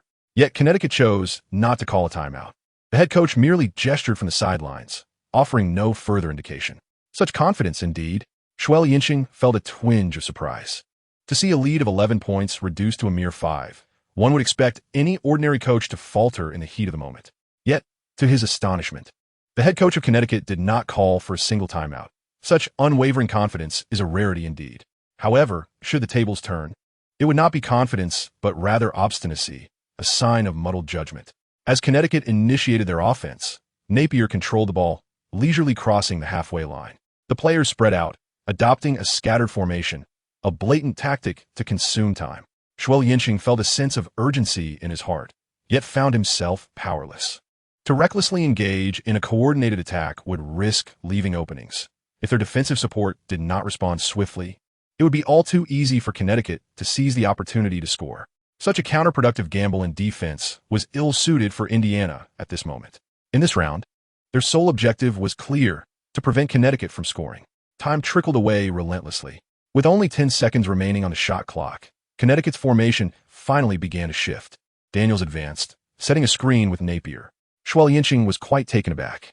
Despite the nascent discord between the two, Connecticut still entrusted them with the most pivotal offensive maneuver, a testament to their remarkable faith in one another. However, upon reflection, it was not entirely unexpected. Napier stands as the star player for Connecticut, while Daniels occupies the role of the second-in-command. Particularly since the commencement of the championship, Daniels has showcased an exceptional performance, averaging an impressive 16.7 points per game. The pick-and-roll executed by the duo is undoubtedly the most formidable and reliable strategy. Consequently, there were no surprises. Following the pick from Daniels, Napier deftly distributed the ball, simultaneously providing a screen for Daniels. As Daniels drove forward, he encountered Buckwheeler rushing towards him. Without hesitation, he took a mid-range shot. Swish! The score widened the gap to 54-61, extending their lead to 7 points. Xue Liancheng remained undaunted. After swiftly receiving the ball, he advanced with remarkable speed. Upon reaching the top of the arc, he showed no signs of hesitation. Instead, he increased his pace. This time, Connecticut finally opted for a double team. Yet, Xue Liancheng appeared to enter a ferocious mode, pushing against Portlet for a moment before abruptly halting. Just before Daniels could close in, he pivoted and broke through from the right flank. He chose not to pass, as the opportunity was not favorable. At this juncture, Defy was compelled to move up for defensive support. Confronted by a trio of defenders, Xue Liancheng leaped, feigning a shot, and deftly passed the ball to the cutting phone line. With a thunderous dunk, he secured the score. From receiving the ball to scoring, this offensive play took a mere 8 seconds, marking Xue Liancheng's swiftest effort yet. The score now stood at 56-61, narrowing the gap to 5 points. With only 1 minute and 20 seconds remaining, Xue Liancheng silently calculated in his mind the opportune moment to unleash his ultimate skill. The Connecticut team launched an offensive, consuming 35 seconds, only to culminate in a missed shot by Phillip. As the clock ticked down, there remained a mere 45 seconds until the game's conclusion. This shot was imperative. Failure to score would spell disaster for them. However, the unfortunate reality was that Indiana was left with only one brief timeout, and they were hesitant to utilize it. To call a timeout at this juncture would be akin to a sentence of defeat, leaving them powerless to adapt to any unforeseen circumstances that might arise thereafter. Conversely, Connecticut possessed 2 timeouts, yet they chose not to employ them. What would be done? Without the option to call a timeout, they could not strategize, relying solely on the players' tactical acumen to make the best possible decisions based on their judgment. But did the members of Indiana truly possess such tactical sophistication? Xue Liancheng expressed his skepticism. It seemed that he could only rely on himself for this game. He silently contemplated as he skillfully advanced while maintaining possession of the ball, simultaneously gesturing with his hand. Indeed, he would employ the same tactic once more, reviving the elevator door strategy. Phone Lai and the others understood instantly and began to position themselves accordingly. After handing the ball to Davidson, Xue Liancheng began to sprint towards the penalty area, simultaneously providing cover for his teammates. At that moment, the head coach of Connecticut, seemingly realizing something, abruptly leaped from the bench and shouted loudly, "Philip!" However, Xue Liancheng was entirely engrossed in the game and failed to notice this scene. He observed Feng Lai and others forming a tight encirclement, and suddenly reversed his run, squeezing through the gaps between players. Then, the human wall closed and once again, Xue Liancheng received a pass from Feng Lai. Everything seemed to unfold seamlessly. Yet, just as he leaped, a fleeting glance caught sight of Philip charging in from the flank, startling him considerably. Goodness, Connecticut was indeed no fool. They would not stumble twice in the same place. Under the interference of Philip's dive, Xue Liancheng's shooting posture had already altered. However, the arrow was on the string, and it had to be released. He could only let the ball fly from his hands. The moment he did, he sensed something amiss, and alarmingly so. In such a predicament, he had little choice but to silently invoke his skill for 100% accuracy. Swish! The sound of the ball sinking through the net sent shivers down the spines of everyone present. Remarkable. 3 consecutive three-pointers. 59-61, with just 23 seconds remaining. A mere 2-point deficit. Indiana could glimpse the dawn of victory, and the crowd was overwhelmed with excitement. Yet, Xue Liancheng found no joy in this moment. For the forthcoming shot, he felt utterly uncertain, and time was scarce. 23 seconds were hardly sufficient for a full possession. They were compelled to adopt an all-court pressing strategy. Connecticut, shedding their previous aloofness, promptly called a timeout. Everyone was to apply full-court pressure, close in for support, and should they regain possession, the ball would be immediately handed to Xue. Everyone needed to be on the move. Such was the arrangement made by Old Man Klin during the timeout. It appeared trivial, yet there was no alternative. With only 23 seconds remaining, they had no choice but to press hard. The game resumed. Connecticut seemed to have anticipated this. Philip inbound the ball. Napier sprinted to the backcourt. Daniels received at midcourt. Defy positioned himself beneath the basket, and Portlet moved to receive the pass. At the sound of the whistle, everyone sprang into action. Napier continuously ran back to shake off his defender. Xue Liancheng exerted relentless pressure on Porterlight, denying him the opportunity to receive the ball.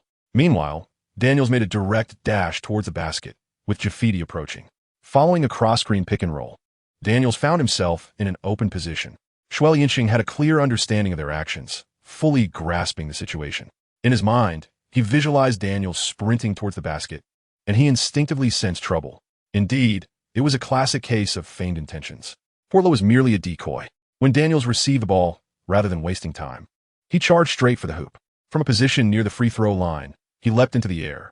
Walton trailed behind him, unable to even catch a glimpse of the taillights, as he watched Daniels execute a thunderous dunk. Xue Liancheng gazed upon the unfolding scene, his heart chilling in despair.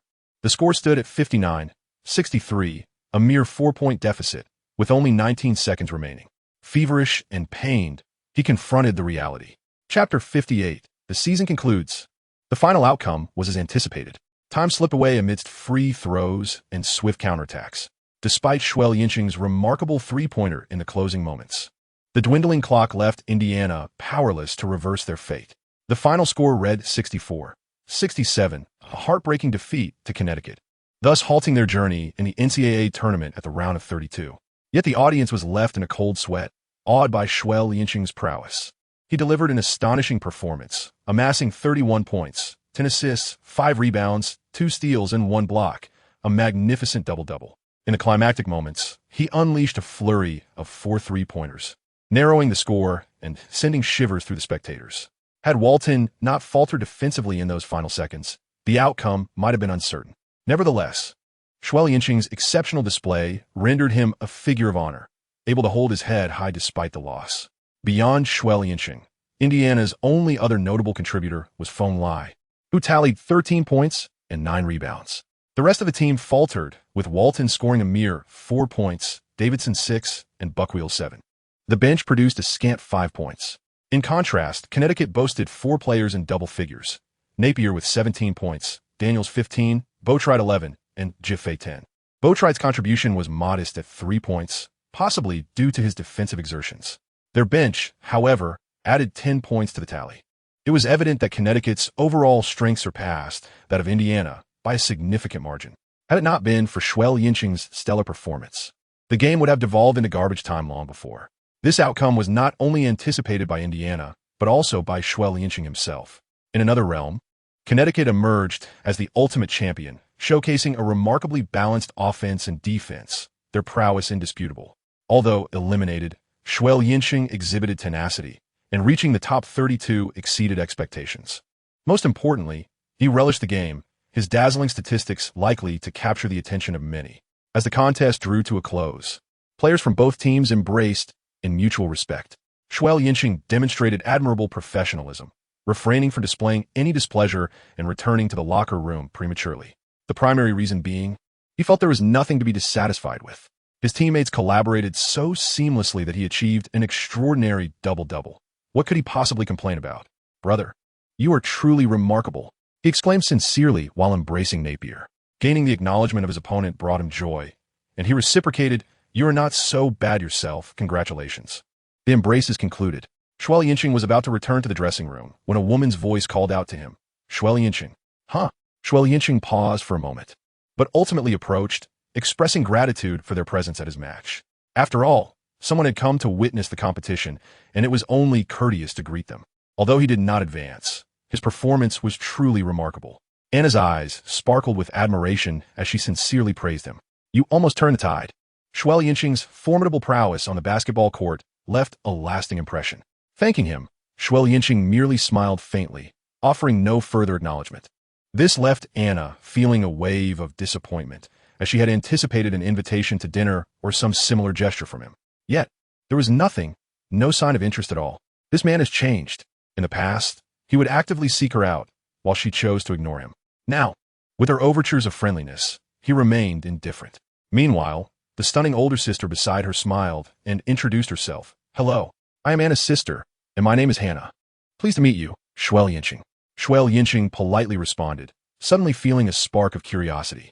"You look quite familiar. I starred in The Amazing Spider-Man." Hannah replied with a smile. Realization dawned on Xue Liancheng. She was indeed the bespectacled girl from the basketball court scene in the film. No wonder she seemed so recognizable. When he watched the movie, it was this female character, rather than the lead, Emma Stone, who left a lasting impression on him. She had been strikingly captivating at first glance. "Indeed, in person, you are truly beautiful," he remarked, though perhaps a tad on the shorter side. Hannah chuckled and nodded. "That's me. It's a pleasure to meet you." Xue Liancheng, ever the gentleman, extended his hand. Hannah gently shook it, replying, "The pleasure is mine. Until we meet again."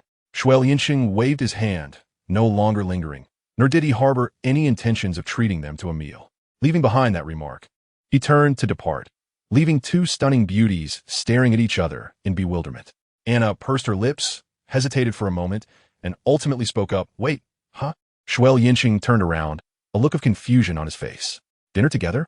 A faint blush graced Anna's delicate visage. Xue Liancheng could hardly believe his ears. Momentarily suspecting he had misheard, Anna invited him to dinner? This was once an unimaginable prospect, yet now it had astonishingly come to pass. What on earth was Anna scheming? At that moment, Xue Liancheng's mind was consumed by this question. Anna's repeated display of such unusual behavior inexplicably evoked in him a sense of foreboding, as if treacherous subjects were plotting against him. Thus, without a moment's hesitation, he resolutely declined, stating, "We still need to summarize the season, perhaps another time." Before departing with those words, Xue Liancheng completely vanished into the player's tunnel. Anna stood there utterly stunned. She had personally extended an invitation, only to be met with a disheartening rejection. How humiliating! It became evident that there was indeed no connection between them. Hannah seemed to realize this only now. Anna, she felt an overwhelming urge to remain silent. Xue Liancheng was utterly oblivious to the fact that his rejection had profoundly wounded Anna's fragile sense of self-esteem. At that moment, he found himself in the locker room, listening to the old man Clint expound on the season summary. Phrases such as, "This has been a remarkable season. We have achieved the unimaginable. Although we face defeat, our fighting spirit is commendable," resonated through the air. Xue Liancheng felt drowsy, utterly bored by the incessant chatter. "Xue, are you planning to enter the draft?" inquired Feng Lai, who shared the same sense of ennui. It was an unequivocal matter. "Indeed," Xue Liancheng replied. "Only by entering the NBA can one amass substantial wealth. There is a saying, after all, a person's aspirations are founded upon financial means. Without money, how can one speak of ideals? Isn't that merely a ruse?" Thus, he resolved to earn a considerable amount of money. Fomlai looked concerned. I glanced at your draft predictions. They do not appear very promising. That is precisely why I must strive to enhance my skills during the off-season, Xue Liancheng solemnly stated. The conclusion of the tournament does not signify the end of the journey. The tryouts represent a crucial phase of the draft process. Regardless of one's fame, exceptional performance in the tournament, or impressive physical metrics, if the tryout does not yield favorable results, the teams interested in you will reconsider their decision. Therefore, this off-season presents an excellent opportunity for self-improvement. A stellar performance in the tryouts can easily attract the attention of teams, especially for second-round picks. The results of the tryouts account for at least 30% of the final decision. End of chapter. Chapter 59. A Beautiful Imagination. With the conclusion of the tournament's round of 32, the draft prediction rankings have been updated. Xue Liancheng, through his outstanding performance against Connecticut, ascended from the 57th to the 44th position in the second round. Although he remains a second-round pick, his progress is undeniably significant. The news reverberated back to his homeland, creating quite a stir. Following Yves Jillian's departure from the NBA in 2012, it has taken 2 years for another Chinese face to emerge in the league, naturally capturing the attention of fans. Numerous domestic media personnel have engaged in various speculations regarding Xue Liancheng's prospects. The prevailing sentiment is that while Xue Liancheng may indeed enter the NBA, he is likely to be merely an ordinary rotational player, or possibly even situated at the tail end of the rotation, facing a challenging environment. This notion has almost reached a consensus. Notably, Mr. Yang, known as 58 Dad, candidly expressed that Xue Liancheng's NBA prospects are inferior to those of Sun Yu, who possesses physicality and potential for further development. In contrast, while Xue Liancheng's performance in the NCAA appears formidable, the question arises as to whether his physical attributes will withstand the rigors of NBA intensity. His speed, for instance, renders him vulnerable to being easily surpassed, which coach would dare to entrust him with minutes on the court. Moreover, his advantages in strength and competitiveness have ceased to be advantageous within the realm of the NBA. Barabara has expressed an abundance of opinions, embodying the typical narrative of talent and potential. One cannot entirely dismiss Mr. Yang's assertions, for indeed, the NBA and NCAA differ significantly. Many players who dominate in the NCAA fade into obscurity upon entering the NBA, as their physical gifts fail to sustain them, ultimately leading to their dismissal from the league. A prime example is Shabazz Napier, who led UConn through a series of formidable challenges, achieving remarkable success and ultimately earning the most outstanding player title in the NCAA tournament. However, upon transitioning to the NBA, he lost his way. The reason lies in the fact that his advantages no longer hold sway in the NBA. The absence of physical prowess relegated him to mediocrity. Furthermore, while he was the focal point of his team's strategy in the NCAA, where all tactics revolve around him, this masked his deficiencies and amplified his strengths. In the NBA, he is merely a role player, which inversely magnifies his shortcomings while diminishing his advantages. Coupled with the disparity in playing style and the psychological toll of not fitting into the team, this rising star struggled for 2 years before succumbing to decline. Mr. Yang's argument is rooted in this reality. Over time, Xue Liancheng has grown accustomed to this situation. Due to his lack of physical gifts, he finds himself either underestimated or on the path to being underestimated.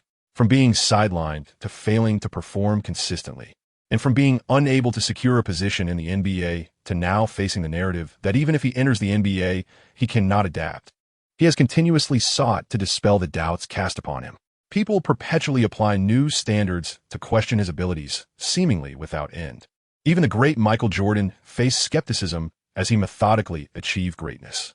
He was once labeled as merely a stat stuffer, unable to progress past the first round, arrogant, harsh on his teammates, and without a championship to eventually leading a dynasty. Is it not true that Danzi is experiencing similar doubts? Could Danzi be likened to him? Xue Liancheng pondered thus. However, not everyone underestimated him. Yu Jia explicitly stated that his shooting prowess could swiftly secure his foothold in the NBA. Should he refine his defensive skills and enhance his court vision, he could undoubtedly claim a starting position and perhaps even ascend to the role of a pivotal point guard. This assertion was widely regarded by netizens as an optimistic fantasy. Xue Liancheng, however, perceived that Yu Jia was a young man of commendable insight. The myriad distractions within the country had no bearing on Xue Liancheng's training during the off-season. With the conclusion of the season, all members of the Indiana Mountain Men returned to their respective pursuits. Xue Liancheng did not return to his homeland. Instead, he immersed himself in the basketball arena of Indiana. Accompanied by a formidable practice partner, Noah Vonla, he found himself in the hallowed halls of Indiana University. It was undeniably exhausting. He decided to take a moment to rest. Breathing heavily, Vonla exclaimed loudly, disregarding whether Xue Liancheng agreed or not, as he swiftly made his way to the sidelines. Xue Liancheng scoffed, remarking that during their all-night escapades at the nightclub, he had never noticed Feng Lai complaining of fatigue. He perceived Feng Lai as one of those individuals whom fortune relentlessly nourishes, yet stubbornly refuses to partake in its bounty. With such remarkable physical potential, if fully harnessed, his future achievements would undoubtedly soar to great heights. Yet, Feng Lai seemed oblivious to this opportunity. If he possessed such innate talent, coupled with extraordinary luck, perhaps that was a tad greedy of him. Is this even comparable? Feng Lai rolled his eyes in response. Indeed, the exhaustion from indulgence and the fatigue from self-improvement are undeniably distinct. Xue Liancheng could not help but continue his derision. Xue, can we not engage in a civil conversation? Feng Lai's face flushed slightly, yet he stubbornly insisted, I merely wish to see the outcome of the draw. I am not being lazy. Suit yourself. Just do not disturb me, came the retort. Xue Liancheng casually dropped that remark and proceeded to activate the shooting machine. With Feng Lai unable to engage in scrimmages during his recovery, he opted to practice his shooting instead. After all, once the lottery concluded, numerous teams would begin to schedule tryouts in succession. He must seize this precious time to maintain his form, striving to leave a favorable impression on the teams that would evaluate him. Are you not the least bit curious about who will secure the first overall pick? Feng Lai inquired with genuine intrigue. Xue Liancheng responded with a hint of exasperation, stating that it held no relevance to him. As a projected second-round pick, the draft positions of various teams were indeed of little consequence to him. Naturally, being well acquainted with the lottery results, he felt no inclination to engage further. Don't be so dull. Take a guess, Feng Lai urged with enthusiasm. As Xue Liancheng took a shot, he inquired, what are the benefits? Benefits? What do you seek? Feng Lai replied with a chuckle. If I guess correctly, you will apply to the old man Clin for access to the training equipment on my behalf, Xue Liancheng remarked, raising an eyebrow. This offseason, besides practicing his shooting and engaging in scrimmages, he aimed to utilize the equipment to enhance his flexibility, strength, footwork, and overall fitness. He aspired to elevate himself holistically. However, the school's equipment was not open for public use. Personal access required formal application. All right, if I guess correctly, I shall submit the request, Feng Lai responded without hesitation, although he added, you only have 2 chances. Cleveland Cavaliers, Xue Liancheng smiled, revealing his hand. What? Are you joking? Feng Lai was taken aback. The Cleveland Cavaliers had a record of 33 wins and 49 losses this season, ranking 10th in the Eastern Conference, and 9th from the bottom in the entire league. Securing the first overall pick was indeed disheartening. They've had decent luck in the lottery in recent years. I have faith in them, Xue Liancheng stated. Feng Lai was utterly speechless. What kind of nonsensical reasoning is this? End of chapter. Chapter 60. Physical Assessment Report. Shortly after the lottery concluded, Xue Liancheng faced his first tryout, held in Los Angeles, primarily inviting several highly touted first-round rookies, constituting a grand training camp. Numerous second-round hopefuls, like him, were also present. After some casual exchanges upon entry, the physical assessment commenced. The data was swiftly compiled. Barefoot, he measured 194 centimeters in height and 196.8 centimeters in shoes. There had been no change since his admission to Indiana, and it was likely he would not grow any taller. This was his stature. Weighing in at 230 pounds, equivalent to 104 kilograms, he found it astonishing that, despite consuming nutritious meals and significantly increasing his training regimen, he had not shed any weight. Xue Liancheng felt a slight sense of surprise. He harbored serious doubts about whether he had contracted some form of a fat syndrome, as shedding weight proved to be an arduous task. His wingspan measured 6.7 feet, equivalent to 200 centimeters. This height, combined with such a wingspan, while not categorically short, was hardly remarkable, offering no attributes worthy of commendation. In the arena of the NBA, populated by individuals with long arms, he could be deemed mediocre. His hand measured approximately 8 inches or 19.5 centimeters, with a width slightly larger at 21 centimeters, in comparison to his barefoot height of 194 centimeters. The size of his hands appeared rather unexceptional, neither large nor small, merely average. His vertical leap from a standstill reached 23 inches or 63 centimeters, while his running jump barely exceeded 78 centimeters, and his standing reach was 316 centimeters. This was merely a slight improvement over the average individual, a marginal advantage at best. His explosive power was severely lacking, allowing him to barely manage a dunk. Any attempts to perform more complex maneuvers would likely result in his merely grazing the rim. Given that the standard height for NBA hoops is 305 centimeters, executing a windmill dunk from standstill was an utterly unattainable feat for him. Although his running reach could touch 330 centimeters, within the context of the NBA, this still rendered him akin to a fighter among refuse. Upon reaching this point, Xue Liancheng began to comprehend why domestic basketball commentators held him in such low regard. He truly seemed devoid of exceptional qualities. With such physical endowments, surviving in the talent-rich environment of the NBA appeared to be a formidable challenge. Next came the bench press, where he managed to lift 84 kilograms 20 times. This performance was notably impressive, placing him among the elite in the guard category. His strength remained an asset within the NBA, rivaling even that of certain interior players. This was perhaps the sole surprise in his assessment. In terms of speed, he clocked 100 meters in 13.3 seconds with a sprint time of 3.5 seconds. In a single word, it could be described as slow, akin to a tortoise. Particularly concerning was his lateral movement speed, which was painfully sluggish. This deficiency would render him laborious in defensive situations. Absent the ability to anticipate movements by a mere 0.1 seconds, he would likely be rendered ineffective against speedy opponents. Even with such anticipatory skills, he would probably still struggle against quick and aggressive players. The situation was indeed disheartening.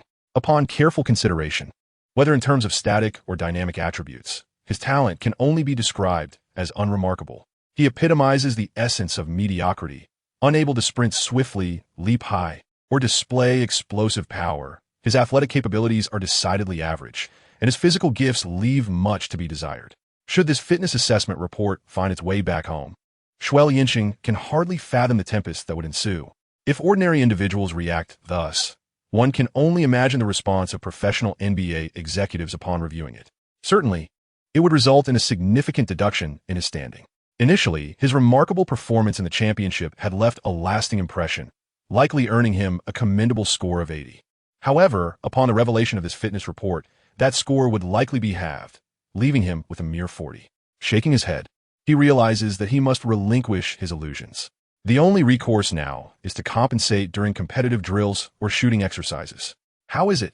Has the fitness report been released yet? Unbeknownst to him, Feng Lai had already approached from behind. Predicted to be the 5th overall pick in the first round, Feng Lai is undoubtedly a highly sought-after candidate and has naturally received numerous invitations.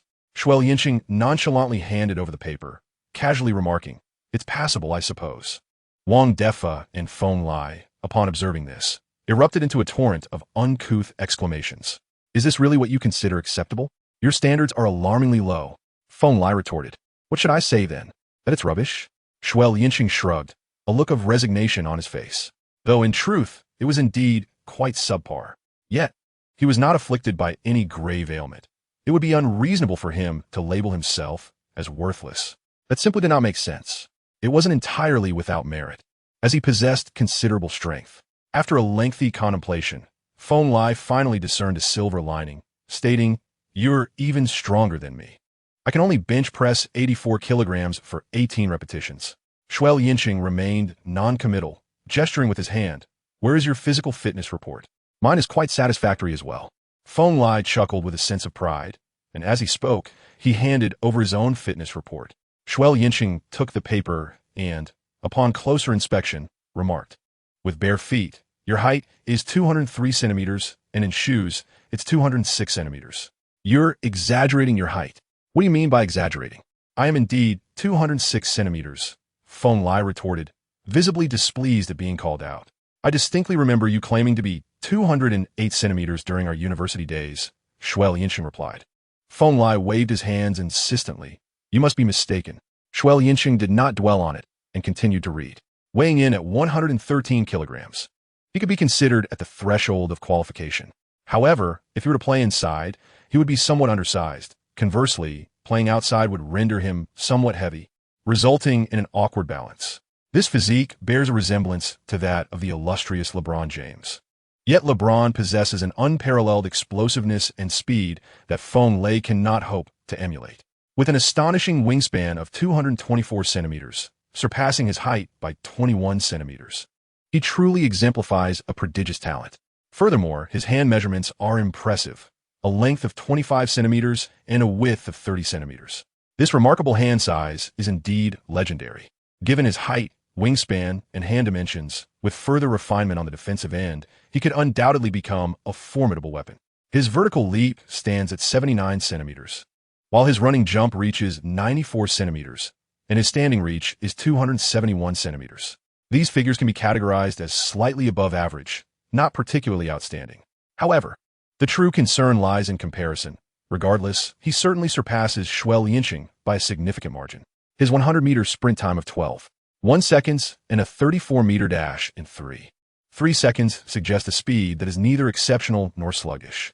In summary, Feng Lei's static athleticism is impressive, fully maximizing his potential, yet his dynamic abilities fall short. In terms of explosiveness and athletic prowess, he is relatively ordinary. Of course, this assessment is made in comparison to LeBron James. So, what do you think after reading? Feng Lei excitedly rubbed his hands together, reminiscent of a child yearning for candy.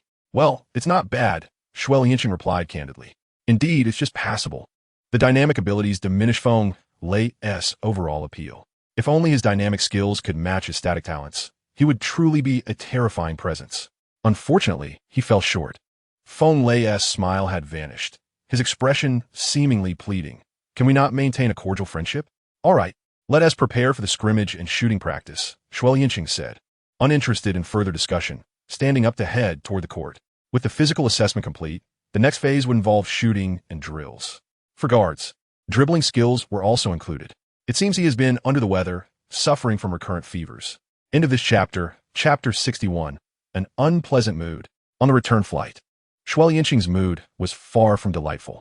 In the shooting trials, he performed commendably, benefiting from an unobstructed and contact-free environment that granted him a 10 boost to his shooting accuracy, effectively enhancing his baseline performance. Additionally, his form today was exceptional. He only took 50 shots, conserving both physical stamina and mental energy, which allowed him to maintain a high accuracy rate. Overall, his shooting percentage hovered above 80, placing him among the more distinguished participants in the trials. In summary, he displayed the potential to become a proficient three-point shooter. As for his ball handling skills, he demonstrated a solid foundation, avoiding any errors. While he may not exhibit the dazzling speed and flair of other guards, his steady and methodical approach allowed him to fulfill his responsibilities with aplomb. However, the 5-on-5 scrimmage left him with a bitter taste in his mouth. Reflecting on it now, he could scarcely contain his frustration. When submitting his information, he had distinctly noted his position as a point guard, yet in the scrimmage, he was assigned a role of shooting guard. This was not entirely unreasonable given his height, which could accommodate a dual guard role. The real issue lay in the fact that, after 15 minutes, he had barely touched the ball more than 5 times, managing only one shot, a desperate last-second attempt as time expired, resulting in a clumsy miss. The rest of the time, he found himself engaged in a relentless back-and-forth run. He truly could not comprehend the purpose of such a scrimmage. Each player seemed selfish, as if the ball were glued to their hands, unable to release it. Relying solely on brute physicality, they would only pass the ball when absolutely necessary. When time was running out, they would hastily relinquish the ball in a panic. This was not a competitive scrimmage, but rather a showcase of individual prowess. There was no teamwork, no movement off the ball, no screens, and certainly no passing and cutting. Only an endless series of one-on-one encounters. Of course, if a remarkable scoring opportunity arose, players were more than willing to pass the ball for a couple of assists. Yet, with everyone standing still, how could any opportunities possibly emerge? This is not the worst of it. The true misfortune lies in the fact that during this competitive trial, he was unable to showcase any of his advantages. Attributes such as strength, expansive vision, and exceptional game-reading capabilities remained hidden from scouts. Instead, his shortcomings were laid bare. Without the support of defensive rotations, anyone could exploit him, attacking him with ease. His sluggish speed and lateral movement, coupled with a lack of understanding of their technical prowess, rendered him a mere target.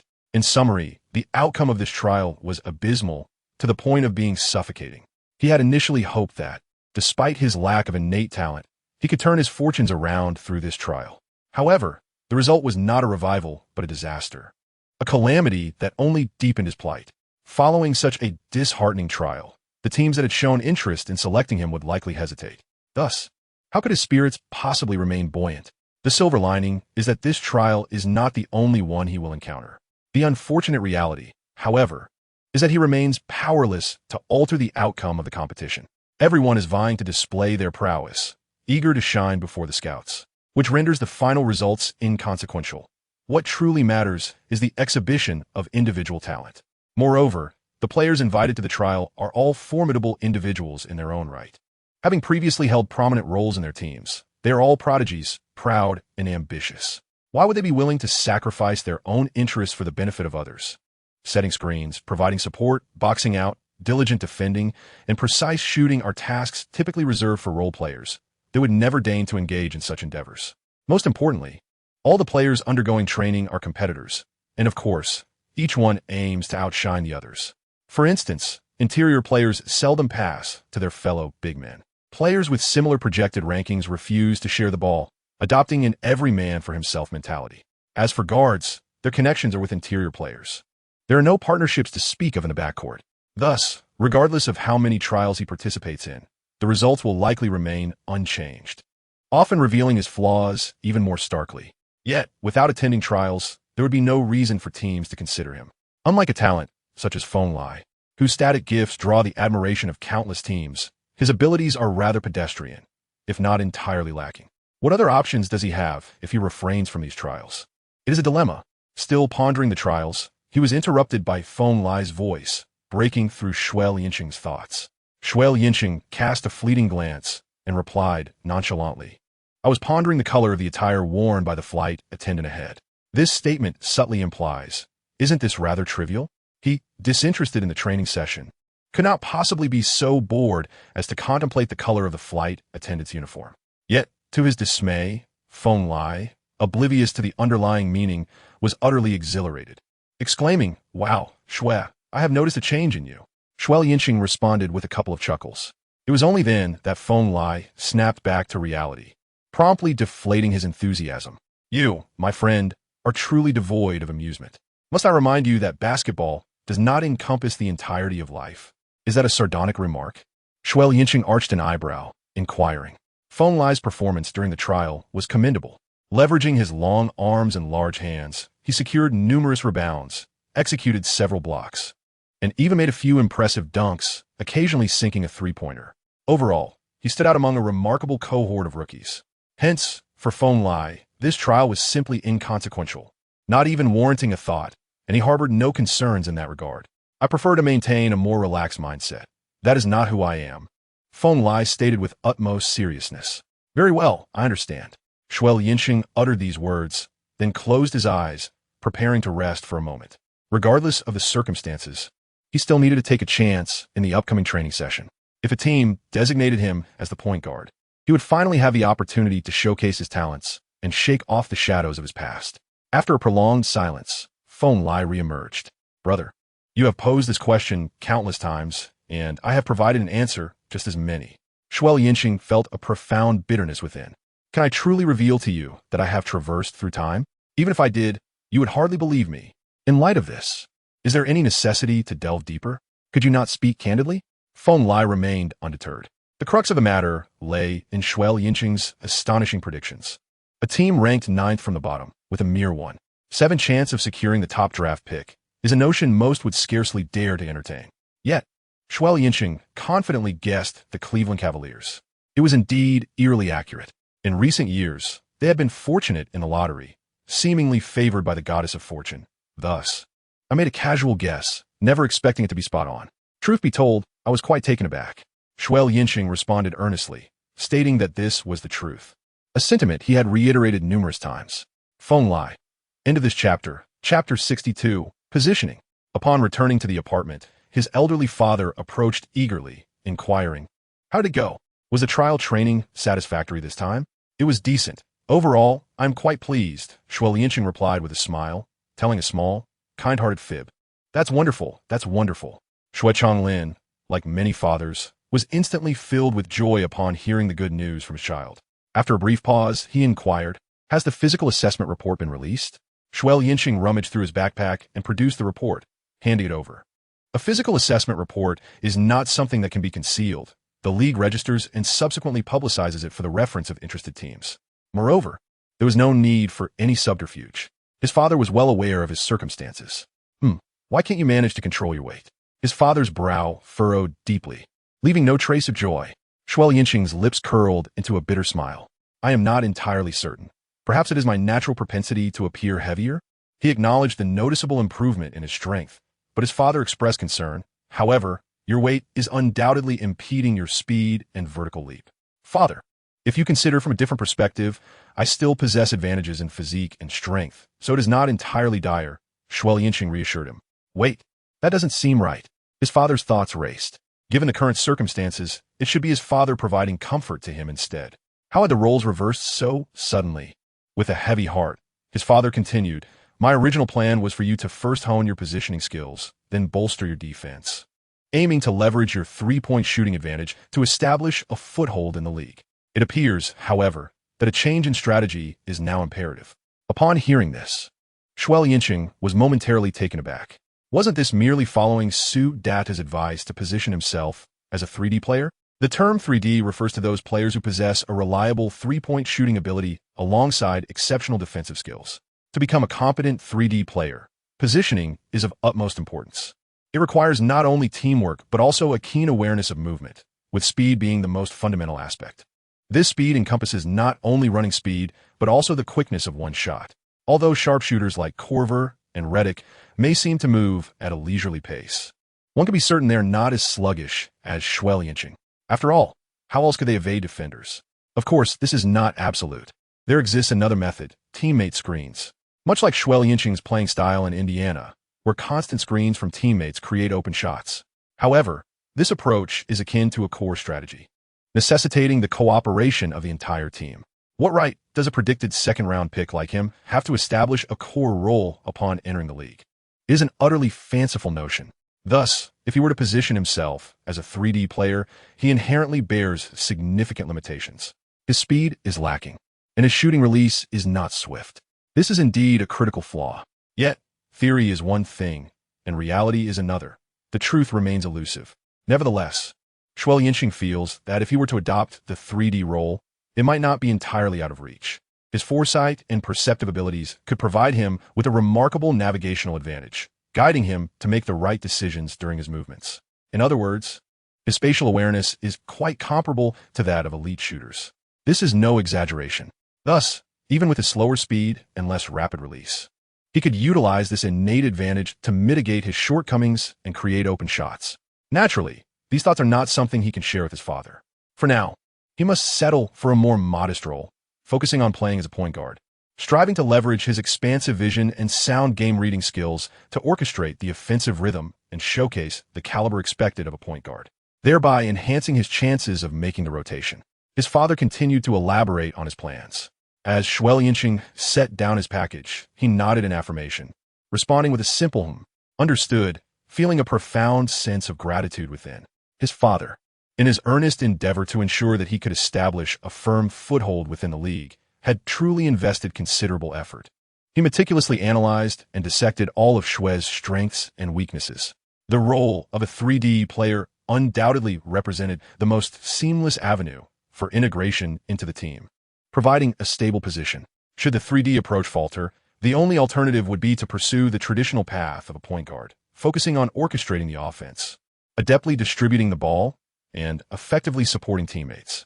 This role is undeniably essential in the current market for functional players, ensuring a place within the team. This line of thinking is undoubtedly sound. After all, NBA teams are never lacking in scoring talent. Therefore, the subsequent training must concentrate on enhancing specific skills. First, improving passing techniques. Second, accurately discerning the opportune moments to pass, enabling teammates to seize fleeting opportunities. And third, mastering the pick and roll.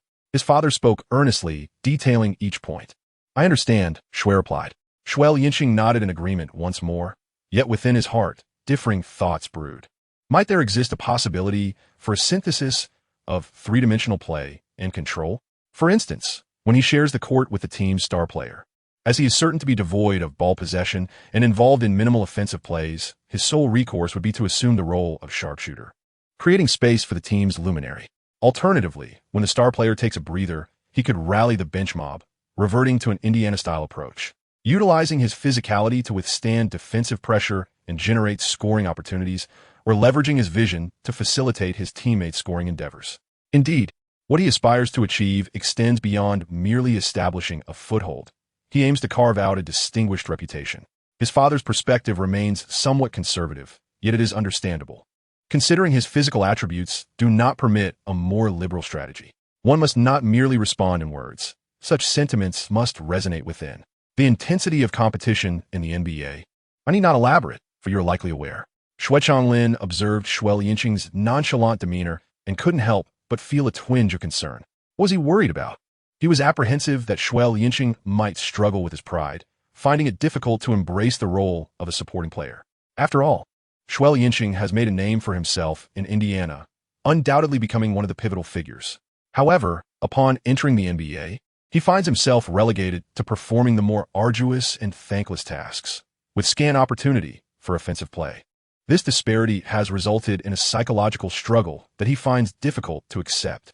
Alas, Father, I fear we may be overthinking this, given my current standing. The question of whether I will even be selected remains uncertain. Xue Liancheng cleared his throat softly, offering a gentle reminder. Xue Liancheng was momentarily taken aback, his eyes dimming in an instant as he murmured, logically speaking, there should be no issues. Even if selected, one must first ascertain which team it is, their roster configuration, and what type of players they lack. Only then can we better position ourselves, right? Xue Liancheng remarked earnestly. Xue Liancheng was momentarily rendered speechless. It seemed to make sense. Not even knowing which team had selected him, he was already embarking on self-strengthening training, which indeed appeared somewhat redundant. Little did he know, although Xue Liancheng speaks in such a manner, he has long since established his own identity. The off-season training with Phone Lie as a shield for practice was merely the beginning.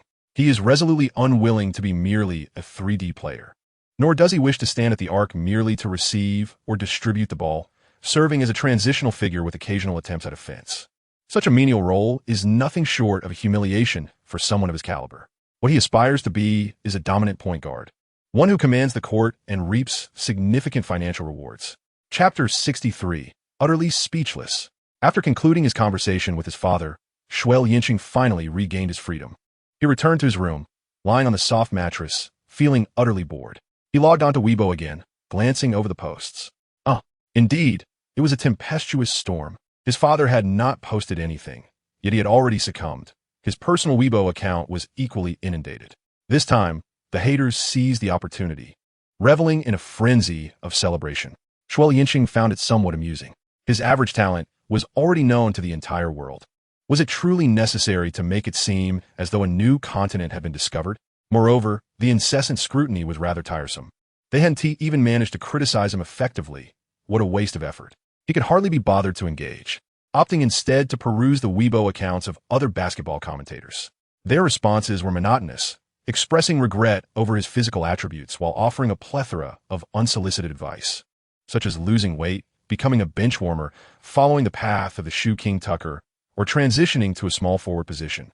The suggestion to switch to small forward had even surfaced.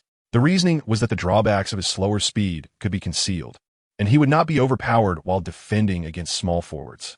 It was utterly nonsensical. The so-called experts' recommendations were best taken with a grain of salt. If he were to heed their advice seriously, failure would be inevitable. They still failed to grasp where his core strengths lay.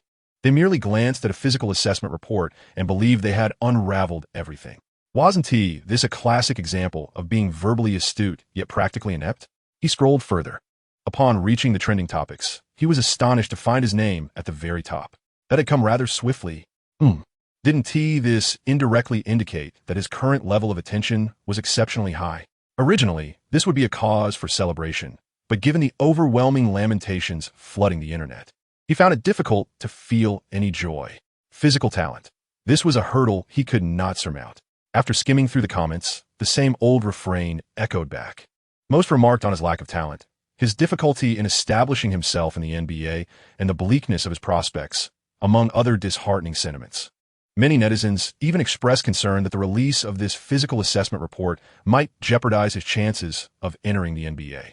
While they were worried, Xue Liancheng himself harbored a sense of unease. Of course, it was not the report itself that troubled him, but rather his dismal performance in the scrimmage, which had cast a shadow over his already uncertain draft prospects. If he were to go undrafted, it would be farcical. If all went according to plan, he would find it impossible to hold his head high in his homeland. After all, the news of his candidacy had sparked quite a commotion domestically, and to come away without even a second-round selection amidst such fervent anticipation would truly be laughable. However, Xue Liancheng maintained a relatively composed demeanor. He believed that a single trial session did not signify much. He resolved to observe the next trial. Should he be assigned a role of point guard, then all prior impressions could be swiftly transformed. After exiting Weibo, he perused the news from the Mealy country and noted that the Eastern Conference Finals were underway. A flicker of interest ignited within him, prompting him to switch on the television. The Miami Heat faced off against the Indiana Pacers in the fourth game of the series, which had concluded, and what followed was a post-match interview. With 5 games remaining, the NBA was on the cusp of ushering in a new era, one that belonged to him. Dwayne and Chris. He held firm belief in their ability to achieve this and to perpetuate their brilliance. As for the offseason, as I previously mentioned, we shall remain united, continuing our legacy and forging an era that is distinctly ours. The great LeBron James, with an invigorated spirit, faced the reporters with eloquence, his smile wide and genuine.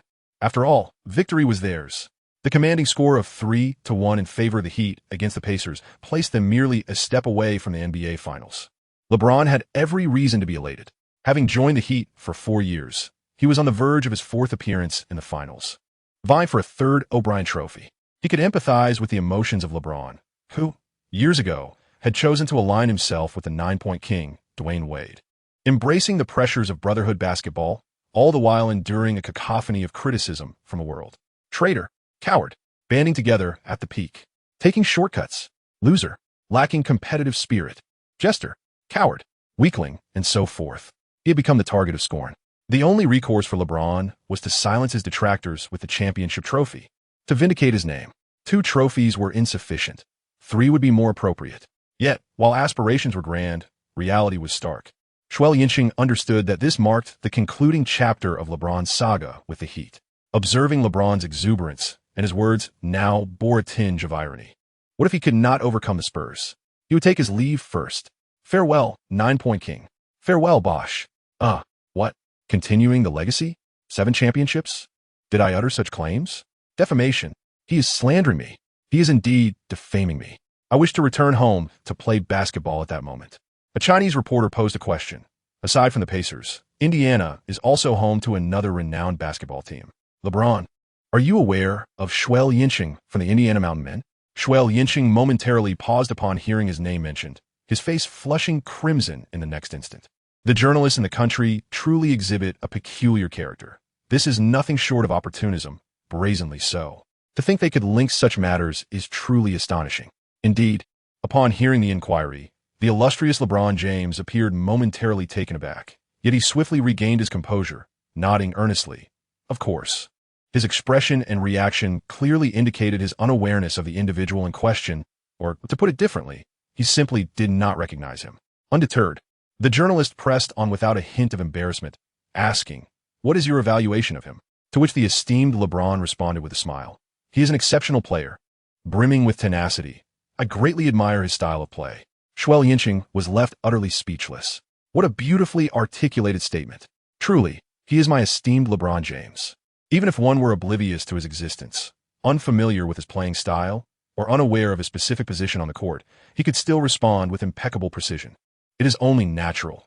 When posed such a question, LeBron must certainly accord respect to the Chinese journalist. To candidly admit ignorance would offend countless Chinese fans, which is not in LeBron's character.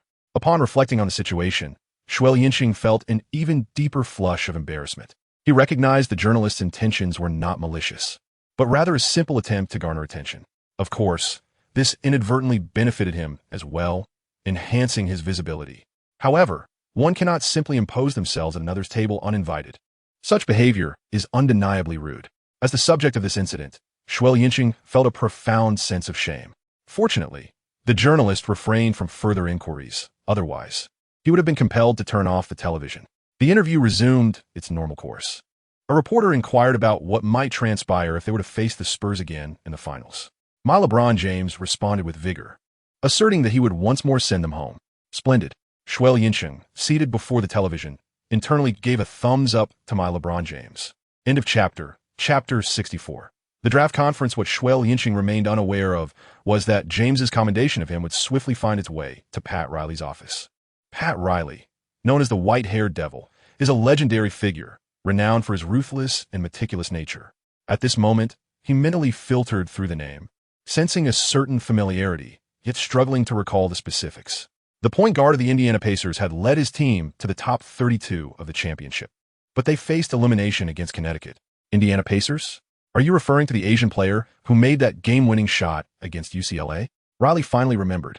At the time, Xue Liancheng's dramatic victory over UCLA had indeed garnered considerable attention. However, due to the brief duration of Xue's rise, merely a span of 2 months, and the fact that he was not a local high school player, the impression he left was not particularly profound. Yes, that's him. Was he projected for in the draft? Second round, 44th pick. Is there a physical assessment report? Yes. Please take a look. The assistant promptly retrieved a tablet, displaying Xue Liancheng's physical data. After perusing it for a moment, Riley murmured his physical attributes are rather average, and he appears somewhat overweight. His body fat percentage is undoubtedly above the norm. I wonder how he trains. Would LeBron appreciate him? That was explicitly stated by LeBron during an interview. Riley pondered for a moment, then instructed, in that case, bring me his game footage. I would like to review it. Although it was merely a second-round pick, each NBA team has only 2 draft slots each year, representing the sole opportunity to infuse fresh talent into the squad without significant cost, making every pick exceedingly valuable. This is especially true for a championship-contending team, where rookies are vital contributors. Even as the team's president, he would approach such selections with the utmost care. Of course, for teams in a rebuilding phase, however, late picks tend to lose their significance, as they accumulate first-round picks over the years in abundance. Second-round rookies can often be seen as superfluous within the team. Very well, the assistant replied, turning to leave. Suddenly, Riley recalled something and called it back. Wait, is he Chinese? Yes, the assistant responded. Chinese, Riley murmured to himself, then nodded. I understand. And so, the next phase unfolded. Xue Liancheng traversed tirelessly, participating in several training sessions, yet the results were far from satisfactory. Even when assigned the role of point guard, he found himself at odds with his teammates during scrimmages, who remained unyielding and uncooperative. What could he do? He could only resort to solitary efforts, akin to carrying a bundle of dynamite alone.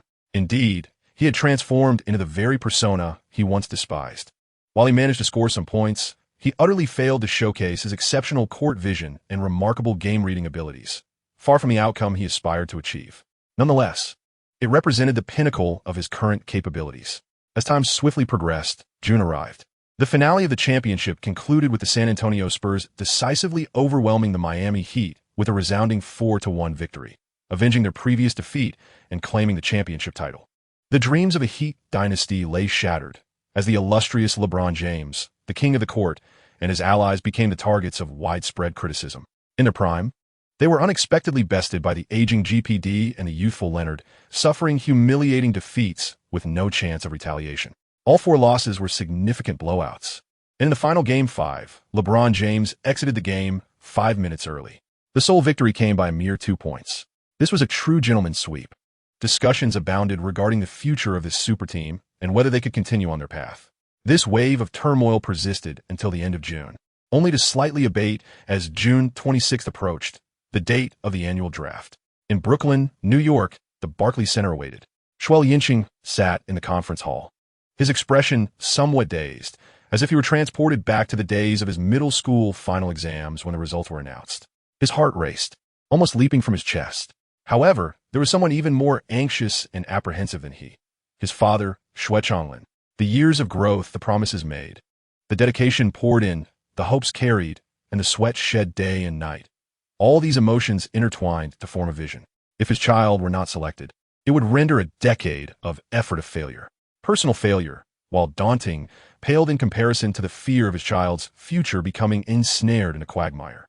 Amidst such sentiments, Adam took to the stage to deliver a speech. After a lengthy monologue, he began the official announcement of the draft. First pick as expected. The Cleveland Cavaliers selected Andrew Wiggins. Second pick, also unsurprising, the Milwaukee Bucks chose Jabari Parker.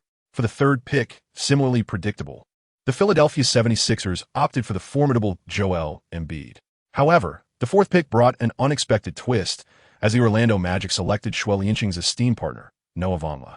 To everyone's astonishment, upon hearing his name, Vonleh sprang from his seat, his family following suit, cheering ecstatically, overwhelmed with joy. Clearly, Vonleh himself was taken aback by being selected at such a high position. Xue Liancheng observed in silence, mourning for the Magic. By relinquishing Aaron Gordon and opting for the foolish Fultz, one wonders whether the Magic will ultimately rue their decision. Nevertheless, Fultz is not devoid of merit. His innate talent is evident. Over the past few months, he has notably enhanced his competitive spirit and dramatically improved his rim protection skills. This young man has indeed evolved to a certain extent, and it is unlikely that he will remain as inept as he was in his previous life. Of course, this is contingent upon his continued exertion and diligent training. However, without the impetus of his supervision, can Fultz truly immerse himself in the basketball gym? That remains a significant question mark. In any case, let us hope for the best. Before taking the stage, Fultz glanced back, quickly locking eyes with Xue Liancheng, flashed a broad grin, and waved his hand in acknowledgement. Xue Liancheng also raised his hand in acknowledgement. This lad, it seems, still possesses a semblance of conscience. Having secured access to water, he does not forget the one who dug the well. Prior to his rise, Vonleh had demonstrated commendable performance, averaging 11.2 points and 9 rebounds per game. However, after his ascent, Vonleh's performance reached new heights, with averages soaring to 14.1 points and 10.6 rebounds. Coupled with the Indiana Hoosiers' successful entry into the tournament's top 32, Vonleh's market value naturally surged. The Orlando Magic's choice to select Vonleh with the fourth pick is, in fact, quite reasonable. Yet, it is unfortunate for Xue Liancheng, the well digger. As the true core of the team, he finds himself overlooked in the first-round predictions, while Vonleh, who benefits from the efforts of others, is selected at a lofty fourth position. One can only imagine the sentiments of the well digger. Talent, indeed, presents an insurmountable chasm. Prejudice looms like a mountain. No matter how hard one strives, it remains unaltered. Alas, the only recourse is to demonstrate one's self-worth on the court. End of this chapter, Chapter 65, a coveted commodity. Moving forward, the draft order remains unchanged. The Utah Jazz, Boston Celtics, and Sacramento Kings all lean toward selecting guards, thus overlooking Aaron Gordon, a player from the interior. Conversely, the Lakers steadfastly chose Julius Randle. Yet another soft player. Nonetheless, despite his softness, Randle possesses a caliber that surpasses Gordon, making this selection a sound one. It was not until the 9th pick that Aaron Gordon was finally chosen. Xue Liancheng observed with clarity that the fellow's face had turned pale, yet he still endeavored to maintain a forced smile, which appeared rather peculiar. The selection order remained unchanged until the 13th pick, where the Minnesota Timberwolves opted for Zach LaVine. This revelation only deepened Xue Liancheng's melancholy. It was evident that talent had triumphed once more. Originally, UCLA was a Sweet 16 team, yet now they had been thwarted, failing to progress even to the round of 32. Ultimately, Zach LaVine remained unaffected, being chosen at the 13th position, underscoring that raw talent remains the primary criterion. One can only speculate whether Gary Harris might find himself discarded by his favorite team due to his altercation with teammates. Xue Liancheng, with a mindset of an amused spectator, observed the farce unfolding on stage. Soon, it was time for the 19th pick. The Bulls, holding this position, opted for Rodney Hood. How predictable. Influenced by the altercation with his own teammate, Gary Harris saw his stock plummet. In contrast, Hood benefited, rising from his original 25th position to this newfound rank. Xue Liancheng instinctively cast a glance at Gary Harris, who sat not far in the front row. At that moment, Harris wore an expression as dark as a stormy sky, his face marred by an overwhelming sense of grievance, as if he believed the world owed him a hefty sum. One could surmise that he was consumed by regret. Prior to the skirmish, it was anticipated that Gary Harris would be selected around the 15th pick in the first round. Yet now, as the 19th pick approached, his name remained uncalled. He must have thought that the uproar had adversely affected his draft prospects. However, only Xue Liancheng knew that Harris was destined to be chosen at this very position all along. Alas, impulsiveness is indeed a devil. Youngster, I warned you against acting rashly. But you chose to ignore the advice, and now you find yourself buried in disappointment. Nonetheless, a trade soon transpired. The Nuggets dispatched the 11th overall pick, shooting guard Doug McDermott, along with Anthony Randolph, to the Bulls in exchange for this year's 16th pick, center Jusuf Nurkic, and the recently selected Hood. Consequently, the draft order was thrown into disarray, with Jordan Adams losing his originally anticipated 22nd position. This clearly illustrates that a lack of talent renders one unappreciated. At the 24th pick, the Hornets once again snatched Shabazz Napier, the tournament's most outstanding player, who had received public praise from LeBron James himself. Given the Spurs' overwhelming victory over the Heat in the finals, it was apparent that Riley sought to curry favor with LeBron by acquiring Napier. However, this time, the Heat did not extend their necks for the Hornets to strike. Xue Liancheng felt a sense of perplexity. Could it be that my esteemed LeBron's words no longer hold weight? The Heat's utter indifference was indeed unexpected. Similarly, Kyle Anderson also lost his position in the first round, falling to the 30th pick. This once again underscores the significance of innate talent. Thus, the entirety of the first round has concluded. Xue Liancheng retracted his initial spectator's mindset, his heart now filled with apprehension. The upcoming second round was soon to be his turn. Before proceeding, he had to employ the word should, accompanied by a substantial question mark. After all, even at this juncture, uncertainty loomed within him. No team had signaled their intention to select him, which was, in fact, the most disheartening indication. The absence of contact from any team implied that he could be overlooked at any moment. In the background, Larry Bird, the president of the Pacers, was engaged in a hushed conversation with general manager Kevin Pritchard and head coach Frank Vogel. Xue's projected draft position is 44 in the second round. We must prepare to prevent others from snatching him away, Bird asserted, his hawk-like nose and piercing gaze revealing his intensity. Do you truly hold such high hopes for this young man? Pritchard inquired, somewhat perplexed. I have perused his physical assessment report, which was rather mediocre. It may prove challenging for him to survive in the NBA.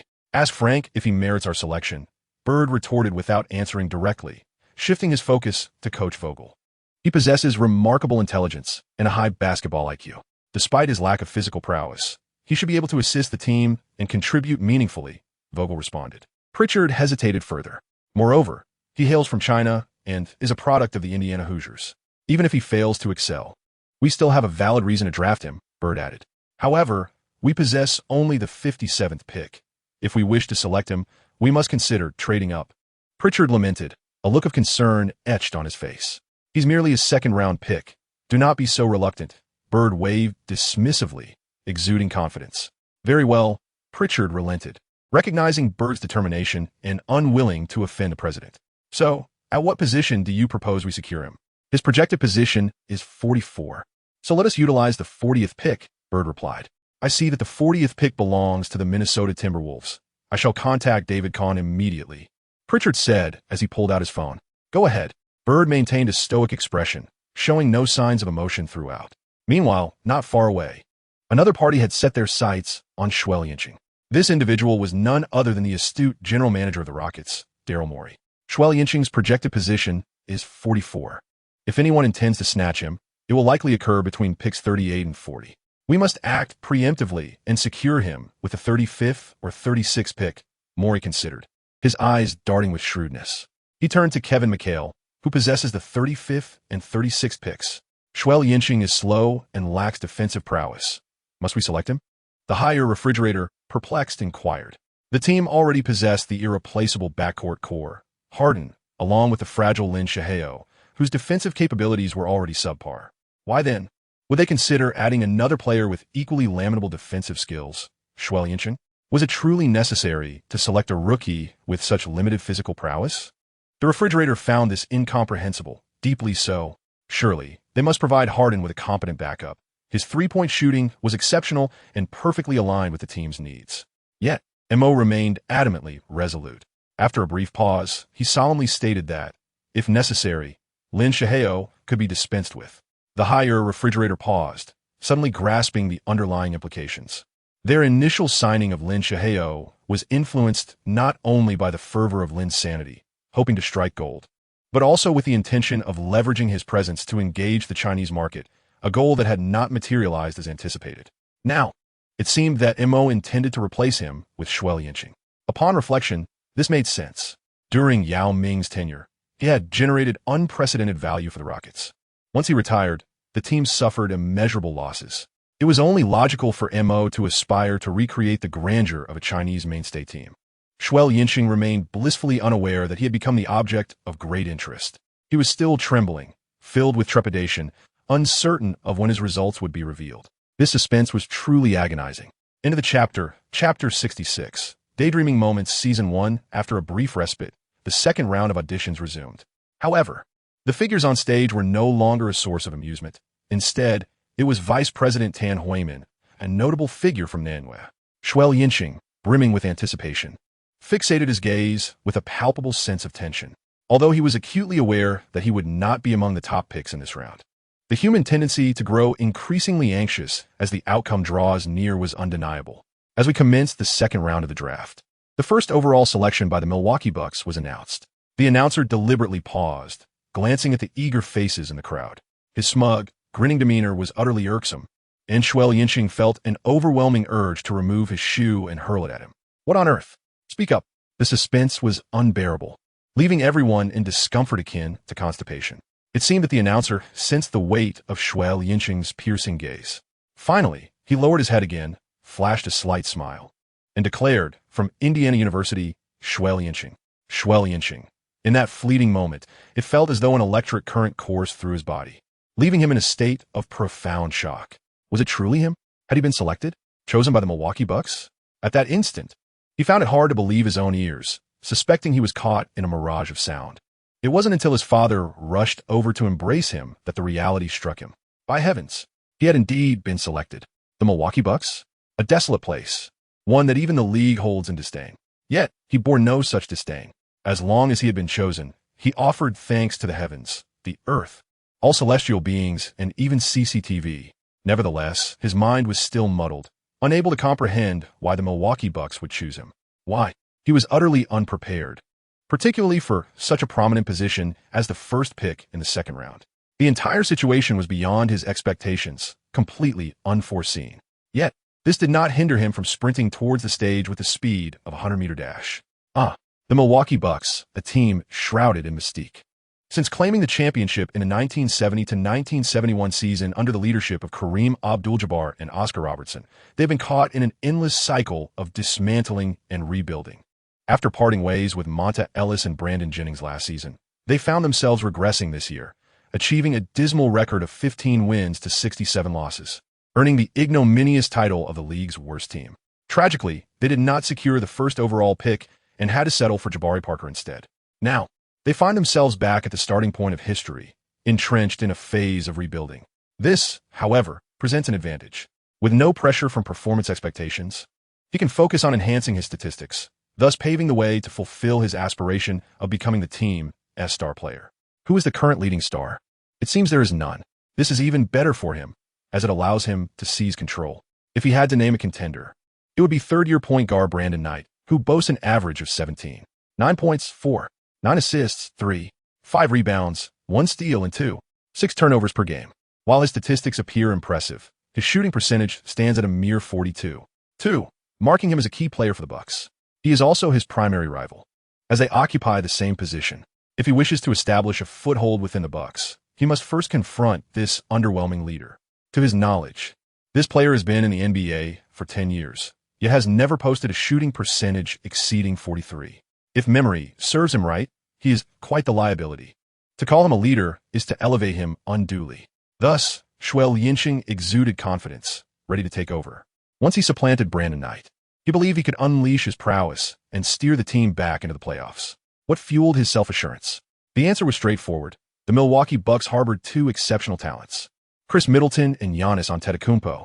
The former, a 2012 rookie, was gradually evolving into a dependable 3D player, destined to ascend to all-star status with a consistent average of over 20 points, serving as the right hand to the Greek Freak. In 2021, he proved instrumental in the team's championship triumph, solidifying his role as a commendable second-in-command. And as for Giannis, words scarcely suffice. A dominator on both ends of the court, a two-time MVP, and a future face of the league, he led the team to a long-awaited championship in 2021 after a 40-year hiatus. creating an undeniable momentum that hinted at his rise as the league's foremost player. Despite the harsh criticisms from fans of rival teams, his prowess remained indisputable. Moving forward, with a matured Middleton and the Greek freak by his side, who could possibly stand in their way? Perhaps he was becoming a tad overzealous. To rephrase, he, alongside Middleton and Giannis, formed a youthful trio of superstars, poised to command the league's attention. Contemplating this, he felt fortunate to be chosen by the Milwaukee Bucks. It appeared to be a splendid opportunity. At the very least, he need not fret over achieving success in the future. He could secure a lucrative contract, compete in the playoffs, and enjoy the support of his teammates. Truly an ideal scenario. Who knows, he might even earn a few All-Star selections. He certainly did not perceive himself as inferior to Jrue Holiday. After all, he was an elite player. If he could develop to Holiday's caliber, a championship would be within reach. What better place could there be than the Milwaukee Bucks? None, truly. This was indeed his most coveted destination. He felt an overwhelming urge to express his loyalty during the upcoming speech, pledging to be a Milwaukee man in life and death, ready to go to great lengths for the team. With these hopeful aspirations, Xue Liancheng swiftly made his way to the podium. However, he was taken aback by the absence of a welcoming gesture. The hats were nowhere to be seen. What was happening? He was eager to declare his allegiance. Could the esteemed guests expedite the process? Instead, he was met by a hurried figure. This individual bypassed Xue Liancheng and rushed towards Vice President Tan Huiman, whispering a few words before swiftly departing. With a smile, Tan Huiman announced a trade. The Miami Heat would exchange their first-round pick, number 26, P.J. Hairston, for Xue Liancheng, the 31st pick of the Milwaukee Bucks, along with a second-round pick from 2015. Upon hearing this news, Xue Liancheng's smile abruptly froze. All the fantasies he had just entertained swirled within him like turbulent spirits in a glass. How infuriating!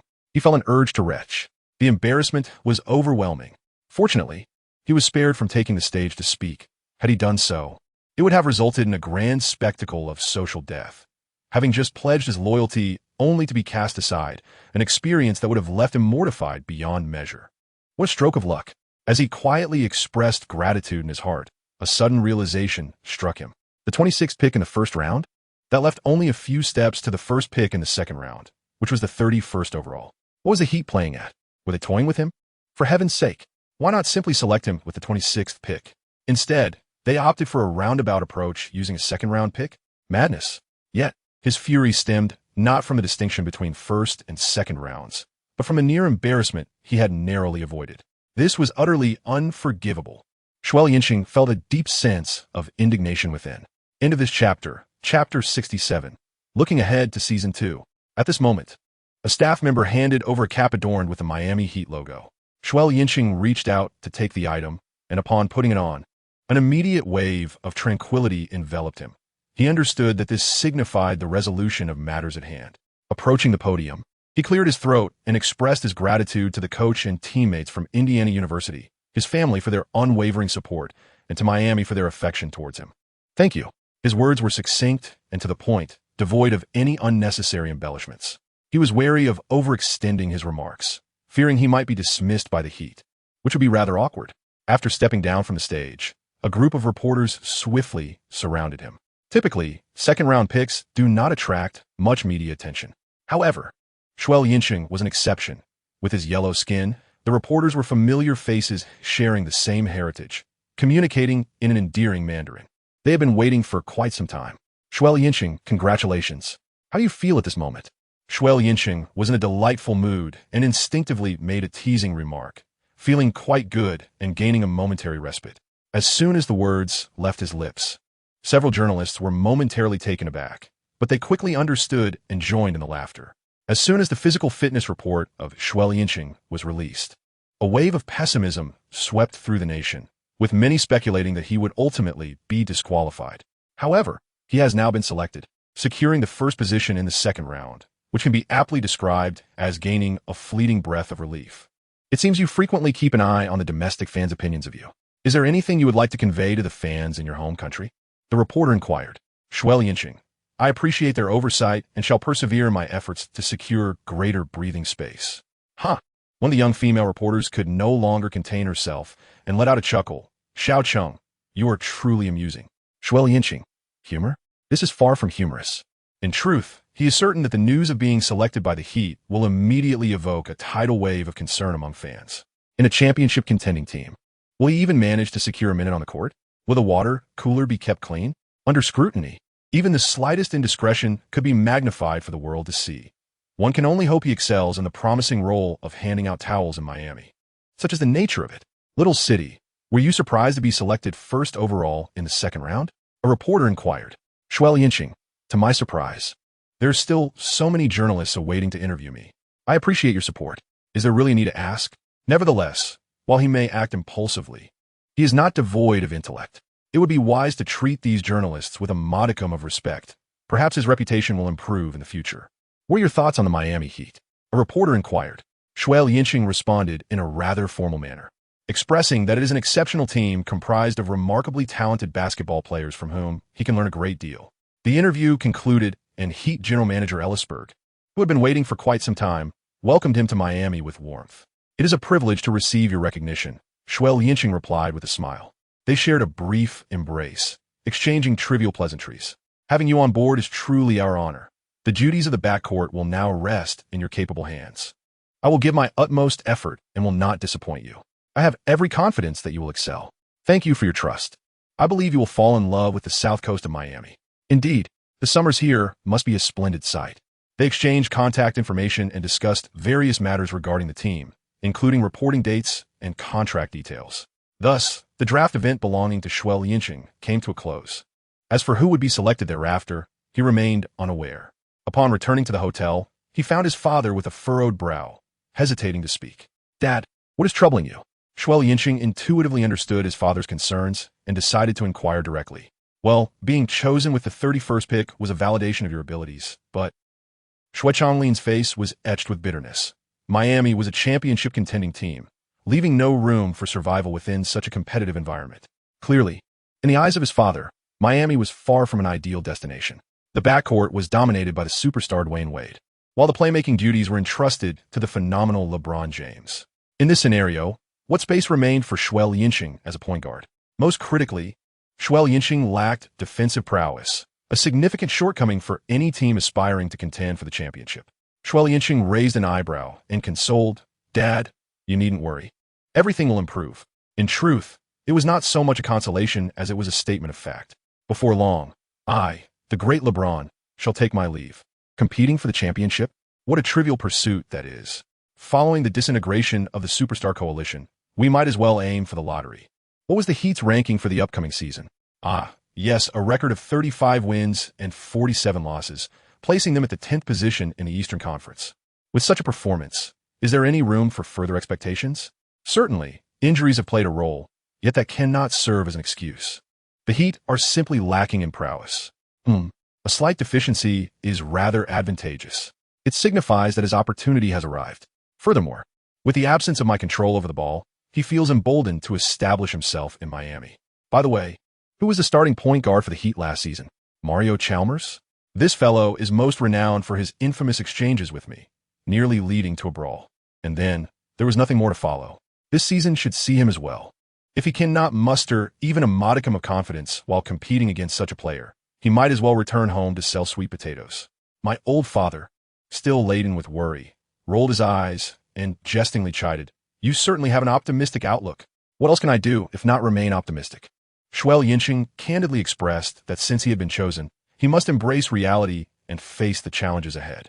As you are aware, my son has always had a penchant for challenges. Sigh.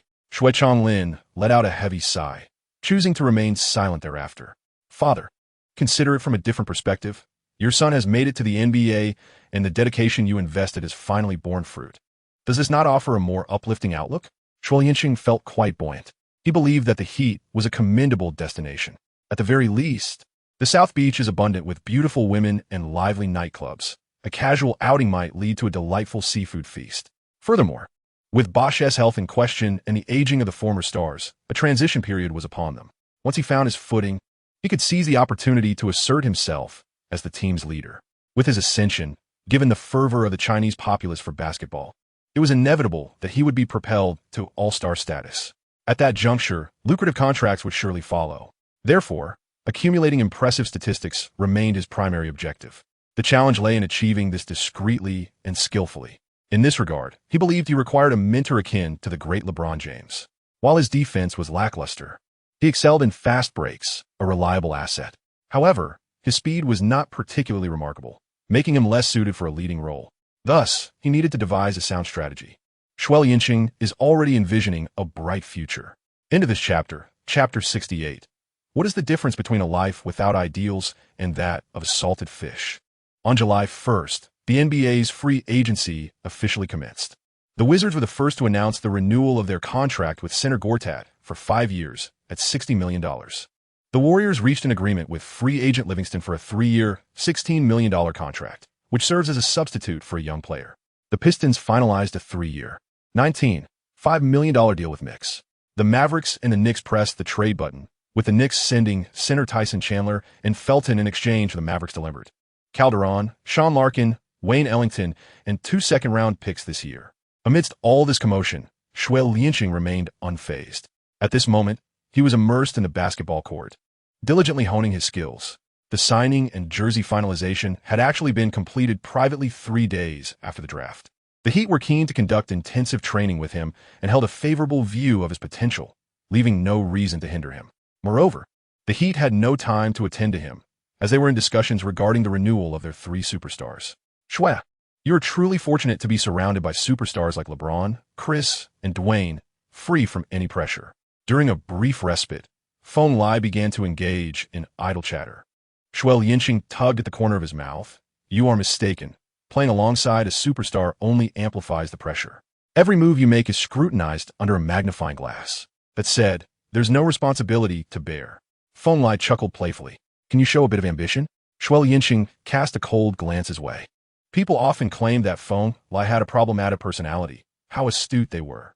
After a brief pause, he lazily remarked, currently, I am devoid of any superstars by my side. They have all opted out of their contracts. Please, opting out is merely a strategy for better re-signing, is it not? Feng Lai replied dismissively.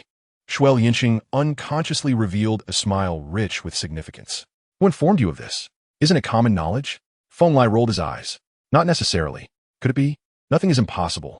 They reached the finals last season, and although they did not clinch the championship, it was still a successful season. With a few enhancements, they remain a formidable contender for this season's title. Success? Xue Liancheng chuckled. If we succeed, I, the great LeBron, will not flee. Having been thoroughly subdued by the Spurs, how could we possibly achieve success? Surely, you do not genuinely believe that any of them would depart? Feng Lai inquired, his expression laden with uncertainty. If the trio were to disband, it would be monumental news. It is not a matter of my belief. Rather, someone must inevitably leave. Who? Dare I say Dwayne? That seems unfathomable. He is the very soul of the Heat and would never consider departing. As soon as Feng Lai mentioned Wade, he found himself dismissing his own assertion. Perhaps that is indeed the case. Xue Liancheng responded nonchalantly, yet his thoughts had already drifted far away. The spirit of the team? Is nothing more than a hollow title. The 9-Point King has become ensnared by this empty accolade, reaping no benefits while incurring endless troubles. Admittedly, the 9-Point King possesses commendable skills on the court, yet his judgment is severely flawed.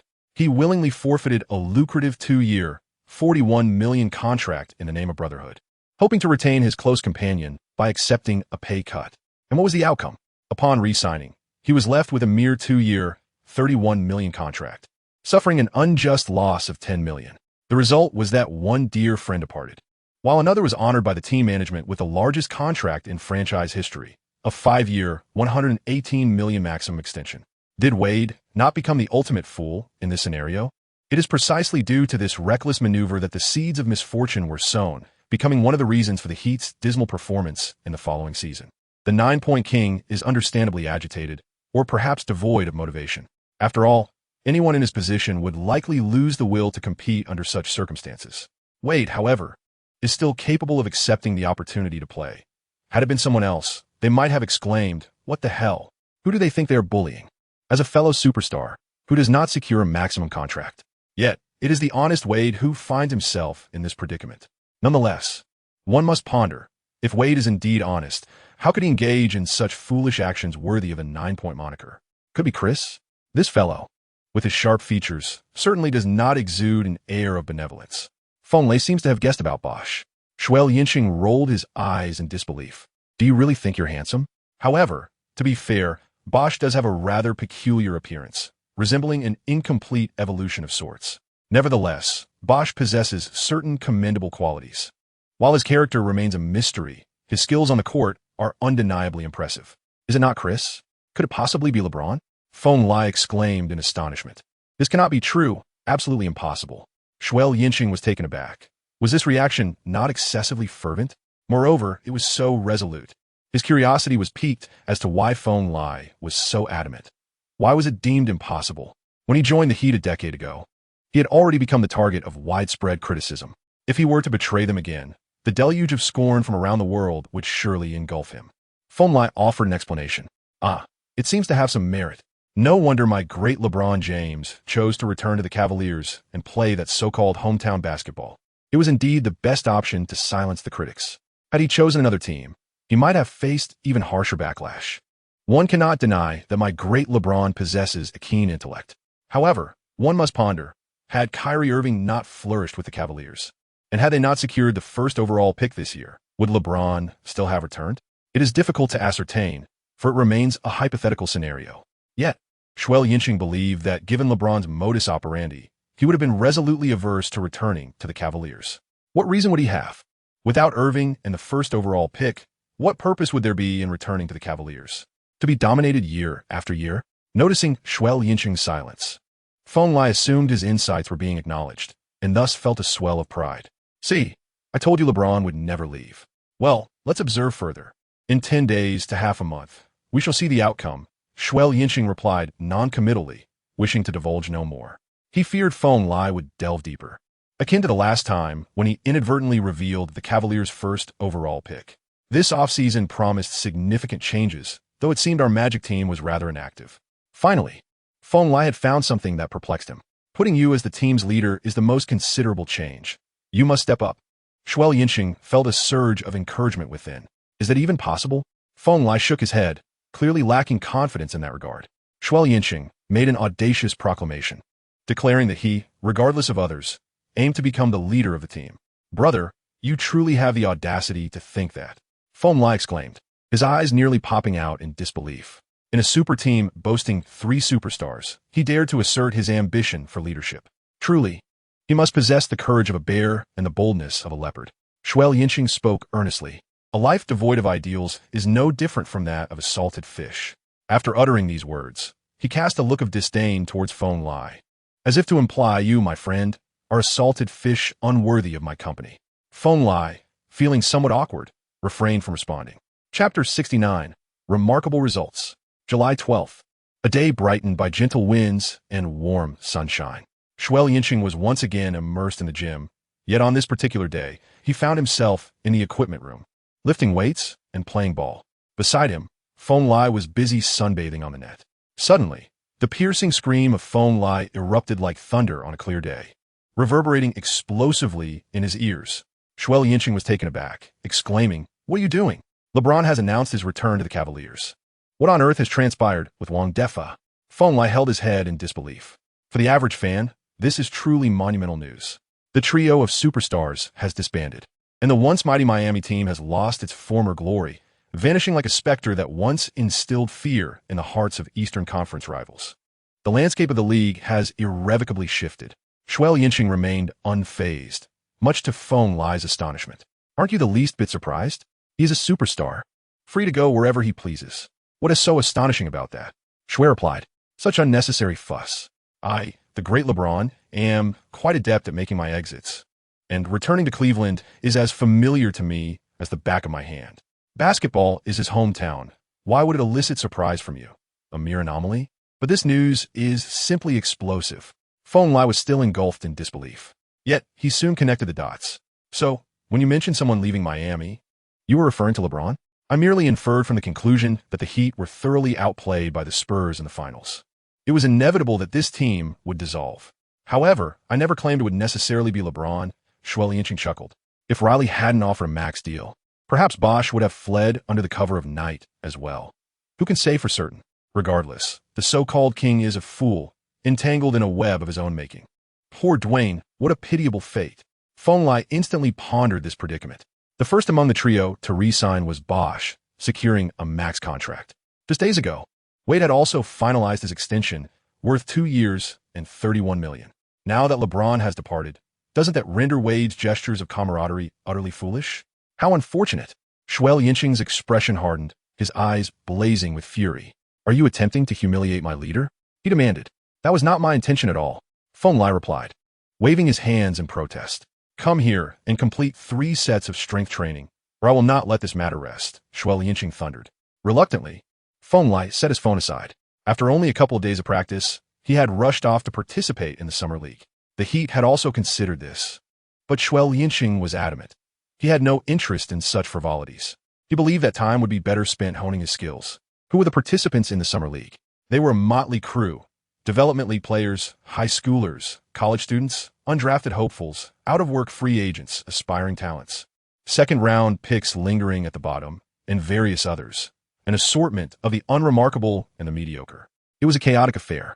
Today, one might be a teammate, and tomorrow potentially an adversary, with the pool of summer league participants being exceedingly fluid. What was their purpose? To secure employment and elevate their visibility. Winning alongside them was expected. Losing, on the other hand, would mean a tarnished reputation and suspicion from the coaching staff. There was truly no benefit to be gained. The league, under the guise of fostering rookie talent and providing transitional games to acclimatize to the NBA, certainly had some merit in this regard. However, in Xue Liancheng's view, the team merely sought to keep these rookies from becoming complacent over the summer. Acclimatizing to the NBA? Such adaptation could be achieved during team practices or preseason games. Was it truly necessary to endure the summer league alongside individuals desperately vying for jobs? He felt it was entirely unwarranted, especially given his circumstances. The challenges he faced during the draft combine had already delivered a significant blow. He had no intention of placing himself in a position to be struck again. Without teamwork, without screens, without strategies, and devoid of competitive spirit, failure was all but guaranteed. Knowing he would likely embarrass himself, he questioned why he would even consider participating. Superfluous. As time passes day by day, the free market gradually settles into a state of monotony. After all, the prominent figures have largely concluded their contracts. However, the recent 3-team trade has created quite a stir within the league. The Cavaliers acquired Kevin Love, the Timberwolves received Andrew Wiggins, Anthony Bennett, and Thaddeus Young, while the 76ers obtained Luc Mbah a Moute, Sergei Karasev, and a first-round pick in 2016 from the Cavaliers. My King LeBron has once again successfully assembled a trio of stars. The former number 1 overall pick, dual-threat guard Kyrie Irving, has begun to shine, averaging 28 points, 1 assist, and 6 rebounds last season. The double-double machine, Kevin Love, delivered astonishing statistics of 1 points, 5 rebounds, and 4 assists per game last season, showcasing his versatility both inside and beyond the arc, with a remarkable 3-point shooting percentage of 37.6. The two have been aptly dubbed the youthful versions of Dwayne Wade and an enhanced statistical model of Chris Bosh, perfectly complementing my King LeBron's aspirations. Xue Liancheng had long anticipated the unfolding events, thus he felt no discomfort. However, the cacophony of criticism from the outside world remained relentless. The walking transaction machine, General Manager James, noted that no giant could compete without a basketball prowess. The essence of betrayal and cowardice prevailed, as even his hometown's basketball had become a subject of derision. Xue Liancheng primarily focused on the reinforcement of the Miami Heat, or rather, their self-repair in the wake of losing James. A 2-year, $20 million deal brought back Luol Deng, a player discarded by the Cleveland Cavaliers, ostensibly to fill the void left by the King. Yet could he truly suffice? The answer was glaringly obvious. In the free agency market, they acquired Shabazz Napier. Former Pacers star Danny Granger signed the fraudster McRoberts for a 4-year, $23 million contract, along with a few minor adjustments. They re-signed Birdman Anderson, Chalmers, Haslam, as well as Bosh and Wade. Departures included the illustrious King James, the troubled Beasley, Douglas, James Jones, Rashard Lewis, and the retiring Battier. The only genuine rookie among them was Xue Liancheng. Upon reflection, this roster was truly difficult to articulate. Coupled with the waning confidence of the 9-point King, Bosh's health issues, the upcoming season for the Heat appeared daunting. Nonetheless, the media continued to regard the Heat as a formidable super team, for on paper, Wade and Bosh remained a formidable duo. With Deng's addition, they had established a reasonable foundation, making playoff predictions seemingly assured. The crux of the matter, however, lay in the unexpected twists that awaited. Xue Liancheng estimated that the training camp would commence shortly. He had also prepared himself accordingly. Since being eliminated by Connecticut in March, he had dedicated himself to the basketball court throughout the summer months, and now, in August, he had immersed himself in rigorous practice, apart from trials and drafts. The results were quite remarkable. His ability to break through defenses while still lacking in speed during his initial step had developed a certain rhythm that proved effective against larger opponents. His finishing skills under the basket had significantly improved, particularly in layups amidst physical confrontations, marking a qualitative leap in his performance. Moreover, his proficiency in shooting three-pointers from an open position had been substantially enhanced, with the application of a tenfold skill boost. He could maintain a shooting percentage above 80, a commendable achievement indeed. His passing had become more precise, as he had developed a keen understanding of the necessary force and the resulting trajectory of the ball. Anticipating steals had come as a delightful surprise, as he had deliberately strengthened his awareness in this area. After all, his defensive skills were lacking, yet if he could manage to secure a couple of steals, it might help alter the public's perception of him. In various other aspects, he felt a marked difference through his daily training regimen. End of this chapter, Chapter 70, the first encounter with Grandfather Wei. At the end of September, Xue Liancheng has finally concluded his arduous 6-month training and is now en route to Miami to participate in the team's public media day. His father has already arranged accommodation, alleviating him of any concerns regarding daily life or business matters. His father will handle everything. His sole focus is on playing basketball and excelling at it. Upon arriving at the training facility, he was greeted by a robust man with a shaved head. "Hey, Xue, you've arrived quite early. I am your assistant coach, Keith." "Good day to you, sir." Xue Liancheng promptly responded with a respectful greeting. Keith, a former head coach of the Kings, and now an assistant coach for the Heat, possesses a level of expertise unknown to Xue, yet establishing rapport is undoubtedly advantageous. "How has your summer been?" Keith inquired amiably. Accompanied by sweat. "It hasn't been particularly enjoyable, but has been fulfilling," Xue Liancheng replied, feeling a surge of inspiration. It is essential to demonstrate one's capabilities when the opportunity arises, particularly regarding the intensive training undertaken throughout the summer. It is imperative that the coaching staff is aware of it. Otherwise, how could they deepen their impression of him? Oh, as expected, upon hearing this, Keith's eyes brightened noticeably. After a brief pause, he smiled and praised. "Indeed, a young person should possess such a training attitude. Eric is currently in a meeting. Why don't you take some time to familiarize yourself with your surroundings?" Eric Spoelstra, the head coach of the Miami Heat, is of Filipino descent.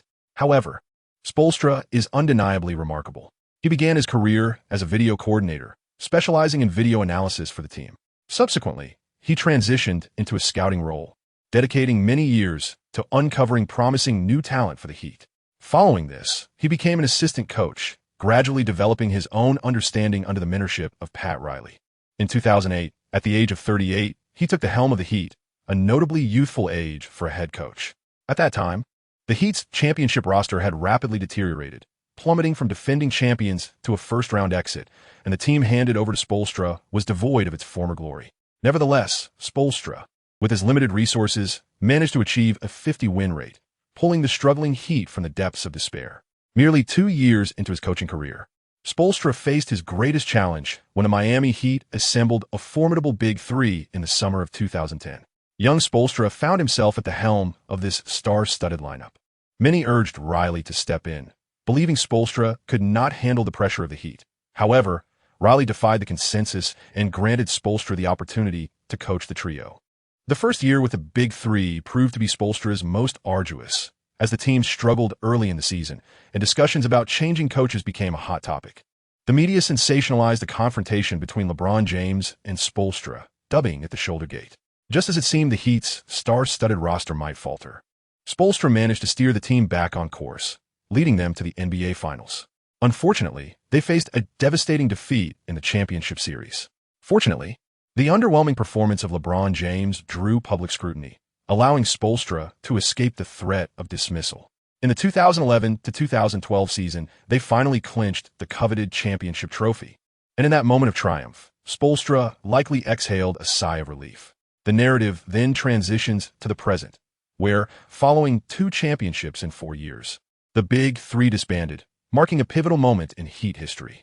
Spoelstra now faced a second career challenge. Without the support of the Big Three, could he still succeed? This question lingered among fans. Regardless, Spoelstra's journey from humble beginnings to becoming a championship coach is nothing short of legendary. Xue Liancheng took a stroll around and discovered that he was the first to arrive. Seizing the opportunity, he cleverly made his presence known before the coaching staff. Soon, new and veteran players began to arrive one after another. When Wade made his entrance, everyone cast peculiar glances in his direction, yet no one dared to speak up. After all, he was the leader of the team. What could they possibly say? After greeting each player, Wade approached Xue Liancheng and inquired, "Are you the Xue Liancheng from Indiana?" Xue Liancheng replied with a composed demeanor, "It is I. I am delighted to fight alongside you." Upon their first encounter, he sensed a profound historical weight emanating from Wade. As the name suggests, there exists a distinctive nonchalance, a unique maturity. After all, having battled in the NBA for a decade and wielding 3 championship titles, his aura is indeed unlike that of others. "You appear a bit heavier," Wade remarked, sizing him up for a moment before nodding slightly. Though his words carried a hint of observation, there was no trace of reproach. He exuded a warm kindness, devoid of any arrogance or pretentiousness. Rumors suggested that Wade was quite amiable towards the team's rookies, and indeed, they proved true. "I recently shed a few pounds." Xue Liancheng responded with a smile. He spoke the truth, having lost half a kilogram. Wade patted Xue Liancheng on the shoulder, encouraging him. "The future of Miami rests upon your shoulders. I will strive diligently to become the person you envision." Xue Liancheng responded verbally, yet inwardly he reveled in amusement. "Do you often utter such words to others?" A rookie, bold enough to assert that he would take over Miami? What? However, the speaker may have been casual, but the listener took it to heart. In Xue Liancheng's grand design, he indeed harbored the intention of inheriting Wade's legacy. "The max contract you failed to secure, I could certainly claim." The young man's audacity impressed Wade, eliciting a moment of admiration. Unlike previous rookies who had encountered him, all of whom were either obsequious or starry-eyed, this young lad displayed no signs of trepidation nor any semblance of reverence in his gaze. This very confidence warranted Wade's commendation. Before long, Bosch made his entrance. Yet this seasoned veteran only engaged in light-hearted banter with familiar faces and offered little more than a nod to the new team members, leaving one to ponder whether this was simply his nature or a product of other circumstances. Xue Liancheng is rather indifferent. Within this team, he is akin to a mere shadow, unnoticed by anyone. However, that is not entirely accurate. There exists one individual who pays him particular attention, and that person is Mario Kimos. Xue Liancheng always sensed that this individual was casting glances in his direction, seemingly observing him with eyes brimming with vigilance. This behavior was, in fact, quite understandable. He played the role of a point guard, while Chien Mose, the team's starting point guard, naturally regarded him with heightened scrutiny. Their overlapping positions rendered them rivals, and it was entirely reasonable for Chien Mose to pay extra attention to him. Indeed, it seemed he had caught a whiff of impending competition. Xue Liancheng secretly chuckled to himself, marveling at the accuracy of his intuition. His intention was indeed to seize the opportunity for a debut. However, everything must be approached with patience and careful planning. As a newcomer to the team and a second-round draft pick, he was not yet in a position to act recklessly. He needed to demonstrate his abilities to win over the coaching staff, to impress the esteemed Wei and the venerable Bo, but most importantly, to gain the favor of SPO. Once he established his rapport with these key figures, no matter how much Chalmers might struggle, it would all be in vain. Just as he was lost in thought, a voice resonated through the air. SPO had arrived, though not yet visible, his voice rich and magnetic. Xue Liancheng turned towards the sound and beheld SPO walking gracefully from the players' tunnel, exuding an air of elegance tempered with authority. A refined leader. In a chapter 71, the plot seems off.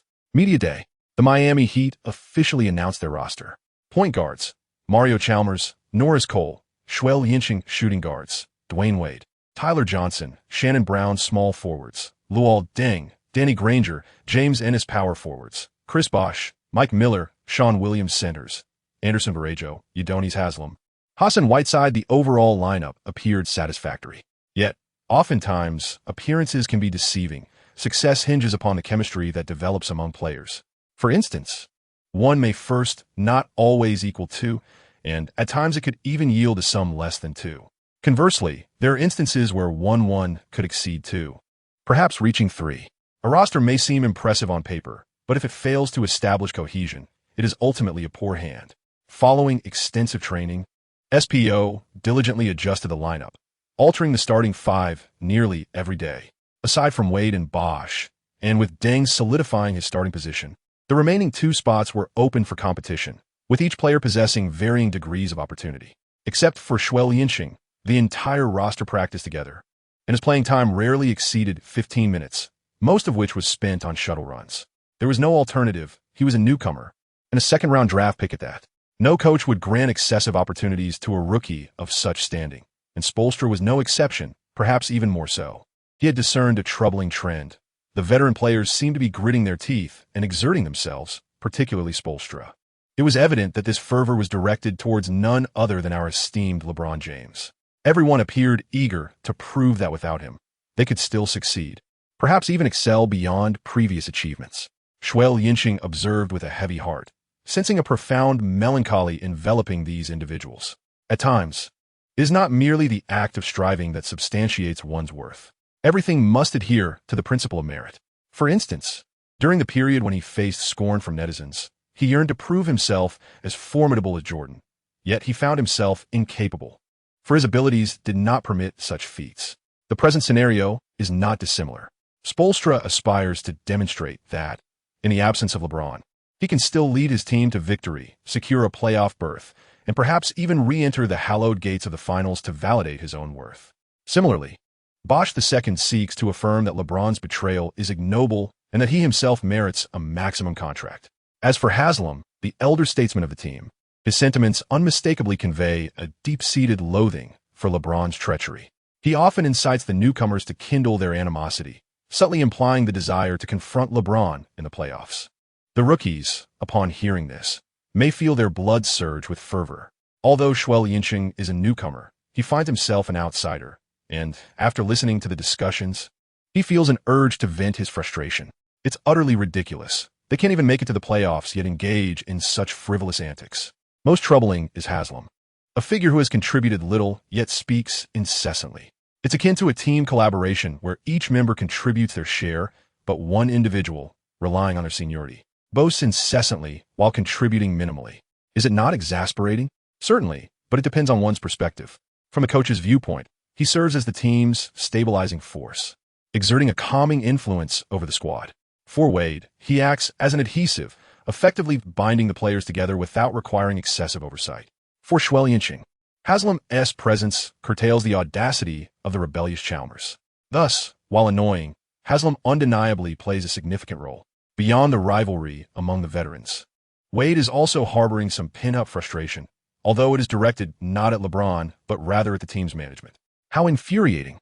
Players of equal or even lesser caliber are being awarded maximum contracts while he is stuck with a 2-year, $31 million deal. Can he feel content? Though Wade may not voice his grievances, Xue Liancheng can sense that Wade's focus is not entirely on the basketball court. At times during practice, his movements appear forced, as if he is grappling with something beyond the game itself. Amidst this peculiar atmosphere, the Heat are set to play their first preseason game against the Pelicans. The Pelican starting lineup includes Drew Holiday, Eric Gordon, Tyreke Evans, Anthony Davis, and Asik, while the Heat starters are Chalmers, Wade, Luol Deng, Bosch, and Haslam. From the outset, the Pelicans demonstrate what it means to be a youthful whirlwind. Their fast breaks and rapid advances culminate in Evans soaring into the paint for an alley-oop with Davis. Upon returning to their formation, Wade presents a gift of a turnover, which the Pelicans capitalize on with another fast break score. After a moment, the Heat finally find their footing as Bosch lands a mid-range shot. However, what follows is a 4-minute display of missed opportunities. Sitting on the sidelines, Xue Liancheng finds himself drowsy. Although the NBA's pace is significantly faster, at times the offense feels trivial and rushed, lacking the fervor one expects. It feels as though they are merely exchanging blows, devoid of the suffocating pressure of defense. Perhaps it's an illusion, but he spends the entirety of the first quarter on the bench. Shortly after the second quarter begins, he hears it. Xue. Finally, Coach Spoelstra's voice resonates. Xue Liancheng felt a surge of spirit. "Sir, I am ready," he declared, preparing to take the stage. Saboyan nodded in acknowledgement. Xue Liancheng nodded. "All right. The preseason is a crucial phase for adjusting the roster. If I can gain the approval of both the coach and my teammates during this time, I will have a chance to secure a place in the rotation for the regular season. Thus, this is indeed an opportunity. Xue Liancheng intended to fully leverage his advantages, such as his exceptional vision and remarkable ability to read the game. However, to his dismay, he made a glaring mistake as soon as he stepped onto the court. Having relied on the specialized training during the summer, he seized an opportunity, anticipating the Pelicans' passing route and successfully intercepting the ball. As he initiated a counterattack, he spotted Enes ahead, poised for a potential slam dunk. With a shout, he executed a long pass. To his astonishment, Enes merely stood still, completely unresponsive. The pass he made was predicated on Enes's forward motion. With Enes stationary, the outcome was inevitable, a turnover. But the misfortune did not end there.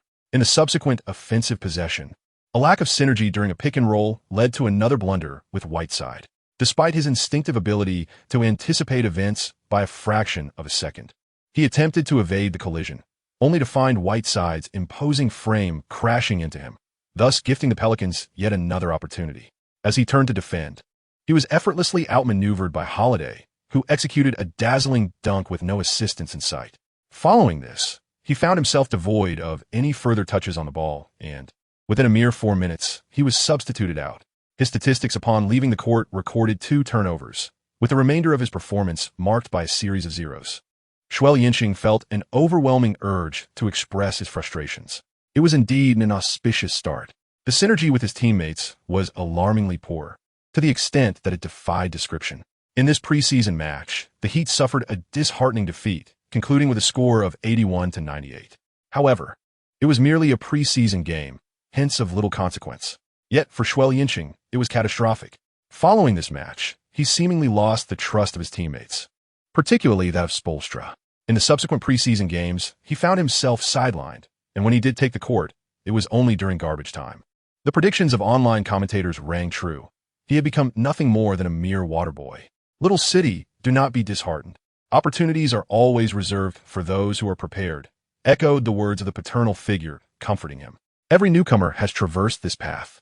Do not let it weigh heavily on your heart. You must always have faith in yourself. You are capable of greatness. After listening, Xue Liancheng felt nothing but bitterness in his heart. This narrative is utterly flawed. Is it truly the case that it has concluded before it even commenced? In a chapter 72, your basketball IQ is remarkably high, and I find it quite appealing. Upon returning to the apartment after the evening training session, Xue Liancheng opened his long-neglected Weibo account. At times, he feels that within the voices of internet users, he can always discover the impetus to forge ahead. The skepticism expressed by others invariably fuels his progress. Indeed, the cacophony of criticism resonated far and wide. User 1 remarked, "I knew it. His presence in the NBA is merely that of a water cooler attendant. Haha." User 2 chimed in, "This is utterly hilarious." During the CCTV broadcast, they fervently hyped up Xue Taixue, especially that Yujia, yet Xue Taixue only graced the screen for a mere 4 minutes, leaving Yujia's face crimson. User 3 added, "He was easily surpassed. The replay of that moment is side-splitting." Looking through the comments, he finally spotted an old friend. "Long time no see. My enthusiasm is palpable. Why hasn't T the Xiao Chung basketball diary been updated? I plead for more. My daily joy is derived from reading this Weibo." A glimmer of sarcasm emerged. When he was chosen first in the second round of the draft, he posted 5 times, leading me to believe he had snagged the top pick. Haha. Dong Huang interjected, "Everyone, please refrain from deriding an athlete who is striving and continually improving. After all, if you mock him into seclusion, what amusement will remain for me? The decline in skill has been pronounced. He has not struck a chord with his audience, rendering it impossible for him to evoke much emotion." Xue Liancheng felt a profound disappointment towards the current netizens. After some contemplation, he redirected his attention to Mr. Yang, known as 58 Dad on Weibo. As anticipated, Mr. Yang made a jest at his expense. The content is as follows. Xue Liancheng's current performance gradually substantiates my assertions. His slow pace and lagging speed are progressively consuming his space for survival. His passing and vision fail to manifest within the realm of the NBA. I have previously articulated this concern, as the NBA arena is fundamentally distinct from the NCAA. Xue Liancheng continues to employ outdated strategies in an attempt to replicate his past successes, which is a grievous misjudgment. Should he fail to adapt, he may soon find himself on the brink of being eliminated from the NBA. Time is of the essence for Xue Liancheng. This is Mr. Yang's profound insight. While the issues have been identified, no solutions have been proposed. Xue Liancheng finds himself in partial agreement with this blog post. However, he does not concur with the notion that one can merely seize traffic and then vanish like an I'm off 58. Where are the practical suggestions? Is it sufficient to merely take a few jabs and bask in the adulation of numerous netizens? Such actions lack integrity. To indulge oneself without contributing is utterly shameless. The American Airlines Arena, located at 601 3rd Avenue in Miami, Florida, stands as one of the largest sports venues in the city. Situated near Miami International Airport in the Design District. Today marks the opening day of the regular season, and as usual, Xue Liancheng has arrived early. Regardless of whether one is seated at the end of the bench or serving as the water boy, putting forth effort is always commendable. As his father used to say, opportunities are always reserved for those who are prepared. The key lies in maintaining the right mindset. After changing into his training attire, just as he was about to commence his practice, he heard Eric calling for him. "Xue, Spo is looking for you," Eric said with a smile. "Huh? Spo is looking for me?"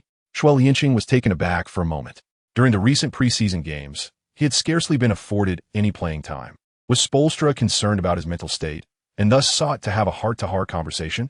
Did he truly perceive him as that fragile? Indeed, it seems so. "Let us proceed," Kaisi remarked with a smile. "Very well."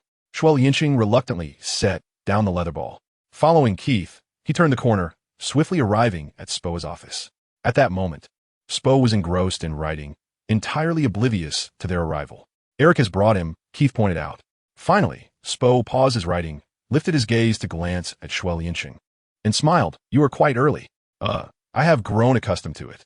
Xue Liancheng raised an eyebrow, feeling an inexplicable sense of unease. What was Sibo up to? Why did he wear such a lewd grin? Did he harbor ulterior motives towards someone as distinguished as himself? This simply could not stand. He resolutely resisted any unreasonable demands from Fei Zai. As a man of stature, he would never compromise his integrity. "Children as diligent as you are indeed a rarity," Sibo remarked with a smile, offering praise. "You summoned me just to convey this?" Xue Liancheng inquired, tilting his head in skepticism. He found it hard to believe that Sibo sought him merely to commend his efforts. After a moment's contemplation, Sibo replied, "I greatly admire your attitude." And then, Xue Liancheng remained silent, gazing at Sibo with a look of perplexity. During the competition, you consistently focused on controlling the rhythm of the offense, striving to govern the entire match. To be candid, your intentions are commendable. However, your approach has veered off course. Sibo responded in a deliberate manner. Xue Liancheng's brows furrowed even deeper. What nonsense is this? As a point guard, if he does not regulate the offensive tempo, can he still be considered a competent point guard? This is Dwayne's and Chris's team. All of you, including myself, must adapt to their style of play rather than forcing them to conform to your rhythm in offense.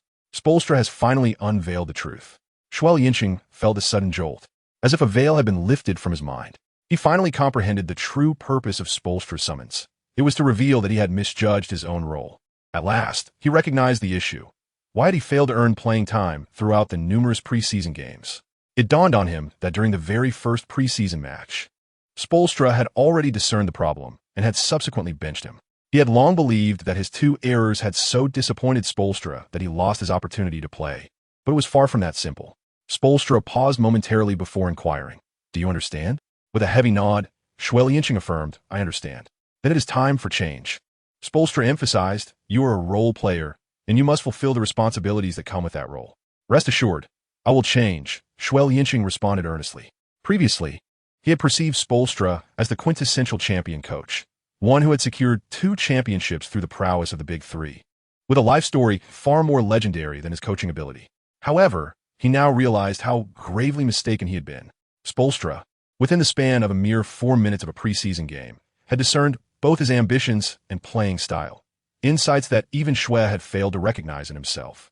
At that moment, he had been focused solely on showcasing his vision and game-reading skills, neglecting the essential duties of a role player.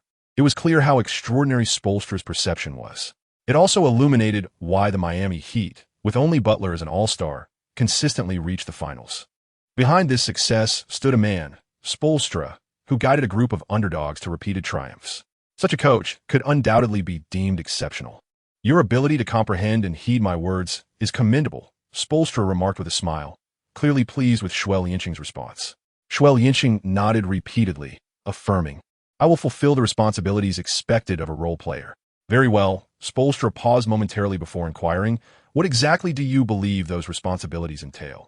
Offensively, shoot three-pointers, seize open opportunities, maintain movement, set screens, cut frequently, and most importantly, effectively receive passes from Dwayne and Chris. Defensively, position oneself for help defense, be prepared for chase downs, and contest every possession vigorously. Xue Liancheng contemplated before responding.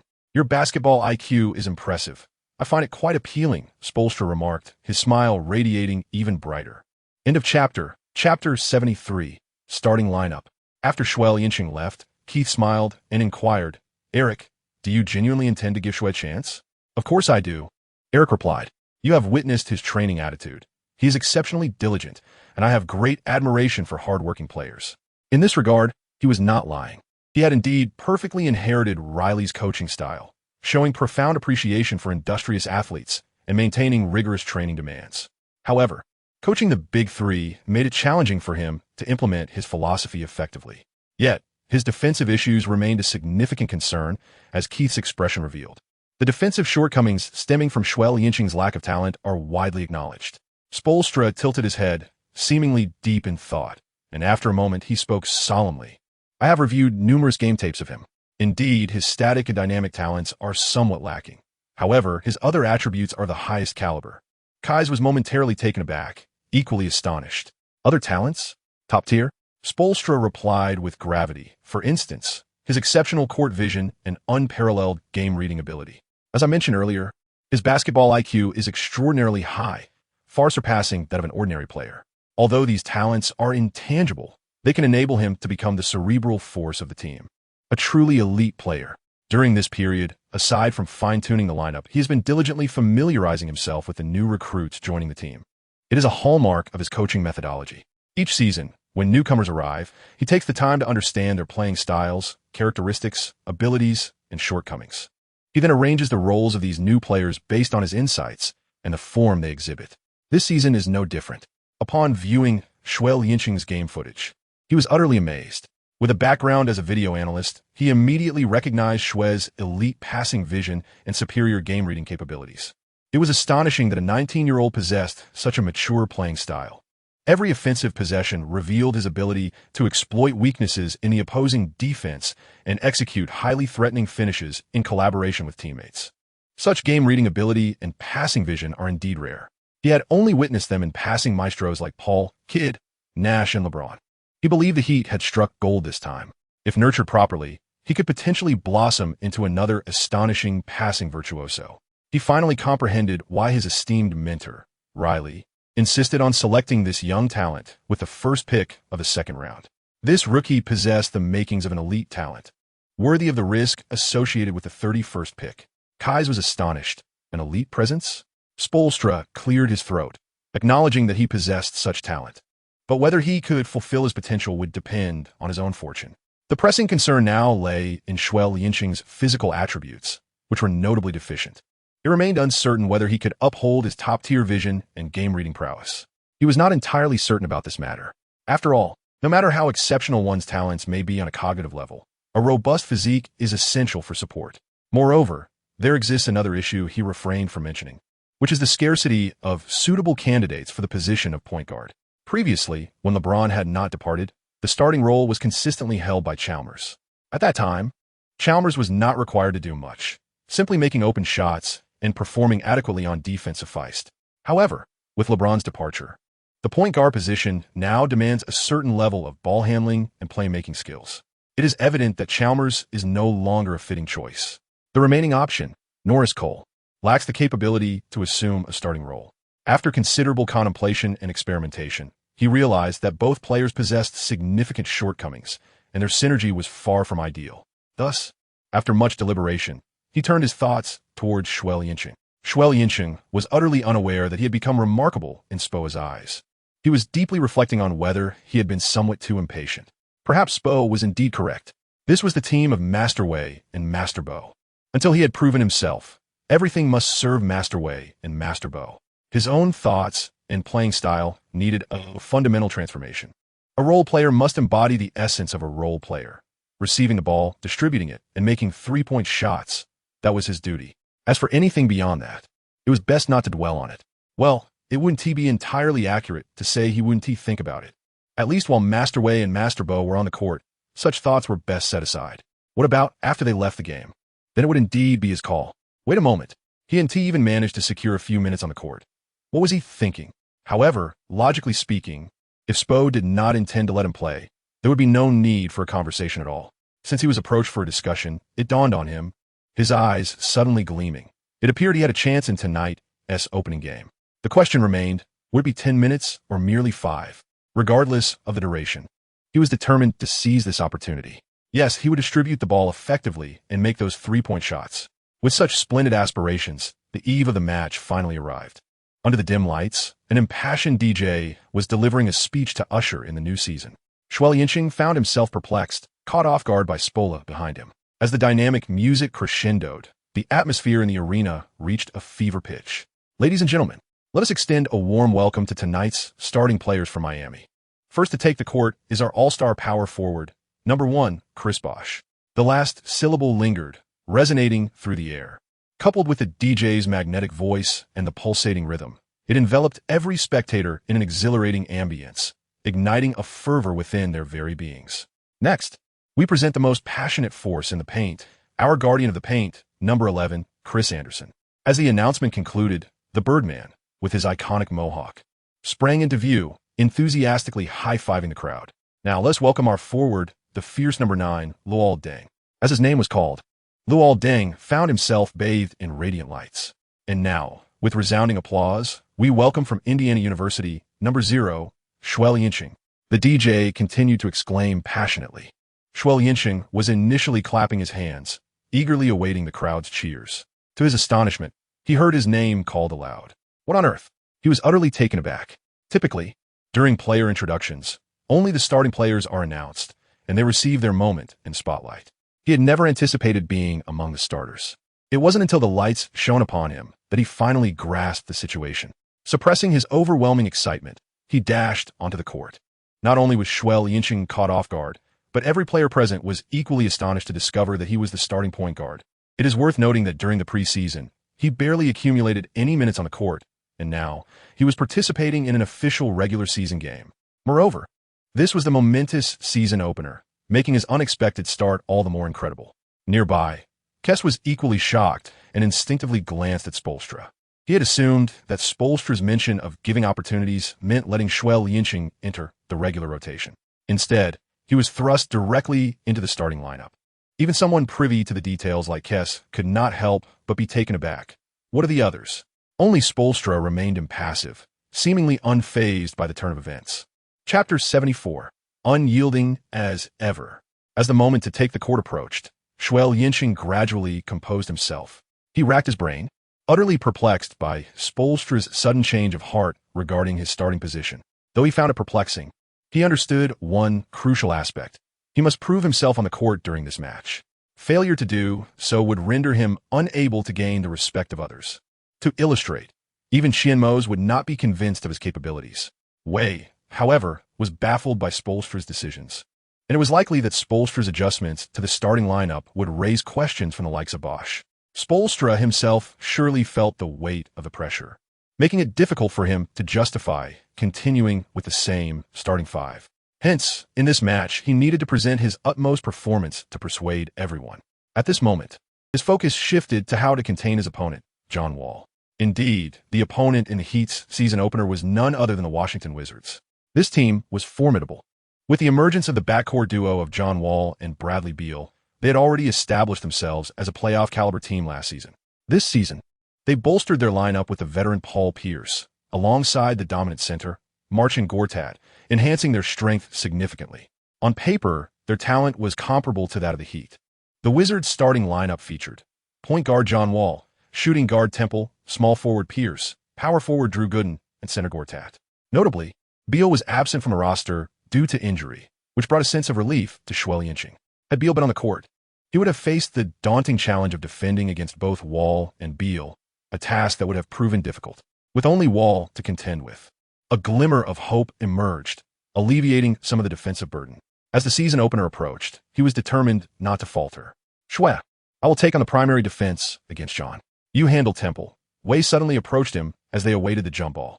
Xue Liancheng felt a subtle warmth in his heart. Master Wei was indeed considerate of newcomers. To flourish under such a protective wing is a fortune for any rising star. He refrained from being overly sentimental and nodded affirmatively, saying, "All right, I shall heed my leader." Master Wei, taken aback by Xue Liancheng's prompt agreement, wore an expression that seemed to convey, "You are quite unreserved." As the whistle blew, the game commenced. The true essence of the jump ball was unveiled. As the wizard's towering center, Gortat, clearly exhibited superior skill, seizing the initiative. Wall, renowned as the swiftest athlete on the basketball court, showcased speed that was anything but a mere boast. Upon obtaining the ball, he immediately entered a whirlwind of motion, dashing forward and swiftly penetrating the paint. Fortunately, Master Wei's pace was not to be underestimated. Despite his advancing age and significantly worn knees, his bulk and speed were formidable. He managed to position himself at the free throw line, successfully obstructing Wall's advance. With no alternative, Wall was compelled to retreat and pass the ball to Gortat, enabling him to attempt an offensive maneuver in the low post. Xue Liancheng, embodying the spirit of a role player, persistently disrupted the play in close proximity. Gortat, under pressure, hurriedly released the shot, only to secure a resounding miss. The Birdman adeptly secured the rebound and promptly passed the ball to Grandfather Wei. Xue Liancheng felt a sense of discomfort within. Indeed, he still lacked trust. Yet, at times, certain things must be fought for on one's own. Otherwise, what significance would it hold for him to be the starting player? Dwayne, I believe you ought to conserve your energy. Allow me to advance the ball into the front court. Xue Liancheng directly addressed Grandfather Wei, clarifying the stakes while explicitly stating that he had no intention of usurping the ball's possession. His sole aim was to carry the ball across the halfway line, demonstrating pure goodwill. Furthermore, this task falls within the duties of point guard, and his request was entirely reasonable. Grandfather Wei paused momentarily before tossing the ball over with a smile, expressing gratitude for Xue's consideration. "You're welcome," came the reply. Upon receiving the ball, Xue Liancheng swiftly propelled it forward. The duration to traverse past the half-court line was a mere 8 seconds. Should the offensive team fail to advance the ball beyond their half within this time frame, they would incur an 8-second violation. He harbored a profound disdain for sluggish teammates. Given that the offensive clock allowed only 24 seconds, why linger and dawdle in crossing the half-court line? Was this not a sheer waste of time? If one could cross the half-court in 5 seconds, it would afford them an ample 19 seconds to maneuver and seek opportunities. Surely, that is far more advantageous. Instead, they would dawdle until only 16 seconds remained, then engage in a solitary display at the arc, and with merely 10 seconds left, commence executing their strategy. I assure you, this is by no means a reference to the illustrious LeBron James. After halftime, Xue Liancheng refrained from making any rash moves, instinctively seeking out Grandfather Wei. However, he soon realized that Grandfather Wei showed no intention of receiving the ball. Instead, he dashed to the far corner, leaving one to wonder if it was a lingering effect from James. Suddenly, Grandfather Wei sprinted back into the penalty area. Xue Liancheng, with swift reflexes, instinctively tossed the ball away.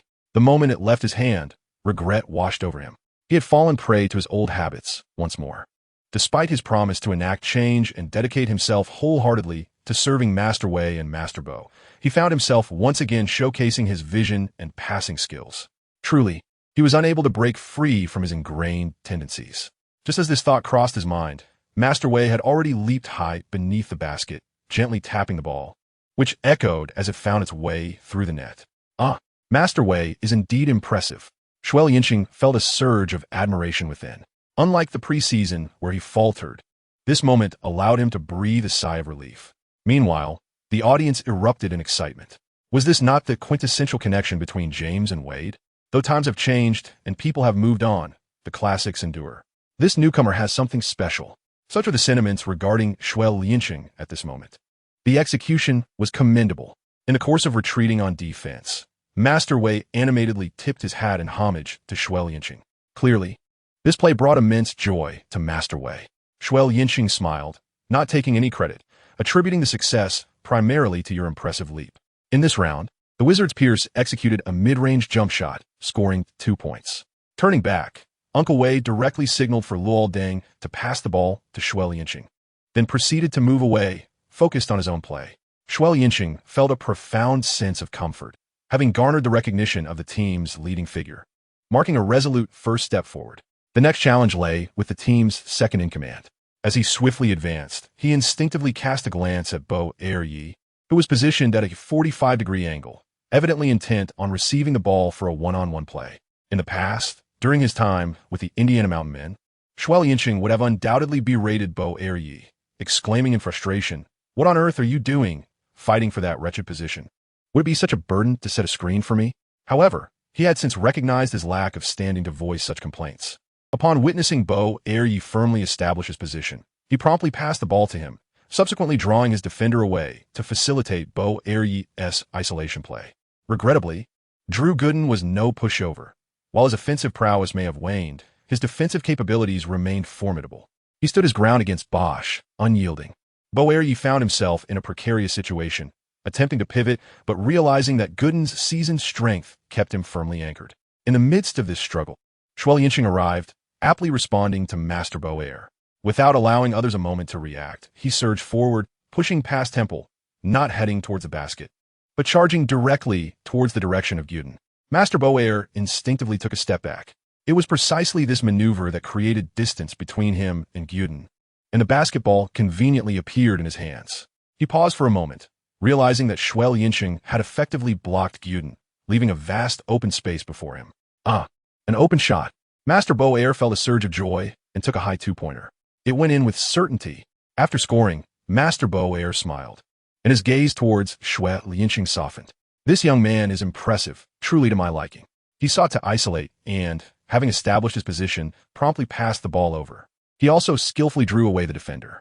When he noticed he was unable to advance, he intuitively came forward to support. But that wasn't all. He boldly drove towards the basket, simultaneously thwarting both Gooden and Temple. This was an exceptionally high-quality screen, enabling him to effortlessly take a two-pointer from the open space. One word, exhilarating. Two words, utterly comfortable.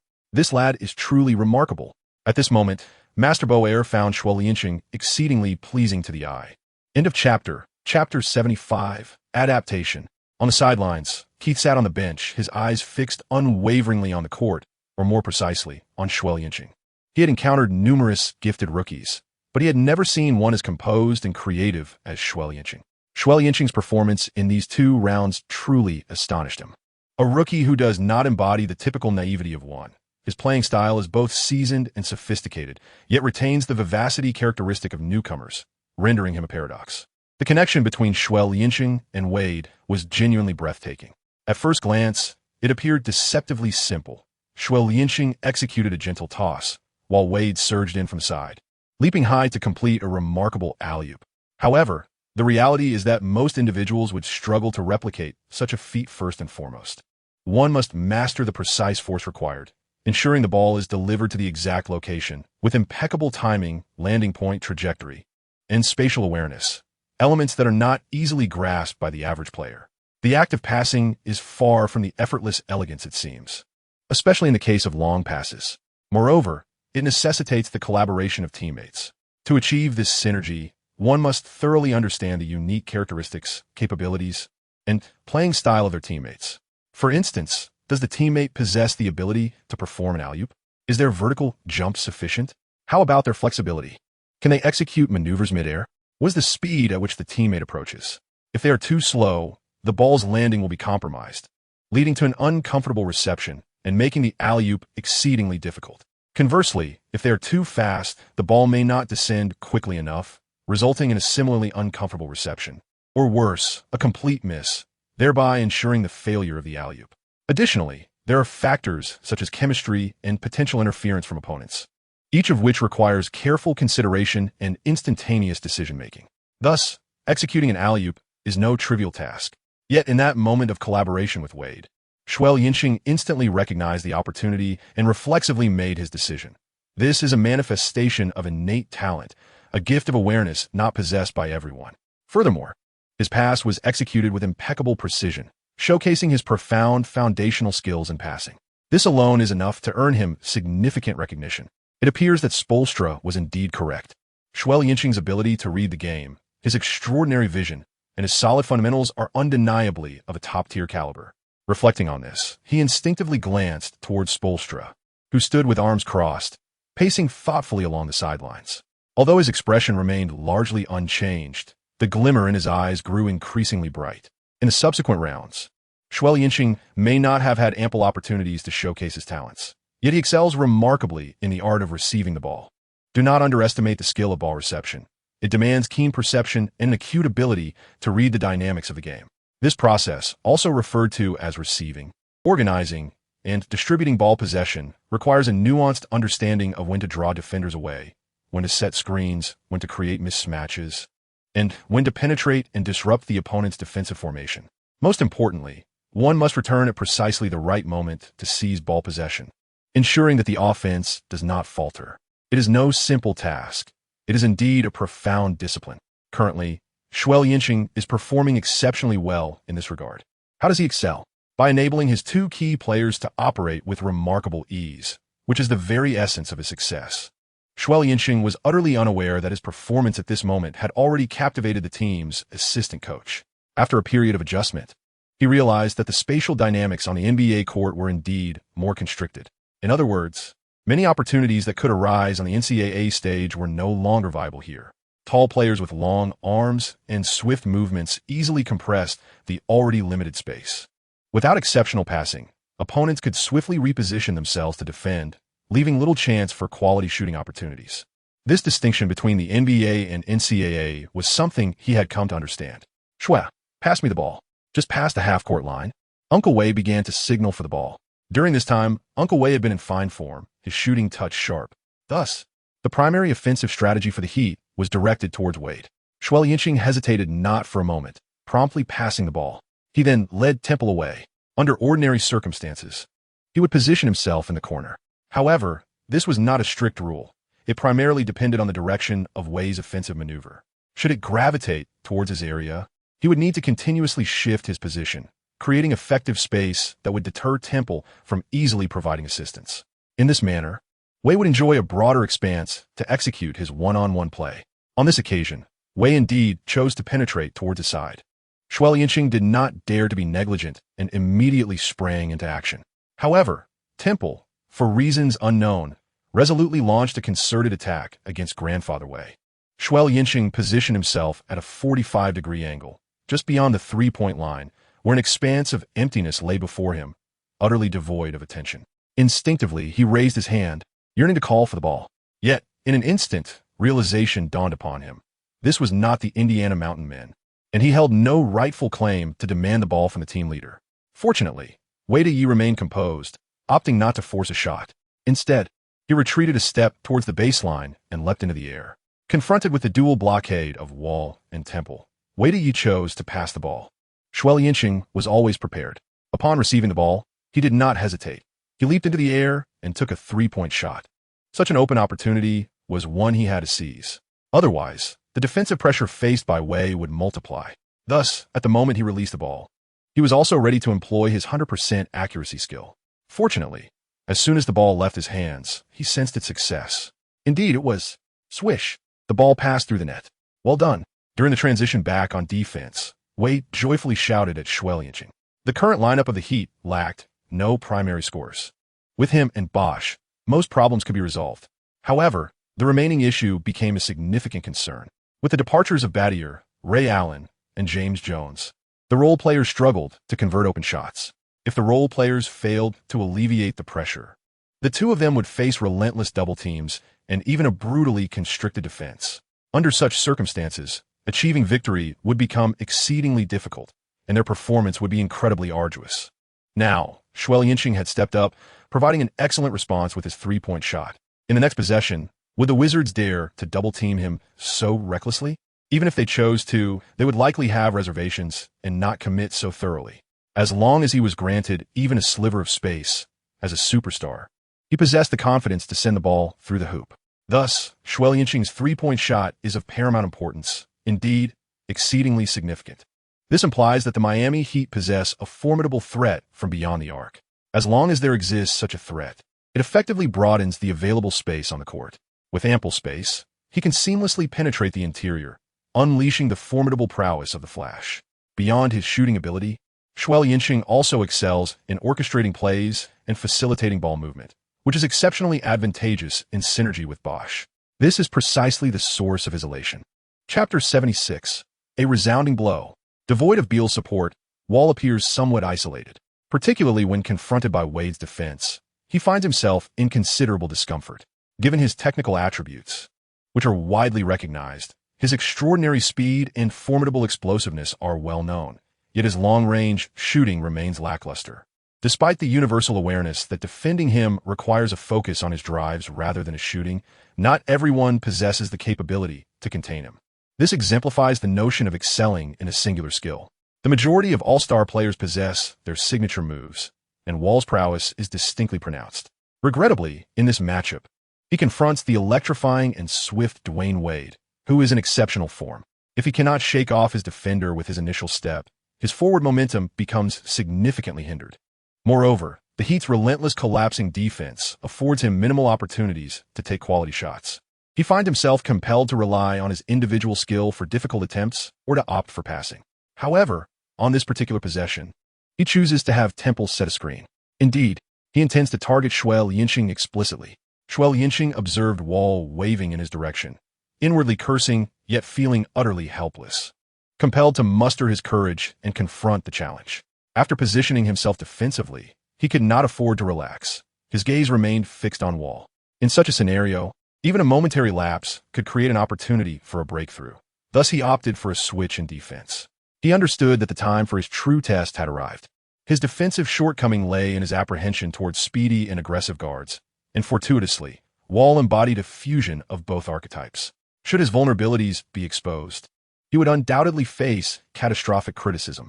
There were certainly many within the team who harbored discontent towards him, with Qian Mose as the foremost among them. This could very well serve as an opportunity for him to capitalize on. At that moment, his position as a starter would become precarious. Contemplating this, he instinctively took a step back. Then, a thought struck him, and he fixed his gaze on Wall, taunting, "With such an open shot, you wouldn't dare to shoot, would you?" Clearly, Wall had weathered numerous storms and regarded such psychological tactics with disdain. He offered no reply, lowering his head and shifting his shoulders, abruptly altering his rhythm. His speed was astonishing. In a single stride, he was at Xue Liancheng's side. Even with his 0.1 second precognitive ability, Xue was caught off guard by Wall's rapid succession of moves. It was simply too swift. The only response he could muster was to collide shoulders with Wall. Attempting to exert pressure through physical contact, the tactic proved somewhat effective, as his size and strength were significant factors. Wall noticeably hesitated during his second step to evade. His speed diminished considerably. At that precise moment, Luol Deng arrived to provide support. Surrounded on both sides, coupled with the disruption of the offensive rhythm, Wall did not hesitate to pass the ball. The Miami Heat's rapid help defense was still impressive. Wade rushed to contest Pierce, while the open tempo was anticipated by Xue Liancheng, who promptly closed the gap. Thus, the defensive formation shifted to Deng guarding Wall and Wade on Pierce. Although mismatched, there were no defensive lapses. This defensive effort could be deemed a modest success, thanks to his teammates' unwavering commitment to assist and cover, or more bluntly, to clean up after him. As Xue Liancheng experienced a lingering sense of trepidation, a sudden clarity seemed to dawn upon him. The defensive rotations were executed with remarkable fluidity, undoubtedly a result of prior practice or specific instructions from SPO. This implied that, during moments when he was oblivious, SPO had meticulously crafted a defensive strategy tailored for him. The mere thought of this revelation startled him immensely. How could a second-round draft pick like himself warrant such consideration from the entire team? Bearing the burden of his defensive shortcomings? It was truly overwhelming. SPO had been exceedingly kind to him. Of course, all of this remained mere conjecture. Whether there was any truth to it, he could not ascertain, nor could he dare to inquire. Nevertheless, based on this defensive strategy, his defensive issues would receive at least a temporary reprieve. At the very least, when opponents targeted him, he was reassured by the presence of teammates ready to lend their support. The Wizards' recent offensive effort concluded with Pierce's missed shot. Turning back, as Xue Liancheng advanced with the ball, free from any concerns, his spirits lifted considerably. His dribbling speed inexplicably quickened. Upon reaching the front court, He noticed the opposing team had yet to establish their formation, and his eyes sparkled with opportunity. Suddenly, he accelerated, charging directly into the penalty area. Temple was momentarily taken aback. Not only was Temple, who was tasked with defending against Xue Liancheng, caught off guard, but even the teammates who had rushed over were equally astonished. Throughout the match, Xue Liancheng had not initiated an offensive move on his own. They subconsciously believed that his attacking rhythm was contingent upon his teammates positioning themselves. Consequently, Xue Liancheng's sudden move was utterly unexpected. Before Bosch and Luol Deng, the two offensive focal points, could even make their way over, Xue Liancheng took the initiative to attack. It was truly astonishing. Neither his teammates nor the opponents were prepared for such an unforeseen turn of events. Thus, after Xue Liancheng shook off Temple, he effortlessly made a layup, scoring 2 points with ease. At this moment, the score on the court had transformed to 13-23, with the Heat leading by 10 points. This situation was astonishingly unexpected. It is well known that the Wizards excel in fast-paced play, thriving on their aggressive style against teams like the Heat that prefer a more stationary approach. Typically, they tend to experience a slump in the latter half of the game due to their initial intensity, often leading to comebacks against them.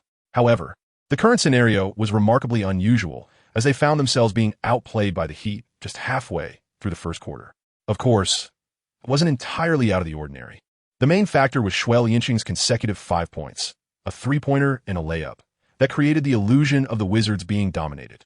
The Wizards coach, Whitman, displayed a sense of stubbornness by not calling a timeout, seemingly placing immense trust in Wall's ability to rectify the situation. Unfortunately, Wall had fallen into a trap. This possession saw him being double-teamed, and with Xue Liancheng perfectly positioned to intercept Wall's passing lane, he made a timely steal. Advancing the ball, he found himself in open space. Ordinarily, he could have charged toward the basket for a thunderous dunk. Yet, his speed was not sufficient. Just past the halfway line, Wall and Temple closed in on him. If he continued his drive to the basket, he risked being encircled by defenders. The reason? He had only just crossed the halfway line, allowing his pursuers to catch up swiftly. Faced with this dilemma, he made a split-second decision. Just a step outside the three-point line, he rose and shot, catching the opponent off guard, a move colloquially known as a pull-up three. The idea was sound, but the moment the ball left his hands, he sensed impending trouble. In this scenario, he hesitated only briefly before opting to activate his 100% accuracy skill. With momentum building, he knew he had to follow through. If the opportunity arose to decisively strike down the opponent, he would certainly do so without hesitation. End of chapter. Chapter 77. Is the future yours? 13-26. A 13-point deficit. In this moment, Whitman's head was buzzing. Being pursued relentlessly by a rookie would leave anyone bewildered. Without a moment's hesitation, he quickly called a timeout. They simply could not withstand such a fierce onslaught. Not only were the Wizards bewildered, but the audience was equally taken aback. What was happening? Wasn't he had said that with LeBron gone, the Heat were destined for decline? Suddenly, a player of Asian descent emerges, effortlessly dominating the court. The Wizards' defense appears utterly non-existent, as if they are on the verge of losing their composure. If the Wizards were merely a weak team, it would be understandable. However, they're a playoff team. While their prowess may not be extraordinary, they certainly possess the capability to contend with the Heat. Yet here they are, being mercilessly overwhelmed. This situation feels so surreal. Xue, you are truly remarkable. As Wade makes his way to the bench, he showers praise upon Xue Liancheng, squeezing his shoulder and repeatedly expressing admiration. It is not uncommon for rookies to receive accolades from the team leader, but to have the team captain offer such camaraderie is indeed a rarity for Xue Liancheng. You, my friend, have quite the accurate three-point shot, the ever-jovial Bosch chimed in. Playing alongside two superstars, I am presented with plentiful opportunities. Should I fail to capitalize on such chances, I might as well return home to cultivate sweet potatoes, mused Xue Liancheng. At times, one must not be overly ostentatious, especially when one is still in the nascent stages of their career. It is essential to uphold the dignity of the team. After all, offering praise to the team leader costs nothing. If it did, I would certainly refrain from doing so. Upon hearing this, Wade and Bosch were visibly delighted, their spirits lifted. Young man, you express yourself exceptionally well. I relish hearing such words. Bosch responded with evident pleasure. Of course, he understood that this was not merely a matter of easy plays, but rather a testament to Xue Liancheng's astute reading of the game, making judicious choices at the right moments. His instincts for when to play it safe and when to be aggressive are remarkably sharp and precise. Yet, Xue Liancheng remains humble, quietly acknowledging the immense influence of both veterans on the court. Who wouldn't he feel gratified by that? Pat's keen eye truly shone through when he selected you in the second round, allowing us to acquire such a treasure. Wade's excitement was palpable. Initially, he believed that Xue Liancheng's ability to shoot three-pointers and facilitate plays was commendable and well-suited to their needs. Little did he expect that Xue Liancheng could also drive to the basket and finish with authority. To have such a rookie fall into their lap in the second round is nothing short of a fortunate discovery. And this is merely the first game. Is it really appropriate for you to praise me in such a manner? Xue Liancheng chuckled softly, pausing briefly before shifting the topic. In the upcoming matches, I shall astonish you even further. Wei Dai, momentarily taken aback, replied with a hearty laugh. You truly lack any modesty. Modesty? What is that? Can it be consumed? Xue Liancheng retorted with a look of genuine curiosity. Of course, at times, being humble is not entirely beneficial. One must exhibit humility when appropriate, yet display audacity when the moment calls for it. Why? Because it reflects confidence.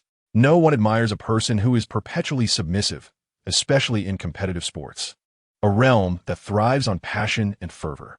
If you constantly bow your head in humility, others will perceive you as inept. This is particularly detrimental in team sports, where if your teammates doubt your capabilities, it becomes an exceedingly grave situation. Xue, I find myself increasingly fond of you, Bo Eri exclaimed, bursting into laughter upon hearing these words. Xue Liancheng shrugged his shoulders, neither affirming nor denying. He returned to the bench. Spo did not outline any specific tactics. Instead, he beckoned Xue Liancheng to come over. From this point on, they would undoubtedly guard you with utmost vigilance. At this moment, do you know what you ought to do? Xue Liancheng answered without a moment's hesitation, stating that he aimed to create space for his teammates. Spoelstra smiled faintly, clearly pleased with the response. It is remarkable for a player to possess the clarity to assess the dynamics of the game and make the most advantageous choices accordingly. He had witnessed many rookies who, after sinking a few shots, would mistakenly believe in their own prowess, obsessively pursuing individual glory and neglecting the team. The inevitable result was a profound detriment to the collective effort. Conversely, players like Xue Liancheng, who can maintain a clear mind, restrain their desire to shoot, and selflessly create opportunities for others, are indeed rare gems. Spoelstra found himself increasingly fond of this young man. Should Xue Liancheng sustain this momentum and continue to progress, his future will be nothing short of extraordinary, Spoelstra mused. As the timeout concluded, the game resumed. Spoelstra's intuition proved correct. Subsequently, Xue Liancheng was treated as the third pillar by the Wizards, marked closely by their defense. The moment he crossed half court, Temple would hound him relentlessly. Any sign of Xue Liancheng attempting a drive would prompt immediate double-teaming. Even when Xue was without the ball, Temple would shadow him closely, maintaining constant physical contact. However, Xue Liancheng adeptly turned this pressure to his advantage. He continuously repositioned himself to disrupt the Wizards' defensive alignment while providing indiscriminate screens for both Wade and Bosch, executing high-quality picks. Bosch sank 2 consecutive three-pointers, while Wade executed 2 soaring dunks with ease. Furthermore, once the rhythm of the game favored them, the team became invigorated, infusing energy into their defense with heightened enthusiasm. In stark contrast, the Wizards exhibited signs of disarray on offense, struggling to find clarity in their approach. As the rotation began, the Heat had overwhelmed the Wizards with a score of 38-18, leaving them utterly defenseless.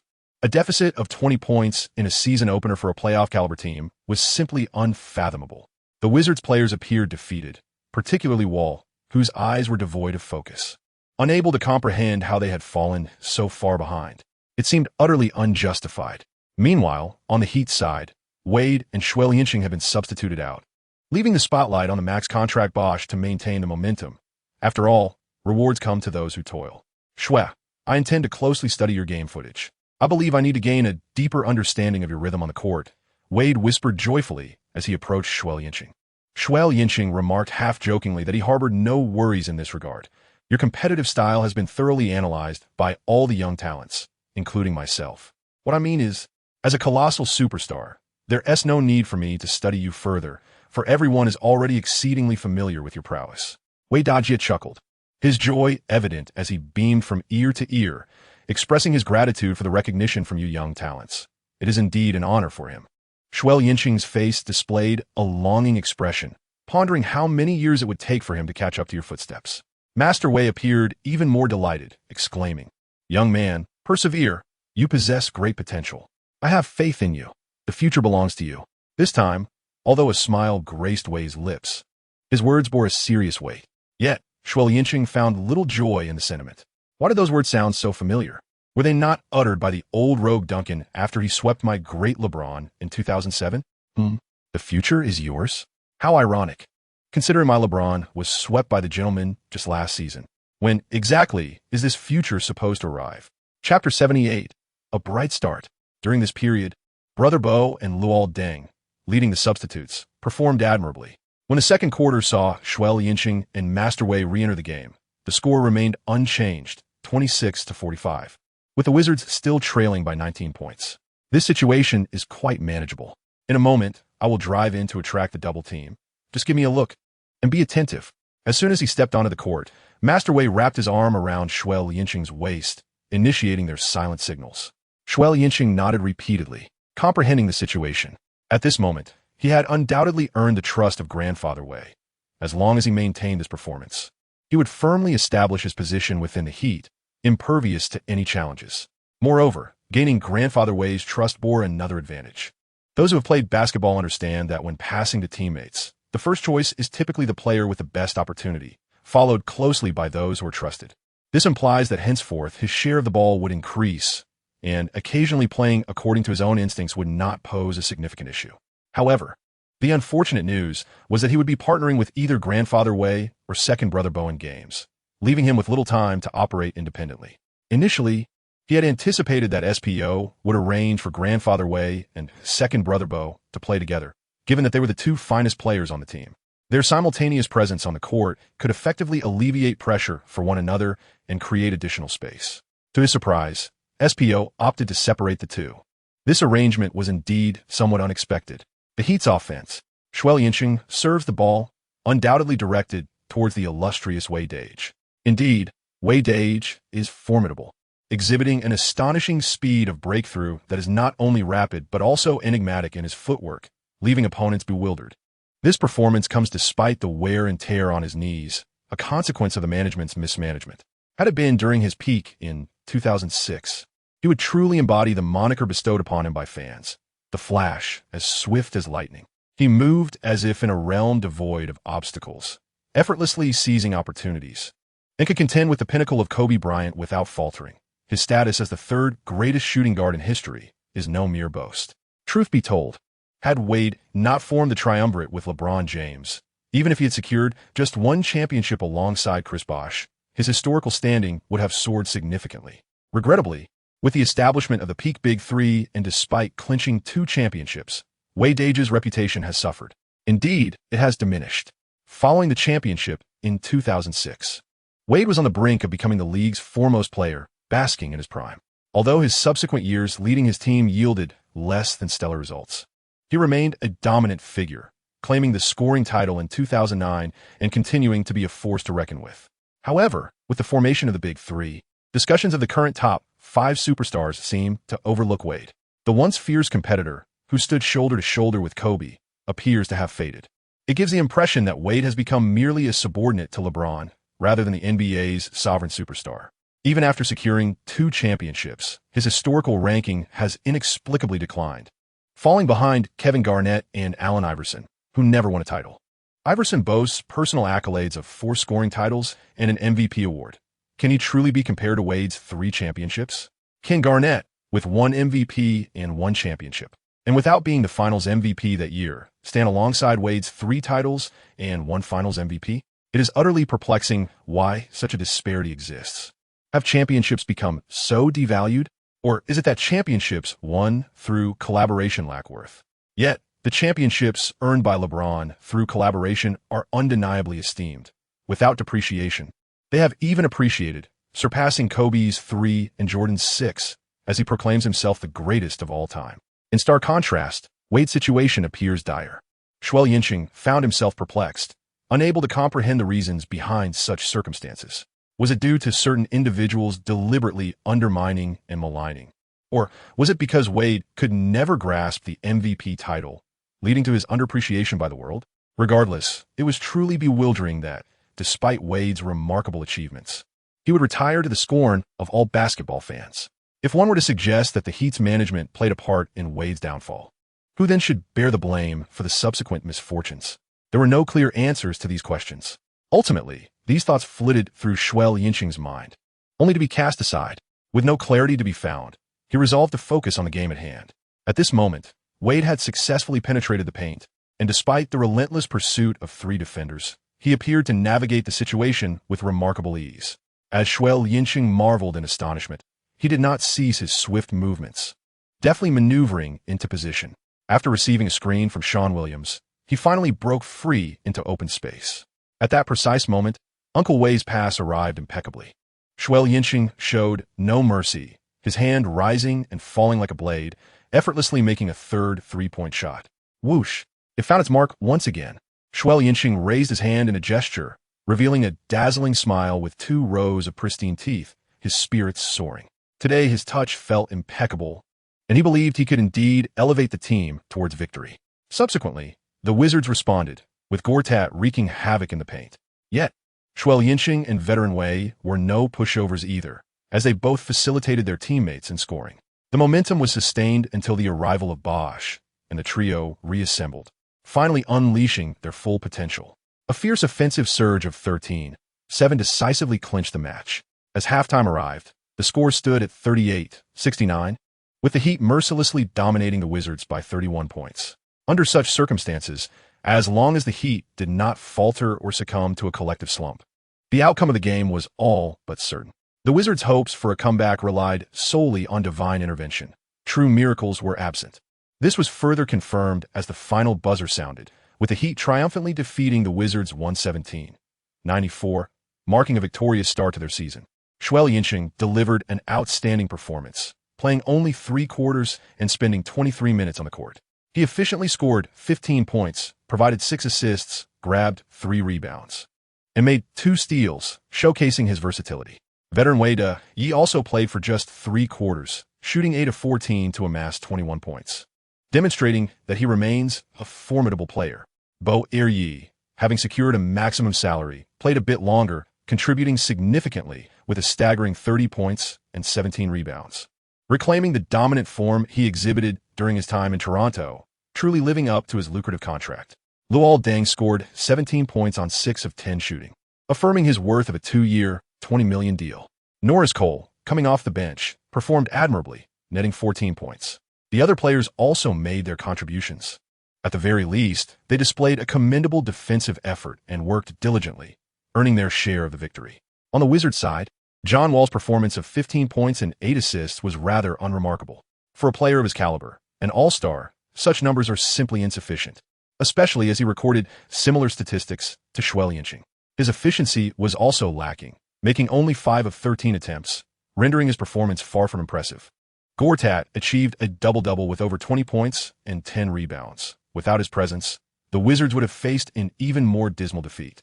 Paul Pierce, though no longer the all-powerful truth of his prime, emerged as the Wizards' most notable player in this match, scoring 19 points, along with 6 rebounds and 5 assists.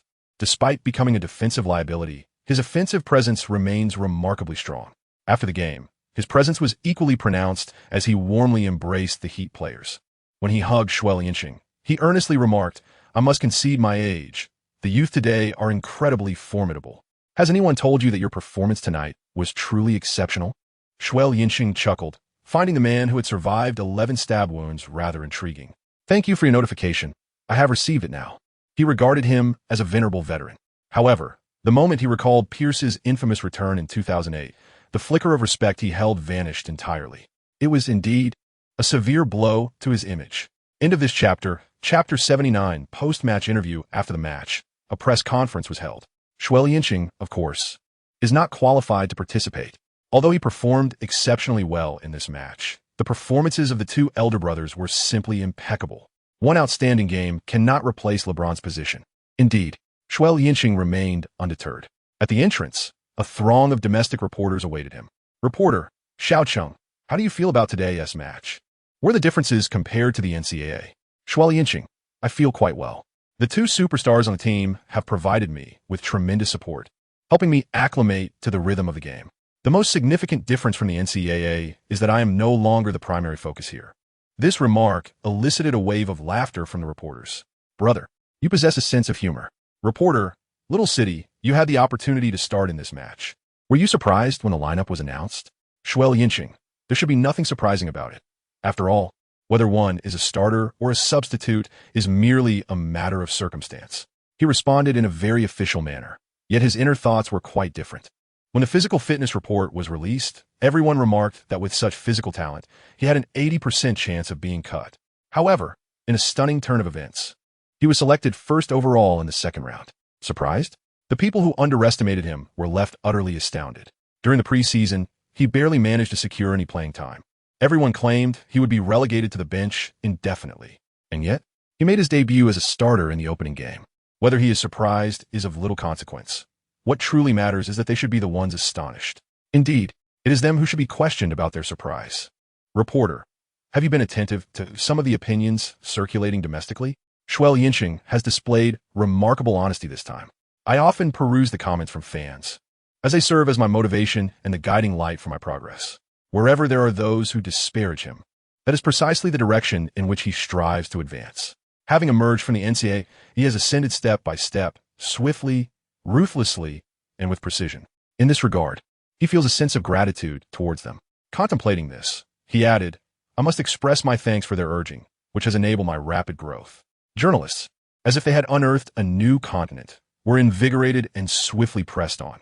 Are you referring to those who underestimate you and question your abilities? This is indeed sensational news. Should these words reach back to our homeland, it would undoubtedly ignite a fierce and relentless conflict. Xue Liancheng, having just achieved some success, angrily berated the fans. Xue Liancheng made his debut, and post-match, he vehemently criticized those fans who underestimated him. Aren't these two headlines quite sensational? Xue Liancheng, your reasoning is flawed. A Chinese person would never look down upon another Chinese person unless they are not Chinese themselves. Therefore, I firmly believe that domestic fans will not underestimate me. Indeed, those who do are not Chinese. Reporter, how did you manage to turn that around? Yet, some reporters remained relentless, posing a more pointed question. There's been an overwhelming amount of commentary online suggesting that you would languish on the bench. Does your outstanding performance in the opening match serve as a rebuttal to those claims? The typical official response would be, I simply wish to assist the team in achieving victory without dwelling on such matters. However, he found that statement to be somewhat disingenuous. Every player trains rigorously each day, pouring their heart and soul into the game for what purpose? To earn a living. Beyond that, it is also to demonstrate to those skeptics that they were wrong. You claimed I wouldn't make it into the NBA, yet here I am. You said I will be stuck on the bench? I will rise up and challenge you, asking if your pride is bruised. Thus, his genuine thoughts revolve around delivering a resounding retort to them. However, when confronted by the media, speaking candidly might leave an impression of arrogance, which could hinder his prospects for lucrative endorsements. Yet, refraining from honesty leaves him feeling stifled. After some contemplation, he ultimately opts to remain true to himself. I have no obligation to respond to them, for they merely type away, while I must exert physical effort. How audacious of you to pose such tricky questions. I shall respond with even greater cunning.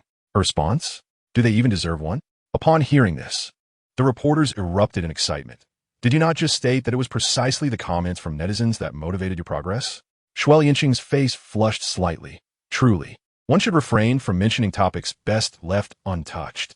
Nevertheless, he handled such trivial matters with ease, adopting a stern expression and declaring earnestly, What are you insinuating? I was referring to those fans who provide me with encouragement, not to those keyboard warriors who merely engage in idle chatter. The reporter, invigorated by the exchange, pressed on. I have heard that you once took to the field to engage in a verbal spar with those who questioned you. Is there any truth to this? Xue Liancheng responded calmly. There is no doubt. I have indeed done so. The reporter inquired. Some say that as a public figure, engaging in such disputes personally is rather lowbrow. What is your perspective on this? Xue Liancheng, a public figure must first and foremost be a person. When faced with slander, falsehoods, insults, and defamation, is it considered beneath him to step forward and correct the inaccuracies? I would like to pose a counter-question. Should a public figure remain silent and endure insults without protest, as if that were the norm? Reporter, indeed. It seems there is some merit to that perspective. Public figures, being human, should not be faulted for offering a rebuttal when confronted with derision. Yet, upon deeper reflection, something feels amiss. However, when pressed to articulate what exactly feels off, they find themselves at a loss. I must clarify, their words do not affect me in the least. They claimed I would never make it to the NBA, and yet here I am. They asserted that I would languish on the bench, yet I was named a starter in my first game. Thus, no matter what they say, my focus remains solely on being the best version of myself. Xue Liancheng stated earnestly. Indeed, this reflects the demeanor and grace expected of a public figure. He believes it is essential to acquire certain skills and the art of evasion when engaging with the media. As for the domestic commentary affecting him, obviously it does. When one opens social media, the relentless barrage of vitriol directed at one's mother is overwhelming. One cannot merely claim to have a good mindset. It is simply that the words have not struck at the very core. Previously, he was inundated with critiques regarding his lack of physical prowess, speed, and jumping ability, which were deemed factual given his circumstances at that time. He had no grounds for rebuttal. The criticism from Dong Huang about his fundamental skills hit a nerve, and he could not abide it. That was blatant defamation, and naturally, he felt compelled to respond. Yet now, despite the continued avalanche of insults, he remains unfazed. The reason? Their words are devoid of truth. They fail to penetrate his core, leaving him with no desire to refute. He is instead curious to witness how, after being publicly rebuked, these detractors will attempt to undermine him further, or, more precisely, what new narratives they will concoct to challenge him. This, he finds rather intriguing. End of chapter. Chapter 80. Fearful of chaos. After the interview concluded, Xue Liancheng, unencumbered and resolute, once again immersed himself in the basketball court. At present, he lacked the standing to indulge in pride or complacency.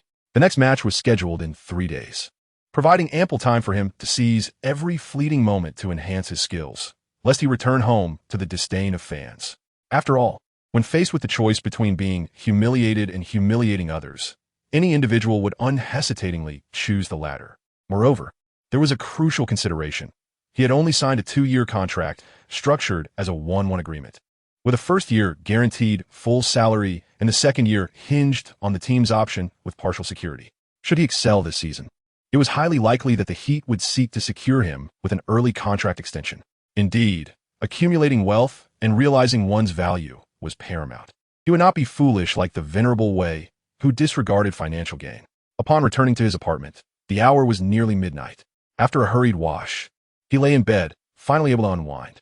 This was his time.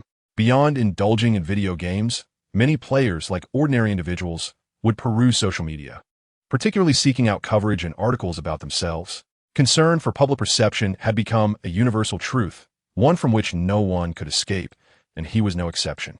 He was no saint. Naturally, he cared about how others perceived him. The coverage from his home country regarding the Heat was abundant, predominantly lauding the prowess of the esteemed Wade. Freed from the constraints of LeBron, he had finally surged to greatness, commanding the court with an impressive performance of 30 points and 17 rebounds, a statistical explosion that the media heralded with unfettered praise. Following closely was extensive coverage of Wade's relentless spirit, who, despite knowing he had been taken advantage of, continued to pour his heart into the team, a tenacity recognized by the world. Yet, there were many who deemed Wade foolish for his unwavering dedication. In such circumstances, some argued he should simply walk away and let it be. Xue Liancheng observed the situation with a knowing smile. Old Master Wei, steadfast in his professional integrity, harbored a profound affection for Miami. How could he possibly neglect the team or indulge in petty grievances? Certainly, discomfort was palpable, yet Old Master Wei did not exhibit it overtly. One might say he yearned to validate his worth, to assert that the team could not flourish without him, for he was its very spirit. To put it plainly, what Old Master Wei most desired was to demonstrate that he merited a maximum salary.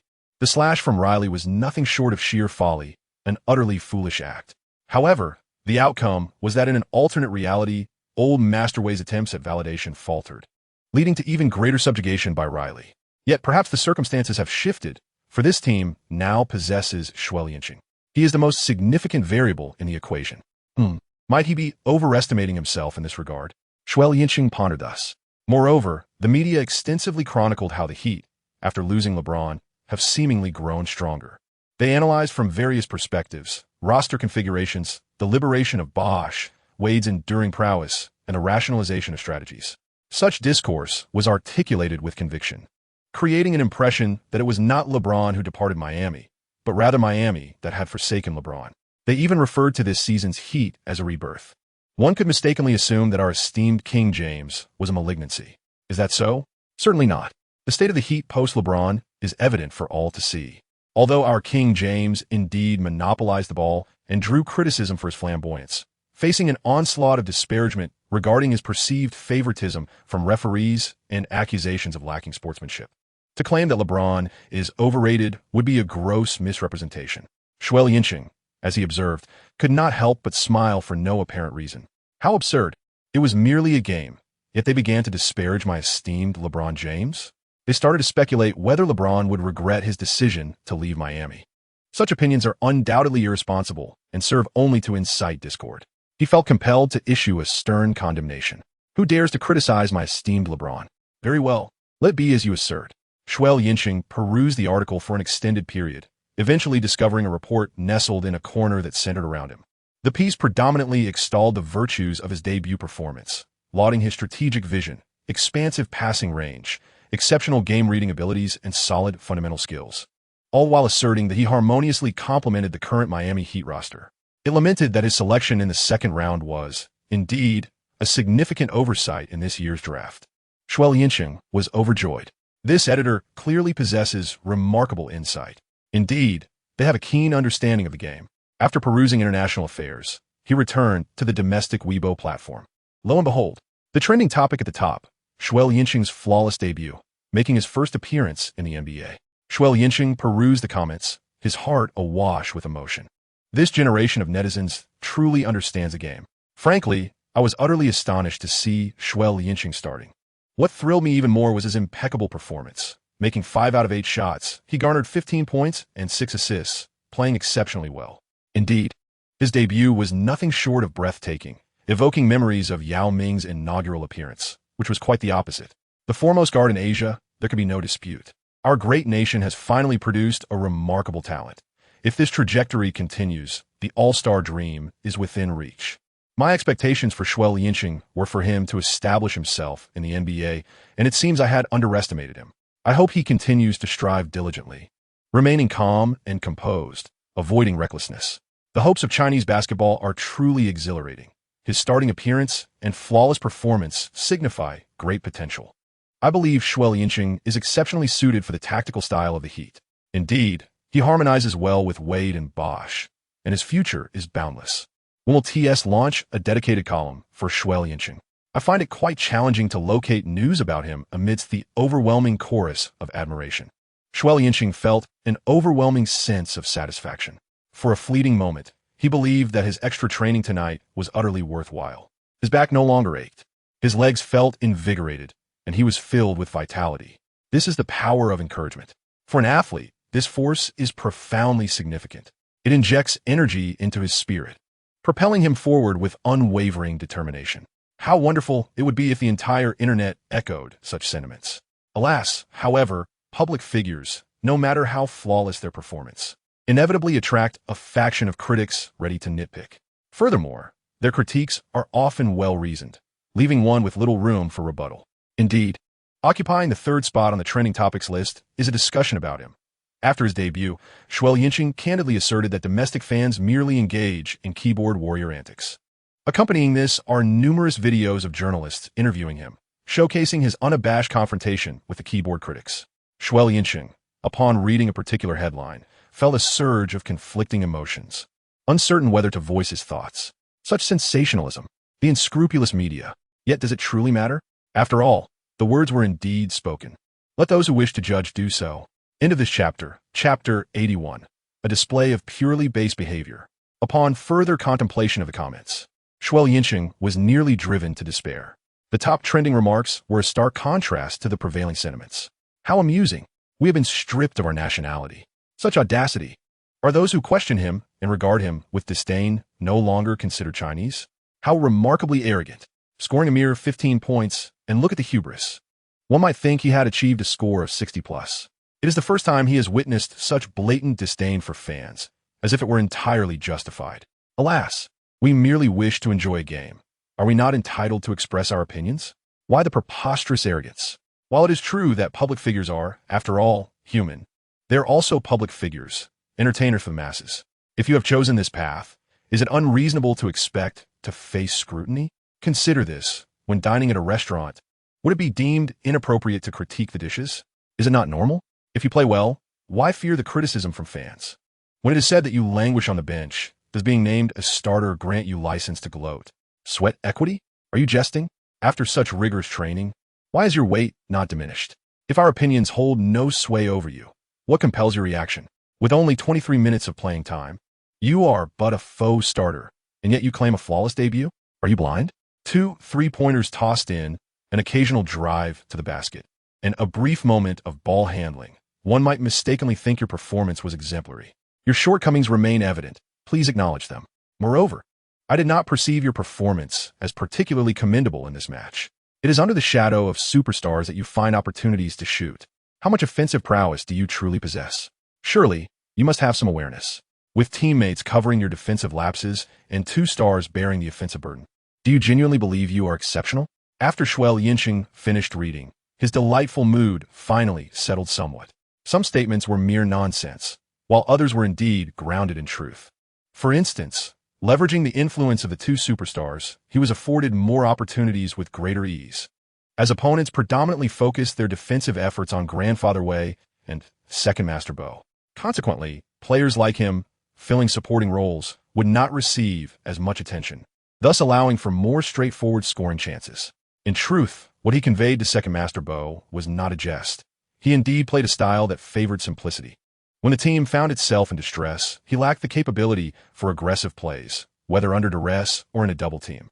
Apart from possessing a skill that guarantees a perfect shooting percentage, he had little else in terms of absolute advantages. In the realm of breakthroughs, Grandfather Wei stood as an unequivocal monarch, rendering any display of his own breaking ability unnecessary. Thus, his remarkable performance in this match was undeniably indebted to the allure of the 2 superstars. Moreover, the support from teammates on the defensive end was significant. Additionally, the shortcomings of his physical attributes, which were overshadowed, remained prevalent, albeit not magnified to an extreme. However, these factors were not as pivotal as one might assume. He had already carved out his niche within the Heat and seamlessly aligned himself with Spoelstra's current tactical framework. After a brief glance, he decided to withdraw his focus. Just as he contemplated exiting, he noticed someone had mentioned him. Upon clicking in, he discovered that Mr. Yang, affectionately dubbed 58 Dad, had updated his blog with a post concerning him, the content of which was truly impressive. I watched the inaugural match featuring Xue Liancheng, and I find it utterly perplexing that some individuals believe he possesses the prowess to contend for an all-star position. Such a notion is indeed far-fetched. Firstly, I must concede that Xue Liancheng does possess talent. It is not as promising as many might envision. To begin with, his ability to create opportunities for himself is virtually non-existent. Aside from a brief moment early in the game where he caught the Wizards off guard with a layup, I failed to observe any semblance of the robust driving skills he showcased in the NCAA. What does this imply? I believe the answer is quite evident. Relying solely on sheer physicality to penetrate defenses is no longer viable in the NBA. If Xue Liancheng were to lose his breakthrough ability, he would utterly forfeit his competitive edge, transforming into a toothless tiger. Secondly, why has Xue Liancheng been able to consistently sink 3-pointers? Undoubtedly, it is the space created by Bosch and Wade that affords him greater and more effortless shooting opportunities. Thus, while Xue Liancheng's statistics may appear commendable at first glance, they reflect a lack of understanding of his true capabilities. As the season progresses, his future is likely to become increasingly challenging. Thirdly, he has yet to resolve his defensive shortcomings. It is evident that the Heat's relentless switching and help defense effectively conceal Xue Liancheng's deficiencies from the spotlight. However, the reality remains that his teammates cannot consistently cover for him. When the time comes, what will Xue Liancheng do? This presents his most pressing issue, one that urgently requires resolution. Yet, I harbor doubts regarding his ability to address it, as his physical limitations present a fundamental obstacle. Should the defensive liabilities become apparent, Xue Liancheng's position will become exceedingly precarious. The sole remedy would be to enhance his 3-point shooting ability to assist Bosch and weighed in creating space. Otherwise, the team may no longer have a role for Xue Liancheng. Fourthly, the most severe problem looms. Xue Liancheng has not directed his focus towards basketball. Reports from the media suggest that he has spent the entire summer entrenched in intensive training at the basketball court.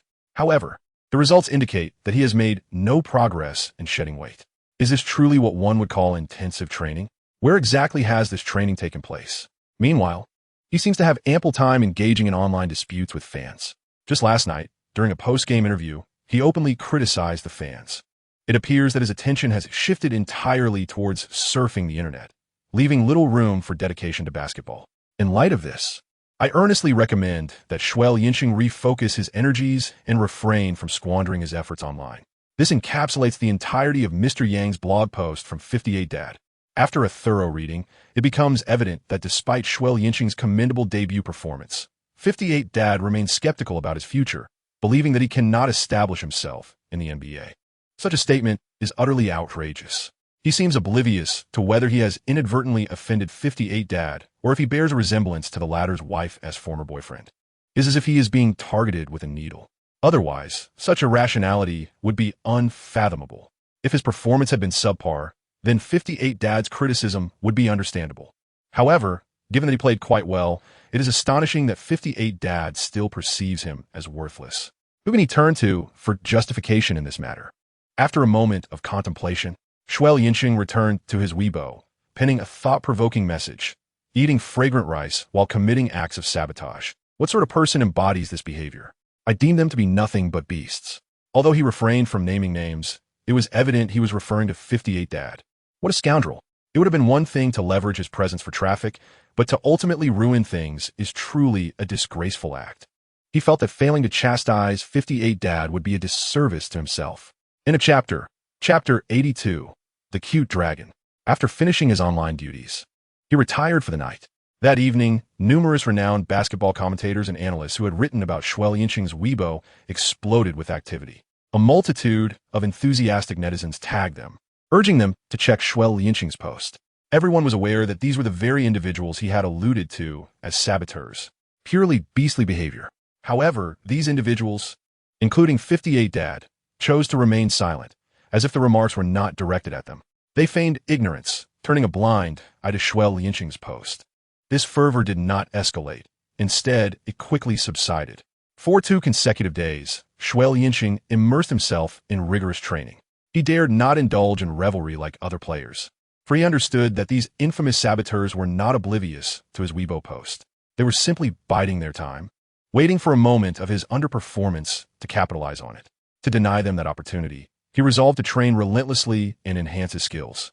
And on the day of the match, Xue Liancheng finally found some leisure. He took an early flight to Philadelphia with the team. In this match, their opponents were the notorious underperformers, the Digital Humans. Xue Liancheng took to the court as a starter, yet he found himself momentarily speechless upon gazing at his opponents. It was utterly preposterous. The starting players of the Digital Men were entirely unfamiliar to him. Tony Roten, Hollis Thompson, Luke Richardbaum-Mutt, Henry Sims, Malcolm Thomas. Who on earth were these individuals?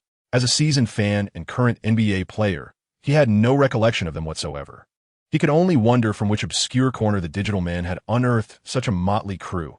Truly, they were a manifestation of futility. The audacity of their blatant ineptitude was simply unfathomable. He now comprehended why the league had unceremoniously cast aside Zingy. This was an utter lack of principles. As for the outcome of the match, it was predictably evident. 117-96. If a team of this caliber could best the Heat, then it would indeed be time for Bosch and Wade to consider retirement on the spot. Xue Liancheng found it hard to accept. After all, if they could not even triumph over the team that was merely coasting along, it would be utterly absurd. Bosch continued to display his remarkable prowess, scoring 30 points.